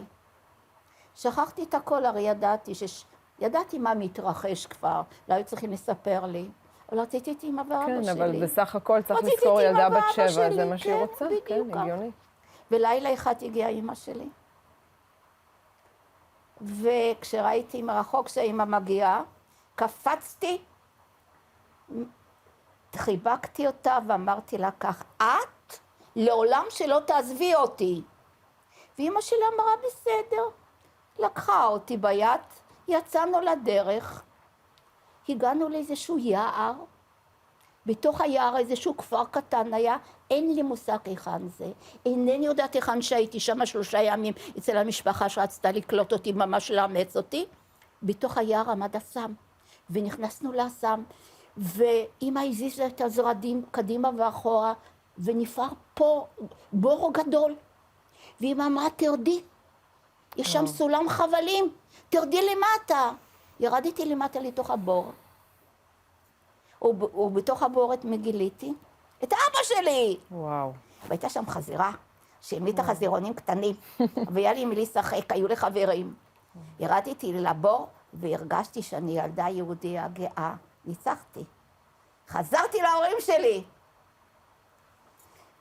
והייתי בתוך הבור, אינני יודעת כמה זמן. כי יום ולילה זה בדיוק אותו הדבר. יכלתם לצאת משם, או ממש אפילו לא להרים את הראש? עם חבל, הכפרייה הייתה מורידה לנו מרק. איזה מרק טעים היה, עם לחם. את עדיין זוכרת את הטעם בטח של המרק הזה. כל חיי. אני מנסה לשחזר את זה, לא הולך. לא הולך. ואז, יום אחד, הכפרייה מגיעה, מזיזה את הזרדים קדימה ואחורה, ואומרת, הגרמנים הגיעו. ומה יהיה עם הילדה? כמו שתיארתי, יעשו את הבלגן עם הכלבים, וזה היה הריטואל שלהם. את זוכרת בתור ילדה בת 7-8 את המשפט הזה, הגרמנים הגיעו, מה זה היה בשבילך בתור ילדה, וגם לראות את ההורים שלך, שיש להם פחד של הורים שמנסים להציל את הילדה שלהם? סוף עולם. סוף עולם. סוף עולם. מאחורי המשפט הזה, לא מסתתר שום דבר, כלום. אין עתיד, אין חיים, אין בית ספר, אין נהר, אין יער, מוכמניות ופטריות, אין כלום. הגרמנים הגיעו. והיא אומרת, מה עושים עם הילדה? היא תצעק, היא תבהל. ואני רוצה לצעוק ממעמקי הבור. אני ילדה יהודיה גאה, אני לא אצעק. אבל מי ישמע אותי? ואז היא אומרת לי, תעלי לי מעלה, ואני עולה על הסולם. ואז מגיע הבן שלה עם שק, ואומרים לי, תיכנסי לי תוך השק, ואני נכנסת לי תוך השק, הוא לוקח אותי על הגב, ובורח למעמקי היער, ואני בתוך השק. ואני כבר הכל יודעת, אני מבינה, מה יקרה, אני חושבת בליבי, שהגרמנים יעצרו אותו, וישאלו אותו מה יש לך בשק. והוא לא ירצה לפתוח את השק אולי, ואולי יתקרו את השק עם הכידון, לראות מה שיש בתוך השק. ואני חושבת בליבי, מה עושים? מה עושים? מה עושים? מה עושים? אולי לא כדאי להיות ילדה. אולי אני יכולה להפוך את עצמי לתפוח אדמה. כי בשק היה ריח של תפוחי אדמה. תפוח אדמה לא מפחד. אפילו אם דוקרים אותו, לא בוכה. מקלפים, כלום לא קרה. קילפתי תפוחי אדמה. ואני עושה לי את האוטוסגסטיה הראשונה שלי, שהמשכתי אחר כך. כוח של המחשבה בהישרדות. אני תפוח אדמה. וכך אני עושה לי את המנטרה, תפוח אדמה, ובחיי נשבעת לך. בכנות הייתי תפוח אדמה. הגרמנים עזבו, אותנו לא מצאו, חזרתי לבור, והפולניה לא רצתה אותנו. ואז החברה של אמא שלי שוב הגיעה. ואז אבא שלי ביקש שתשיג לנו תעודות מזויפות שנוכל לצאת מהבור, כי כרגע כשאומרים תעודות לא מבינים את התהליך הזה. אי אפשר היה לתת פסיעה ברחוב ללא ביקורת. היו פטרולים כל הזמן מסתובבים ובודקים. הרי הם קיבלו פקודה להרוג ולהשמיד. כל יהודי באשר הוא. אז אי אפשר היה לעלות על הרכבת, שום דבר. אז בבקשה, תסדרי לנו 3 תעודות זהות, ואם לא קשה לך תמצאי לנו מקום מסתור. כי לא רוצים אותנו כאן. הגברת משאורקוב הלכה, חזרה, לא יודעת, יום לילה אותו הדבר, והגיעה והיא אמרה לאבא שלי הרשל, יש לה רק 2 תעודות זהות. וואו. לאמא שלי ולי, לכאן לא מצאתי תעודת זהות. ואז אבא אומר, בסדר, מצאת להם מקום מסתור? אז היא אמרה, כן, בוורשה, ברחוב ז'לזנה 64, אצל הקרובים שלי, משפחת סקוברונק, שהם חסידי אומות העולם, אלה חסידי אומות העולם, הם מוכנים ל3 חודשים לקבל את אמא שלי ואותי. אנחנו רואים אותם שוב. כן, האהובים שלי.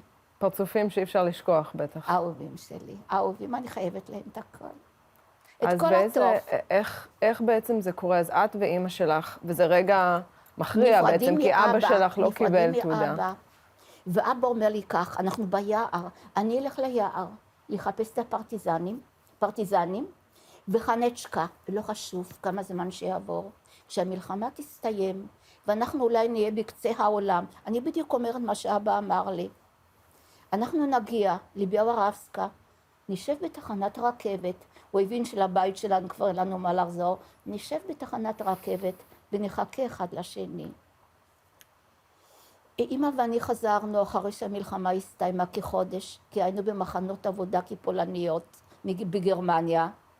חזרנו לביאברבסקה, אבא לא חיכה, בתחנת רכבת. אני הלכתי לחברה שלי מרישה, ואמא הלכה ליער לחפש, לשאול את הכפרייה, מה קרה לי בעלי, היכן הוא? הגברת אמרה, אני לא יודעת שום דבר ותסתלקי מפה. פשוט תסתלקי מפה. אבל אמא התעקשה ונכנסה לתוך הדירה. ואז הארון היה פתוח, ובארון זיהתה את המגפיים שלי, אבא שלי, ואת המעיל שלו. ואלוהים יודע פתרונות. זה מה שנשאר. זה מה שנשאר, ועד עצם היום הזה אני לא יודעת מה קרה. מה, מי ואיפה. בצעירותי, היה לי מאוד קשה לחיות עם המחשבה הזאת. עם הלא לדעת. עם הלא לדעת. במשך זמן למדתי שאני במשפחה של ניצולי שואה, וכל אחת יש לו את הנקודה הכואבת שלו, שלא יודע, אבל אני הצלתי עם אמא, וזה נפלא. אז תספרי לנו איך באמת, אז אתם הלכתם למשפחה הזאת שמוכנה לקבל אתכם. כן. בוורשה. איך החיים שם בתור ילדה קטנה, אימא שלה, שאסור שיגלו שהיא נמצאת בבית עם הפחד היומיומי שהגרמנים, המשפט הזה שאמרת, שהגרמנים הגיעו. מגיעים. בהתחלה היו 3 חודשים. הבית הוא מיוחד במינו. מה מיוחד בו? כי פעם הגטו היה מאוד גדול בוורשה. לאט לאט הגטו הלך והצטמצם. אז ישנו דבר, גטו גדול וגטו קטן. הבניין של ז'לזנה 64 היה בגטו הגדול, והוא התפנה. ואז אדון סקוברונק, את שמה לב שאני עוברת מיד להגיד לאדון, כי זה תרגום של השפה הפולנית. בפולנית לא אומרים את נהייתה, אומרים אדון, גברת, ככה מדברים. כבוד נותנים לאדם. אפשר גם לרצוח עם הכבוד, אבל זה סיפור אחר. ואז אדון סקוברונק עשה הגרלה, כי זה הבניין היה, חברת חשמל קיבלה אותו, אדון סקוברונק עבד בחברת חשמל, עשה הגרלה, הגריל. קומה 6 ללא מעלית. הבית הוא בצורת ריבוע.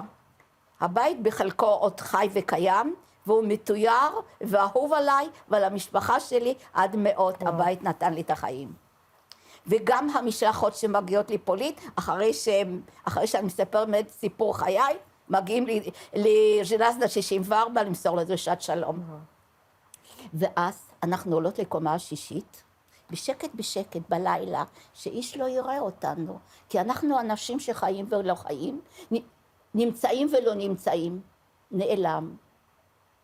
אחרי 3 חודשים, המשפחה שגרה במקום אחר, עוברת לי, ז'לזנה 64, 2 חדרים, 4 נפשות, אבא, אמא, בשה, שיותר מבוגרת ממני, אולי הייתה בת 14 אז, וחנקה בת 10, ואני בת 7, 7.5, משהו כזה.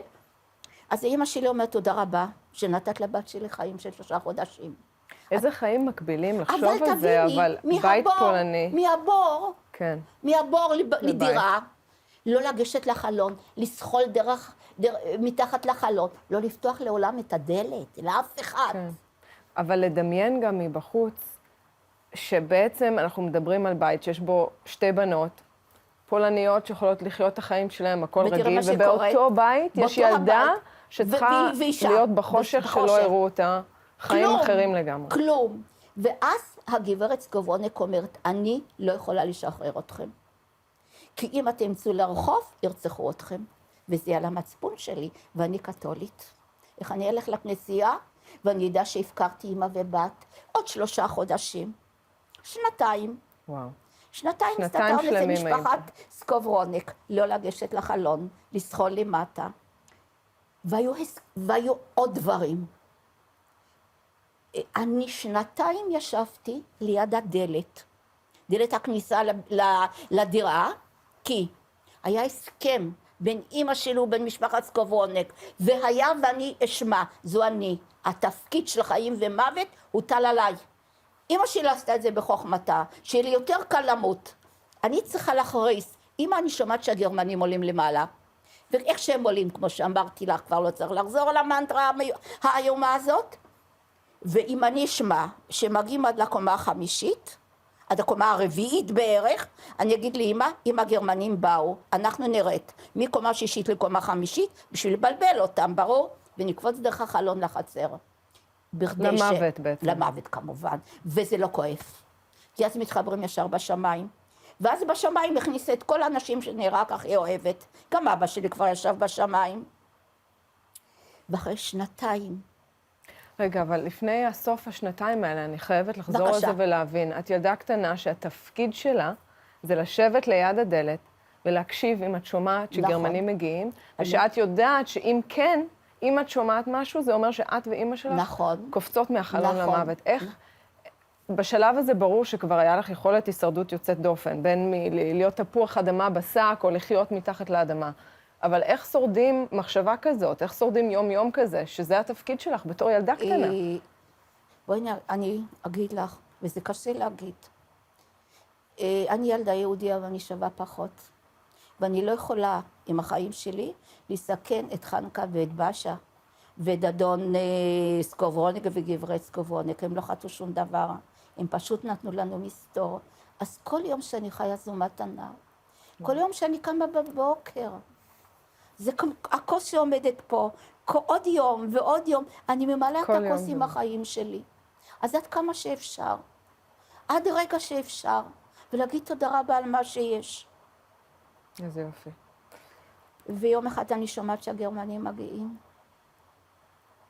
דרך אגב, אני ישבתי ליד הדלת, ואני למדתי כל הזמן, כי אמא שלי אמרה, אם את חיה יום אחד את צריכה ללמוד. ולמדתי כל הזמן כמובן פולנית, ברור. אז אחרי 2 האלה... חכי. כן. הגרמנים הגיעו, ואני שומעת אותם. ואנחנו פותחים את הדלת שכבר כמעט 1.5 שנה לא הייתי בחדר מדרגות, ברור לכם. כן. ואנחנו לאט לאט מתחילות לרדת מהקומה 6 לקראת קומה 5, ואז הנס קורה. חנקה, הבת הצעירה, הלכה לבית הספר, המורה חלתה. זה מי שצריך להישאר בחיים, יש שרשרת. ואז היא חשבה בליבה למה לשחק בחצר עם חברות. היא תחזור אליי. הביתה היא תשחק איתי.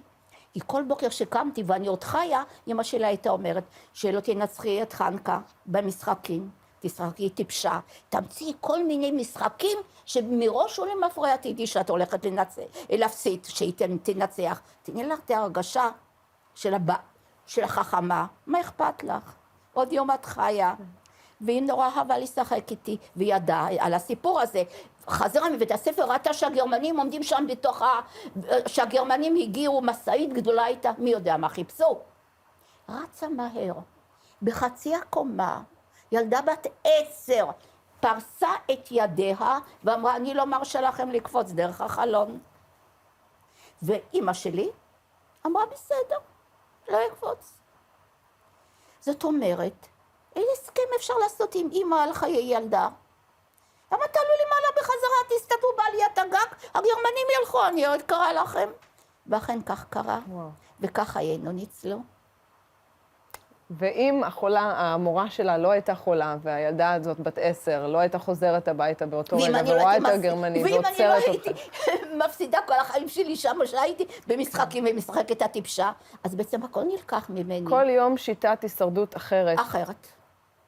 וככה היינו ניצלו, ולאט לאט היה מרד בגטו ורשה, אחר כך פרץ המרד הפולני, ובאותו היום שפרץ המרד הפולני, אני אמרתי לגברת סקוברונק, גברת סקוברונק, אפשר לגשת לחלון ולפתוח את החלון ולהסתכל החוצה? פתחתי את החלון והסתכלתי החוצה ונשמתי את האוויר והייתי מאושרת. בתקופה קצרה המרד דוכא בצורה אכזרית וקשה. ורשה נהרסה אבן על אבן, ניצלנו בנס. כי באיזשהו שלב גברת סקוברונק הורידה אותנו למקלט, אחרי 5 דקות נפלה פצצה על החלק שאנחנו גרנו, זה בית בצורת ריבוע, ו3 קומות נהרסו, אבל כך ניצלנו. אבל לפני זה, החשוב ביותר לא סיפרתי לך. הפרפרים שזה הופך לחלק מרכזי בסיפור שלך היום. היום. עכשיו ככה, הנה ניצלתי, נכון? אבל יחד עם זה יש גם חגים. מה עושים? אם לא מזמינים את המשפחה, מה את חושבת? מה יחשבו הקרובים? כן. אולי היא מסתירה יהודי נלשין. אדם לאדם זאב, גם אצל הפולנים, לא רק אצלנו. ואז, מה עושים עם אמא ובת? האם הם מסובים לשולחן האוכל? אוכל היה בצנע, מלחמה. מה עושים? ואני תמיד שואלת, נו, יש לכם רעיונות? איפה הייתי צריכה להסתתר עם אמא שלי כשהגיעו האורחים 2 חדרים? יש כל מיני דברים, מציעים לי כל מיני דברים. איפה מסתתרים באמת? מה את חושבת? איפה אפשר להסתתר? איפה? איפה? בארון. בראבו. כל הכבוד לך. אני שעות על גרבי שעות. בכל החגים, כריסטמס, פסחא, ביליתי בארון עם אמא שלי. לי בבית יש חדר ארונות, והדלת תמיד שם פתוחה. ואז אני יושבת מקופלת בארון, ומעבר לארון, החיים מתנהגים כרגיל. אני לא מקנאה, בכלל לא. כי אני יודעת שאני יהודייה ואני שווה פחות. ואם אני יכולה להציל את חיי בישיבה בארון, זה טוב לי. אף אחד לא יראה אותי, להתבודד מהעולם. ואז אני חושבת בליבי נורא קשה ונורא מסוכן, אם אני אתעטש. אם איזשהו בגד ייפול, יגידו מה הרעש, אולי יש לכם עכברים, תפתחו נראה. ואז אם אני הייתי תפוח אדם, אני לא יכולה להיות פרפר, נו תגידי בעצמך. ואז אני הופכת את עצמי לפרפר. ואני מרפרפת לי בעולם, איפה? בעיירה שלי, ביורבסקה, ואף אחד לא יודע שאני חנצ'קה. אני חושבת כל המקומות שאני אוהבת. איזה כיף! חגיגה, אני פרפר. שוב, הכוח של הדמיון בלשרוד. בלשרוד. ואז, אמא לא הבינה, איך אני כל כך בשקט יושבת, אבל אני לא הייתי שם ממש. וכך עברו הימים, וכך פרץ המרד הפולני, וכך הכל נהרס, ניצלנו מהמרד הפולני בנס, כי הגרמנים הוציאו אותנו מהמקלט, ולא האוקראינים, כי כשהאוקראינים הוציאו את הפולנים בוורשה מהמקלטים, היו רוצחים אותם, מעמידים אותם ליד קיר ויורים בהם. אלה נהוגי הגרמנים, כי כך צריך היה להיות. לקחו אותנו לאומשלג פלץ, כי כבר לא היו יהודים, אז לקחו עכשיו את הפולנים. אני פולניה, תעודות אין לאף אחד שום דבר, הכל נשרף. ואת אמרת שאת הרי גדלת עם הרבה זמן בכנסייה, אז בטח ידעת איך להתנהג. ואז מפרידים גברים ונשים, אותו ריטואל, הגברים נלקחים. אדון סקוברונק היה כמעט שנה באושוויץ. אנחנו, עם בת אחת של משפחת סקוברונק, כי חנקה הצעירה הייתה בחופשה בבית ספר, והייתה אצל הקרובים שלה בעיירה שלי. זאת אומרת, חנה החליפה את חנה, חנה יהודיה נעלמה, חנה פולניה הייתה שם. שולחים אותנו למחנות עבודה בגרמניה. ואני עוד שנה שלמה כמעט, עד סוף מלחמת העולם השנייה, ביליתי במחנה עבודה בגרמניה. איך היה היום יום שם? מה זה, נפלא, איך זה נראה? נפלא, חגיגה. ואני אגיד לך גם מדוע. קודם כל לא הייתי סגורה. הייתי חופשייה. אחרי כל כך הרבה זמן מתחת לאדמה. אדמה ובתוך ארון. חופשייה. אמא הלכה בבוקר לבית החרושת, אחר הצהריים מותר היה לצאת מהמחנה, וזה המחנה של נשים פולניות, הייתה תופרת אצל הגרמניות. אני הייתי מקבלת כל מיני בגדים שאמא תקנה אותם, היה לי מה ללבוש. ואפילו לפעמים הייתי מקבלת גם עוגה. ואולי כבר איזשהו דבר ממתק. ואמא שלי הייתה רק מסתכלת עליי. אז אני הייתי עושה את עצמי שאני נוגסת בעוגה, והייתי מרביעה אותה בכיס, והייתי חוזרת למחנה, כי אמא אמרה, באשה, זאת הבת הגדולה, היא יותר מבוגרת ממך. היא צריכה בכדי לגדול ולהתפתח. את תעשי את עצמך שאת אוכלת, הכל תעביר לי לבאשה. וכך, לכל פעם שלח לחמך על פני הבית, אני התחלתי להעביר את כל הממתקים הטובים שקיבלתי מהגרמניות מסביב. והייתה שם מנהלת מחנה שידעה לדבר פולנית. ויום אחד היא אמרה לי, חנצ'קה, אולי את רוצה קצת ללמוד גרמנית, לקרוא ולכתוב, כי עוד מעט המלחמה תסתיים. אמרתי, נכון, באמת המלחמה עוד מעט תסתיים. וכשהמלחמה תסתיים, אני אשלח אותך. את תהיי רואת אווזים אצל אחותי בכפר. אמרתי, בסדר גמור. למדתי לקרוא ולכתוב גרמנית. שלח לחמך על פני המים. רציתי לו כמו פרפר, מלמדים אותו בגרמניה, הילדים כותבים לי מכתבים. כן, הספר שלך, ואנחנו נגיע לזה. ואני כותבת, ואני יודעת לקרוא, לכתוב כבר יותר מדי, אבל לקרוא, לקלוט מה שהילדים חשים, מה שהילדים מרגישים. וכך למדתי את הגרמנית. המלחמה הסתיימה, חזרנו לביאוורבסקה, אבא לא היה, ואז נודע לנו במשך הזמן שרק 35 איש ניצלו, ושני ילדים, עוד ילד אחד, שהוא גם נמסר לאימוץ, והוא נשאר וכל המשפחה שלו נספתה. והתחלנו לבנות את החיים מחדש. איך זה היה? יש הרבה שאני רוצה לדבר עליו, על האחרי, אבל בבקשה. היום הזה, את זוכרת איך זה היה לחזור הביתה, אחרי כל הדברים שאת עברת, לחזור לאותו מקום, ולגלות מה שאת אומרת, שרק 35 אנשים שרדו, ואת הידה היחידה. קשה מאוד. איך אפשר לתפוס את זה בכלל? טרבלינקה שחררה אותי. זאת אומרת, בדיעבד, אחרי שהתחלתי לדבר, אחרי שכבר הייתי מאוד מבוססת בשפה העברית שלי בארץ, אמא לי בן, ואני חושבת שאפילו היה לי כבר נכד או שניים, ונסעתי פעם ראשונה במשלחת עם פולין מלווה כאחות, כאשת עדות, והגעתי לטרבלינקה, וראיתי את האתר המחריד הזה, שהוא כולו כמו מטאורים, ופתאום גיליתי אבן מטאור, וכתוב ביאוורבסקה. ושם נשברתי לחלוטין. ביקשתי סליחה שאני חיה, ילדה יחידה, יהודייה, למה אני? ואיך אני יכולה לדרוך על האדמה, שכל העיירה שלי שם פרוסה? מה אני עושה? אבל היות ויש לי תושייה, כפי שאת מבינה. עם האחריות הזאת, אני חושבת שמצאת תשובה מצוינת בסיפור חייך אחרי למה. כן, ואז נשבעתי. אמנם אני ילדה יחידה ביאוורבסקה, אתם תהיו האבן המתוארת ביותר. איך אני אעשה? אני עדיין לא יודעת, אבל אני אעשה את זה.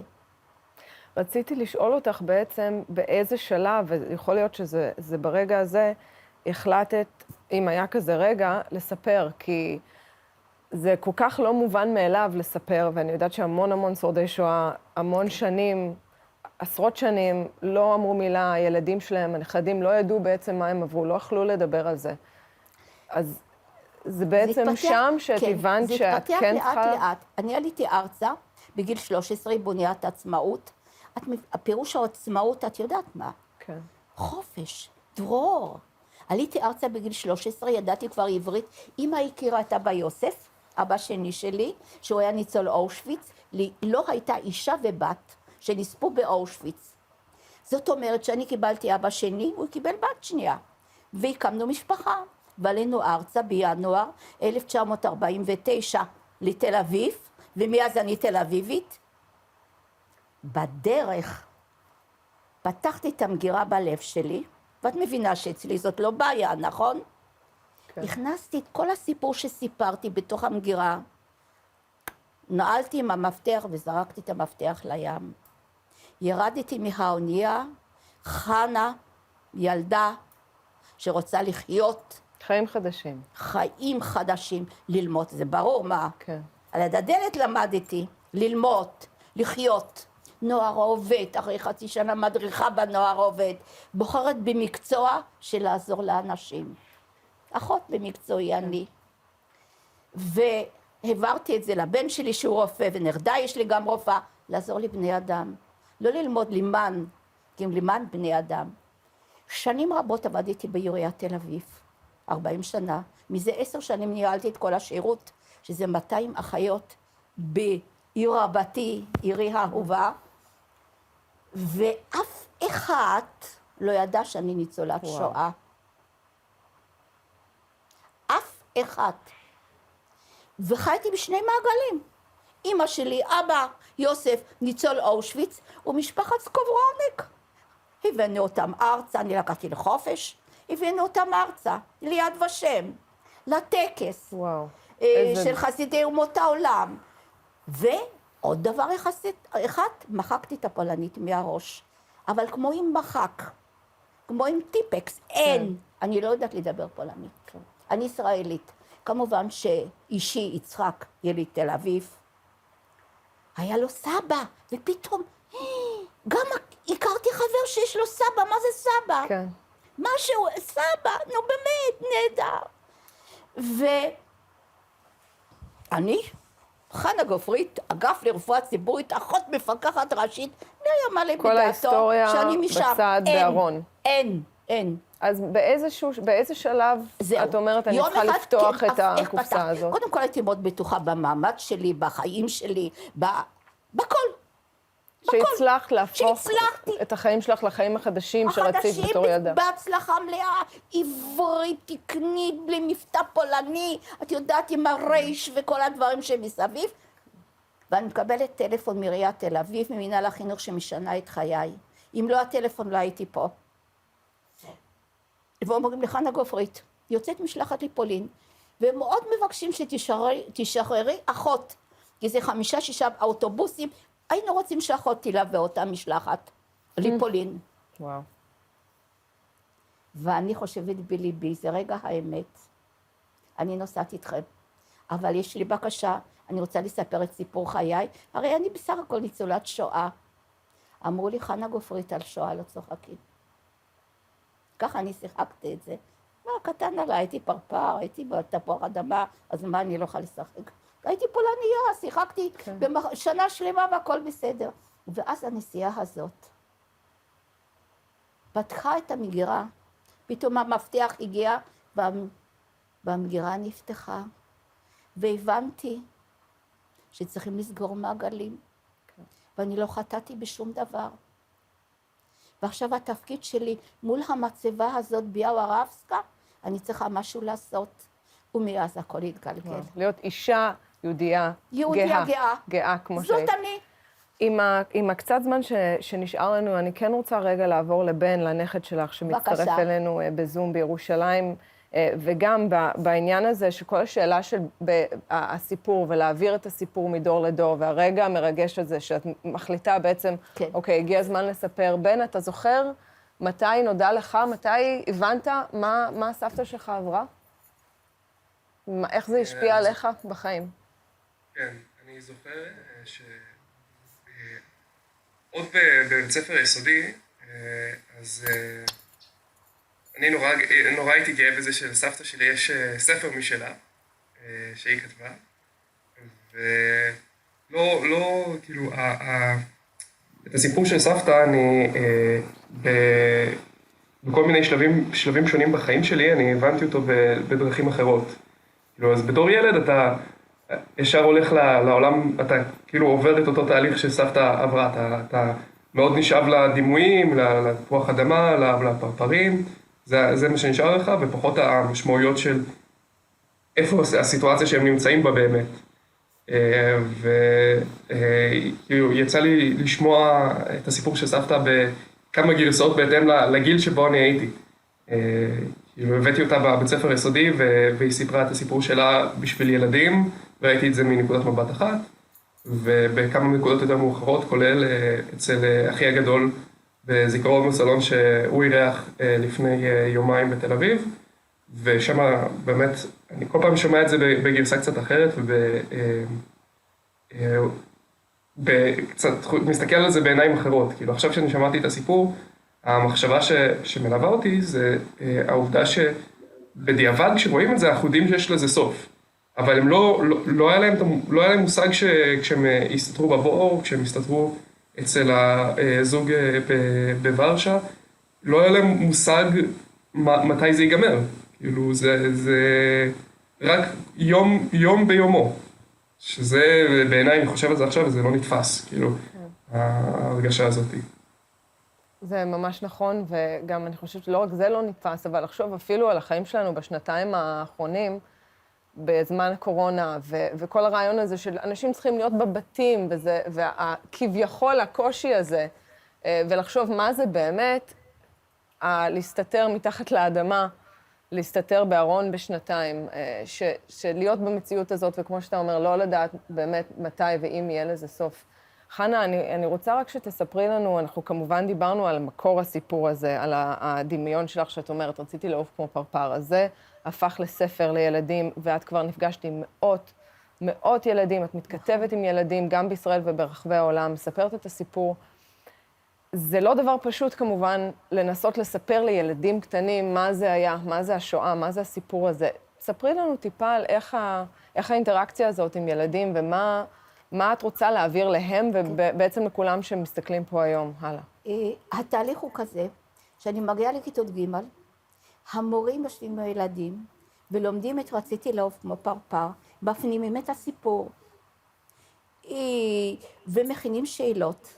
ואז אני מגיעה, בצורת פאנל אני עושה את זה, ואני שואלת, ואני מבקשת שישאלו אותי מה שהיה להם קשה, מה שלא היה להם מובן, ואנחנו מדברים על הרגש, ואנחנו מדברים על כך שהנה אני חיה כאן, וזה המקום ליהודים, כי זאת המדינה שלנו, ועם ישראל חי, ובאמת אני עובדת על הרגש ועל ההבנה בהתאם לגיל.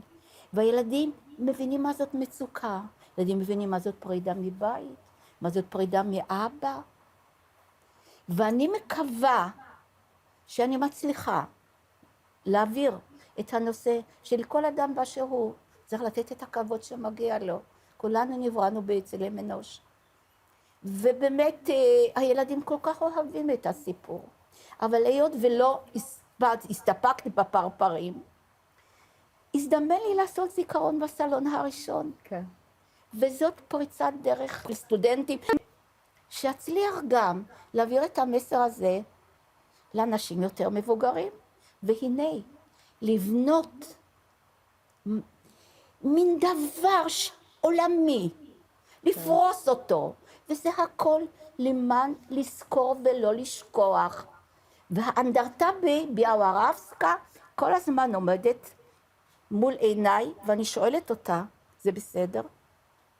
יש עוד לאן לשאוף? לחלל כבר הגעתי, עשינו זיכרון בסלון.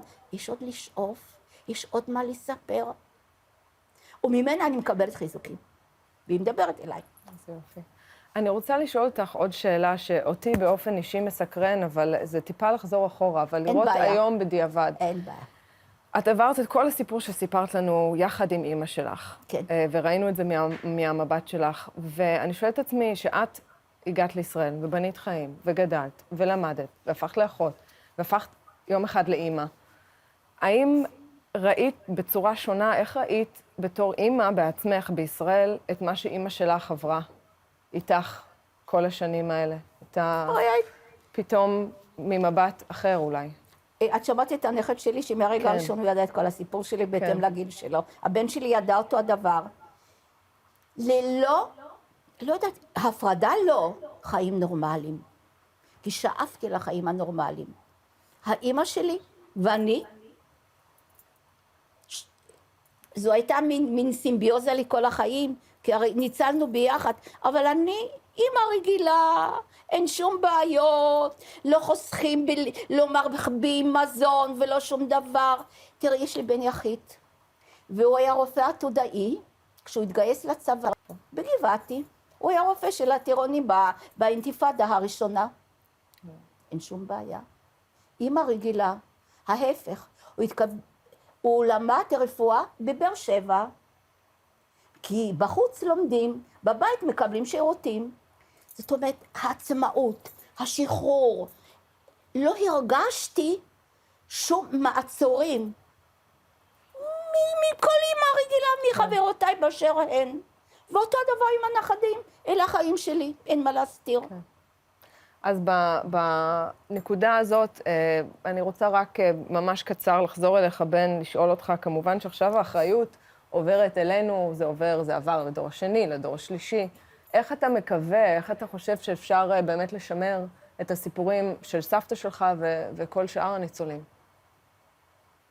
קודם כל, אישית אני חושב שאין לי, כאילו, סבתא היא גם, חוץ כאילו, את בטח יכלת להתרשם בעצמך מהעוצמות והכוח שלה, של איך שהיא מספרת את זה, ואיך שאפשר להישאב לסיפור שלה ולטייל איתה, כאילו, לחוות יחד איתה את כל המקומות האלה, ואני לא חושב שיש לאף אחד מאיתנו יכולת להשתוות לכזאת יכולת של לספר את הסיפור.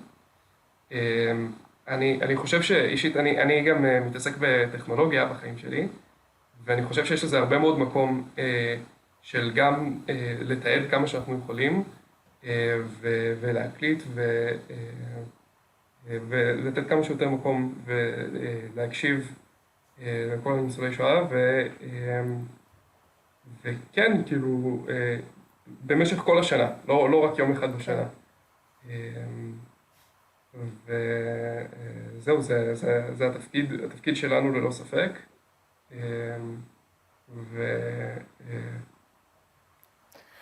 לגמרי, טוב, בן גופרית, תודה רבה. אני חושבת שאתה צודק, דיברנו על זה, כבר שמענו על זה, החשיבות של טכנולוגיה, של רשתות חברתיות, כמובן, זה הולך רק להיות יותר ויותר חשוב, ושלא יהיה שם רק שנאה, אבל גם את הזיכרון, וגם לספר את הסיפורים האלה. תודה רבה שהצטרפת אלינו, וחנה גופרית, כמובן, תודה שסיפרת לנו את הסיפור קשה לי לדמיין שזה קל לחזור כל פעם על הסיפור הזה, אבל את כמובן מבינה את החשיבות, אז באמת תודה.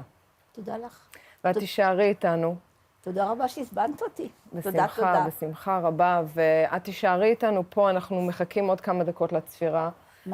ואנחנו בעצם פה נעבור חזרה לאנגלית. We're going to shift back to English in this program after we heard an incredible life story from Hana Gofrit of her childhood, living through and surviving the Holocaust. She's going to stay with us here ahead of the 2-minute siren that sounds across Israel in honor of this day.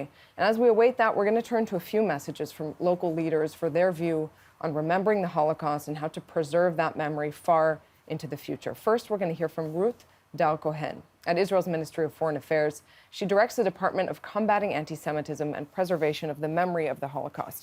She served in the Israeli Ministry of Foreign Affairs for the better part of the past 4 decades, recently as Deputy Chief of Mission at the Embassy of Israel in Poland, in Warsaw. We'll turn it over to her for her message on Holocaust Remembrance Day.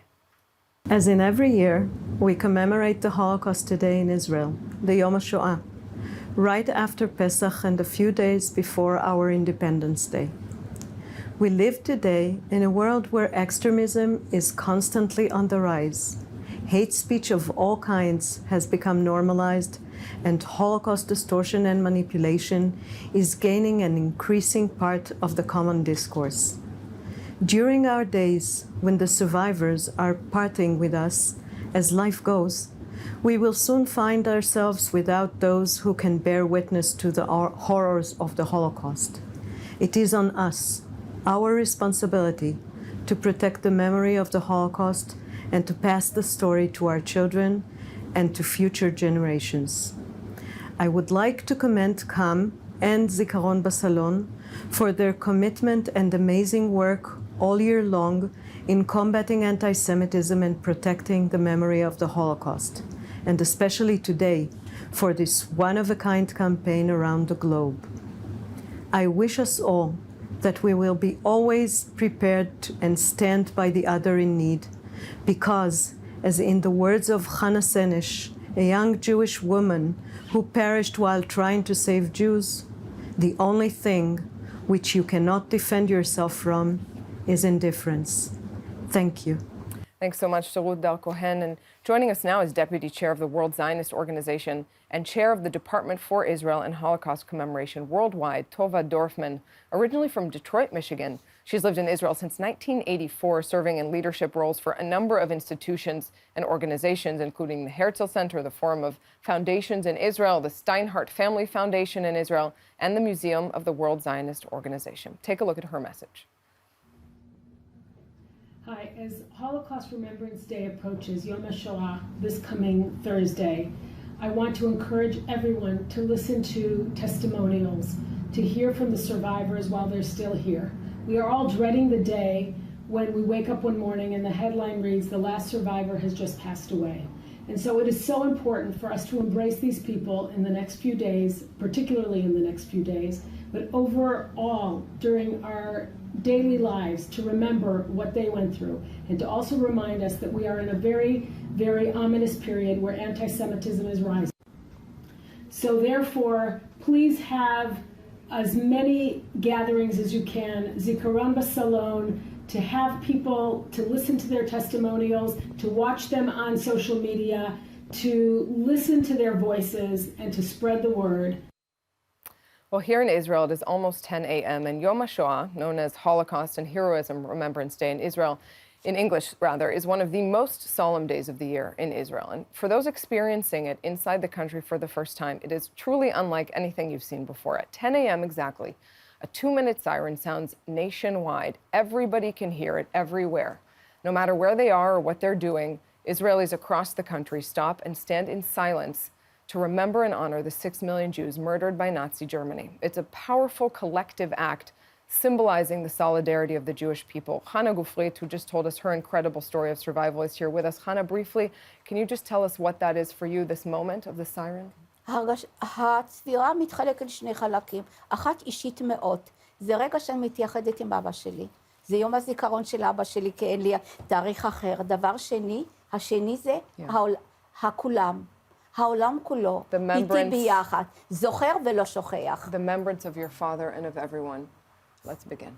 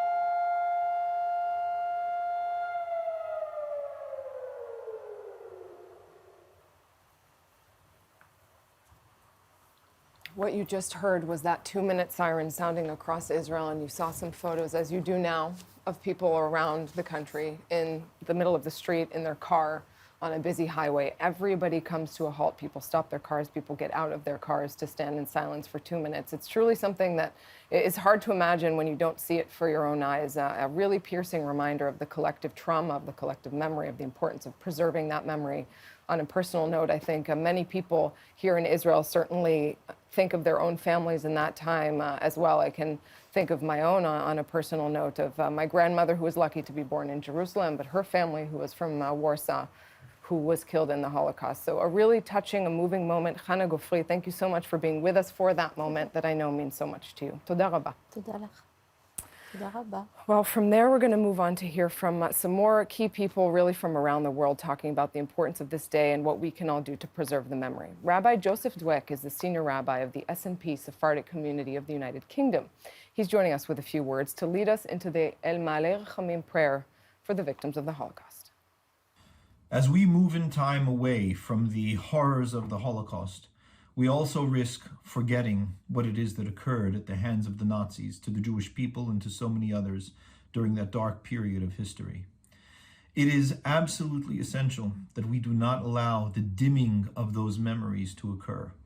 There are greater voices of denial as to what happened in the Holocaust, and perhaps even more worrying, there is a sea of ignorance among so many, especially young people, as to the events of the Holocaust and what it is that occurred.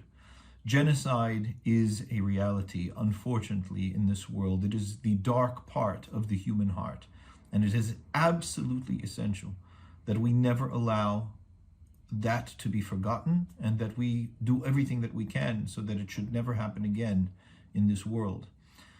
Sadly, we are losing the eyewitnesses, the survivors of the Holocaust, and it is essential that we have their testimony, that we have their words, their witness to what it is that happened. We must make sure that we not only remember, but we teach and we educate as to the horrors that occurred during that time. It is our responsibility to learn and to grow from the terrible and horrible atrocities that we have in our history, and to do everything that we can to become a whole and just society.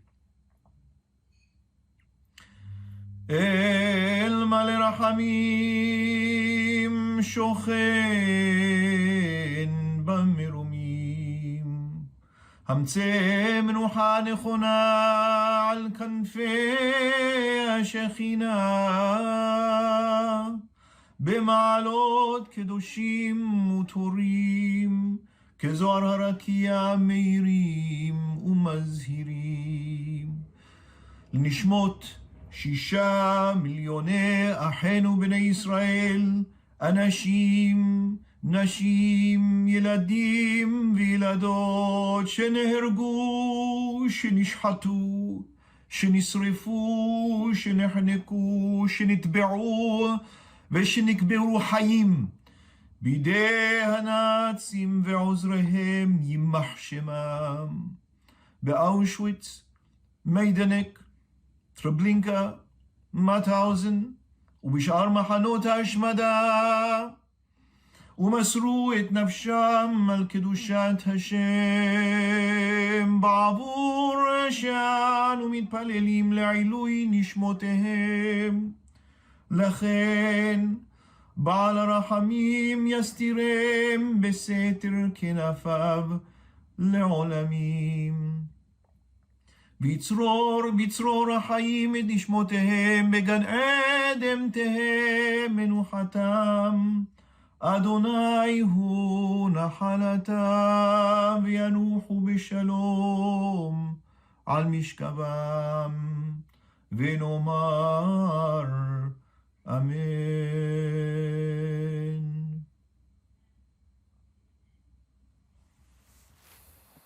Thanks very much to Rabbi Dweck for that moving prayer. And now we'll hear from Dr. Nachman Shai, Israel's Minister of Diaspora Affairs and a former Knesset member, journalist, and IDF Brigadier General. Minister Shai, welcome. Shalom from Jerusalem. On Yom HaShoah, we remember the 6 million Jews who were murdered in the Holocaust, men, women, and children. We remember that they were murdered as a result of pure, baseless hatred for the Jewish people. A hatred which incited the wholesale murder of our people across Europe. I'm very moved to take part in this special initiative of the Combat Antisemitism Movement for Yom HaShoah, which is observed in Israel, but is also marked by Jewish communities around the world. Speaking to us today are 5 Holocaust survivors living on 5 different continents. I'm so happy that you are with us today to tell you stories of endurance, courage, and survival. The very fact that you are with us here today is a victory. The very fact that I, whose grandfather, grandmother, and aunt were murdered by the Nazis, am here speaking with you from Jerusalem as a representative of the government of Israel is a victory. Thank you all for being here, Holocaust survivors, community representatives, and members of Jewish communities around the world. Thank you for remembering. Thank you for commemorating. Thank you for being part of a chain of remembrance which must never be broken. Never forget. Toda miYerushalayim. Toda, thank you to Dr. Nachman Shai, and we're proud now to welcome one of the women who started it all at Zikaron BaSalon, Memory in the Living Room, co-founder and board member Dana Sender-Mala. Dana is passionate about engaging with Jewish youth. She's taken on a number of roles in that space over the years, including founding Tzemach, an Israeli NGO that promotes Zionist ideals among high school and college students, being the Youth Leadership Program Director for One Voice Israel, and serving as Director of the Stand With Us Fellowship. She's also the current Israel Director of the Jewish Women's Renaissance Project. Take a look. Shalom, everyone. My name is Dana Sender-Mala, and I'm speaking with you from Israel. Zikaron BaSalon is an incredible grassroots movement that was established over a decade ago. Young people in Israel were thinking to themselves, how could we commemorate the Holocaust in a way that isn't passive, not just sitting in front of the TV, watching a testimony and reacting only within? How do we make it our own? How do we learn from what had happened and take it to the future? Make it something relevant and meaningful and intimate in our lives today. So 10 years ago, when Zikaron BaSalon was founded, it started in 1 salon. The following year in 50. The following year in almost 500 salons. Nowadays, over 1.5 million Israelis are locally commemorating Zikaron BaSalon, and internationally, over 1.5 million Jews and non-Jews commemorating the Holocaust together. In this group setting, in Zikaron BaSalon, we really put together 3 elements. One of them is looking into the past, listening to a testimony, whether if it's live or recorded, if it's reading about it. The second piece is being here and now. We usually do that through poem or song. And the third piece, which is essential, is really talking about it, understanding how it resonates with us today and in the future. What can we do to learn from what had happened? How can we, as a Jewish people, take this tikkun olam, repairing the world, and make what happened to us not the story, but who we are in the face of what happened to us, what we choose to do in the future. So now we have this incredible opportunity, 10 years after the establishment of this tiny grassroots initiative, really to go big. And one of the incredible collaborations we're having this year is with the Combat Antisemitism Movement. We are going to broadcast during Yom HaShoah, Holocaust Remembrance Day, in 5 locations, one after the other, from New York to Israel, Mexico, Ukraine, and Israel. Please join us. We're so excited. Looking forward to seeing you being a part of this movement. Thank you. Thanks so much to Dana, an incredible initiative that she co-founded that is now really such a part of memory, preserving memory here in Israel, and we hope now around the world. And now we're joined in studio by world-renowned violinist and singer-songwriter Ariela Zeitlin. She'll perform a Hasidic melody. Ariela, thanks so much for being here. Please go ahead.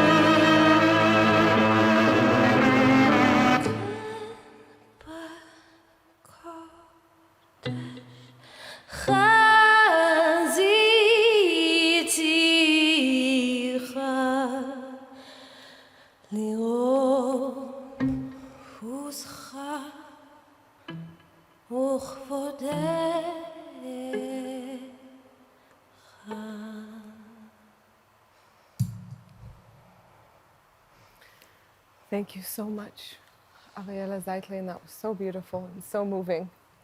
And now music really is such a big part of memory here in Israel during these ceremonies, during Holocaust Remembrance Day, including at the ceremony that's underway as we speak in Yad Vashem in Jerusalem. Thanks very much for being here.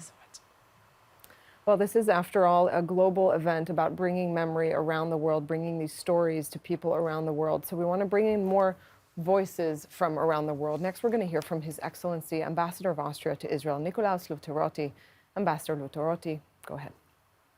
Ladies and gentlemen, I'm honored to speak to you on Yom HaShoah as we commemorate the 6 million Jews murdered in the Shoah by the Nazis and their collaborators. Racism and anti-Semitism by the National Socialists did not appear overnight, nor did the extermination camps and their perfidious machinery of persecution, torture, and murder. Anti-Semitism and racism had been very much present in Austrian society before the Anschluss in 1938. Far too many Austrians actively instigated, planned, and participated in the crimes of the Shoah from the very beginning. They did so during the November pogroms, euphemized as Kristallnacht, and subsequently in the systematic persecution and killing of Jews in Austria and throughout Europe. We know about our history, and as much as we would like, we cannot change our history. And still, for a long time, it was part of the national narrative that Austria was the first victim of National Socialism. Today, all the more, Austria acknowledges her historic responsibility, in particular to never forget these unfathomable crimes. Today, we are committed to combating anti-Semitism in all its forms and to protecting and promoting Jewish life, both nationally and internationally. In the past few years, we took important steps to fill these commitments with life. In November 2021, the Shoah Wall of Names was inaugurated in Vienna. The memorial will at last restore to 65,000 Austrian Jews murdered in the Shoah their names and the human dignity of which they had been so ruthlessly robbed in Vienna and across Austria. It is a place of personal remembrance for the survivors, for the descendants of the victims, and for the whole of society that has been missing for far too long. The fight against anti-Semitism is a priority for Austria. In 2017, we adopted the IHRA working definition of anti-Semitism. During her EU presidency in 2018, Austria initiated the adoption of the first ever declaration of the EU member states against anti-Semitism. And in order to tackle existing and emerging forms of anti-Semitism in our societies, the Austrian government last year presented a comprehensive national strategy against anti-Semitism. The Austrian parliament last year unanimously passed a law to protect Jewish institutions, preserve and maintain the Austrian Jewish cultural heritage, and foster Jewish community life. And in 2020, the Austrian citizenship law was amended so as to enable descendants of victims of the National Socialist regime to acquire Austrian citizenship without having to renounce their existing one. It has been a gratifying and humbling experience to see so many of these descendants in Israel and around the world reach out to Austria again and apply for Austrian citizenship. As we commemorate today on Yom HaShoah, the 6 million Jews murdered during the Shoah, we are firm in our conviction and duty to fight against anti-Semitism in all its forms and to support and promote Jewish life in Austria.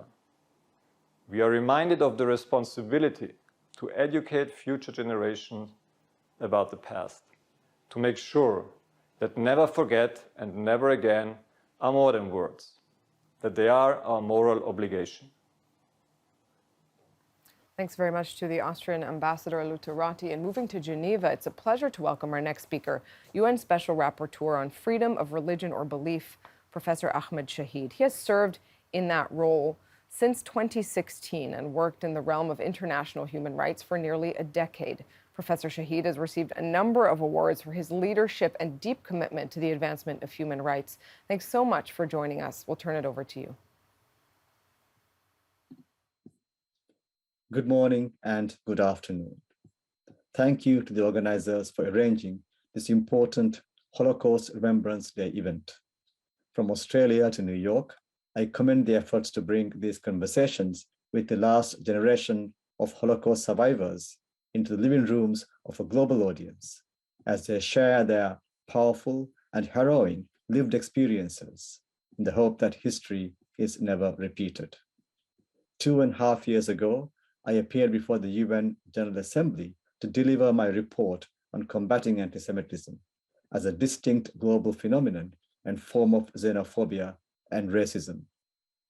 While I welcome the progress made since, I am still deeply concerned at the many challenges that exist and are emerging in regard to violence, discrimination, and hostility motivated by anti-Semitism, which presents a serious obstacle to the exercise and enjoyment of the right to freedom of religion or belief of Jewish individuals and communities worldwide. Globally, numbers of anti-Semitic incidents remain high, and online anti-Semitic hate speech, especially that which denies and distorts the history of the Holocaust, has risen persistently and alarmingly in recent years. During the COVID-19 pandemic, some social media and traditional media outlets have widely spread anti-Semitic rhetoric, encompassing both age-old tropes about Jews and outrageous conspiracy theories that attributed responsibility for the pandemic and its spread to Jews. Hatred, prejudice, and intolerance travel from offline to online environments and vice versa, resulting in physical harassment, vandalism, and violence against Jews, Jewish community centers, and synagogues around the world. As I noted in my report on anti-Semitism, there is not a more graphic example than the Holocaust, in which 6 million Jews, alongside members of other targeted communities, were murdered, a uniquely brutal, systematic, and state-sanctioned campaign of how religious and racial hatred can lead to genocide and the destruction of societies. When left unchecked, distortion and denial of the Holocaust can undermine states' ability to protect and promote human rights. I welcome the UN General Assembly's recent resolution in January condemning denial and distortion of the Holocaust and calling for global action to tackle this phenomenon. I have consistently urged states to invest in education and training for identifying various manifestations of anti-Semitism and encouraged work with society and Jewish communities to develop strategies to support victims of anti-Semitism and promote Holocaust education. Before I end my term as Special Rapporteur in October this year, I will continue to urge relevant stakeholders to come together and adopt a human rights-based approach in tackling the global scourge of anti-Semitism, including Holocaust distortion and denial. Intolerance against one religious or belief community also harms all of society, undermines universal values of equality and human dignity. Let us unite in solidarity to collectively and decisively reject anti-Semitism and other forms of hatred based on religion or belief, in fostering diverse and inclusive societies that uphold human rights, peace, and security for everyone, everywhere, at all times. Thank you.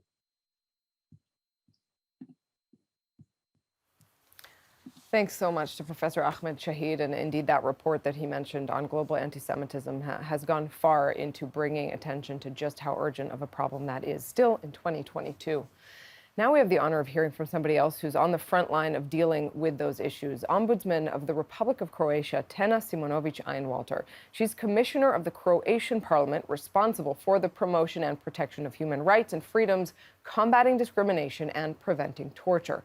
Ms. Simonovic-Einwalter also chairs the executive board of the European Network of Equality Bodies and serves as her country's representative at the Council of Europe's European Commission Against Racism and Intolerance. It is my honor to address you and to participate in marking of Yom HaShoah, Holocaust Remembrance Day, a day to remember the horrors of the Holocaust and to commit to keep alive the promise of never again.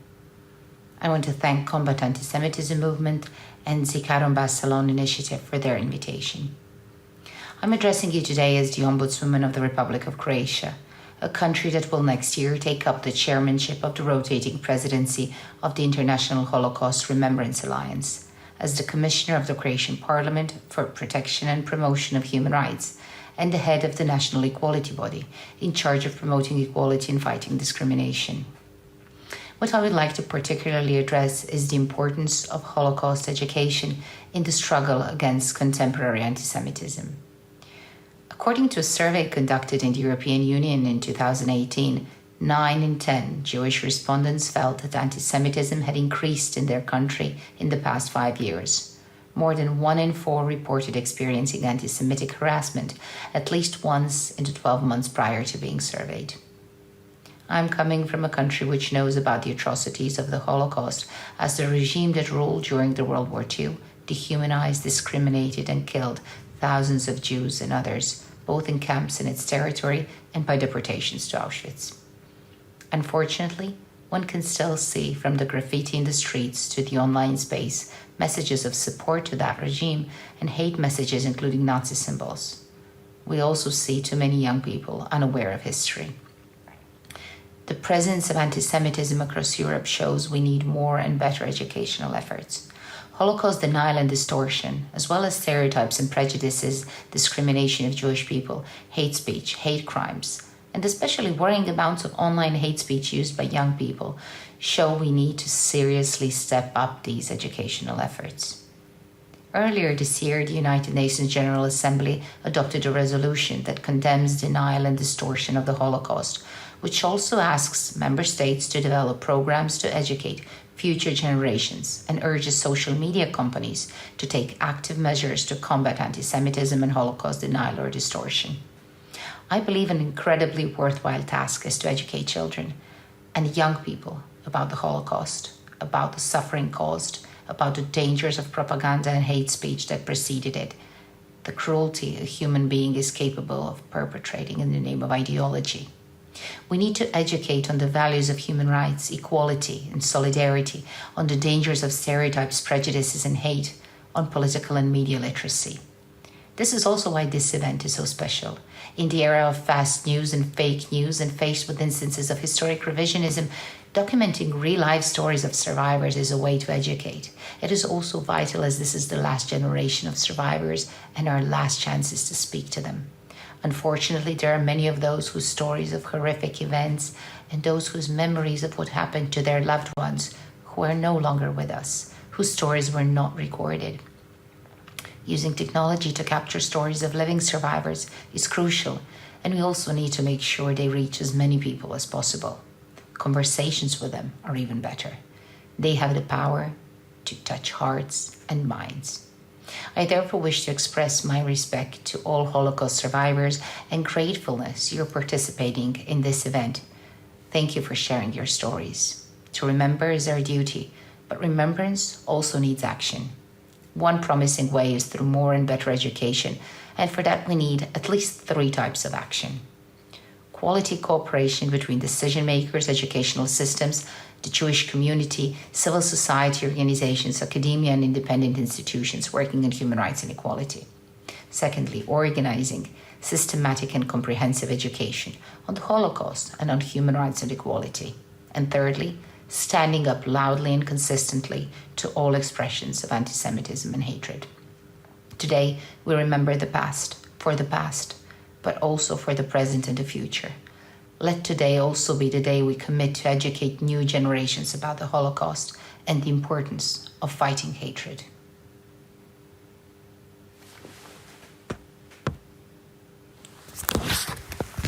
Thanks very much for that, and most of all for the important message about the future, about how we all have to preserve that memory and the responsibility that is on all of us to do that. Well, next on this Holocaust Remembrance Day, we go to Dortmund, Germany, to Lord Mayor Thomas Westphal.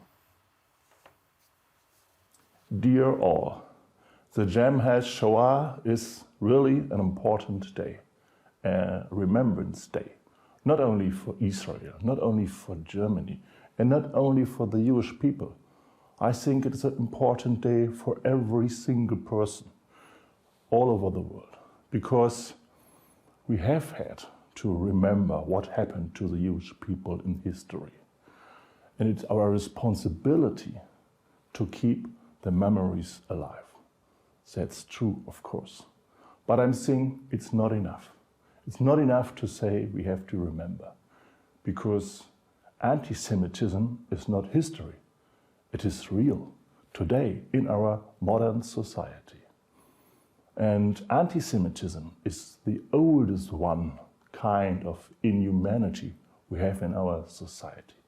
It's older than the Hitler fascism is. And that's important to know that, because anti-Semitism is particular a kind of inhumanity and is different to racism or something like this. Because there are two social effectives of anti-Semitism. At first, the effective is to degrade people, to degrade Jewish people, to say they are lower than we are. That's the first effective of that. And the second is to say Jewish people are dangerous because they everything involved in worldwide conspiracy. And that's what I say, that's the reason why anti-Semitism has a hazardous nature. It is a social weapon to create political movements against people. And that is our real situation today, and not only in the history. And that's the reason for me to say, stand up and let us go together and say clear, anti-Semitism stop now. Thank you very much. Germany, and now we move to Latvia, where we're being joined by Riga Mayor Martins Stakis. Mayor Stakis, welcome. I'll turn it over to you. Dear friends around the world, I send you warm greetings from Riga. Holocaust remembrance in Latvia developed gradually. World War II was a tremendous horror for Latvians. It meant hundreds of thousands of dead, losing our country and living under the yoke of cruel occupation regimes. Latvians attributed this war mainly to their own suffering. This was one of the reasons why the commemoration of the Holocaust was not very widespread in Latvia, in Riga, in the 90s and in early 2000s. However, the situation has changed rapidly in recent years. There is a growing understanding in Latvia that the tragedy of the Latvian Jews was a tragedy of the entire Latvian nation. Almost 100,000 Jews lived in Latvia before the war. They were Latvian citizens, a significant part of our country. They were our people who perished in the Holocaust. The Jews killed in Riga and throughout Europe were no strangers or aliens. They were an essential part of European civilization, the whole culture that was taken away from us within a few years. Honoring the victims murdered by Nazi occupation regime and its local collaborators, every year more and more people gather by our most sacred monument, the Freedom Monument of Latvia, to create corridors of light with candles. This change of attitude did not happen in one day, and it did not happen by itself. Riga has many historians, researchers of social memory, and public activists have contributed to this. To name a few, this work has been done by our outstanding intellectual and Holocaust survivor, Mārtiņš Vestermans, by the director of the Museum Jews in Latvia, Ilja Ļenskis, as well as the director of Jānis Lipke Memorial Museum, Lolita Thompson, and many other great people of Riga. Many new studies on the Holocaust are done in Latvian universities. In recent years, Latvia has made several feature films focusing on this tragedy, which are shown to children in our schools. Also, researchers still find and honor families who have been involved in rescuing Jews.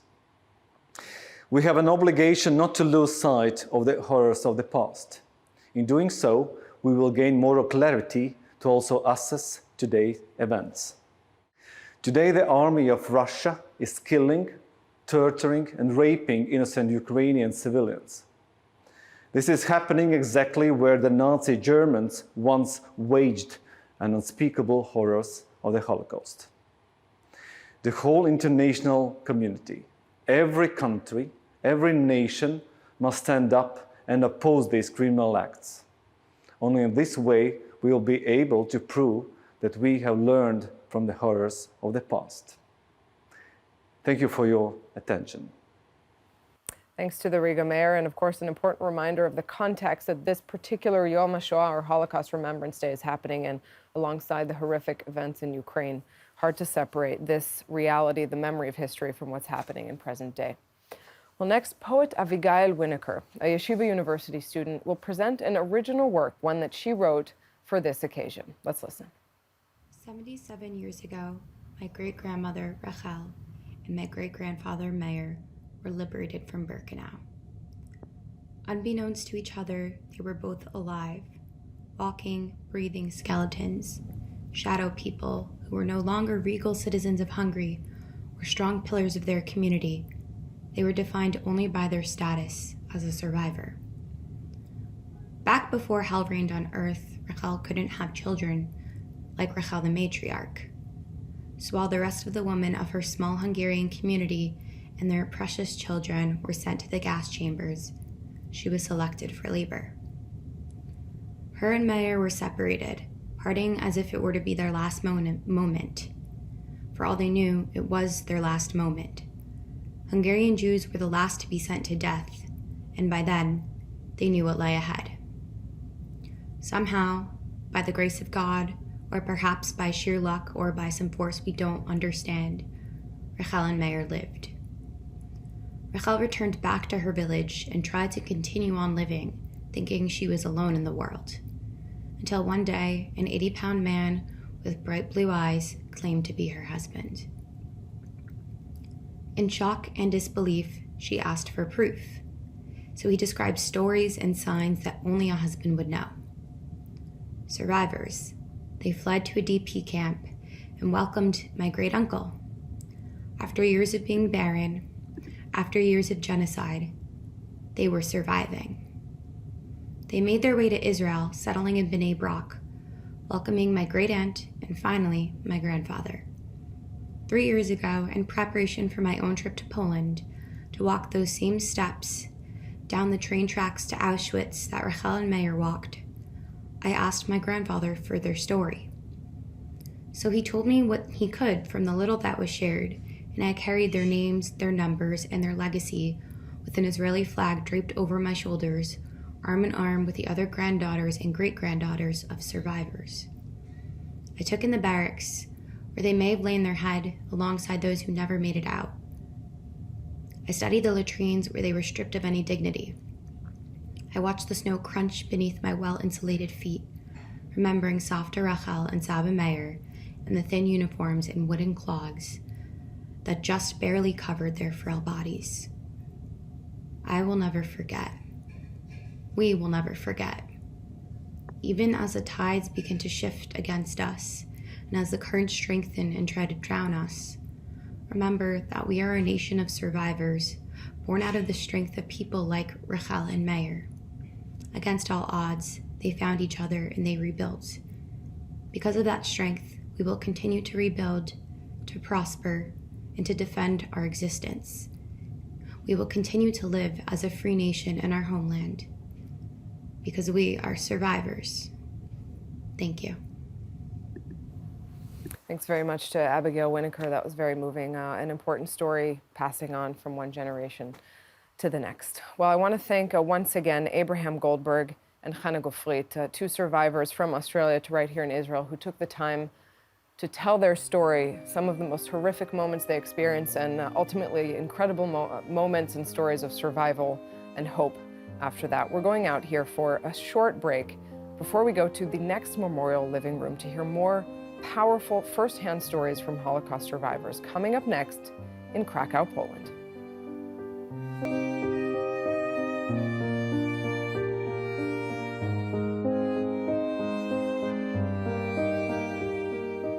Prior to the Holocaust, Poland was home to over 3 million Jews, the second largest Jewish population in the world at the time.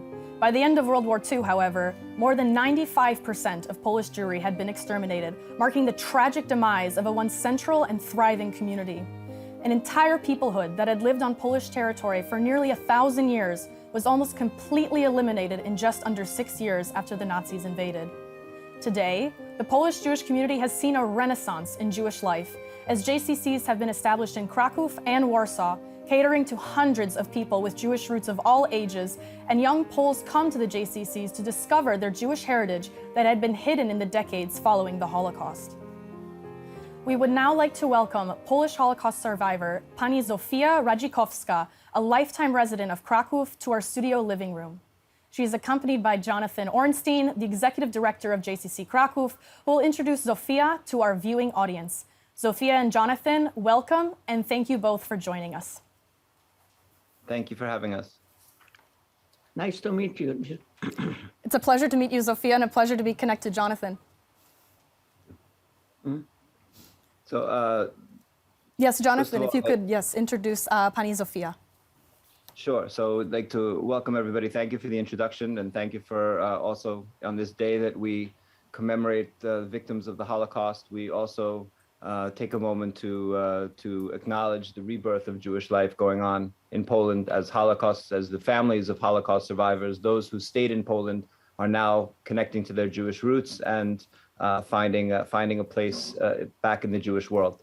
So we're here today with a very remarkable woman that I'm proud to say is one of my closest friends in the world, Zofia Radzikowska, who was born in Krakow in 1935 and has lived her entire life in Krakow, except for the occupation, when she was saved. Her mother saved both of them by acquiring Aryan papers. They pretended that they weren't Jewish, and she spent the war in hiding with her mom.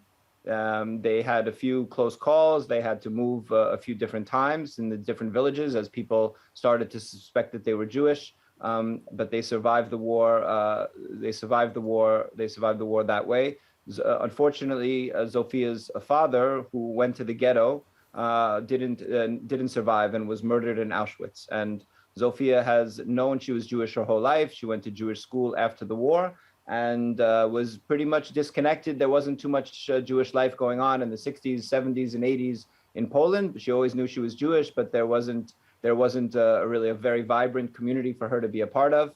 And starting in 1989, when communism ended, she, through first the efforts of the Ronald Lauder Foundation, the camps that Lauder camp in Poland, she started to reconnect to her Jewish identity. And at this point is one of the really leading figures in Polish Jewry today, is a very active member of our JCC, of the Child Survivor of the Holocaust organization here, and is really just a monument to strength and resilience, and is just a towering figure in our community, and by far the most active member of our JCC.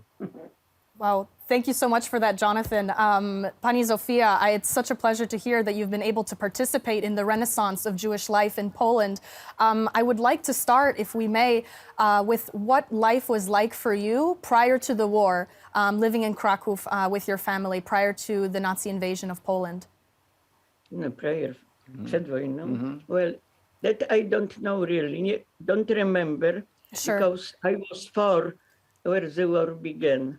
Okay. I remember that we lived in the center of Krakow in a nice flat, but when the Germans entered Krakow, we have to leave the city. And we divide.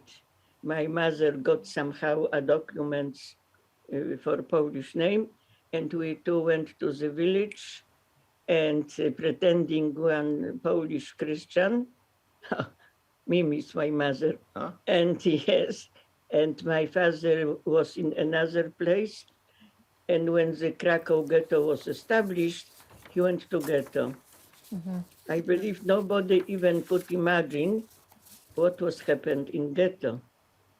So nevertheless, my mother probably, I believe it was her, decided that we too won't go to ghetto, that we try to live outside and pretending we are Poles. As you see, we pretended well, but Krakow ghetto was liquidated in 1943. Then my father was in the Płaszów camp. At the end was Auschwitz. So after the war, we wait. Uh-huh. Okay, now I give a chance you to ask. Yes. So Pani Zofia, thank you for that. I'd like to ask, with your mother, your relationship with your mother, what was the process of her getting these IDs that were able to hide your Jewish identity during the war? What experience was that like for the two of you? Czy wiesz, jak ona załatwiła to, czy powiedziała? Nie.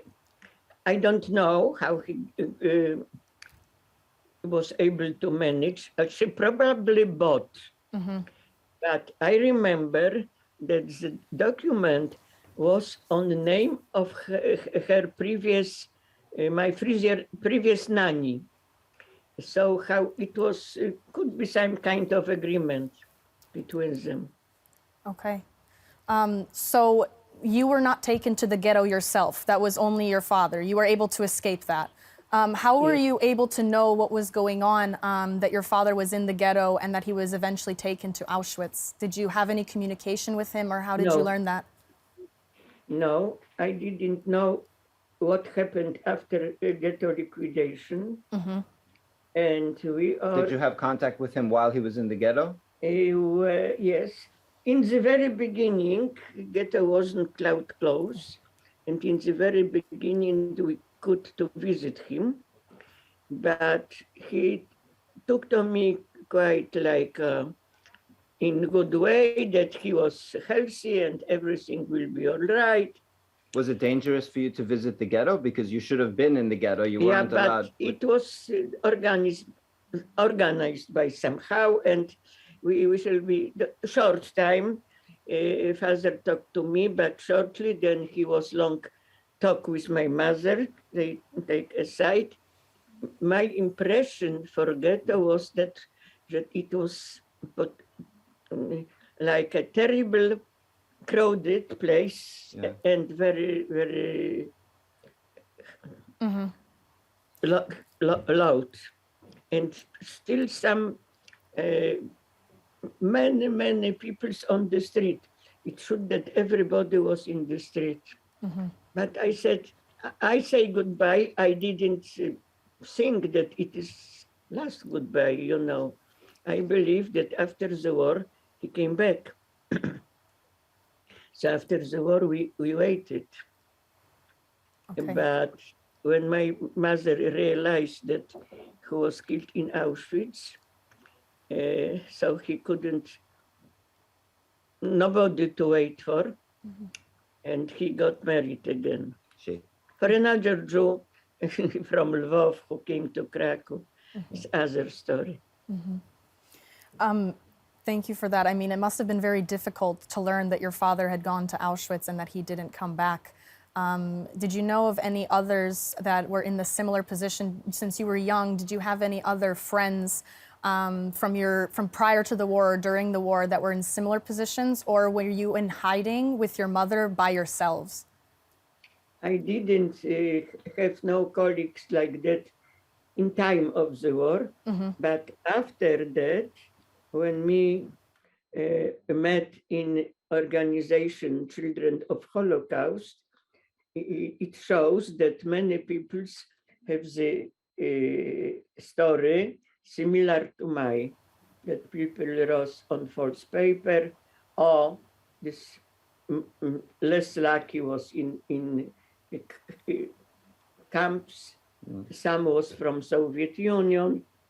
Yeah, so she's saying that you know that she later in life she met more people, especially with this organization, the Child Survivors of the Holocaust organization, that she was the president. Now she's the vice president, and it's an international organization. And she's very active in our Krakow branch. And then that was really when she met these people that she was around a lot of people that have similar stories. And some were in the camps, some were in hiding like she was, and some went east. Yeah, some went to monasteries, were taken in by the Catholic Church, some of them, her friends, and some went east, were essentially sent east or escaped east into the Soviet Union, and then their families very often were arrested, sent to Kazakhstan and Tajikistan, and survived the war that way. Sure. Yeah. My aunt survived Kazakhstan. Her aunt Uzbekistan, I don't know. Yes. Your mother's sister or your father's? Yeah, mother's sister. And she chose to go east, or she was sent, arrested? No, she escaped to Lvov. Uh-huh. And was taken by Russia. Okay. Since, Jonathan, you also mentioned Pani Zofia, you were in hiding. Do you remember the towns that you were traveling to? You stayed around the Krakow area, if I'm correct. And do you remember going from place to place, or was it in one specific place? How did your hiding experience happen that way? In fact, we didn't in hiding. We tried to live like anybody else in village. Mm-hmm. And of course we have to change places. Once a Polish policeman, a blackmailer, was on our traces. He wanted to rob us, and he came twice to our home, taking that who should us take to Gestapo, but mother bribed him. He went away.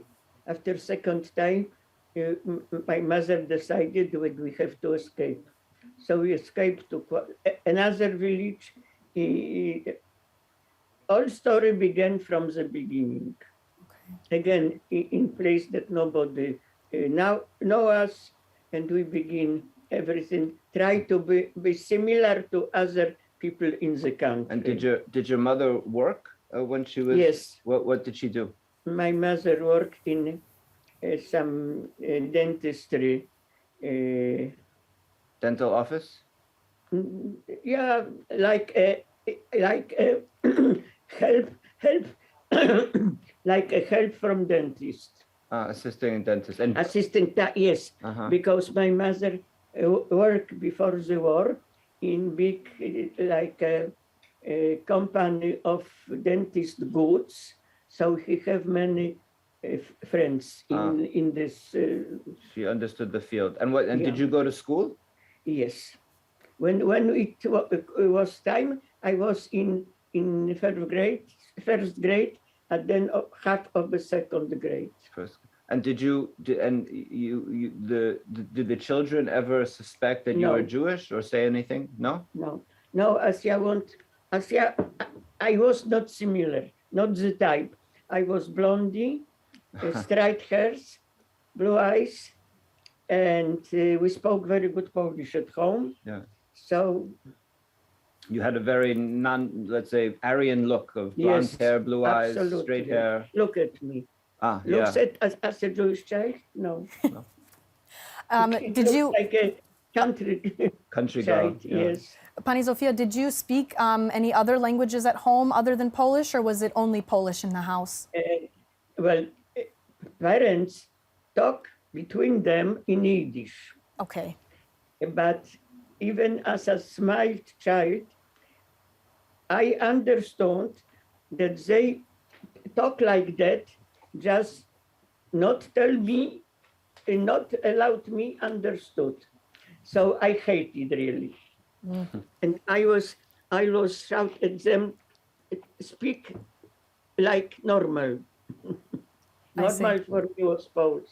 I think that it's it's worth noting that when people to be in hiding, of course, the language is so important, and the Jews whose first language was Polish, so who were more assimilated Jews, had an easier time. If they were more religious, perhaps, and spoke Yiddish at home more, then it would have been more difficult to pretend they were Polish if their first language was Yiddish and the second language was Polish. No, absolutely. Pani Zofia, I haven't had the chance to say, but both of my parents are from Poland. They're from outside Warsaw, and when they did not want to understand, they didn't want me to understand what they were saying, they would speak in Italian.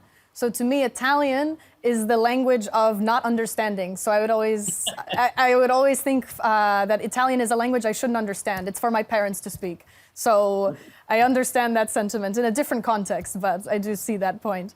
I would like to also ask, do you remember the day that the Nazis were defeated, AKA meaning when the Soviets came to take away the power from the Nazis from that time. Do you remember that day or the Yes. time period? Yes. I remember that day very well. You know, 2 days before, they were bombing the airport because we lived near to Czyżyny. It is place that near to Krakow that there was a airport. So she lived just to, for the geography, the town, she lived in these small villages that at that point during the war were outside of Krakow. But since then, as Krakow have grown, are actually just neighborhoods now inside of Krakow. So she was very close to the city. Yeah, but there was airport. And it was bombing 2 days. So I was terrified because our house so close that I was afraid that bomb almost over our head. But nevertheless, it was finished. We sat in the cellar with a ballet boss of this house. With the owner of the house? Yeah, he put vodka on the table with my mom. No, I didn't drink vodka. I was only 10 years, but they drank for Red Army, for Hochebel, means to help to German and all this. So we sat and one Russian soldier went by and wanted some water, so he got. It was like in fairy tale, you know, really. But and German escaped totally.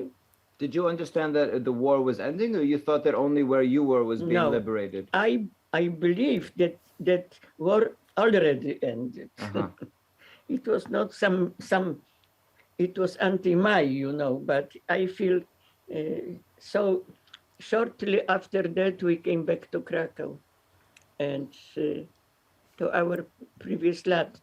Not exactly, we cannot go to the same place, but anyway, we could begin a new life in the city, like was a genuine life of our, genuine way of our life.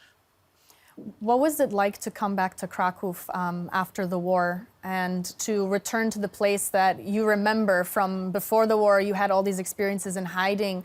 How did you feel in that moment? No, look, I saw everything during the war, what happened in the village. But when we went to Krakow, I see the city again. And my mother was busy looking for a flat for us.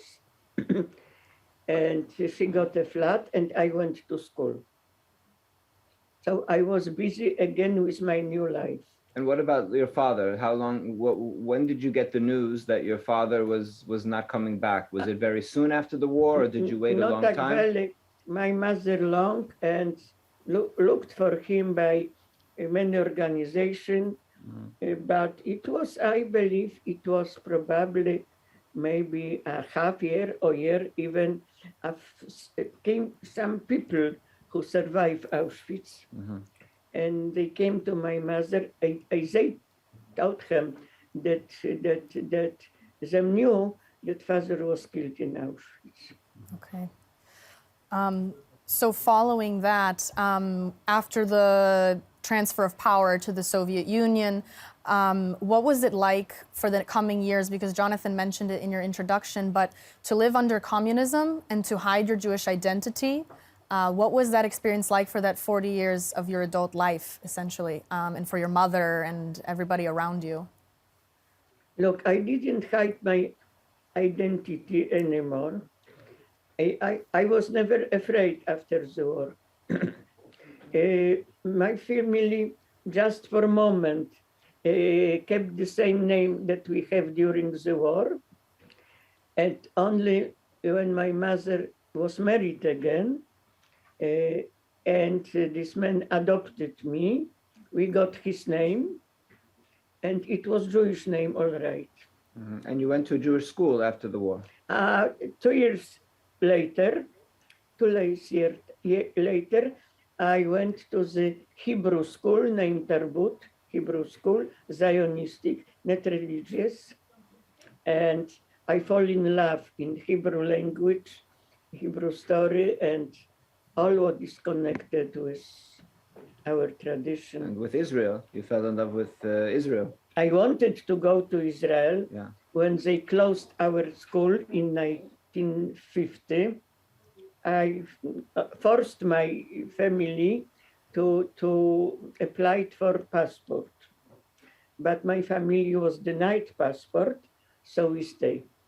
Okay. How old were you in 1950 when you asked your mother to move to Israel? 1950, I was 15. 15. Well, your passion for Israel is shown by the flag draped around your shoulders right now. I saw it in the beginning. It has writing on it as well. Did someone write words on that flag that you're wearing? Well, yes, we were prepared at school to go. Nie, to tu masz na flaga tutaj, że A ubierasz to- to, co masz napisane tutaj. So yes, there are names of Israel soldiers. I see. That you know, or Edimba, when the soldiers came for yeah, the... we no, have a visit of, and they gave me this, and everybody wrote a name on this. I think it was a visit of the witnesses in uniform, the Edimba Madim organization, this program. So they, visit us sometimes, and we have Israelis, and Zosha kept the flag. I love it very much. That's beautiful. Special occasion, you see? Yes, we can see it perfectly. Yeah. Wow. Have you been to other sites with that flag around you? Have you been on March of the Living, something like that? Have you taken that flag places? Twice I went to Auschwitz with Jonathan and have a speech in the beginning of March. Of the ride. Yeah. We do every year a bicycle ride called Ride for the Living, from Auschwitz to the JCC to celebrate the rebirth of Jewish life. And Zofia has brought the flag, and she, often makes a speech at the beginning. And once I even was on bicycle. Can you show? Wow.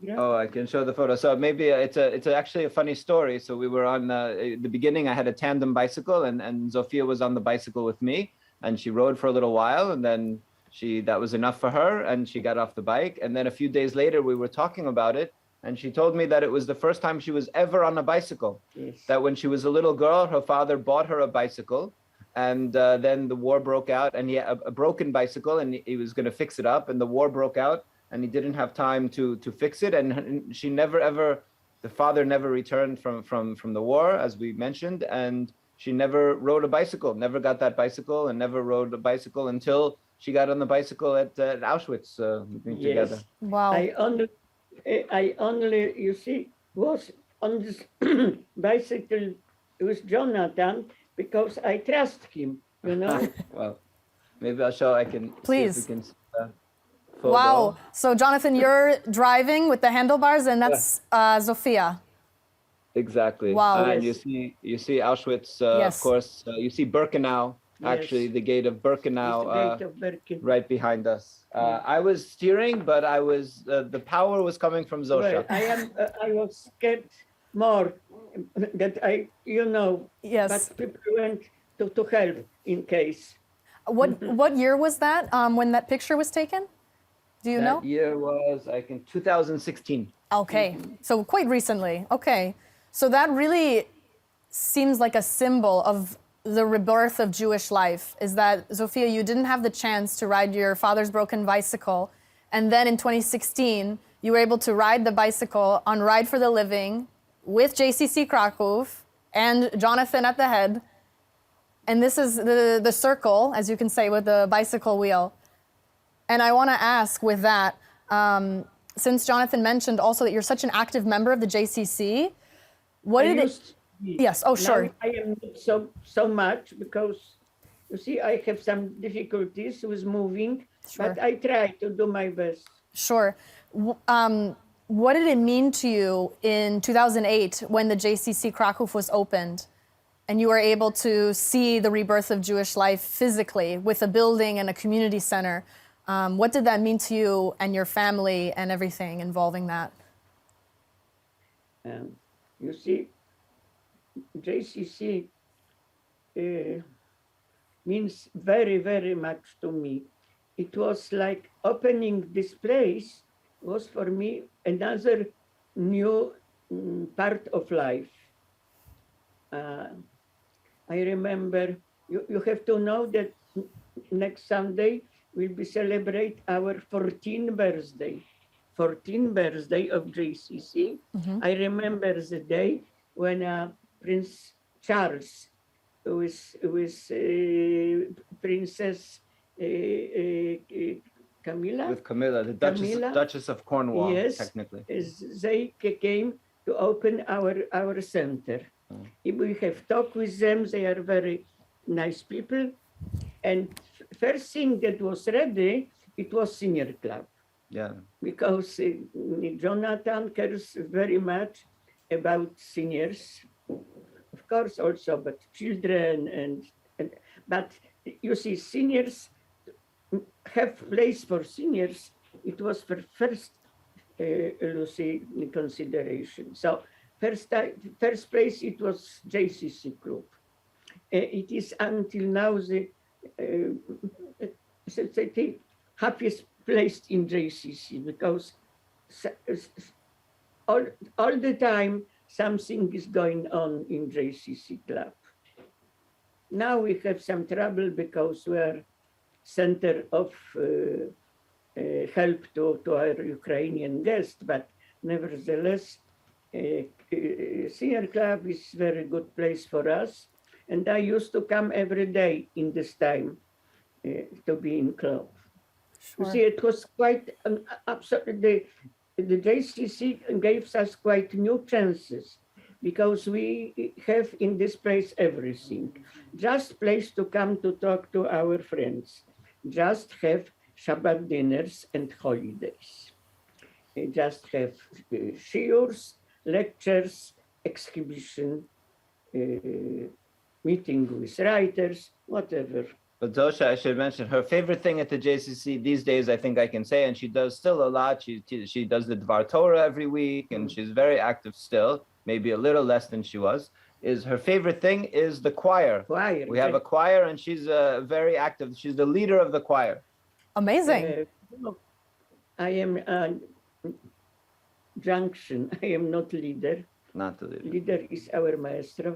We have a maestro who is the official leader, but Zosha, maybe you're the driving force in the choir. If anybody can sing, Zosha makes sure to bring them to the choir. Yeah, because we have not many people, and especially only one guy. We need men who can sing. So if anyone watching wants to come to Krakow, if you can sing, Zosha will welcome you to the choir. Yeah. Amazing, amazing.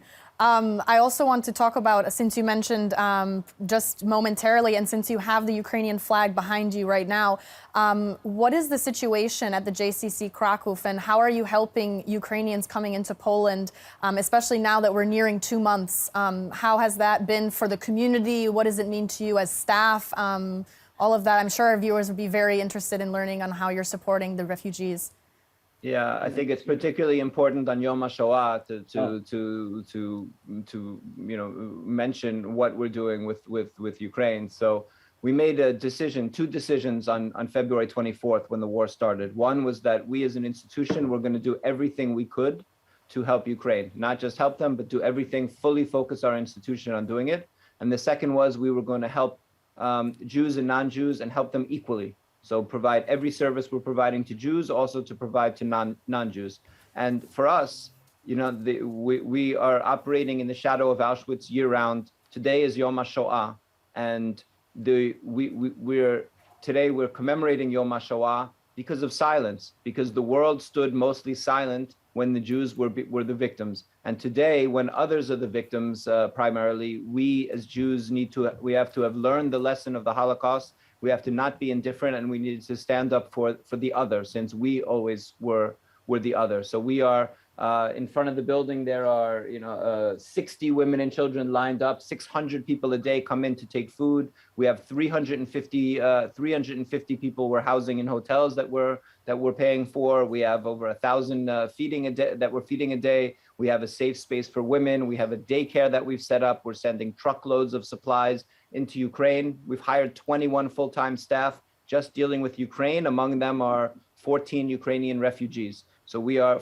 our center is fully transformed into a humanitarian relief operation, and including our seniors. It was in the last meeting of the child survivors of the Holocaust, which was going on a Saturday morning. At the same time, there were women and children that were taking food and taking supplies across the hall from where the survivor meeting was going on. And one woman who'd been in the Warsaw Ghetto, Anna Bilecka, she stood up and she said that we have to do, look at these victims. The world hasn't learned, and we need to do all we can. And the survivors, the Holocaust survivors in Krakow, voted to take all their annual dues that they pay in the organization and to donate it to help these Ukrainian victims of the war. Wow. Thank you, Jonathan, for that, because I receive your weekly updates since the outbreak of the war. I mean, I received your weekly updates prior, but I've noticed that they're really focused on Ukraine now and how your community center has been such a refuge for these people. Could you tell our viewers what would be a way that the world can help support your efforts? So our primary need now, unsurprisingly, is financial support. We're spending $25,000 a day helping Ukraine, and this doesn't come from our regular budget, of course. That would be the end of our budget in a short time. So we need financial support. We have a dedicated place people can donate, which is friendsofjcckrakow.org/Ukraine, and all that money goes to Ukraine. We need to raise. Actually, we've raised so far over $3 million, and we need to raise $3 million more in the next few months to be able to continue taking care of the thousands of Ukrainians, 97% of whom are women and children, that are dependent on us for a place to live, for food, for medicine, for psychological support, for daycare, for legal advice, and everything that they need. We're trying to provide all of that.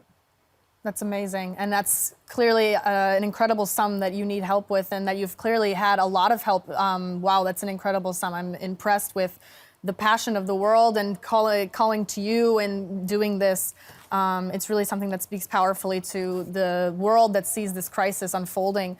Pani Zofia, if I may ask, as a Holocaust survivor, how did you react to especially the beginning when Ukrainian refugees were coming into Poland looking for help? How did you feel in that moment, knowing that you were in hiding during World War II? Yeah, I have to tell you, first time before the war began, I heard in television the speech of that psychopath bandit Putin, who openly, in the face of people, denied Ukrainians every right to exist. Exactly like fascist Germany denied right to life for us. So I feel we especially have to help. We know what it does mean to be refugees, to have escape from prosecution, to be deprived of right. We know this through our history. So I mean, it is our obligation, and I am very grateful to our JCC that they did what they did.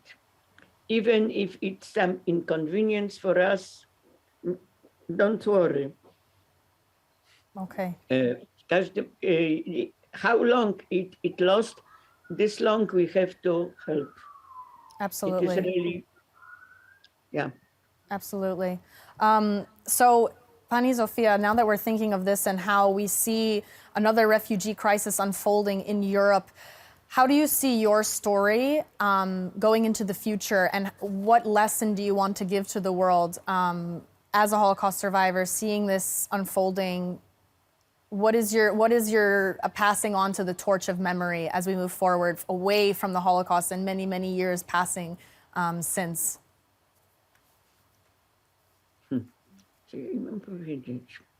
Yeah, for the young generation, yes, sorry, to clarify, just for the young generation. Co młodzieży mają rozumieć od ciebie, że to sytuacja, Okay. że patrzysz na Europę dzisiaj, ta wojna. I always used to say young people that first step, just to not allow the history repeats itself, is to know what happened, is the knowledge what happened. And the second is for people know each other, know other peoples, know other countries, know other religions and cultures, because many bad things origins from ignorance and prejudices. So we have to know each other, and we have to remember history, and not allowed be misled by any kind of propaganda. Just don't believe what we read, what we see. Just know what is really important, and not be afraid. And not be afraid. It is very famous saying by a great tzaddik Nachman from Wrocław, as he said, all world is a very narrow bridge, but the main thing is not to be afraid. So I also repeat to young people, not to be afraid. Just stand for it, for your belief, stand for it, and do what you can. Don't be afraid. Wow, thank you for that. I think that that's speaking towards the Jewish people in general, from every generation. As we just passed Pesach, we talk about how dor v'dor, every generation, and how we have to pass on this idea of the Jewish people must endure and not be afraid. And that's really powerful. It's a very powerful message, Zofia. Thank you. I also wanted to ask with that, how have you been able to tell your story to the young people? Have you, I think that you have a YouTube channel, if I'm not mistaken. Is that correct? She does the Dvar Torah that we record and put on YouTube on the JCC channel. So she's quite a popular figure on YouTube. Wow, great. This year is not exactly Dvar Torah.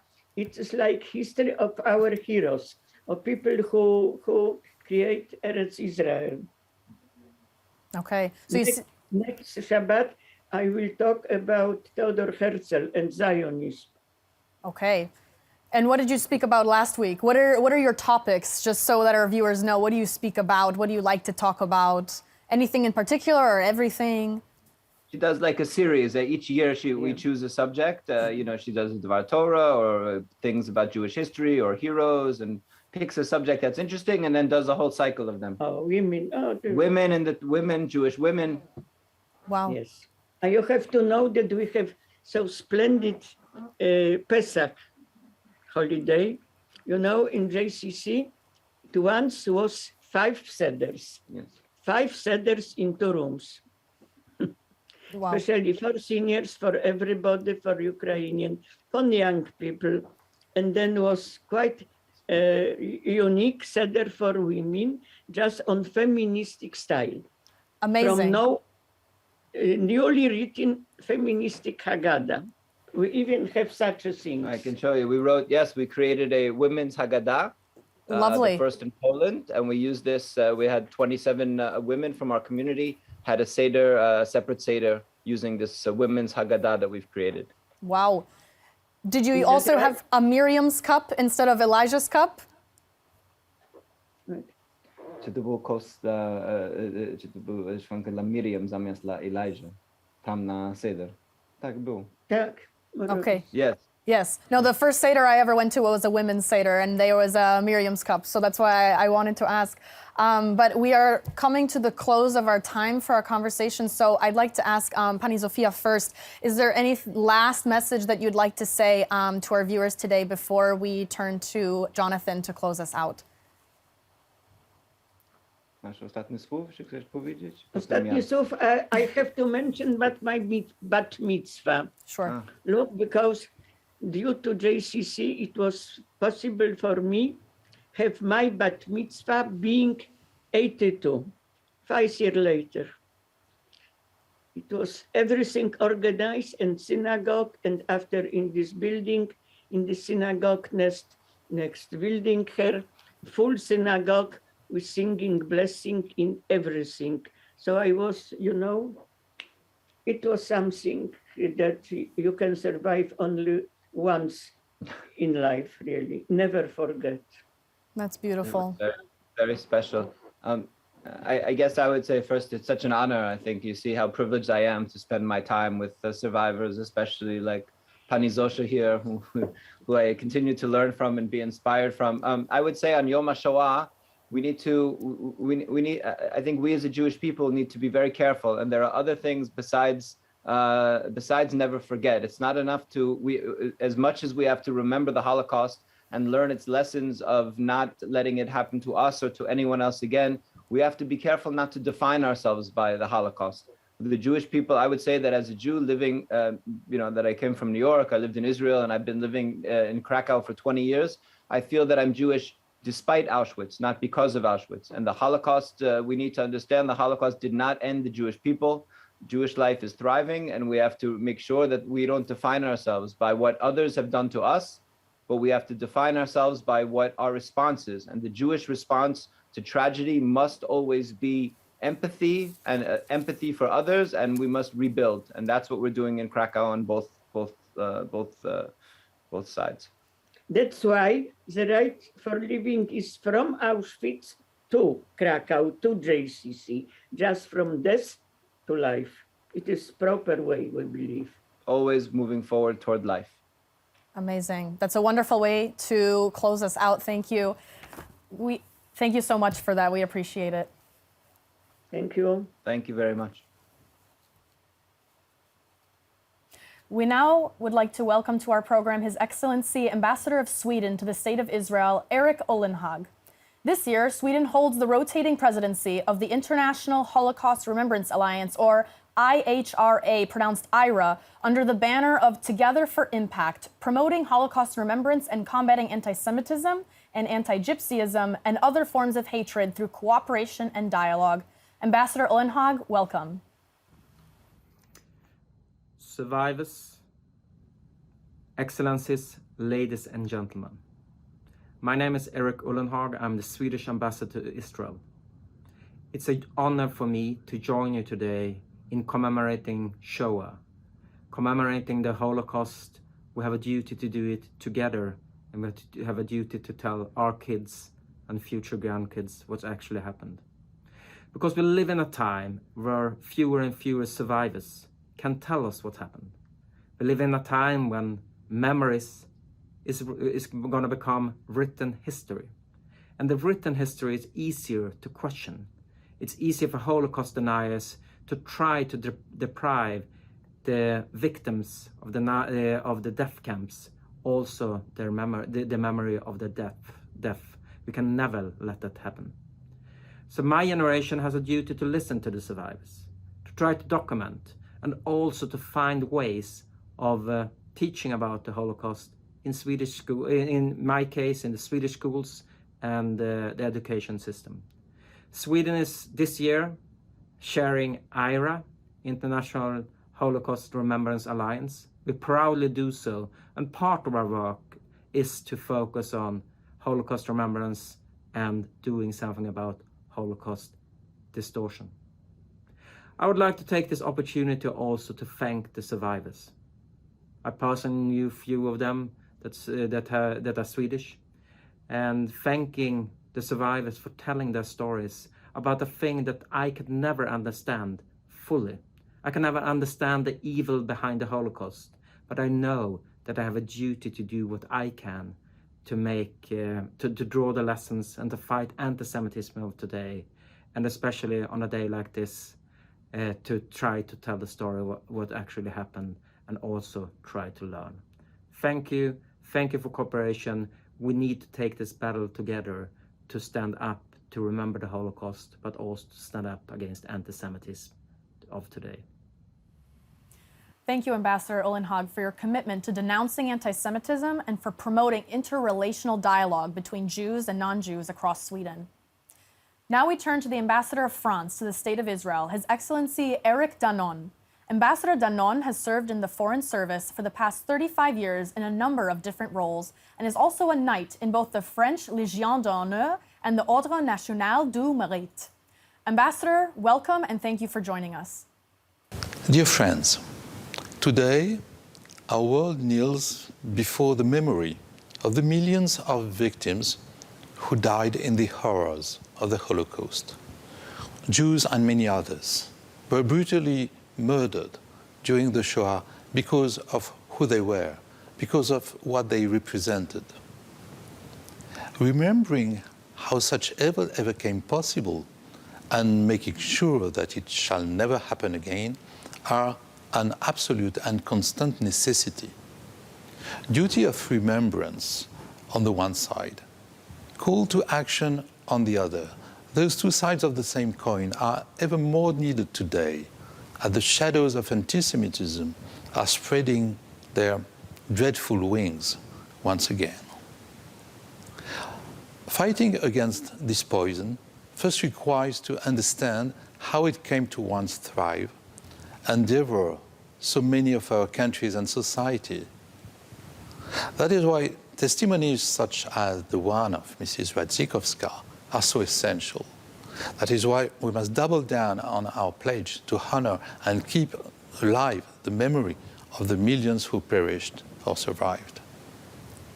But lofty words are not enough and need to be followed up with deeds.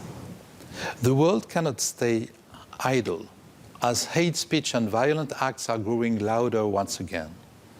I commend in this regard the adoption by the UN General Assembly of a resolution condemning denial and distortion of the Holocaust 80 years after the Wannsee Conference, and urging all member states to actively engage in combating all forms of antisemitism. As Ambassador of France to Israel, I am proud to say that my country stands at the forefront of this fight through three clear lines of action. Education, with an aim at helping younger generations remember the past and break down stereotypes.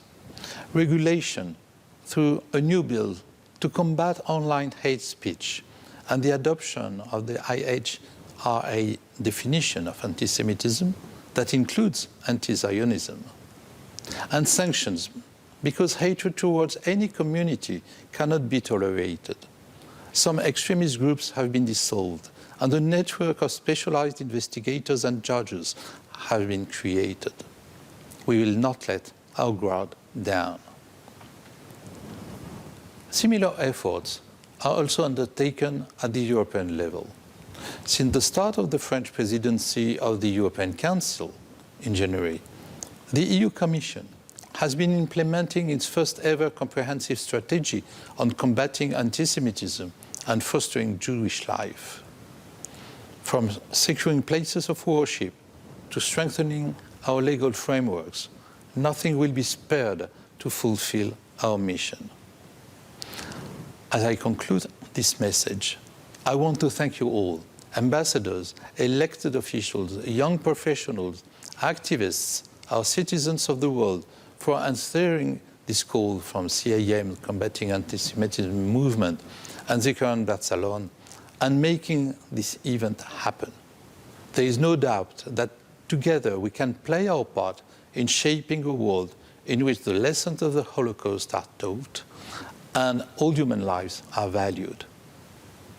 May the memory of all victims live on forever.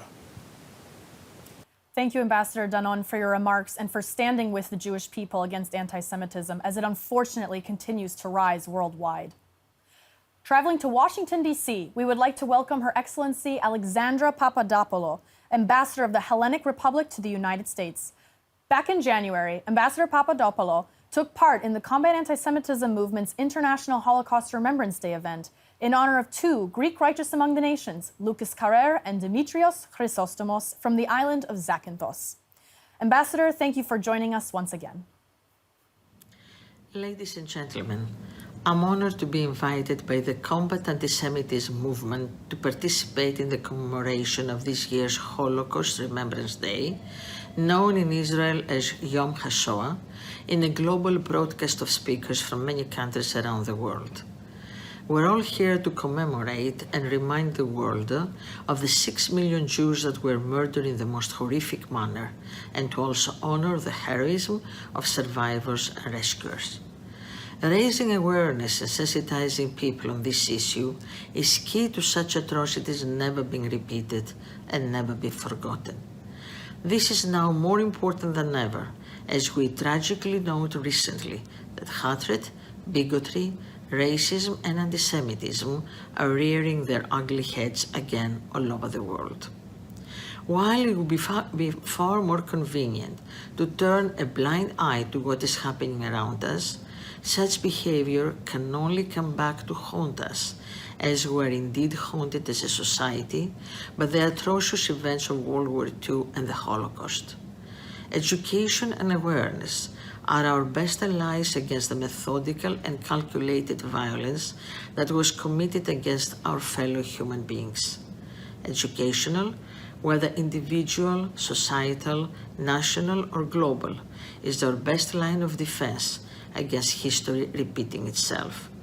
But avoiding a recurrence of such atrocities presupposes knowledge of history, awareness, and sensitization. As the number of Holocaust survivors, the living keepers of memories, dwindles, it befalls upon us, the present generation, to become the relay torch to the future, perpetuating knowledge of this history and its horrific impact. Thus, preservation and education are of the essence. Greece has recognized the need for education and is committed to carry forth that knowledge.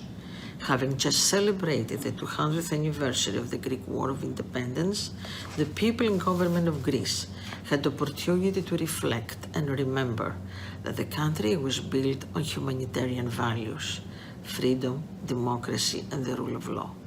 It is, after all, the birthplace of democracy, and combating anti-Semitism, bigotry, hatred, and racism naturally flows from these values. Greek Prime Minister Kyriakos Mitsotakis is keenly aware of the responsibilities of this generation to make sure that we honor these principles and values, and has accepted the challenge of raising awareness and sensitizing the public that we are indeed our brothers and sisters keepers, and that we are each other's best defense against hatred and evil. Towards this direction, Greece has taken concrete steps. It has adopted the IHRA definition of anti-Semitism and Holocaust denial, and was the first country to adopt the working definition of Holocaust denial and distortion. During the presidency of the International Holocaust Remembrance Alliance this past year, the Greek Prime Minister declared loudly and clearly that the history of the Holocaust must be told in a variety of ways that resonate with the public, facilitating memory, awareness, and sensitivity. Among many other initiatives, Greece is building a museum that will tell the story of the Holocaust in innovative ways. Scheduled to open in 2025, the National Holocaust Museum of Greece will share the story of the Holocaust and of the Greek Jews, preserve it for future generations, and share it with the world at large. I'm also happy to report that after many years of effort and negotiations, another important piece of Greek Jewish history is coming home to Greece to be shared by all. We have secured from Russia the archives of the Greek Jewish communities that were stolen by the Nazis in 1941 and taken to Moscow when the Soviet army captured Berlin. These archives tell the story of the Jews of Greece and include documents, books, and veneration objects from 30 synagogues. All these will contribute greatly to the education of future generations about the richness of Jewish life in Greece, its contributions to Thessaloniki and the country at large, and will also bear testament to the destruction and tragedy of the Holocaust. Furthermore, it will reinforce the importance and value of human life and will underscore the right of all of us to our history, our culture and traditions, and also underline what is our common cause and our common responsibility to perpetuate the memory and to fight against repeating the tragic experiences of the past. Thank you again for including me in this impressive roster of speakers, and I look forward to working with you again. Thank you, Ambassador Papadopoulou, for your remarks, and we are grateful to have you participate in this Yom HaShoah event. Now we turn to Her Excellency Chargé d'Affaires of the Republic of Kosovo to the State of Israel, Enis Demiri. Kosovo and Israel established official diplomatic relations in February 2021, and Kosovo opened an embassy in Jerusalem a short time later. Kosovo has also taken the important step of adopting the International Holocaust Remembrance Alliance working definition of anti-Semitism, a key tool in the fight against contemporary Jew hatred. Chargé d'Affaires Demiri, welcome. Dear friends, first of all, I would like to thank the host, Combat Antisemitism Movement, for organizing this event with a topic of particular importance to all of us. It is my great honor to speak to all of you today on the occasion of the Holocaust Remembrance Day, Yom HaShoah. 2 months ago, we celebrated the first anniversary of the establishment of diplomatic relations between the Republic of Kosovo and the State of Israel. I must emphasize that there is an eternal friendship between the two peoples who were targets of destruction and persecution throughout the history. It is historic to see that the two nations and countries that have shared principles and values for democracy, freedom and human dignity to turn our relationship into a concrete and dynamic partnership for the benefit of our peoples. The Republic of Kosovo has a very special history of living side by side with its Jewish community. And at a time when the world witnessed its darkest times, Kosovo Albanian families during the Second World War helped the Jews to escape the Nazi based on the Code of Honor BaSalon, the Albanian promise to help those in danger, even if they need to risk their own lives. I am also proud that Kosovo citizens are listed in the Righteous Among the Nations at the Yad Vashem World Holocaust Remembrance Center. But the Republic of Kosovo also remembers its Jews, whom the Nazis deported to the Bergen-Belsen concentration camp. And in 2013, the Kosovo government unveiled a Holocaust memorial plaque commemorating its Jews. On January 27th of this year, at the Embassy of the Republic of Kosovo in Jerusalem, in cooperation with Yad Vashem, we marked the International Holocaust Remembrance Day with a special topic, Jews and Albanians during the Holocaust. Authentic stories from Holocaust survivors born in Kosovo, as well as extraordinary stories of several Kosovo Albanians who saved Jews during the Holocaust, were shared with the audience. In late 2020, Kosovo government adopted the IHRA working definition of anti-Semitism, and our government is committed to pass it through parliament as well. Last year, the Ministry of Education, Science, Technology and Innovation of the Republic of Kosovo, together with the Kosovo History Teachers Association and the International Non-Governmental Organization Forum ZFD, promoted the Handbook for Teaching Holocaust as an alternative book for the 11th and 12th grade students in Kosovo. I do personally have a strong emotional relationship with Israel, a feeling that is shared by the people of Kosovo. Thanks to many international actors, the people of Kosovo were able to gain their freedom and independence, while at the same time, Israel hosted several Kosovo families during the war in 1999, during the most difficult times in our history. All those refugees speak with great respect for the hospitality that was offered to them by the Jewish people. We are eternally grateful to the State of Israel. Dear friends, during these very difficult times of rising sentiment of hatred and anti-Semitism in many parts of the world, we all can find the greatest inspiration just by listening to stories by the Holocaust survivors. After all they have gone through, they embraced life and taught kindness, love, and humanity to the world.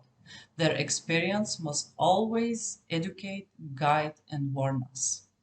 Our mutual duty and main obligation is to educate the upcoming generations to ensure that everyone understands what constitutes anti-Semitism and remembers where it had led us in the past. The obligation of remembrance is the solemn obligation to never allow the memory of those that died in Holocaust to be forgotten by anyone, anywhere in the world. Dear friends, Kosovo has a young, vibrant population that look forward to connect with Israel, with the Israeli people, to share knowledge, creativity, and project with the aim to build a strong friendship between our countries and our peoples. Thank you. Thank you, Charge d'Affaires Demiri, for your remarks and for telling us about the deep friendship between the Republic of Kosovo and the Jewish people. Next, we will hear from the president of the northwestern Polish city of Słupsk, Krystyna Danileczka-Wojewódzka. President Danileczka-Wojewódzka, we are so glad you could take part in this event today. Szanowni Państwo, 19 kwietnia mija 79. rocznica wybuchu powstania w getto warszawskim. 28 kwietnia mija kolejna rocznica zwana Dniem Upamiętnienia Holokaustu. Te dwie daty łączy jedno wydarzenie niespotykane w dziejach świata wcześniej. Zjawisko próby, dramatycznej i katastrofalnej próby likwidacji narodu, który w historii świata, w historii Europy, w historii Polski dokonał rzeczy fundamentalnie ważnych, właściwie w każdej dziedzinie funkcjonowania. W dziedzinie edukacji, kultury, rozwoju sztuki, przedsiębiorczości, ekonomii światowej. Mówię o narodzie żydowskim. Narodzie, który w historii Polski wpisany jest swoją obecnością od tysiąclecia. Co się stało takiego, że jeden człowiek, jedna nacja, Hitler i nazistowskie Niemcy dokonały potężnego aktu ludobójstwa? Do dzisiaj nie ma żadnej odpowiedzi, ponieważ nie może być żadnej racjonalnej odpowiedzi, dlaczego jeden naród chce dokonać likwidacji innego narodu. Holokaust jest wpisany także w historię naszego miasta, ponieważ miasta i Polski. Miasta dlatego, że w Słupsku, w przedwojennym, wtedy jeszcze niemieckim mieście, bardzo silna była grupa mieszkających tutaj, pracujących i działających Żydów. To w Słupsku wstała jedna z piękniejszych synagog przy dzisiejszej ulicy Niedziałkowskiego. Ta synagoga została zniszczona podczas tak zwanej kryształowej nocy. Śladów obecności Żydów w Słupsku jest bardzo wiele. Naszym obowiązkiem nieustannego przeciwstawiania się Holokaustowi jest to, żebyśmy upamiętniali obecność Żydów w Słupsku. I tak też czynimy od wielu lat. Miejsce synagogi zostało ogrodzone murem, który jest dokładną repliką muru otaczającego synagogę jeszcze w 1938 roku. Thank you, President Danileczka-Wojewódzka, for your remarks and for preserving the Jewish heritage of Słupsk.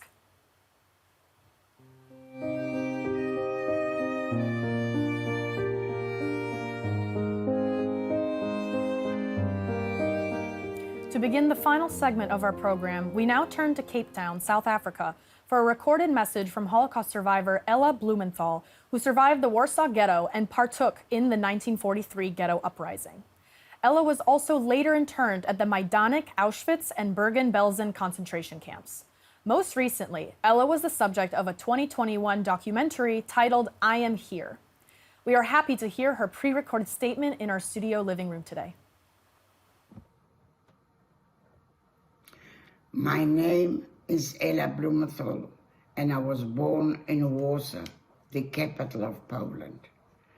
And I am a survivor of the Warsaw Ghetto, Majdanek, Auschwitz, and Bergen-Belsen. It is very difficult to identify one dark moment in a sea of darkness where I lost almost every member of my family. And whilst fighting for survival in the Warsaw Ghetto is when I realized that the Nazis were actually determined to exterminate all the Jews. This Nazi plan became real to me as I lost one family member after another during the daily roundups. As the sole survivors of my large family, my father, my niece, and I were transported in cattle trucks to Majdanek concentration camp. I was separated from my father soon after, and I never saw him again. One night, my niece and I were amongst a group of women who were forced into a shower house, which in reality was a gas chamber. Looking up, waiting for the deadly gas to end our lives, I was at peace with my impending fate. Miraculously, we were all led out in the morning and transported to Auschwitz. And while watching another group of women tragically being led into the same gas chamber we had just exited. Even though I had stared death in the face many times before and subsequently, this perhaps illustrates how close to death I actually was. In Auschwitz, my niece and I survived on starvation rations, sleeping more than 10 girls to a stone bunk. I used to try and save my slice of bread for my niece, who was younger and weaker than me, and the rats would sometimes eat it during the night. She often begged me to end the suffering by throwing ourselves on the electrified fencing. But I managed to convince her to wait another day, with the promise to her that the next day would be better. I was finally liberated from Bergen-Belsen on 15th of April, 1945. What sustained me through this darkest period of my life was my faith in God and the strong will of survival, hoping that I would be able to tell the world what had happened. After the Holocaust, I married a South African and arrived in Johannesburg without any family and unable to speak English. It was then that I decided that I would not allow my past to define my future, and I dedicated myself to raising a family. I purposefully focused on the positive and refused to allow my traumatic past to play any part in my plans for my and my family's future. Only much later, I was able to talk about what had happened to me. I continue to live my life with joy and positivity. I never sleep with closed curtains, so that every morning I can see the dawn and sun coming up, and that gives me fresh hope for the new day. My message to everyone, but especially the youth, is this: focus on what unites us rather than what divides us. When you take the time to really understand each other, no matter what ethnic or religious background, you will realize that we have much more in common than you think. Prejudice and bigotry only fuels hatred. And what happened to me can easily happen again if hatred is allowed to flourish. I am passing this baton of love and mutual respect to you, the youth. Without your active involvement, evil can and will triumph again. This is something that only you alone can achieve if you take my message to heart. I am now 100 years old, and my wish to you is to remember what happened to me and to do everything in your power to make sure that it never, never happens again. Thank you, Ella, for sharing your powerful story with us and for joining us. We wish you many more years of life, health, and happiness. I now have the honor of introducing former Israeli ambassador to the United Nations, Dani Danon, who is also the current chairman of World Likud and a member of the Combat Antisemitism Movement Advisory Board. Shalom. I want to thank CAM for putting together this very important event. The fact that we are able today to hear the survivors, it is a miracle.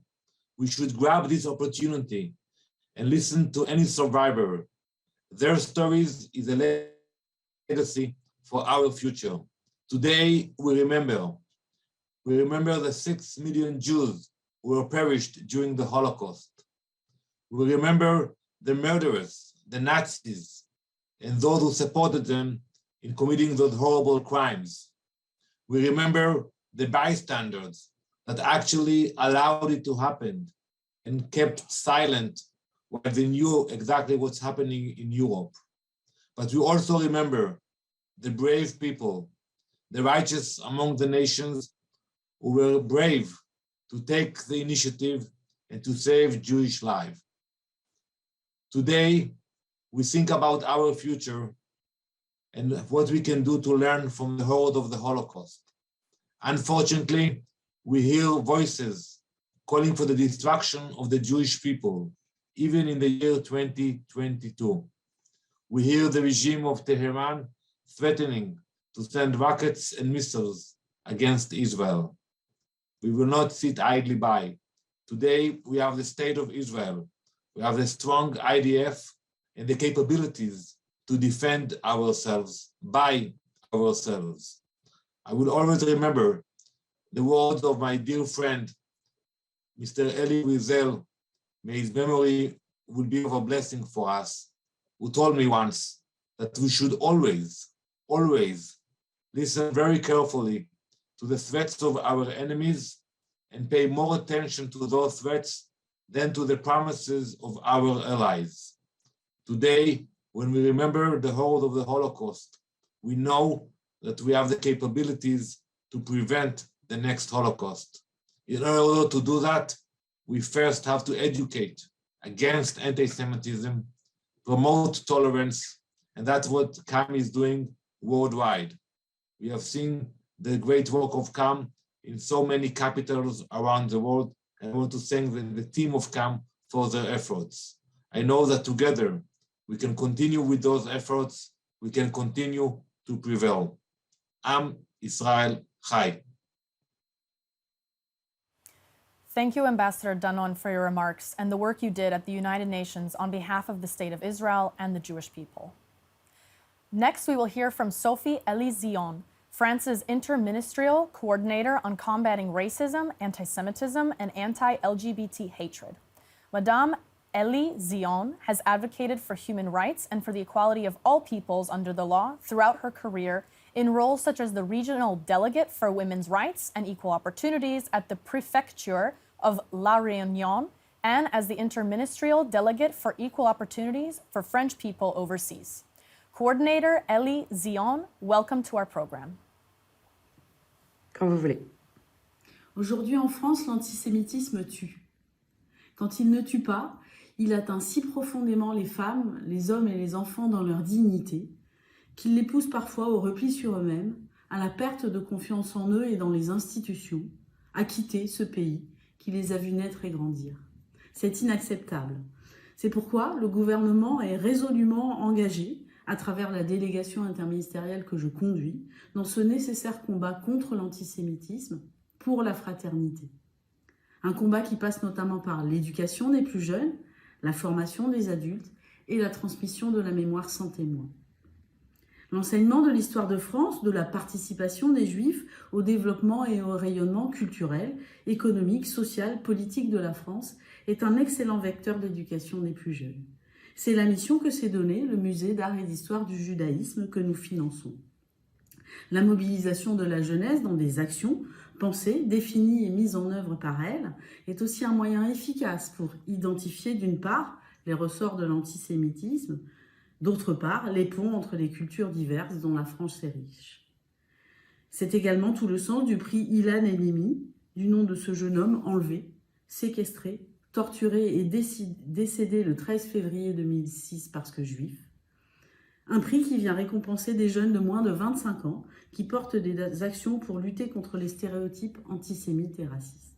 Ce prix est remis chaque année par le Premier ministre. Pour former les adultes, notamment les policières, policiers, gendarmes et magistrats, la définition de travail de l'Alliance internationale pour la mémoire de l'Holocauste nous est précieuse. Car s'il trouve ses fondements dans l'Antiquité, l'antisémitisme a malheureusement su s'adapter au fil des ans et prend aujourd'hui de nouvelles formes, dans la rue comme sur les réseaux sociaux, de nouvelles formes qu'il convient de connaître pour les repérer et les combattre.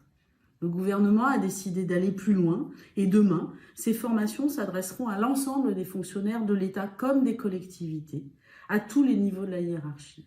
C'est un axe essentiel car s'il s'exprime dans la rue ou sur la toile, l'antisémitisme est également présent dans le monde du travail.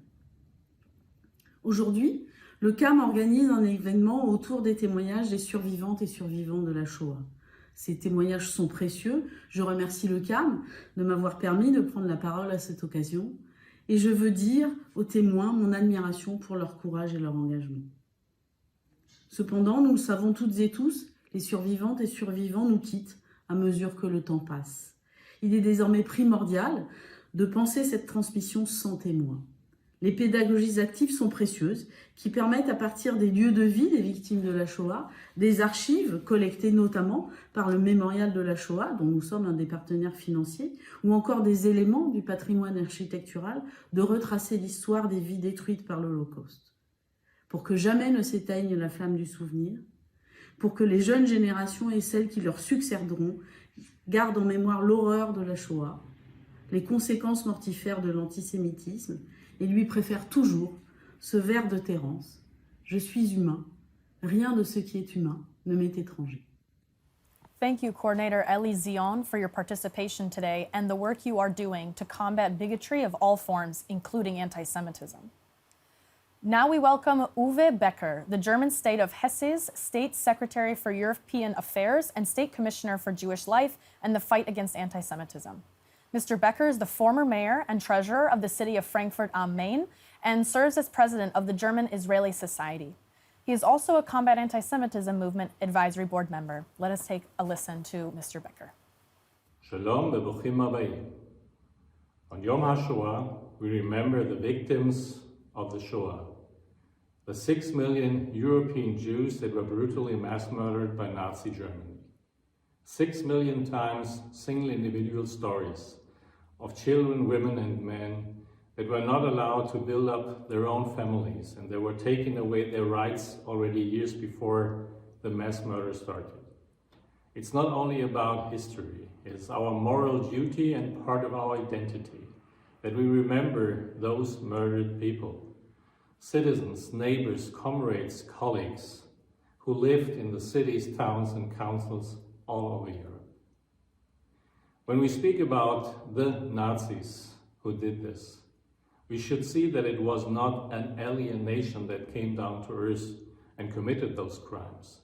It was the poisoning spirit that grew out of the German society who led to this. Nazi Germany perverted the achievements of the Industrial Revolution to industrialize the mass murder of its people.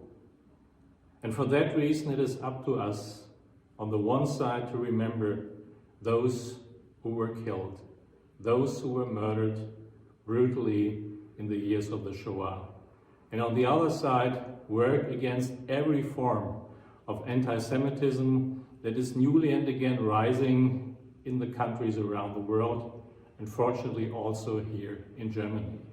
And for this reason, it is our duty to stand up against all forms of anti-Semitism, if it comes from the far right, from the left, or if it is Israel-related anti-Semitism. We must not accept this on our streets and places in the cities, towns, and councils all around the world.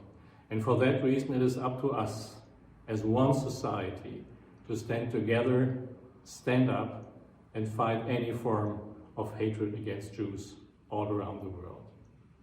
Remembering and acting today for those who were murdered and for those who we are in charge today to save and protect. Toda rabah for your attention. Thank you, Secretary Becker, for your words and your proven friendship with the Jewish people and the State of Israel. Next, we turn to former Israeli Knesset member and current senior strategy and policy advisor, Michal Kotler-Wunsch. From her youth and into her adult life, she spent time both in her native Israel and Canada. Here's her message on Yom HaShoah. Yom HaShoah, Holocaust Remembrance Day, is a day of remembrance and reminder.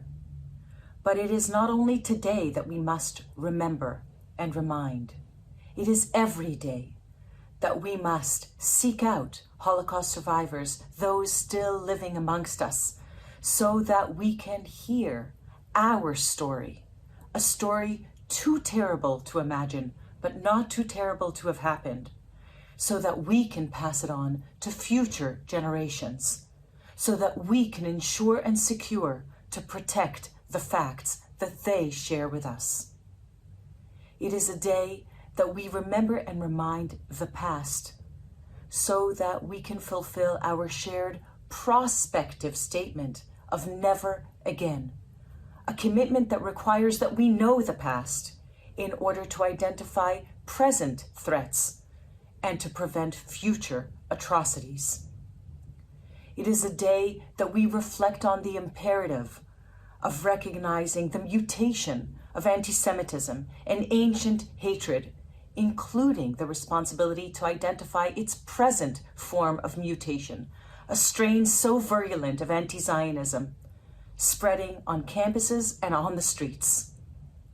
It is the day that we must commit to equipping ourselves with knowledge and to educate, to resources such as the IHRA working definition of anti-Semitism, a consensus definition reached after long democratic process, adopted by tens of countries, cities, sports leagues, and corporations, that we must ensure not only continues to be adopted, but is implemented by all those adopting it, because in order to identify and combat anti-Semitism, it must first be defined in the most comprehensive manner that includes all mutations and permeations of anti-Semitism in its present day.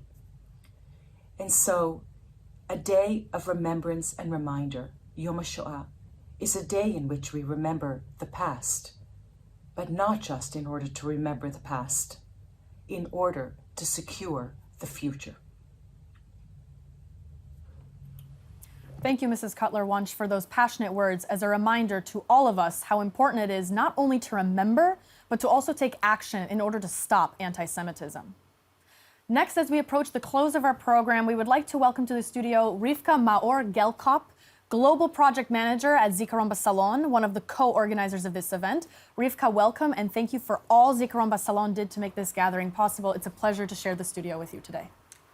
Thank you, Katrin, for the introduction, and thank you to the extraordinary team of Combat Antisemitism Movement for making this unique and meaningful global salon happen. We were honored and privileged to hear testimonies from Holocaust survivors from all over the world.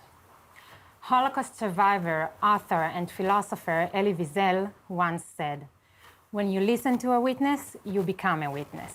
And this is what Zikaron BaSalon is all about, making sure the testimonies will live for generations to come. Thank you for joining us at this special salon this year. For next Yom HaShoah, I invite you to take personal responsibility for Holocaust commemoration and host a salon with your friends and family. Thank you so much. Toda rabba. Thank you again, Rivka, and we only wish for continued success for Zikaron BaSalon and its important mission. Engaging the next generation in Holocaust remembrance and education is key to making sure the worst crime in human history is not forgotten, even after there is no longer living memory of it. We are now joined by Zach Singerman, founder and executive director of the organization Gen Z Jews Fighting Anti-Semitism. Zach, a 17-year-old high school student, founded Gen Z after the October 2018 shooting at the Tree of Life Synagogue in Pittsburgh, where his grandmother is a congregant. We will now hear from Zach and his important message to the world about the young generation's important role in preserving Holocaust memory. Hello, I'm Zachary Singerman, the founder and executive director of Gen Z Jews Fighting Antisemitism. First off, I want to thank Combat Antisemitism Movement for inviting me here today and for its support of my work. I am honored to be the final speaker in today's powerful event. My story began 6 months after my bar mitzvah. Until then, I was a normal Jewish kid. I attended day school, I had my bar mitzvah party, and a dance with my friends afterwards. That's what it meant for me to be Jewish. Then, on October 27th, 2018, a terrorist walked into my grandmother's synagogue and murdered 11 people. Her friend was murdered, another shot, and other friends who are also grandparents ran for their lives from the synagogue. At 13, I was a bar mitzvah, an adult in the Jewish world, but I was not equipped as an American Jewish teen to react to what had happened. The following month, we went to my grandmother's for Thanksgiving. She invited her friends from the congregation, one of whom was an old man in a wheelchair. He had escaped Europe with his family from the Nazis. He was crying at the dining room table. How could this happen again? And in the United States, he asked. I was looking down at my plate. I was a little uncomfortable because adults didn't normally cry, at least not in front of children.